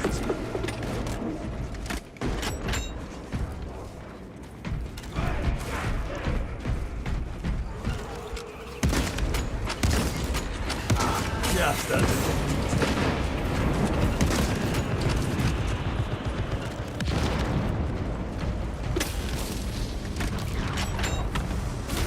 I am a phantom of death.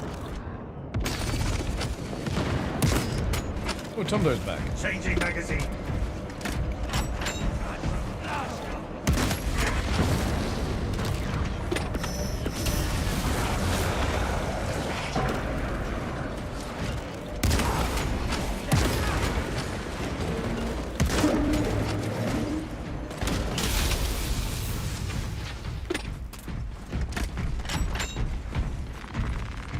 Munitions here.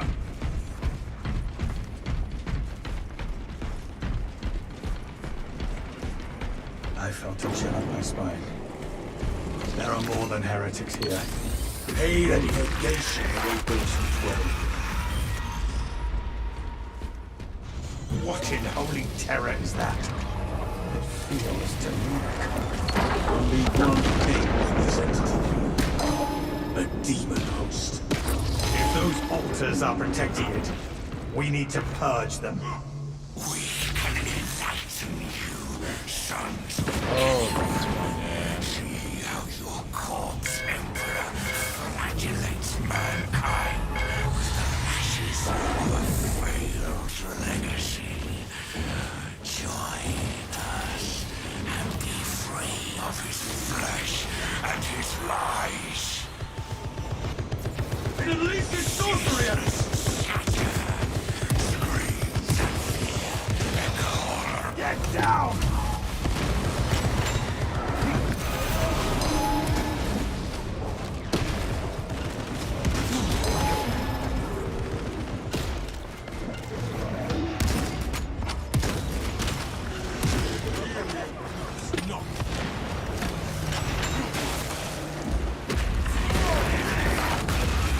Get ready for a target raised. Avoiding steering left! And that which rends me sets me free. Medioline cloak ready. Flimsy as your convictions. The mind's eye senses your basest desires. What's the demon sorcerer? Banality. Are we certain breaking its chains is a good thing?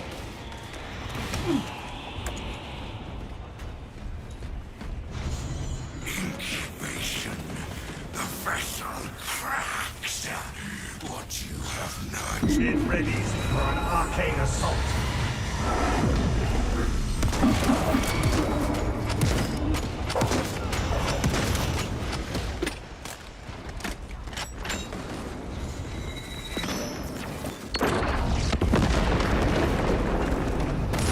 The demon's grip on reality.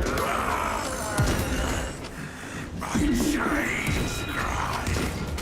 The links spread. It unleashes sorcery at us! Thou wilt not, and I am cast into the law. What's the demon sorcery?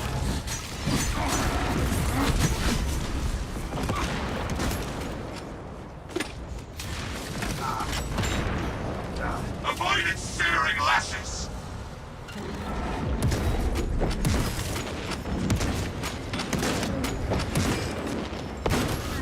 Get down!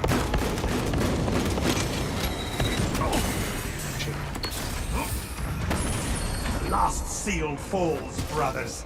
Spit upon the demon hope. You destroyed only flesh, nothing more. I will store Great game it is, Victor. How you doing, Dick? days. I can't wait for Space Marine 3. Coming for all of you!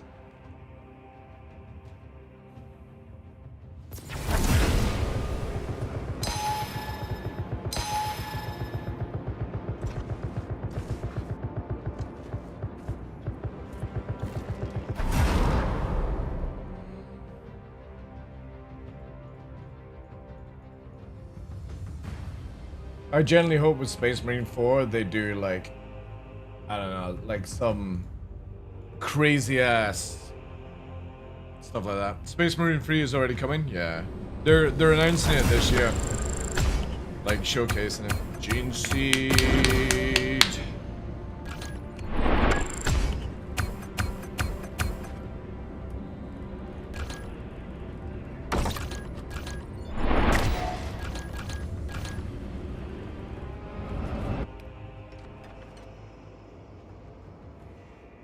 Like, if they could have it where you could do, like, I don't know, some crazy-ass horde mode where, yeah, that would be amazing.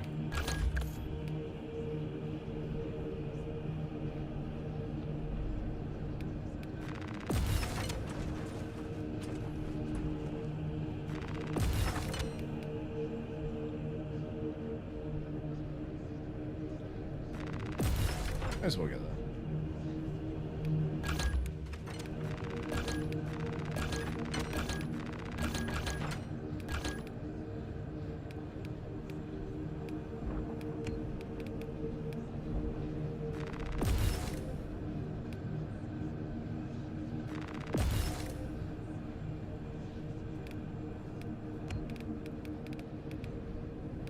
The heroic survival. After a perfect dodge, the next melee attacks.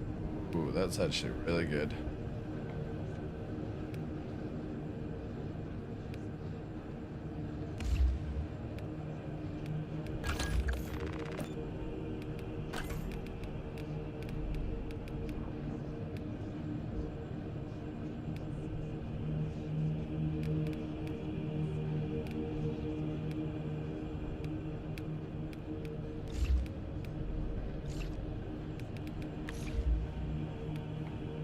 Trials. I'm gonna do the trials. I'm gonna do trials for the tech marine.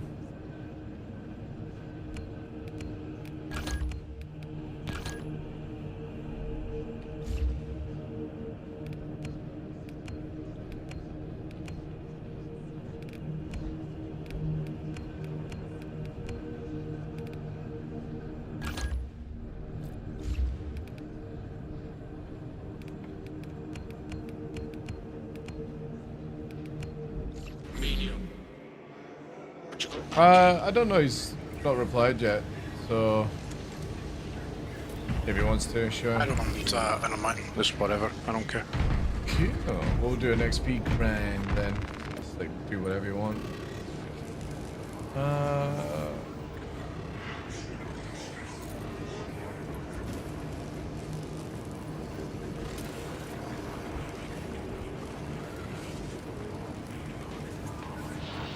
If I buy the heroic sniper rifle, can I use it now or do I have to fully grind up first? No, you can use it now. You can use it now, alright. Do I spend 300 points though? That's the question. Am I that committed to it? Well, what else are you gonna spend those in? I don't know. There you go. Maybe the heavy bolt pistol? Meh. It's very meh. The thunder hammer, maybe? They're also kind of meh. The chainsaw would be the best advocate I'll go for, but even then... What's the chainsaw again? You can perform additional heavy attack after a quick punch. Oh, right. Ooh, all heavy attacks deal 50% more damage? Oh yeah, that is a good one there. Alright, let's go sniper then. Okay. Some of the armor? Yeah, the thing is though is I'm wearing the armor that I would want to wear anyway. Unfortunately, most of the relic weapons are meh, to be completely honest with you. But they did not do a good job on balancing those at all. The only problem is that I've got on it's really low damage using the heroic one right now.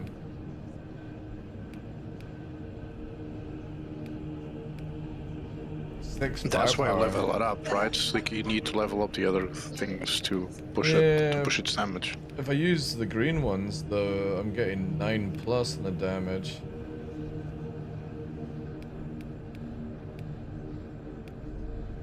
Fuck it, I'll have a wee shot.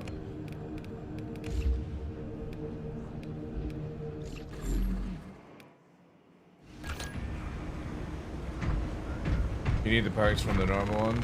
Right. Oh wait, you mean I don't have the parts? Is that what you're saying? Oh, right, yeah. I get you.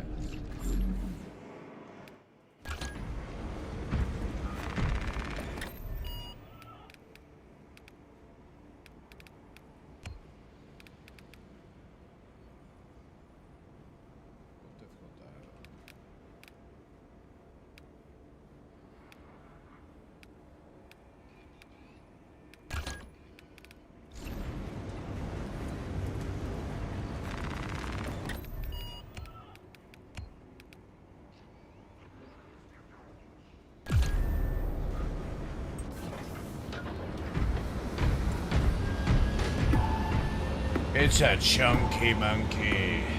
The Vanguard, or the Bulwark.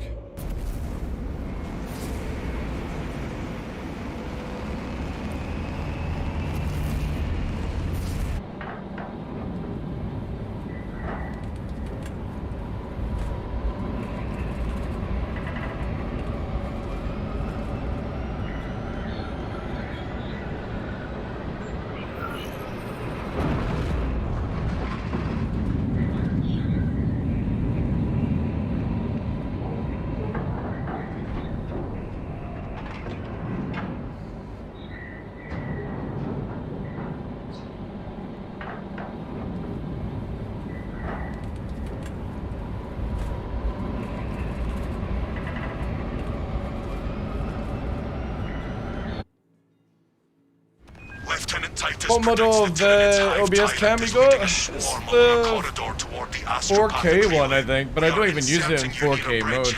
Don't know. If you're getting a new camera, get this one. Visual on drop zone. Setting down. 2026 is the year of the webcam. It's the year that if you don't want cheaper to get as well, because when you look at the difference, but just so you can get a clear. That's the Ozbot, and that's the YOLO. Lenses, or you take a camera outside to shoot stuff. If your live stream.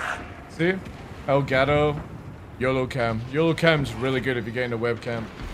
Delta Wing box check. Meridian en route.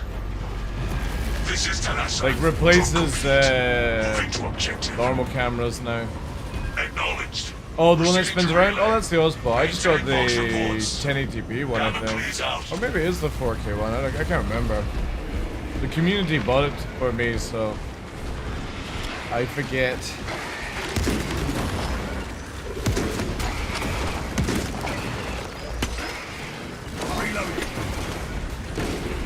Oh wait, this gun only gets 3 shots. Ooh,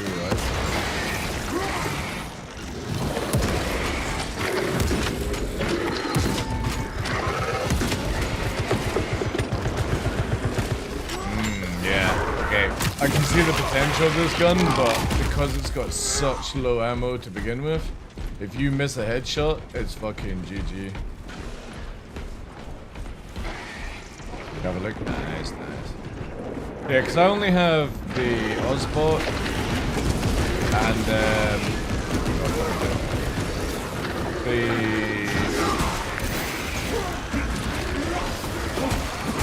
like 2 cameras now. I used to have like 4 cameras back in the day when I first started streaming, but now I just use the Ozbot. It's the one that I told Sai about to get as well. Now she's addicted. I shield my brother. Addicted to cameras. Of course. But I also happen to prefer my squad mates in one piece. Because it's the one where I can do this, so basically it's the same camera for the 2 things. So whenever I'm doing like controls, I can do that. And it's just the same camera there, and then when I'm doing like the dogs, I just have it where it's reversed round. So I always make sure like this one's disappeared. And then I can there's like a 3 times Ozbot, but the tiny's like 300. I got like the cheapest one, I think. There's one that's like £900 that is literally like you replace everything with it, type of camera, but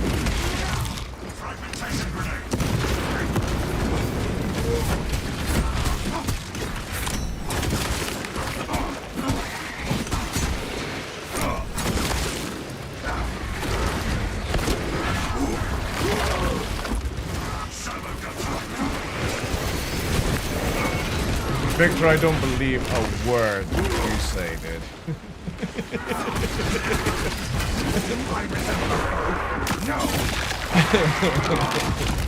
Yeah. It's gonna be some mean one, I can totally tell.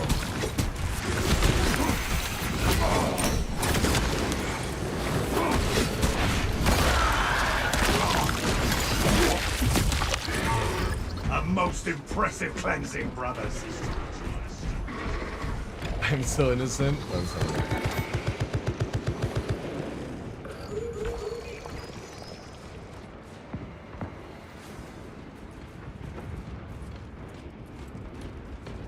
Is this actually legit? No.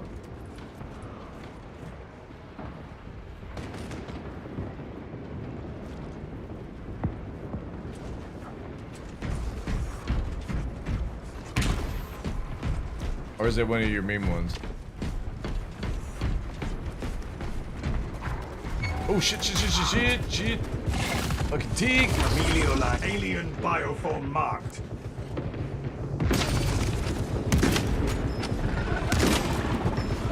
What the fuck is it doing? Ordnance out. This could alter the course of our battle. Your aim right.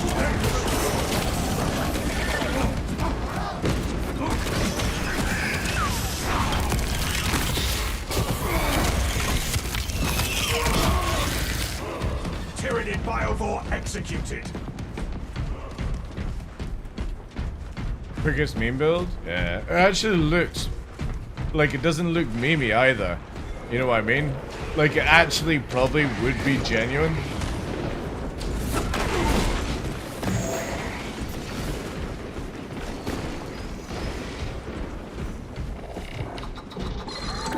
Replenishing ordnance. Chameleoline cloak ready. Formidable Tyranid presence alert.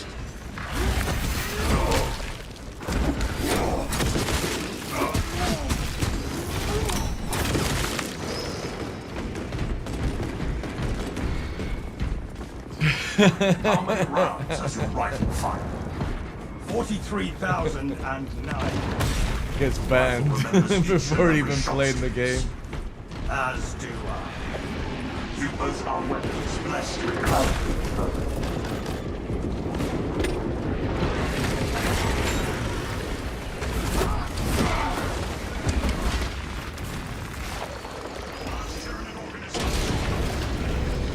We have reached the tower, Captain Akaran. The Munitorum does not store explosives to Codex Astartes standards. Locate enough to demolish the bridge.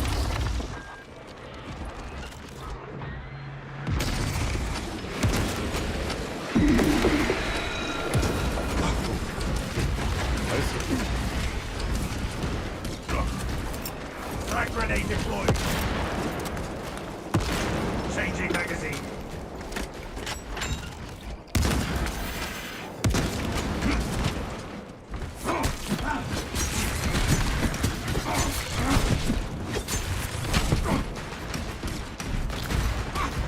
Charges Why shall this bomb do the most damage?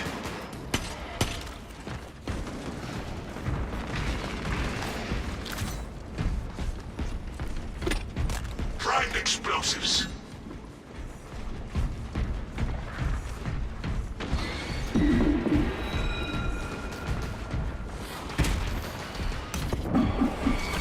Stealth blade. Your pain tries my patience. Brother. Arming melter charge.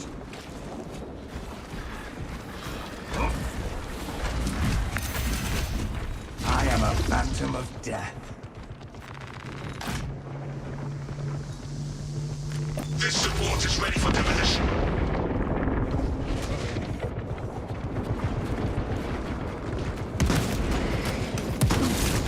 Synaptic servant slaughtered.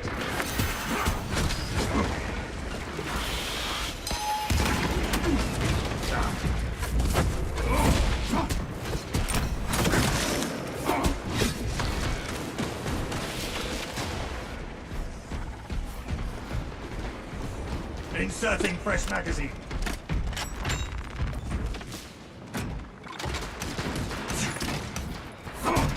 Wired for detonation.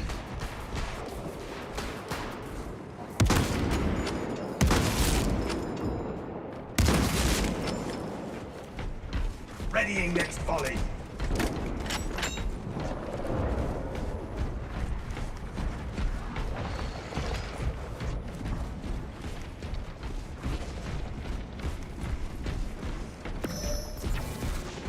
Looking at you guys, I suck so bad. Yeah, you get into the swing of Charge is things. wired.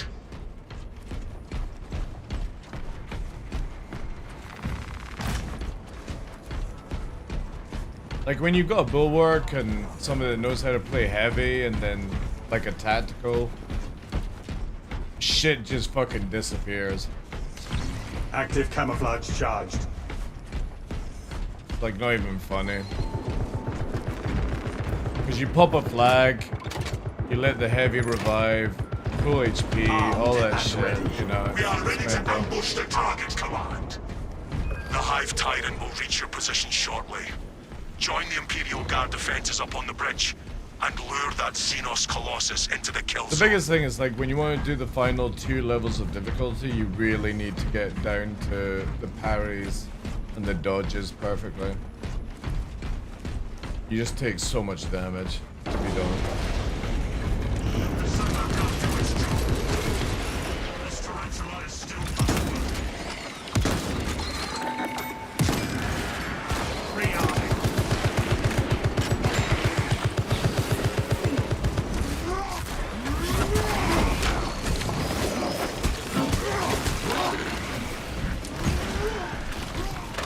Found weapon schematics.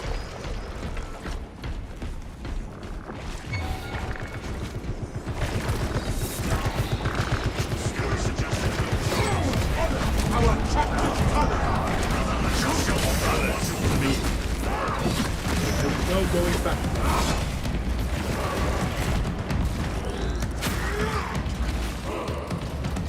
No Xenos monstrous.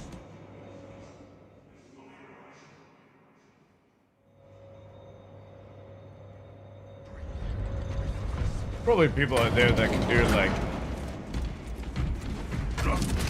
no damage run kind of thing, you know.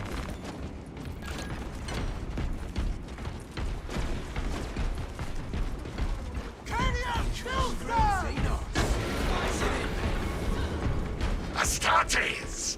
We were not expecting such illustrious company. We've got a handle on these probing strikes, my lords. It's the relay that's getting hammered right now. The leader beast will cross that bridge, and in short order, die to our tactics. That's news. Without armor support to tackle a target that big, we may have to bring down the supply bridge. All elements Bring needed down the are beast. prepared. Is this a withdrawal order? Negative. The objective is the Hive Tyrant, not the bridge. Defend this position until the Tyranid command unit is executed. Understood, my lord. May the Emperor guide our lasguns to your support. Incoming! Ready up, 8th! Show the Emperor's angels what we are made of! Left flank! Xenos on the roof! Filthy Xenos are above us.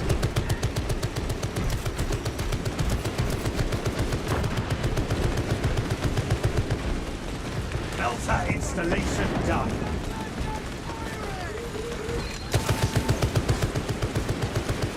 Got a pile up below! The Hive Tyrant is on its way, but it is a horde of Xenos between you and it. Dig in for the long haul.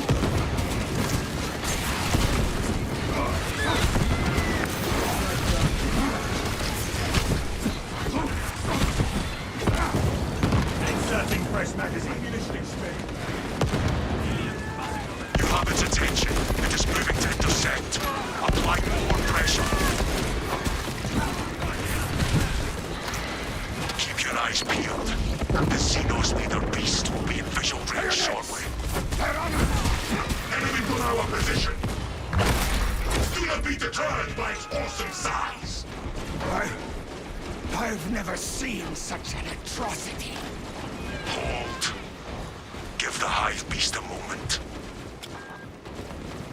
Detonate the charges now.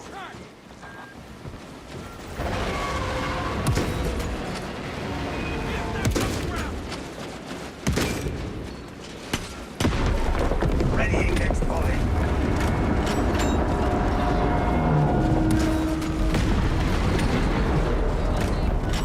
Detonation complete. Talassa to Delta Wing. The target is neutralized. It is not dead. Our tactics were sound. The swarm would go feral without their connection to the hive mind, but their focus is still on the relay. Reports confirm the Lieutenant's assessment. Enemy cohesion still in full effect. That beast is not yet dead. Good. I hate leaving a job unfinished.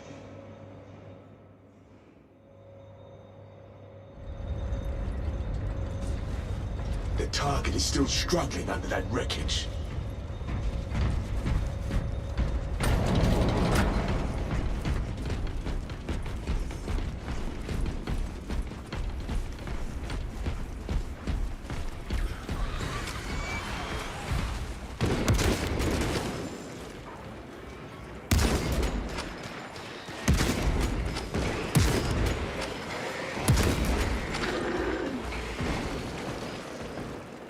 Reloading.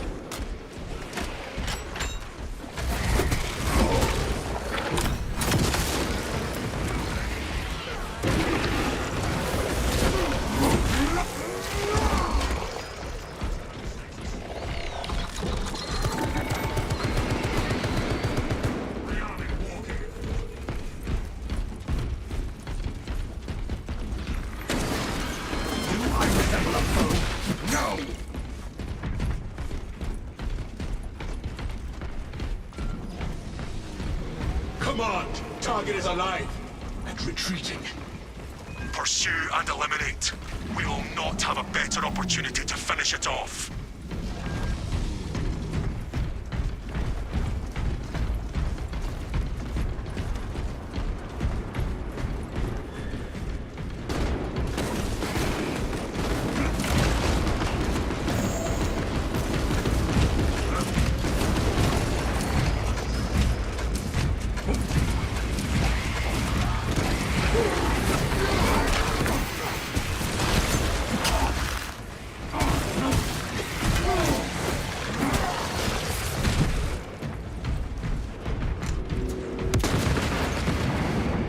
Changing magazine.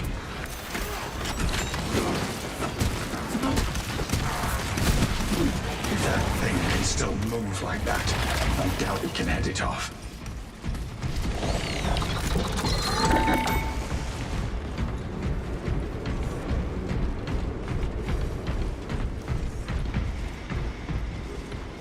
For the Emperor! For the Emperor! For the Emperor. Tell us a report. The Hive Tyrant continues to evade. Talassa, you cut out. Repeat.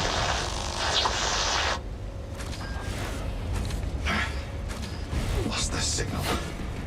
Is that thing leading us into the dead zone? Our duty remains unchanged. Forward! Servo gun is fully operational.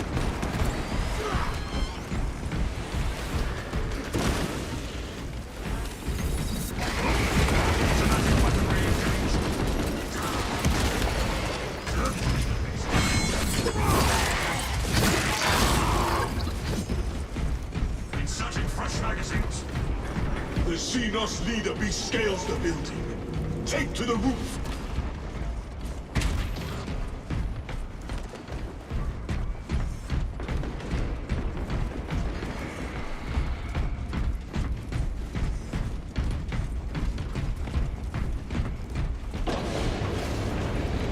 Refreshing armaments.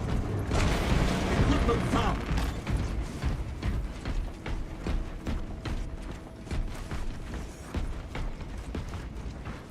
For the Emperor!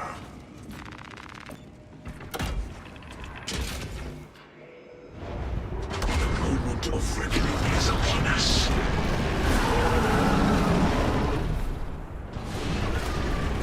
Servo harness gun available. Encircle and eliminate!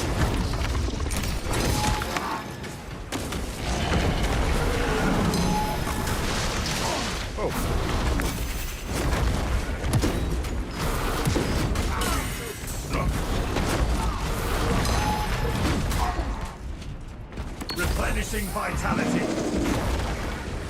Reloading.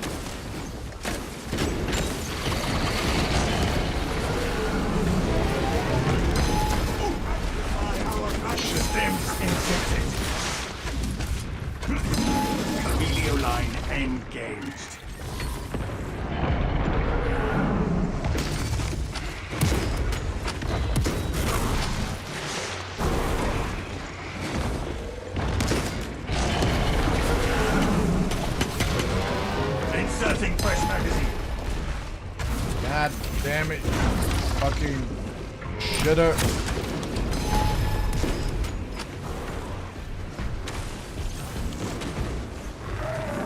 Precisely what we needed. Readying next volley. The creature is undergoing some kind of transformation. It is channeling some kind of power.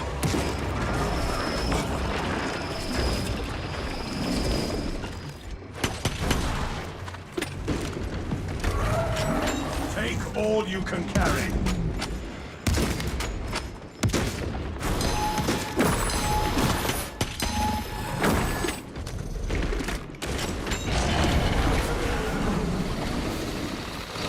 Munitions here. Stealth ready. Rearming.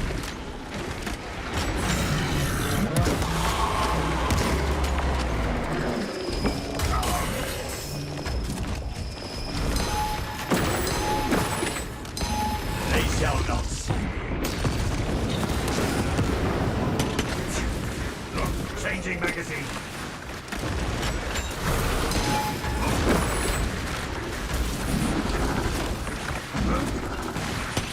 Magazine empty. Take all you can carry.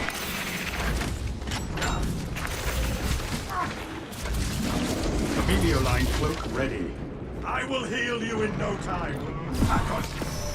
The Imperium will outlast you!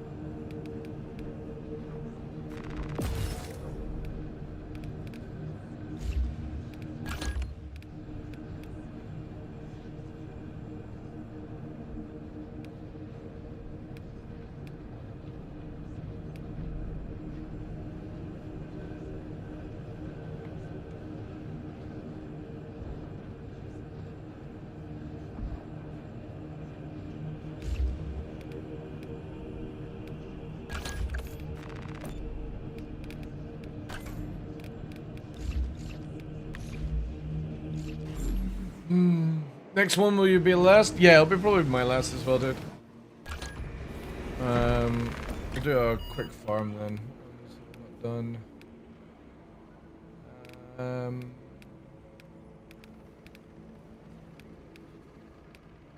We'll just do a basic, what's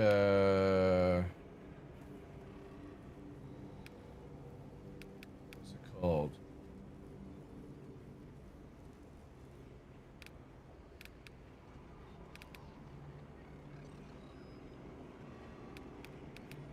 Yeah, we'll just do basic first one then. Nice and fast.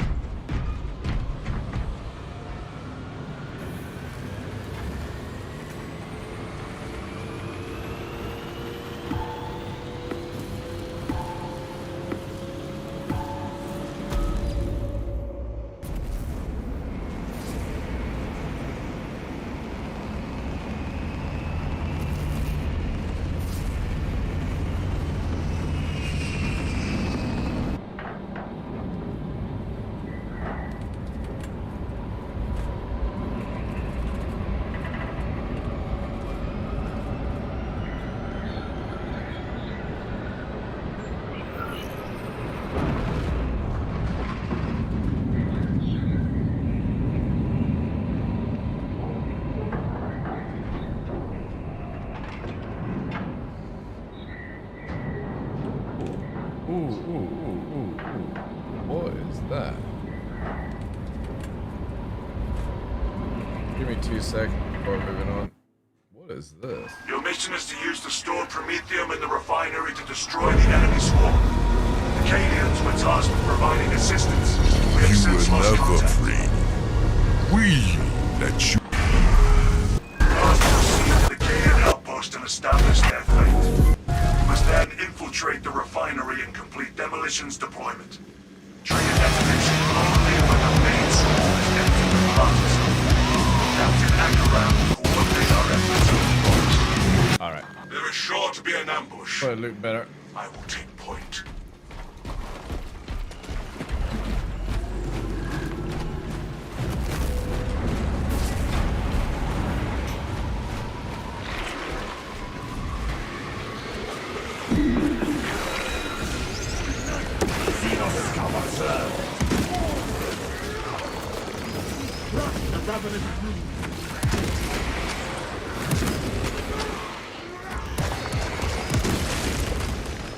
Changing magazine.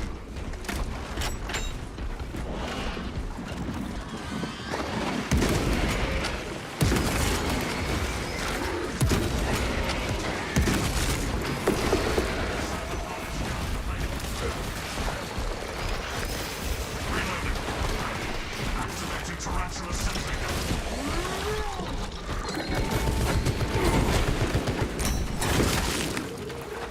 Precisely what we needed.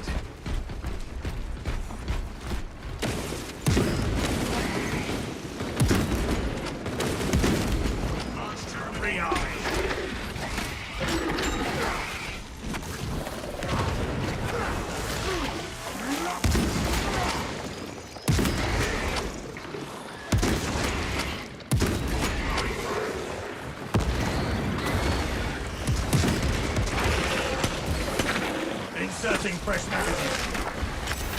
Your aim tries my patience.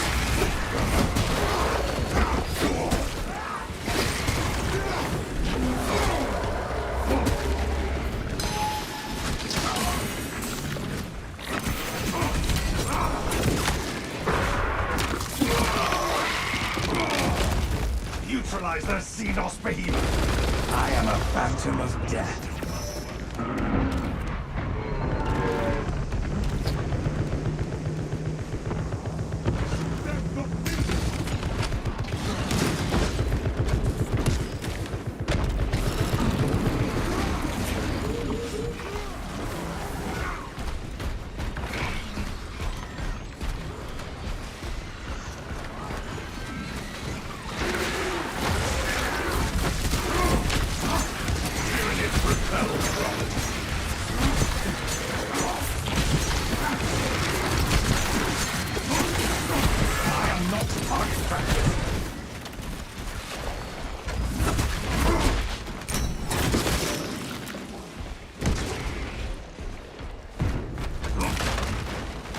all you can carry.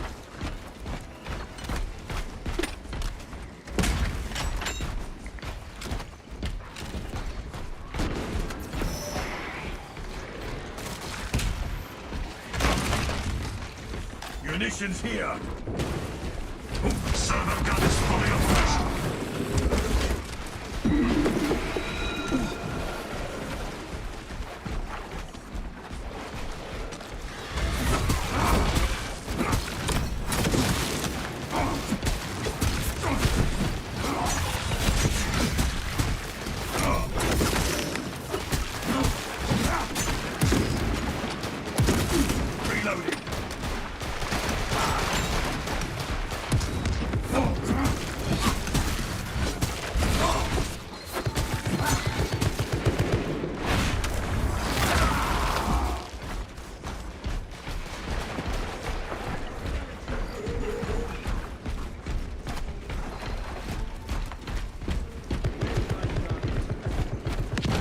Eyes on the guard camp.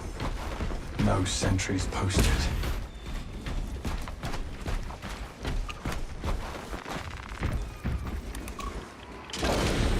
For the Emperor! Captain Akarai, no signs of life at the Astra Militarum camp. Human life, anyway. Talassa, you need to acquire the Astra Militarum demolition codes required to deploy and arm their ordnance. Source one from any soldier you see, alive or otherwise.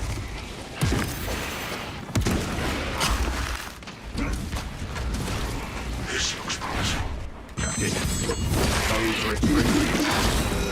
proceed to the Promethium refinery and complete the demolition preparations.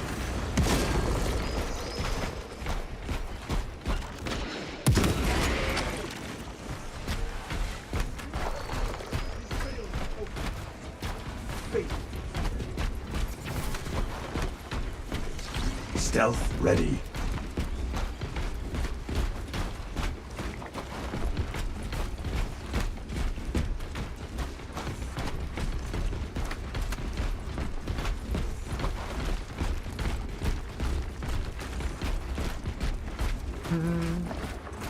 Objective on the other side.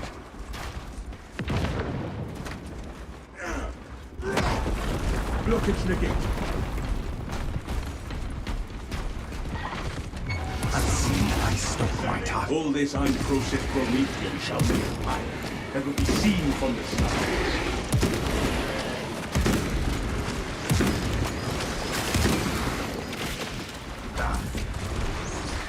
Readying this volley.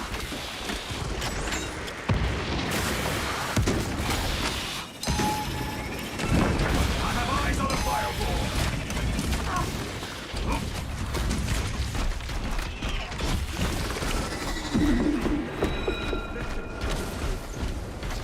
Camelio line cloak ready.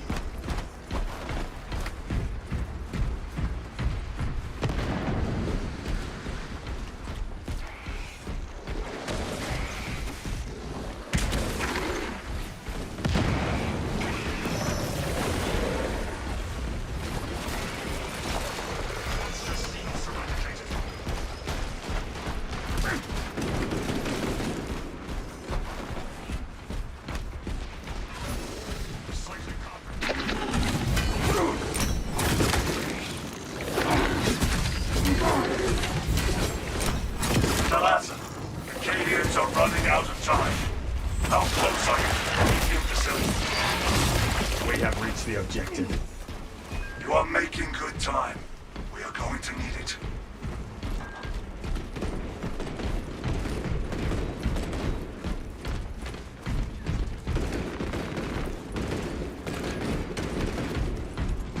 Rearming walking. For the Emperor!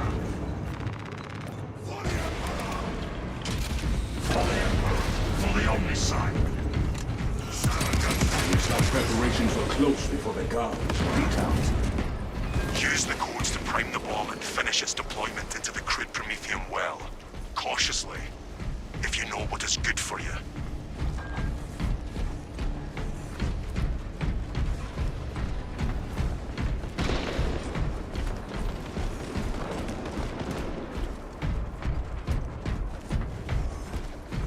Time to get to work, machine. Rites of activation have been observed. The generators hum in the machine god's name. Crane sequencing initialized. Delivering payload.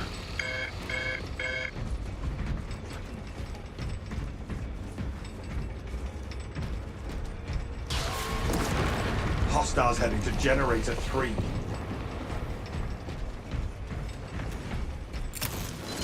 Biological accumulation at Generator 3.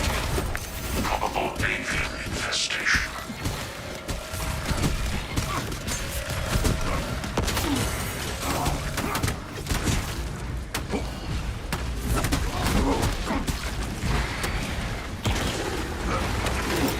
Shock grenade deployed. Inserting fresh magazine.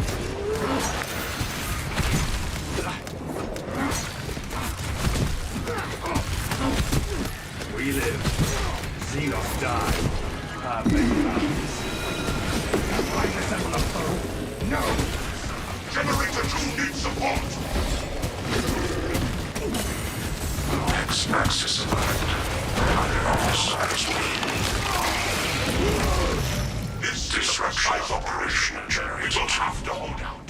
Bring it into the Omnissiah's proper alignment.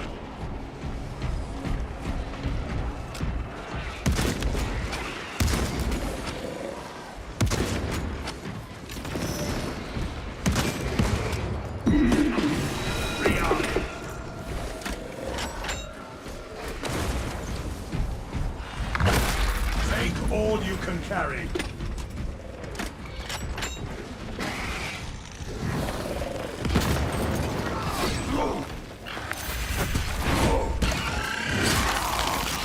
Organism destroyed.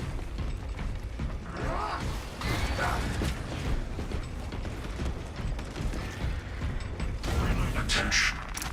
Crane drive is jammed. Perform the necessary cleansing to resume operation.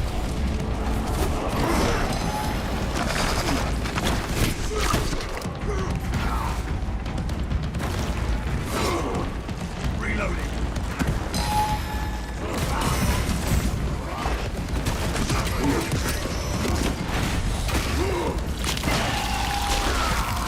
On in transit again.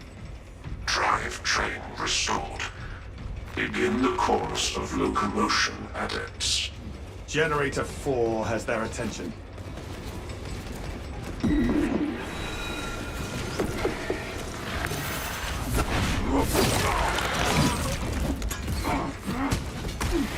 Vacate Generator 4's cowling. Climbing is not permitted while in operation. Y-axis aligned. Margin of error 0.0 nanometers. Blessed be the Omnissiah's divine precision. I should have this thing calibrate my scopes.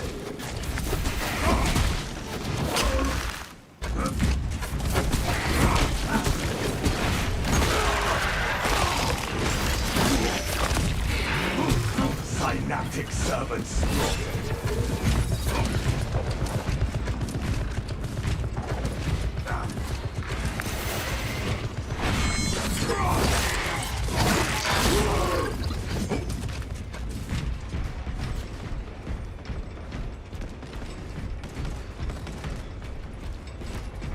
Cycling cartridges. The stench of Xenos thickens the air. Demolition deployment sequence concluded. No errors logged under the Omnissiah's watchful oculus. Command, thank the Emperor. It is done. There is an observation platform overlooking the Promethium fields. It will make a good vantage for your ambush.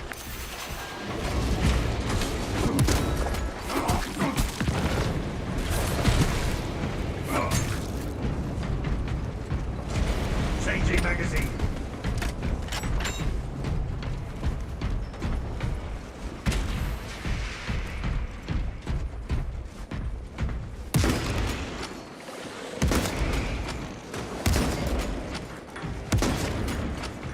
Inserting fresh magazine. Perhaps they seek to choke our rivers with their dead.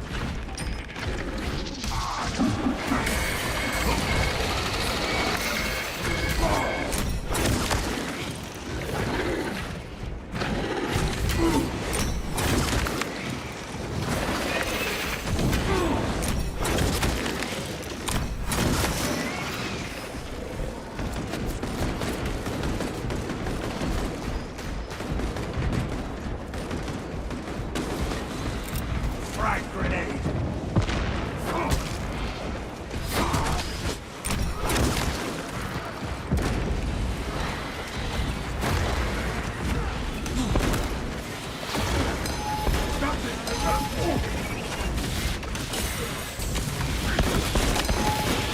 Reloading! Adjust your optical module. Fire on those lines. Repurposing battlefield sentry.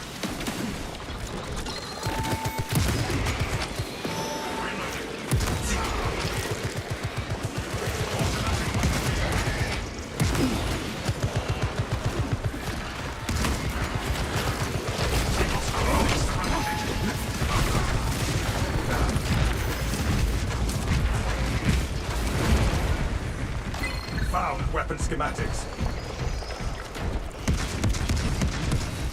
Readying next volley. We have arrived at Noze's facility. Run distraction efforts as long as you can. If there is one thing I know, Lieutenant, it is how to pin down an enemy. I will hold you to that.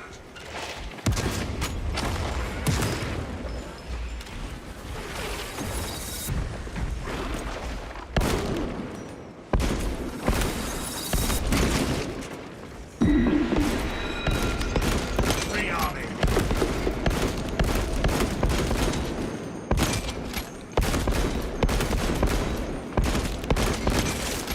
Fester and rot. Our orders are clear. Advance.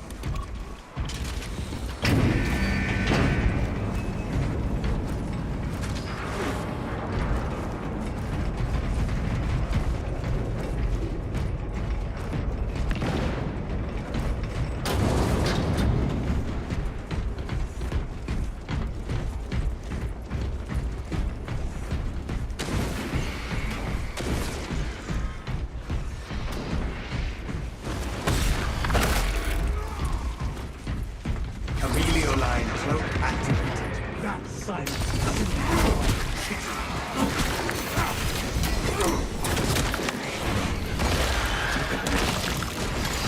miss if I tried. Not that it would make a dent.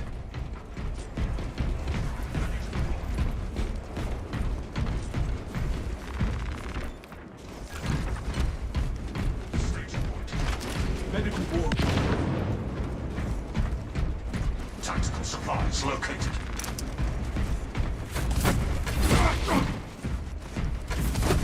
Follow me through.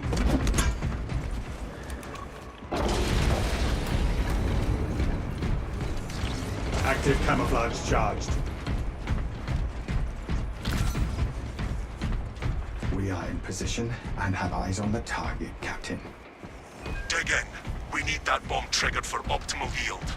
Orbital scan estimates the bulk of the swarm will not be in position for a while yet. Keep your heads and get it done.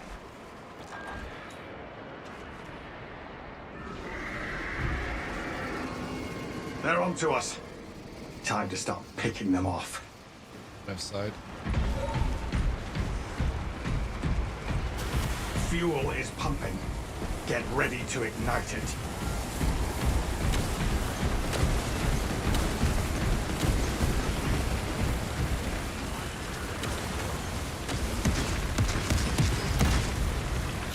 Springing a track.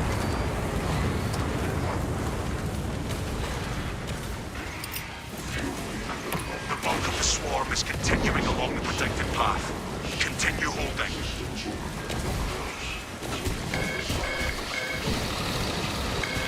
The refinery is no longer secure.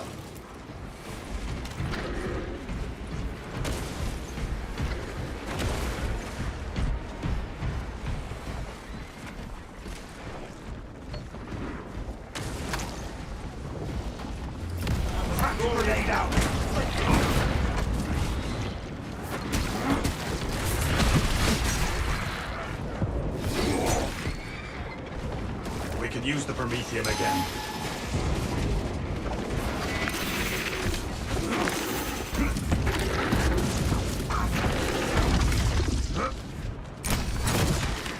Halfway there, brothers. Keep it up.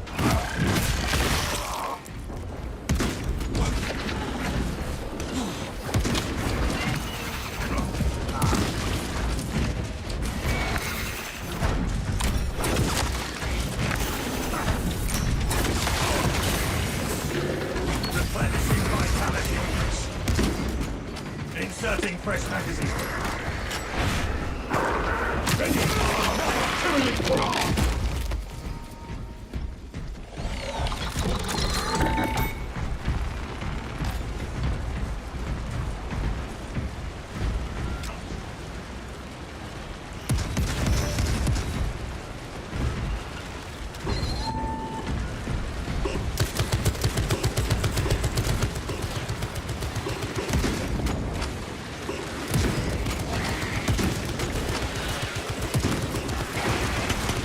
The swarm has almost fully committed.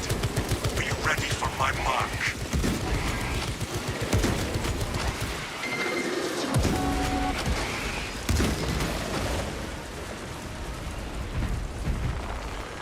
Take all you can carry.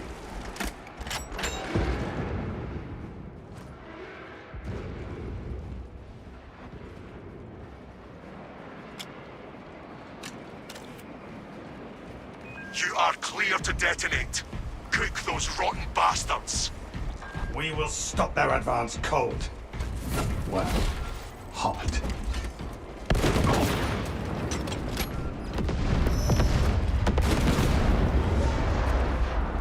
Lieutenant Titus, this is Scipius. Objective complete. Tyranid bioscience down 90% and full. Swarm annihilation confirmed. Excellent work. Move to extract. Nice.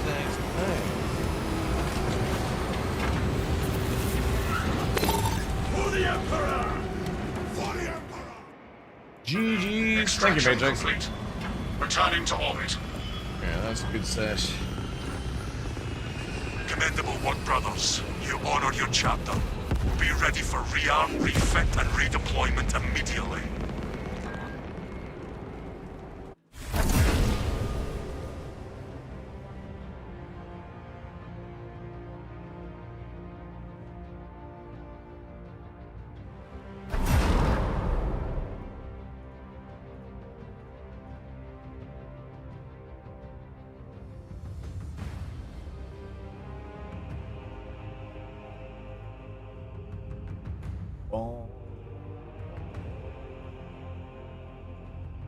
Thanks for the games. Oh, you're very welcome, Dave. Appreciate it. Also, thank you, Tumblr. Yeah, all good. GG's, guys. Have a good night.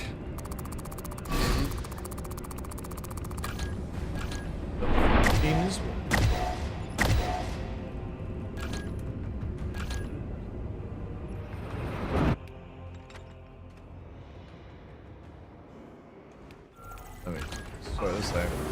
I don't know if this is like the class for me. I think the biggest annoyance is even though the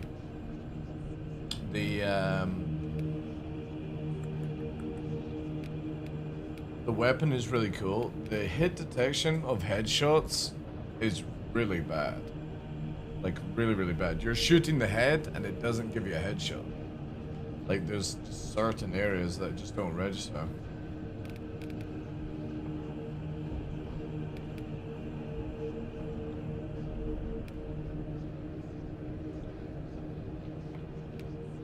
That's a good one. The first range attack that brings, that would be 75% on top of the 35% if you manage to get a headshot. Plus 10. That would be very strong.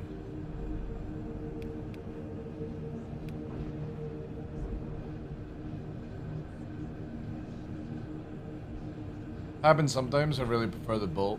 Yeah. I'll level up to max, but yeah.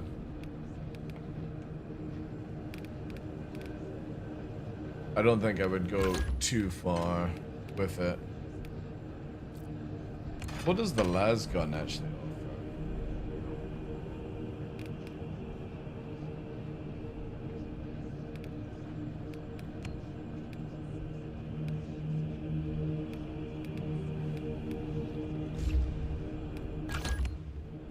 And you're saying the what? I prefer the bolt carbine. Oh, that. Right. Then you've got the free bursts.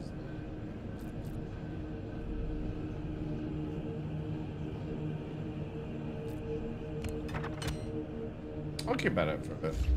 But yeah.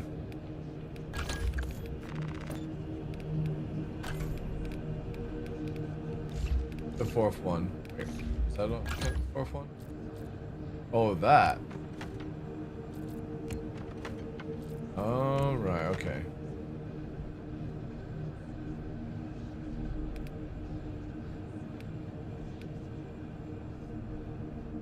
Yeah, I suppose.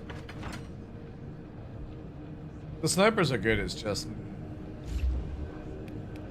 It's a bit meh. It is a bit meh. Only do the knife as well, right?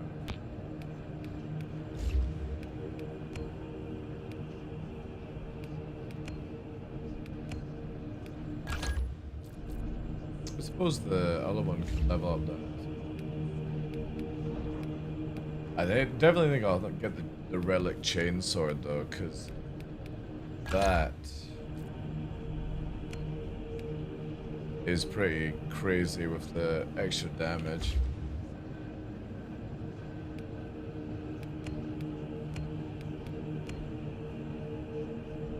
Still need to finish this off. This is stage 4. Yeah, this is prestige 4.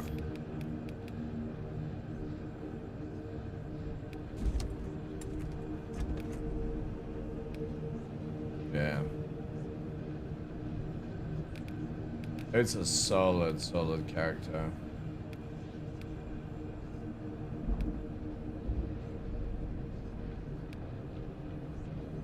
That's my favorite one so far. But I also wouldn't mind maxing out heavy.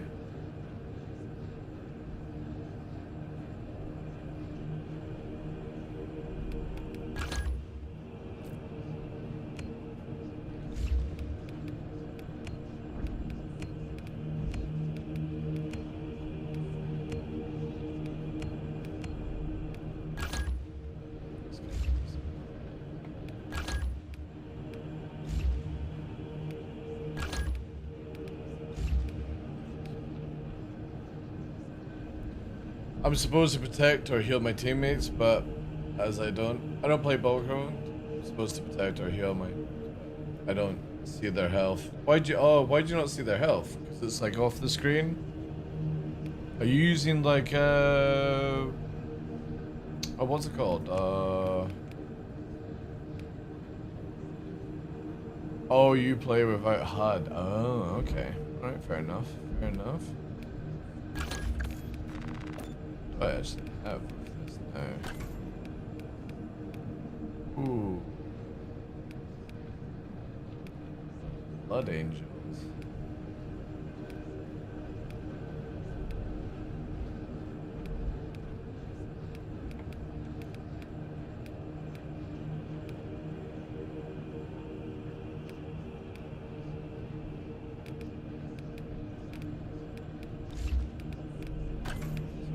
Ropes. Oh yeah, I need to get prestige 4. That's. Oh, wait, I still have to get that.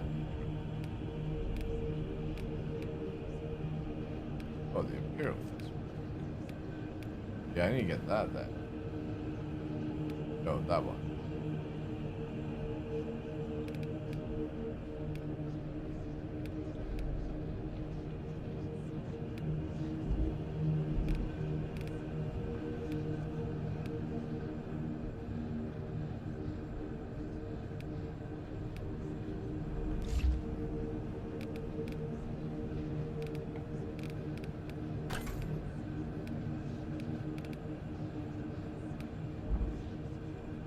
Oh, prestige for every class, that's why.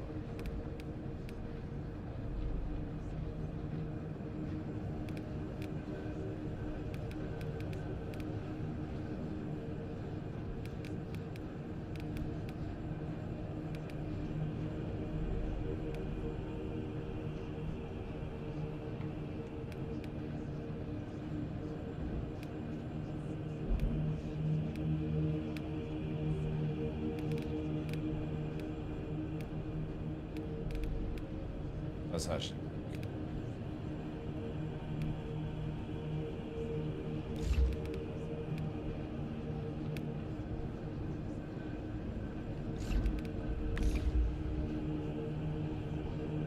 Still so much to do in the game. I've only got like 120-ish hours in the game. The problem is the repetitiveness. I kind of wish that the wave system, like Siege, was a little bit better. Where, for example, like after 5 waves, you could customize a little bit more. Like you could get up, do your stuff like that, you know. Use it for leveling. Basically, access this window after every 5 levels. That would be kind of cool, you know. I like Siege mode. The missions and stuff like that, make it go faster. Yeah, Vanguard is another character.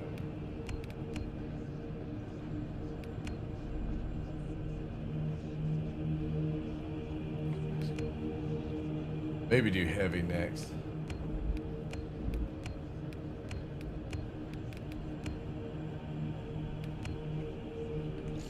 Anyway, sick.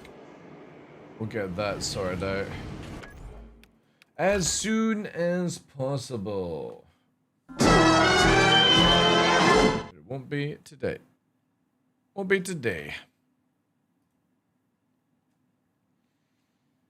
Awesome, awesome, awesome, awesome, awesome. Do I have anything to add to the Halls of Hero? Oh wait, I do. No. Do I? Are we adding the bits? I think it's only about 1,000, right? Yeah, only 1,000 bits. Also, let me quickly check out Novi's thing. See if there's anybody that's done anything whilst I've been away.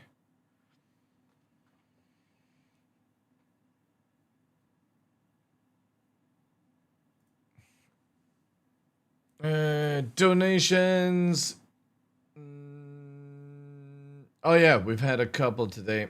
Oh, holy shit. Somebody put in 248. Oh my god. Whoever that was, thank you so much. I should actually get the alert system running on this. I don't notice it, but again, whoever did that, holy shit. Thank you so much for...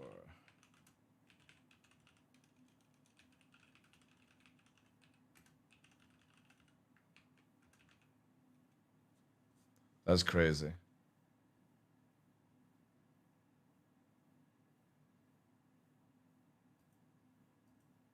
Oh, I can't do heart face?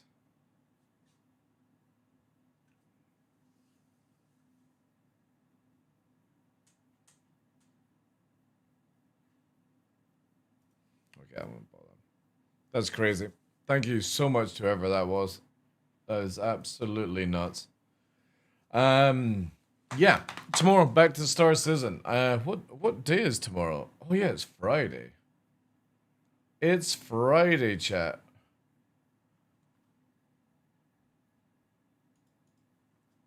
Wonder if the 4K patch is out as well. See, the thing is, I'm not ready to end the stream. Let me see what fucking... What's Ark up to? Anybody?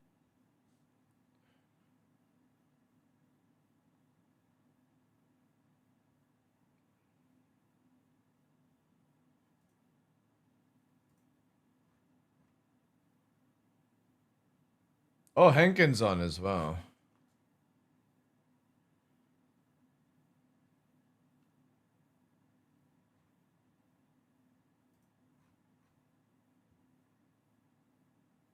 Yeah, we'll send the love over to Henkin, actually. He's playing some Dune Awakening, chat. I kind of want to play some more Star Citizen, but also, like, everyone's gone to bed, so it's like, yeah.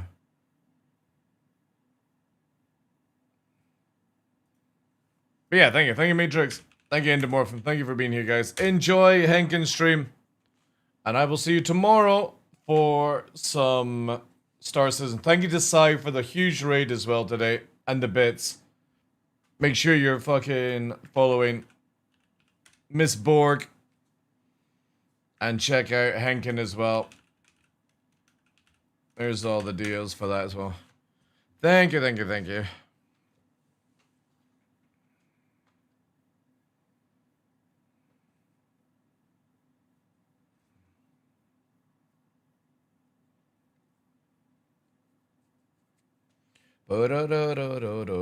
Thank you.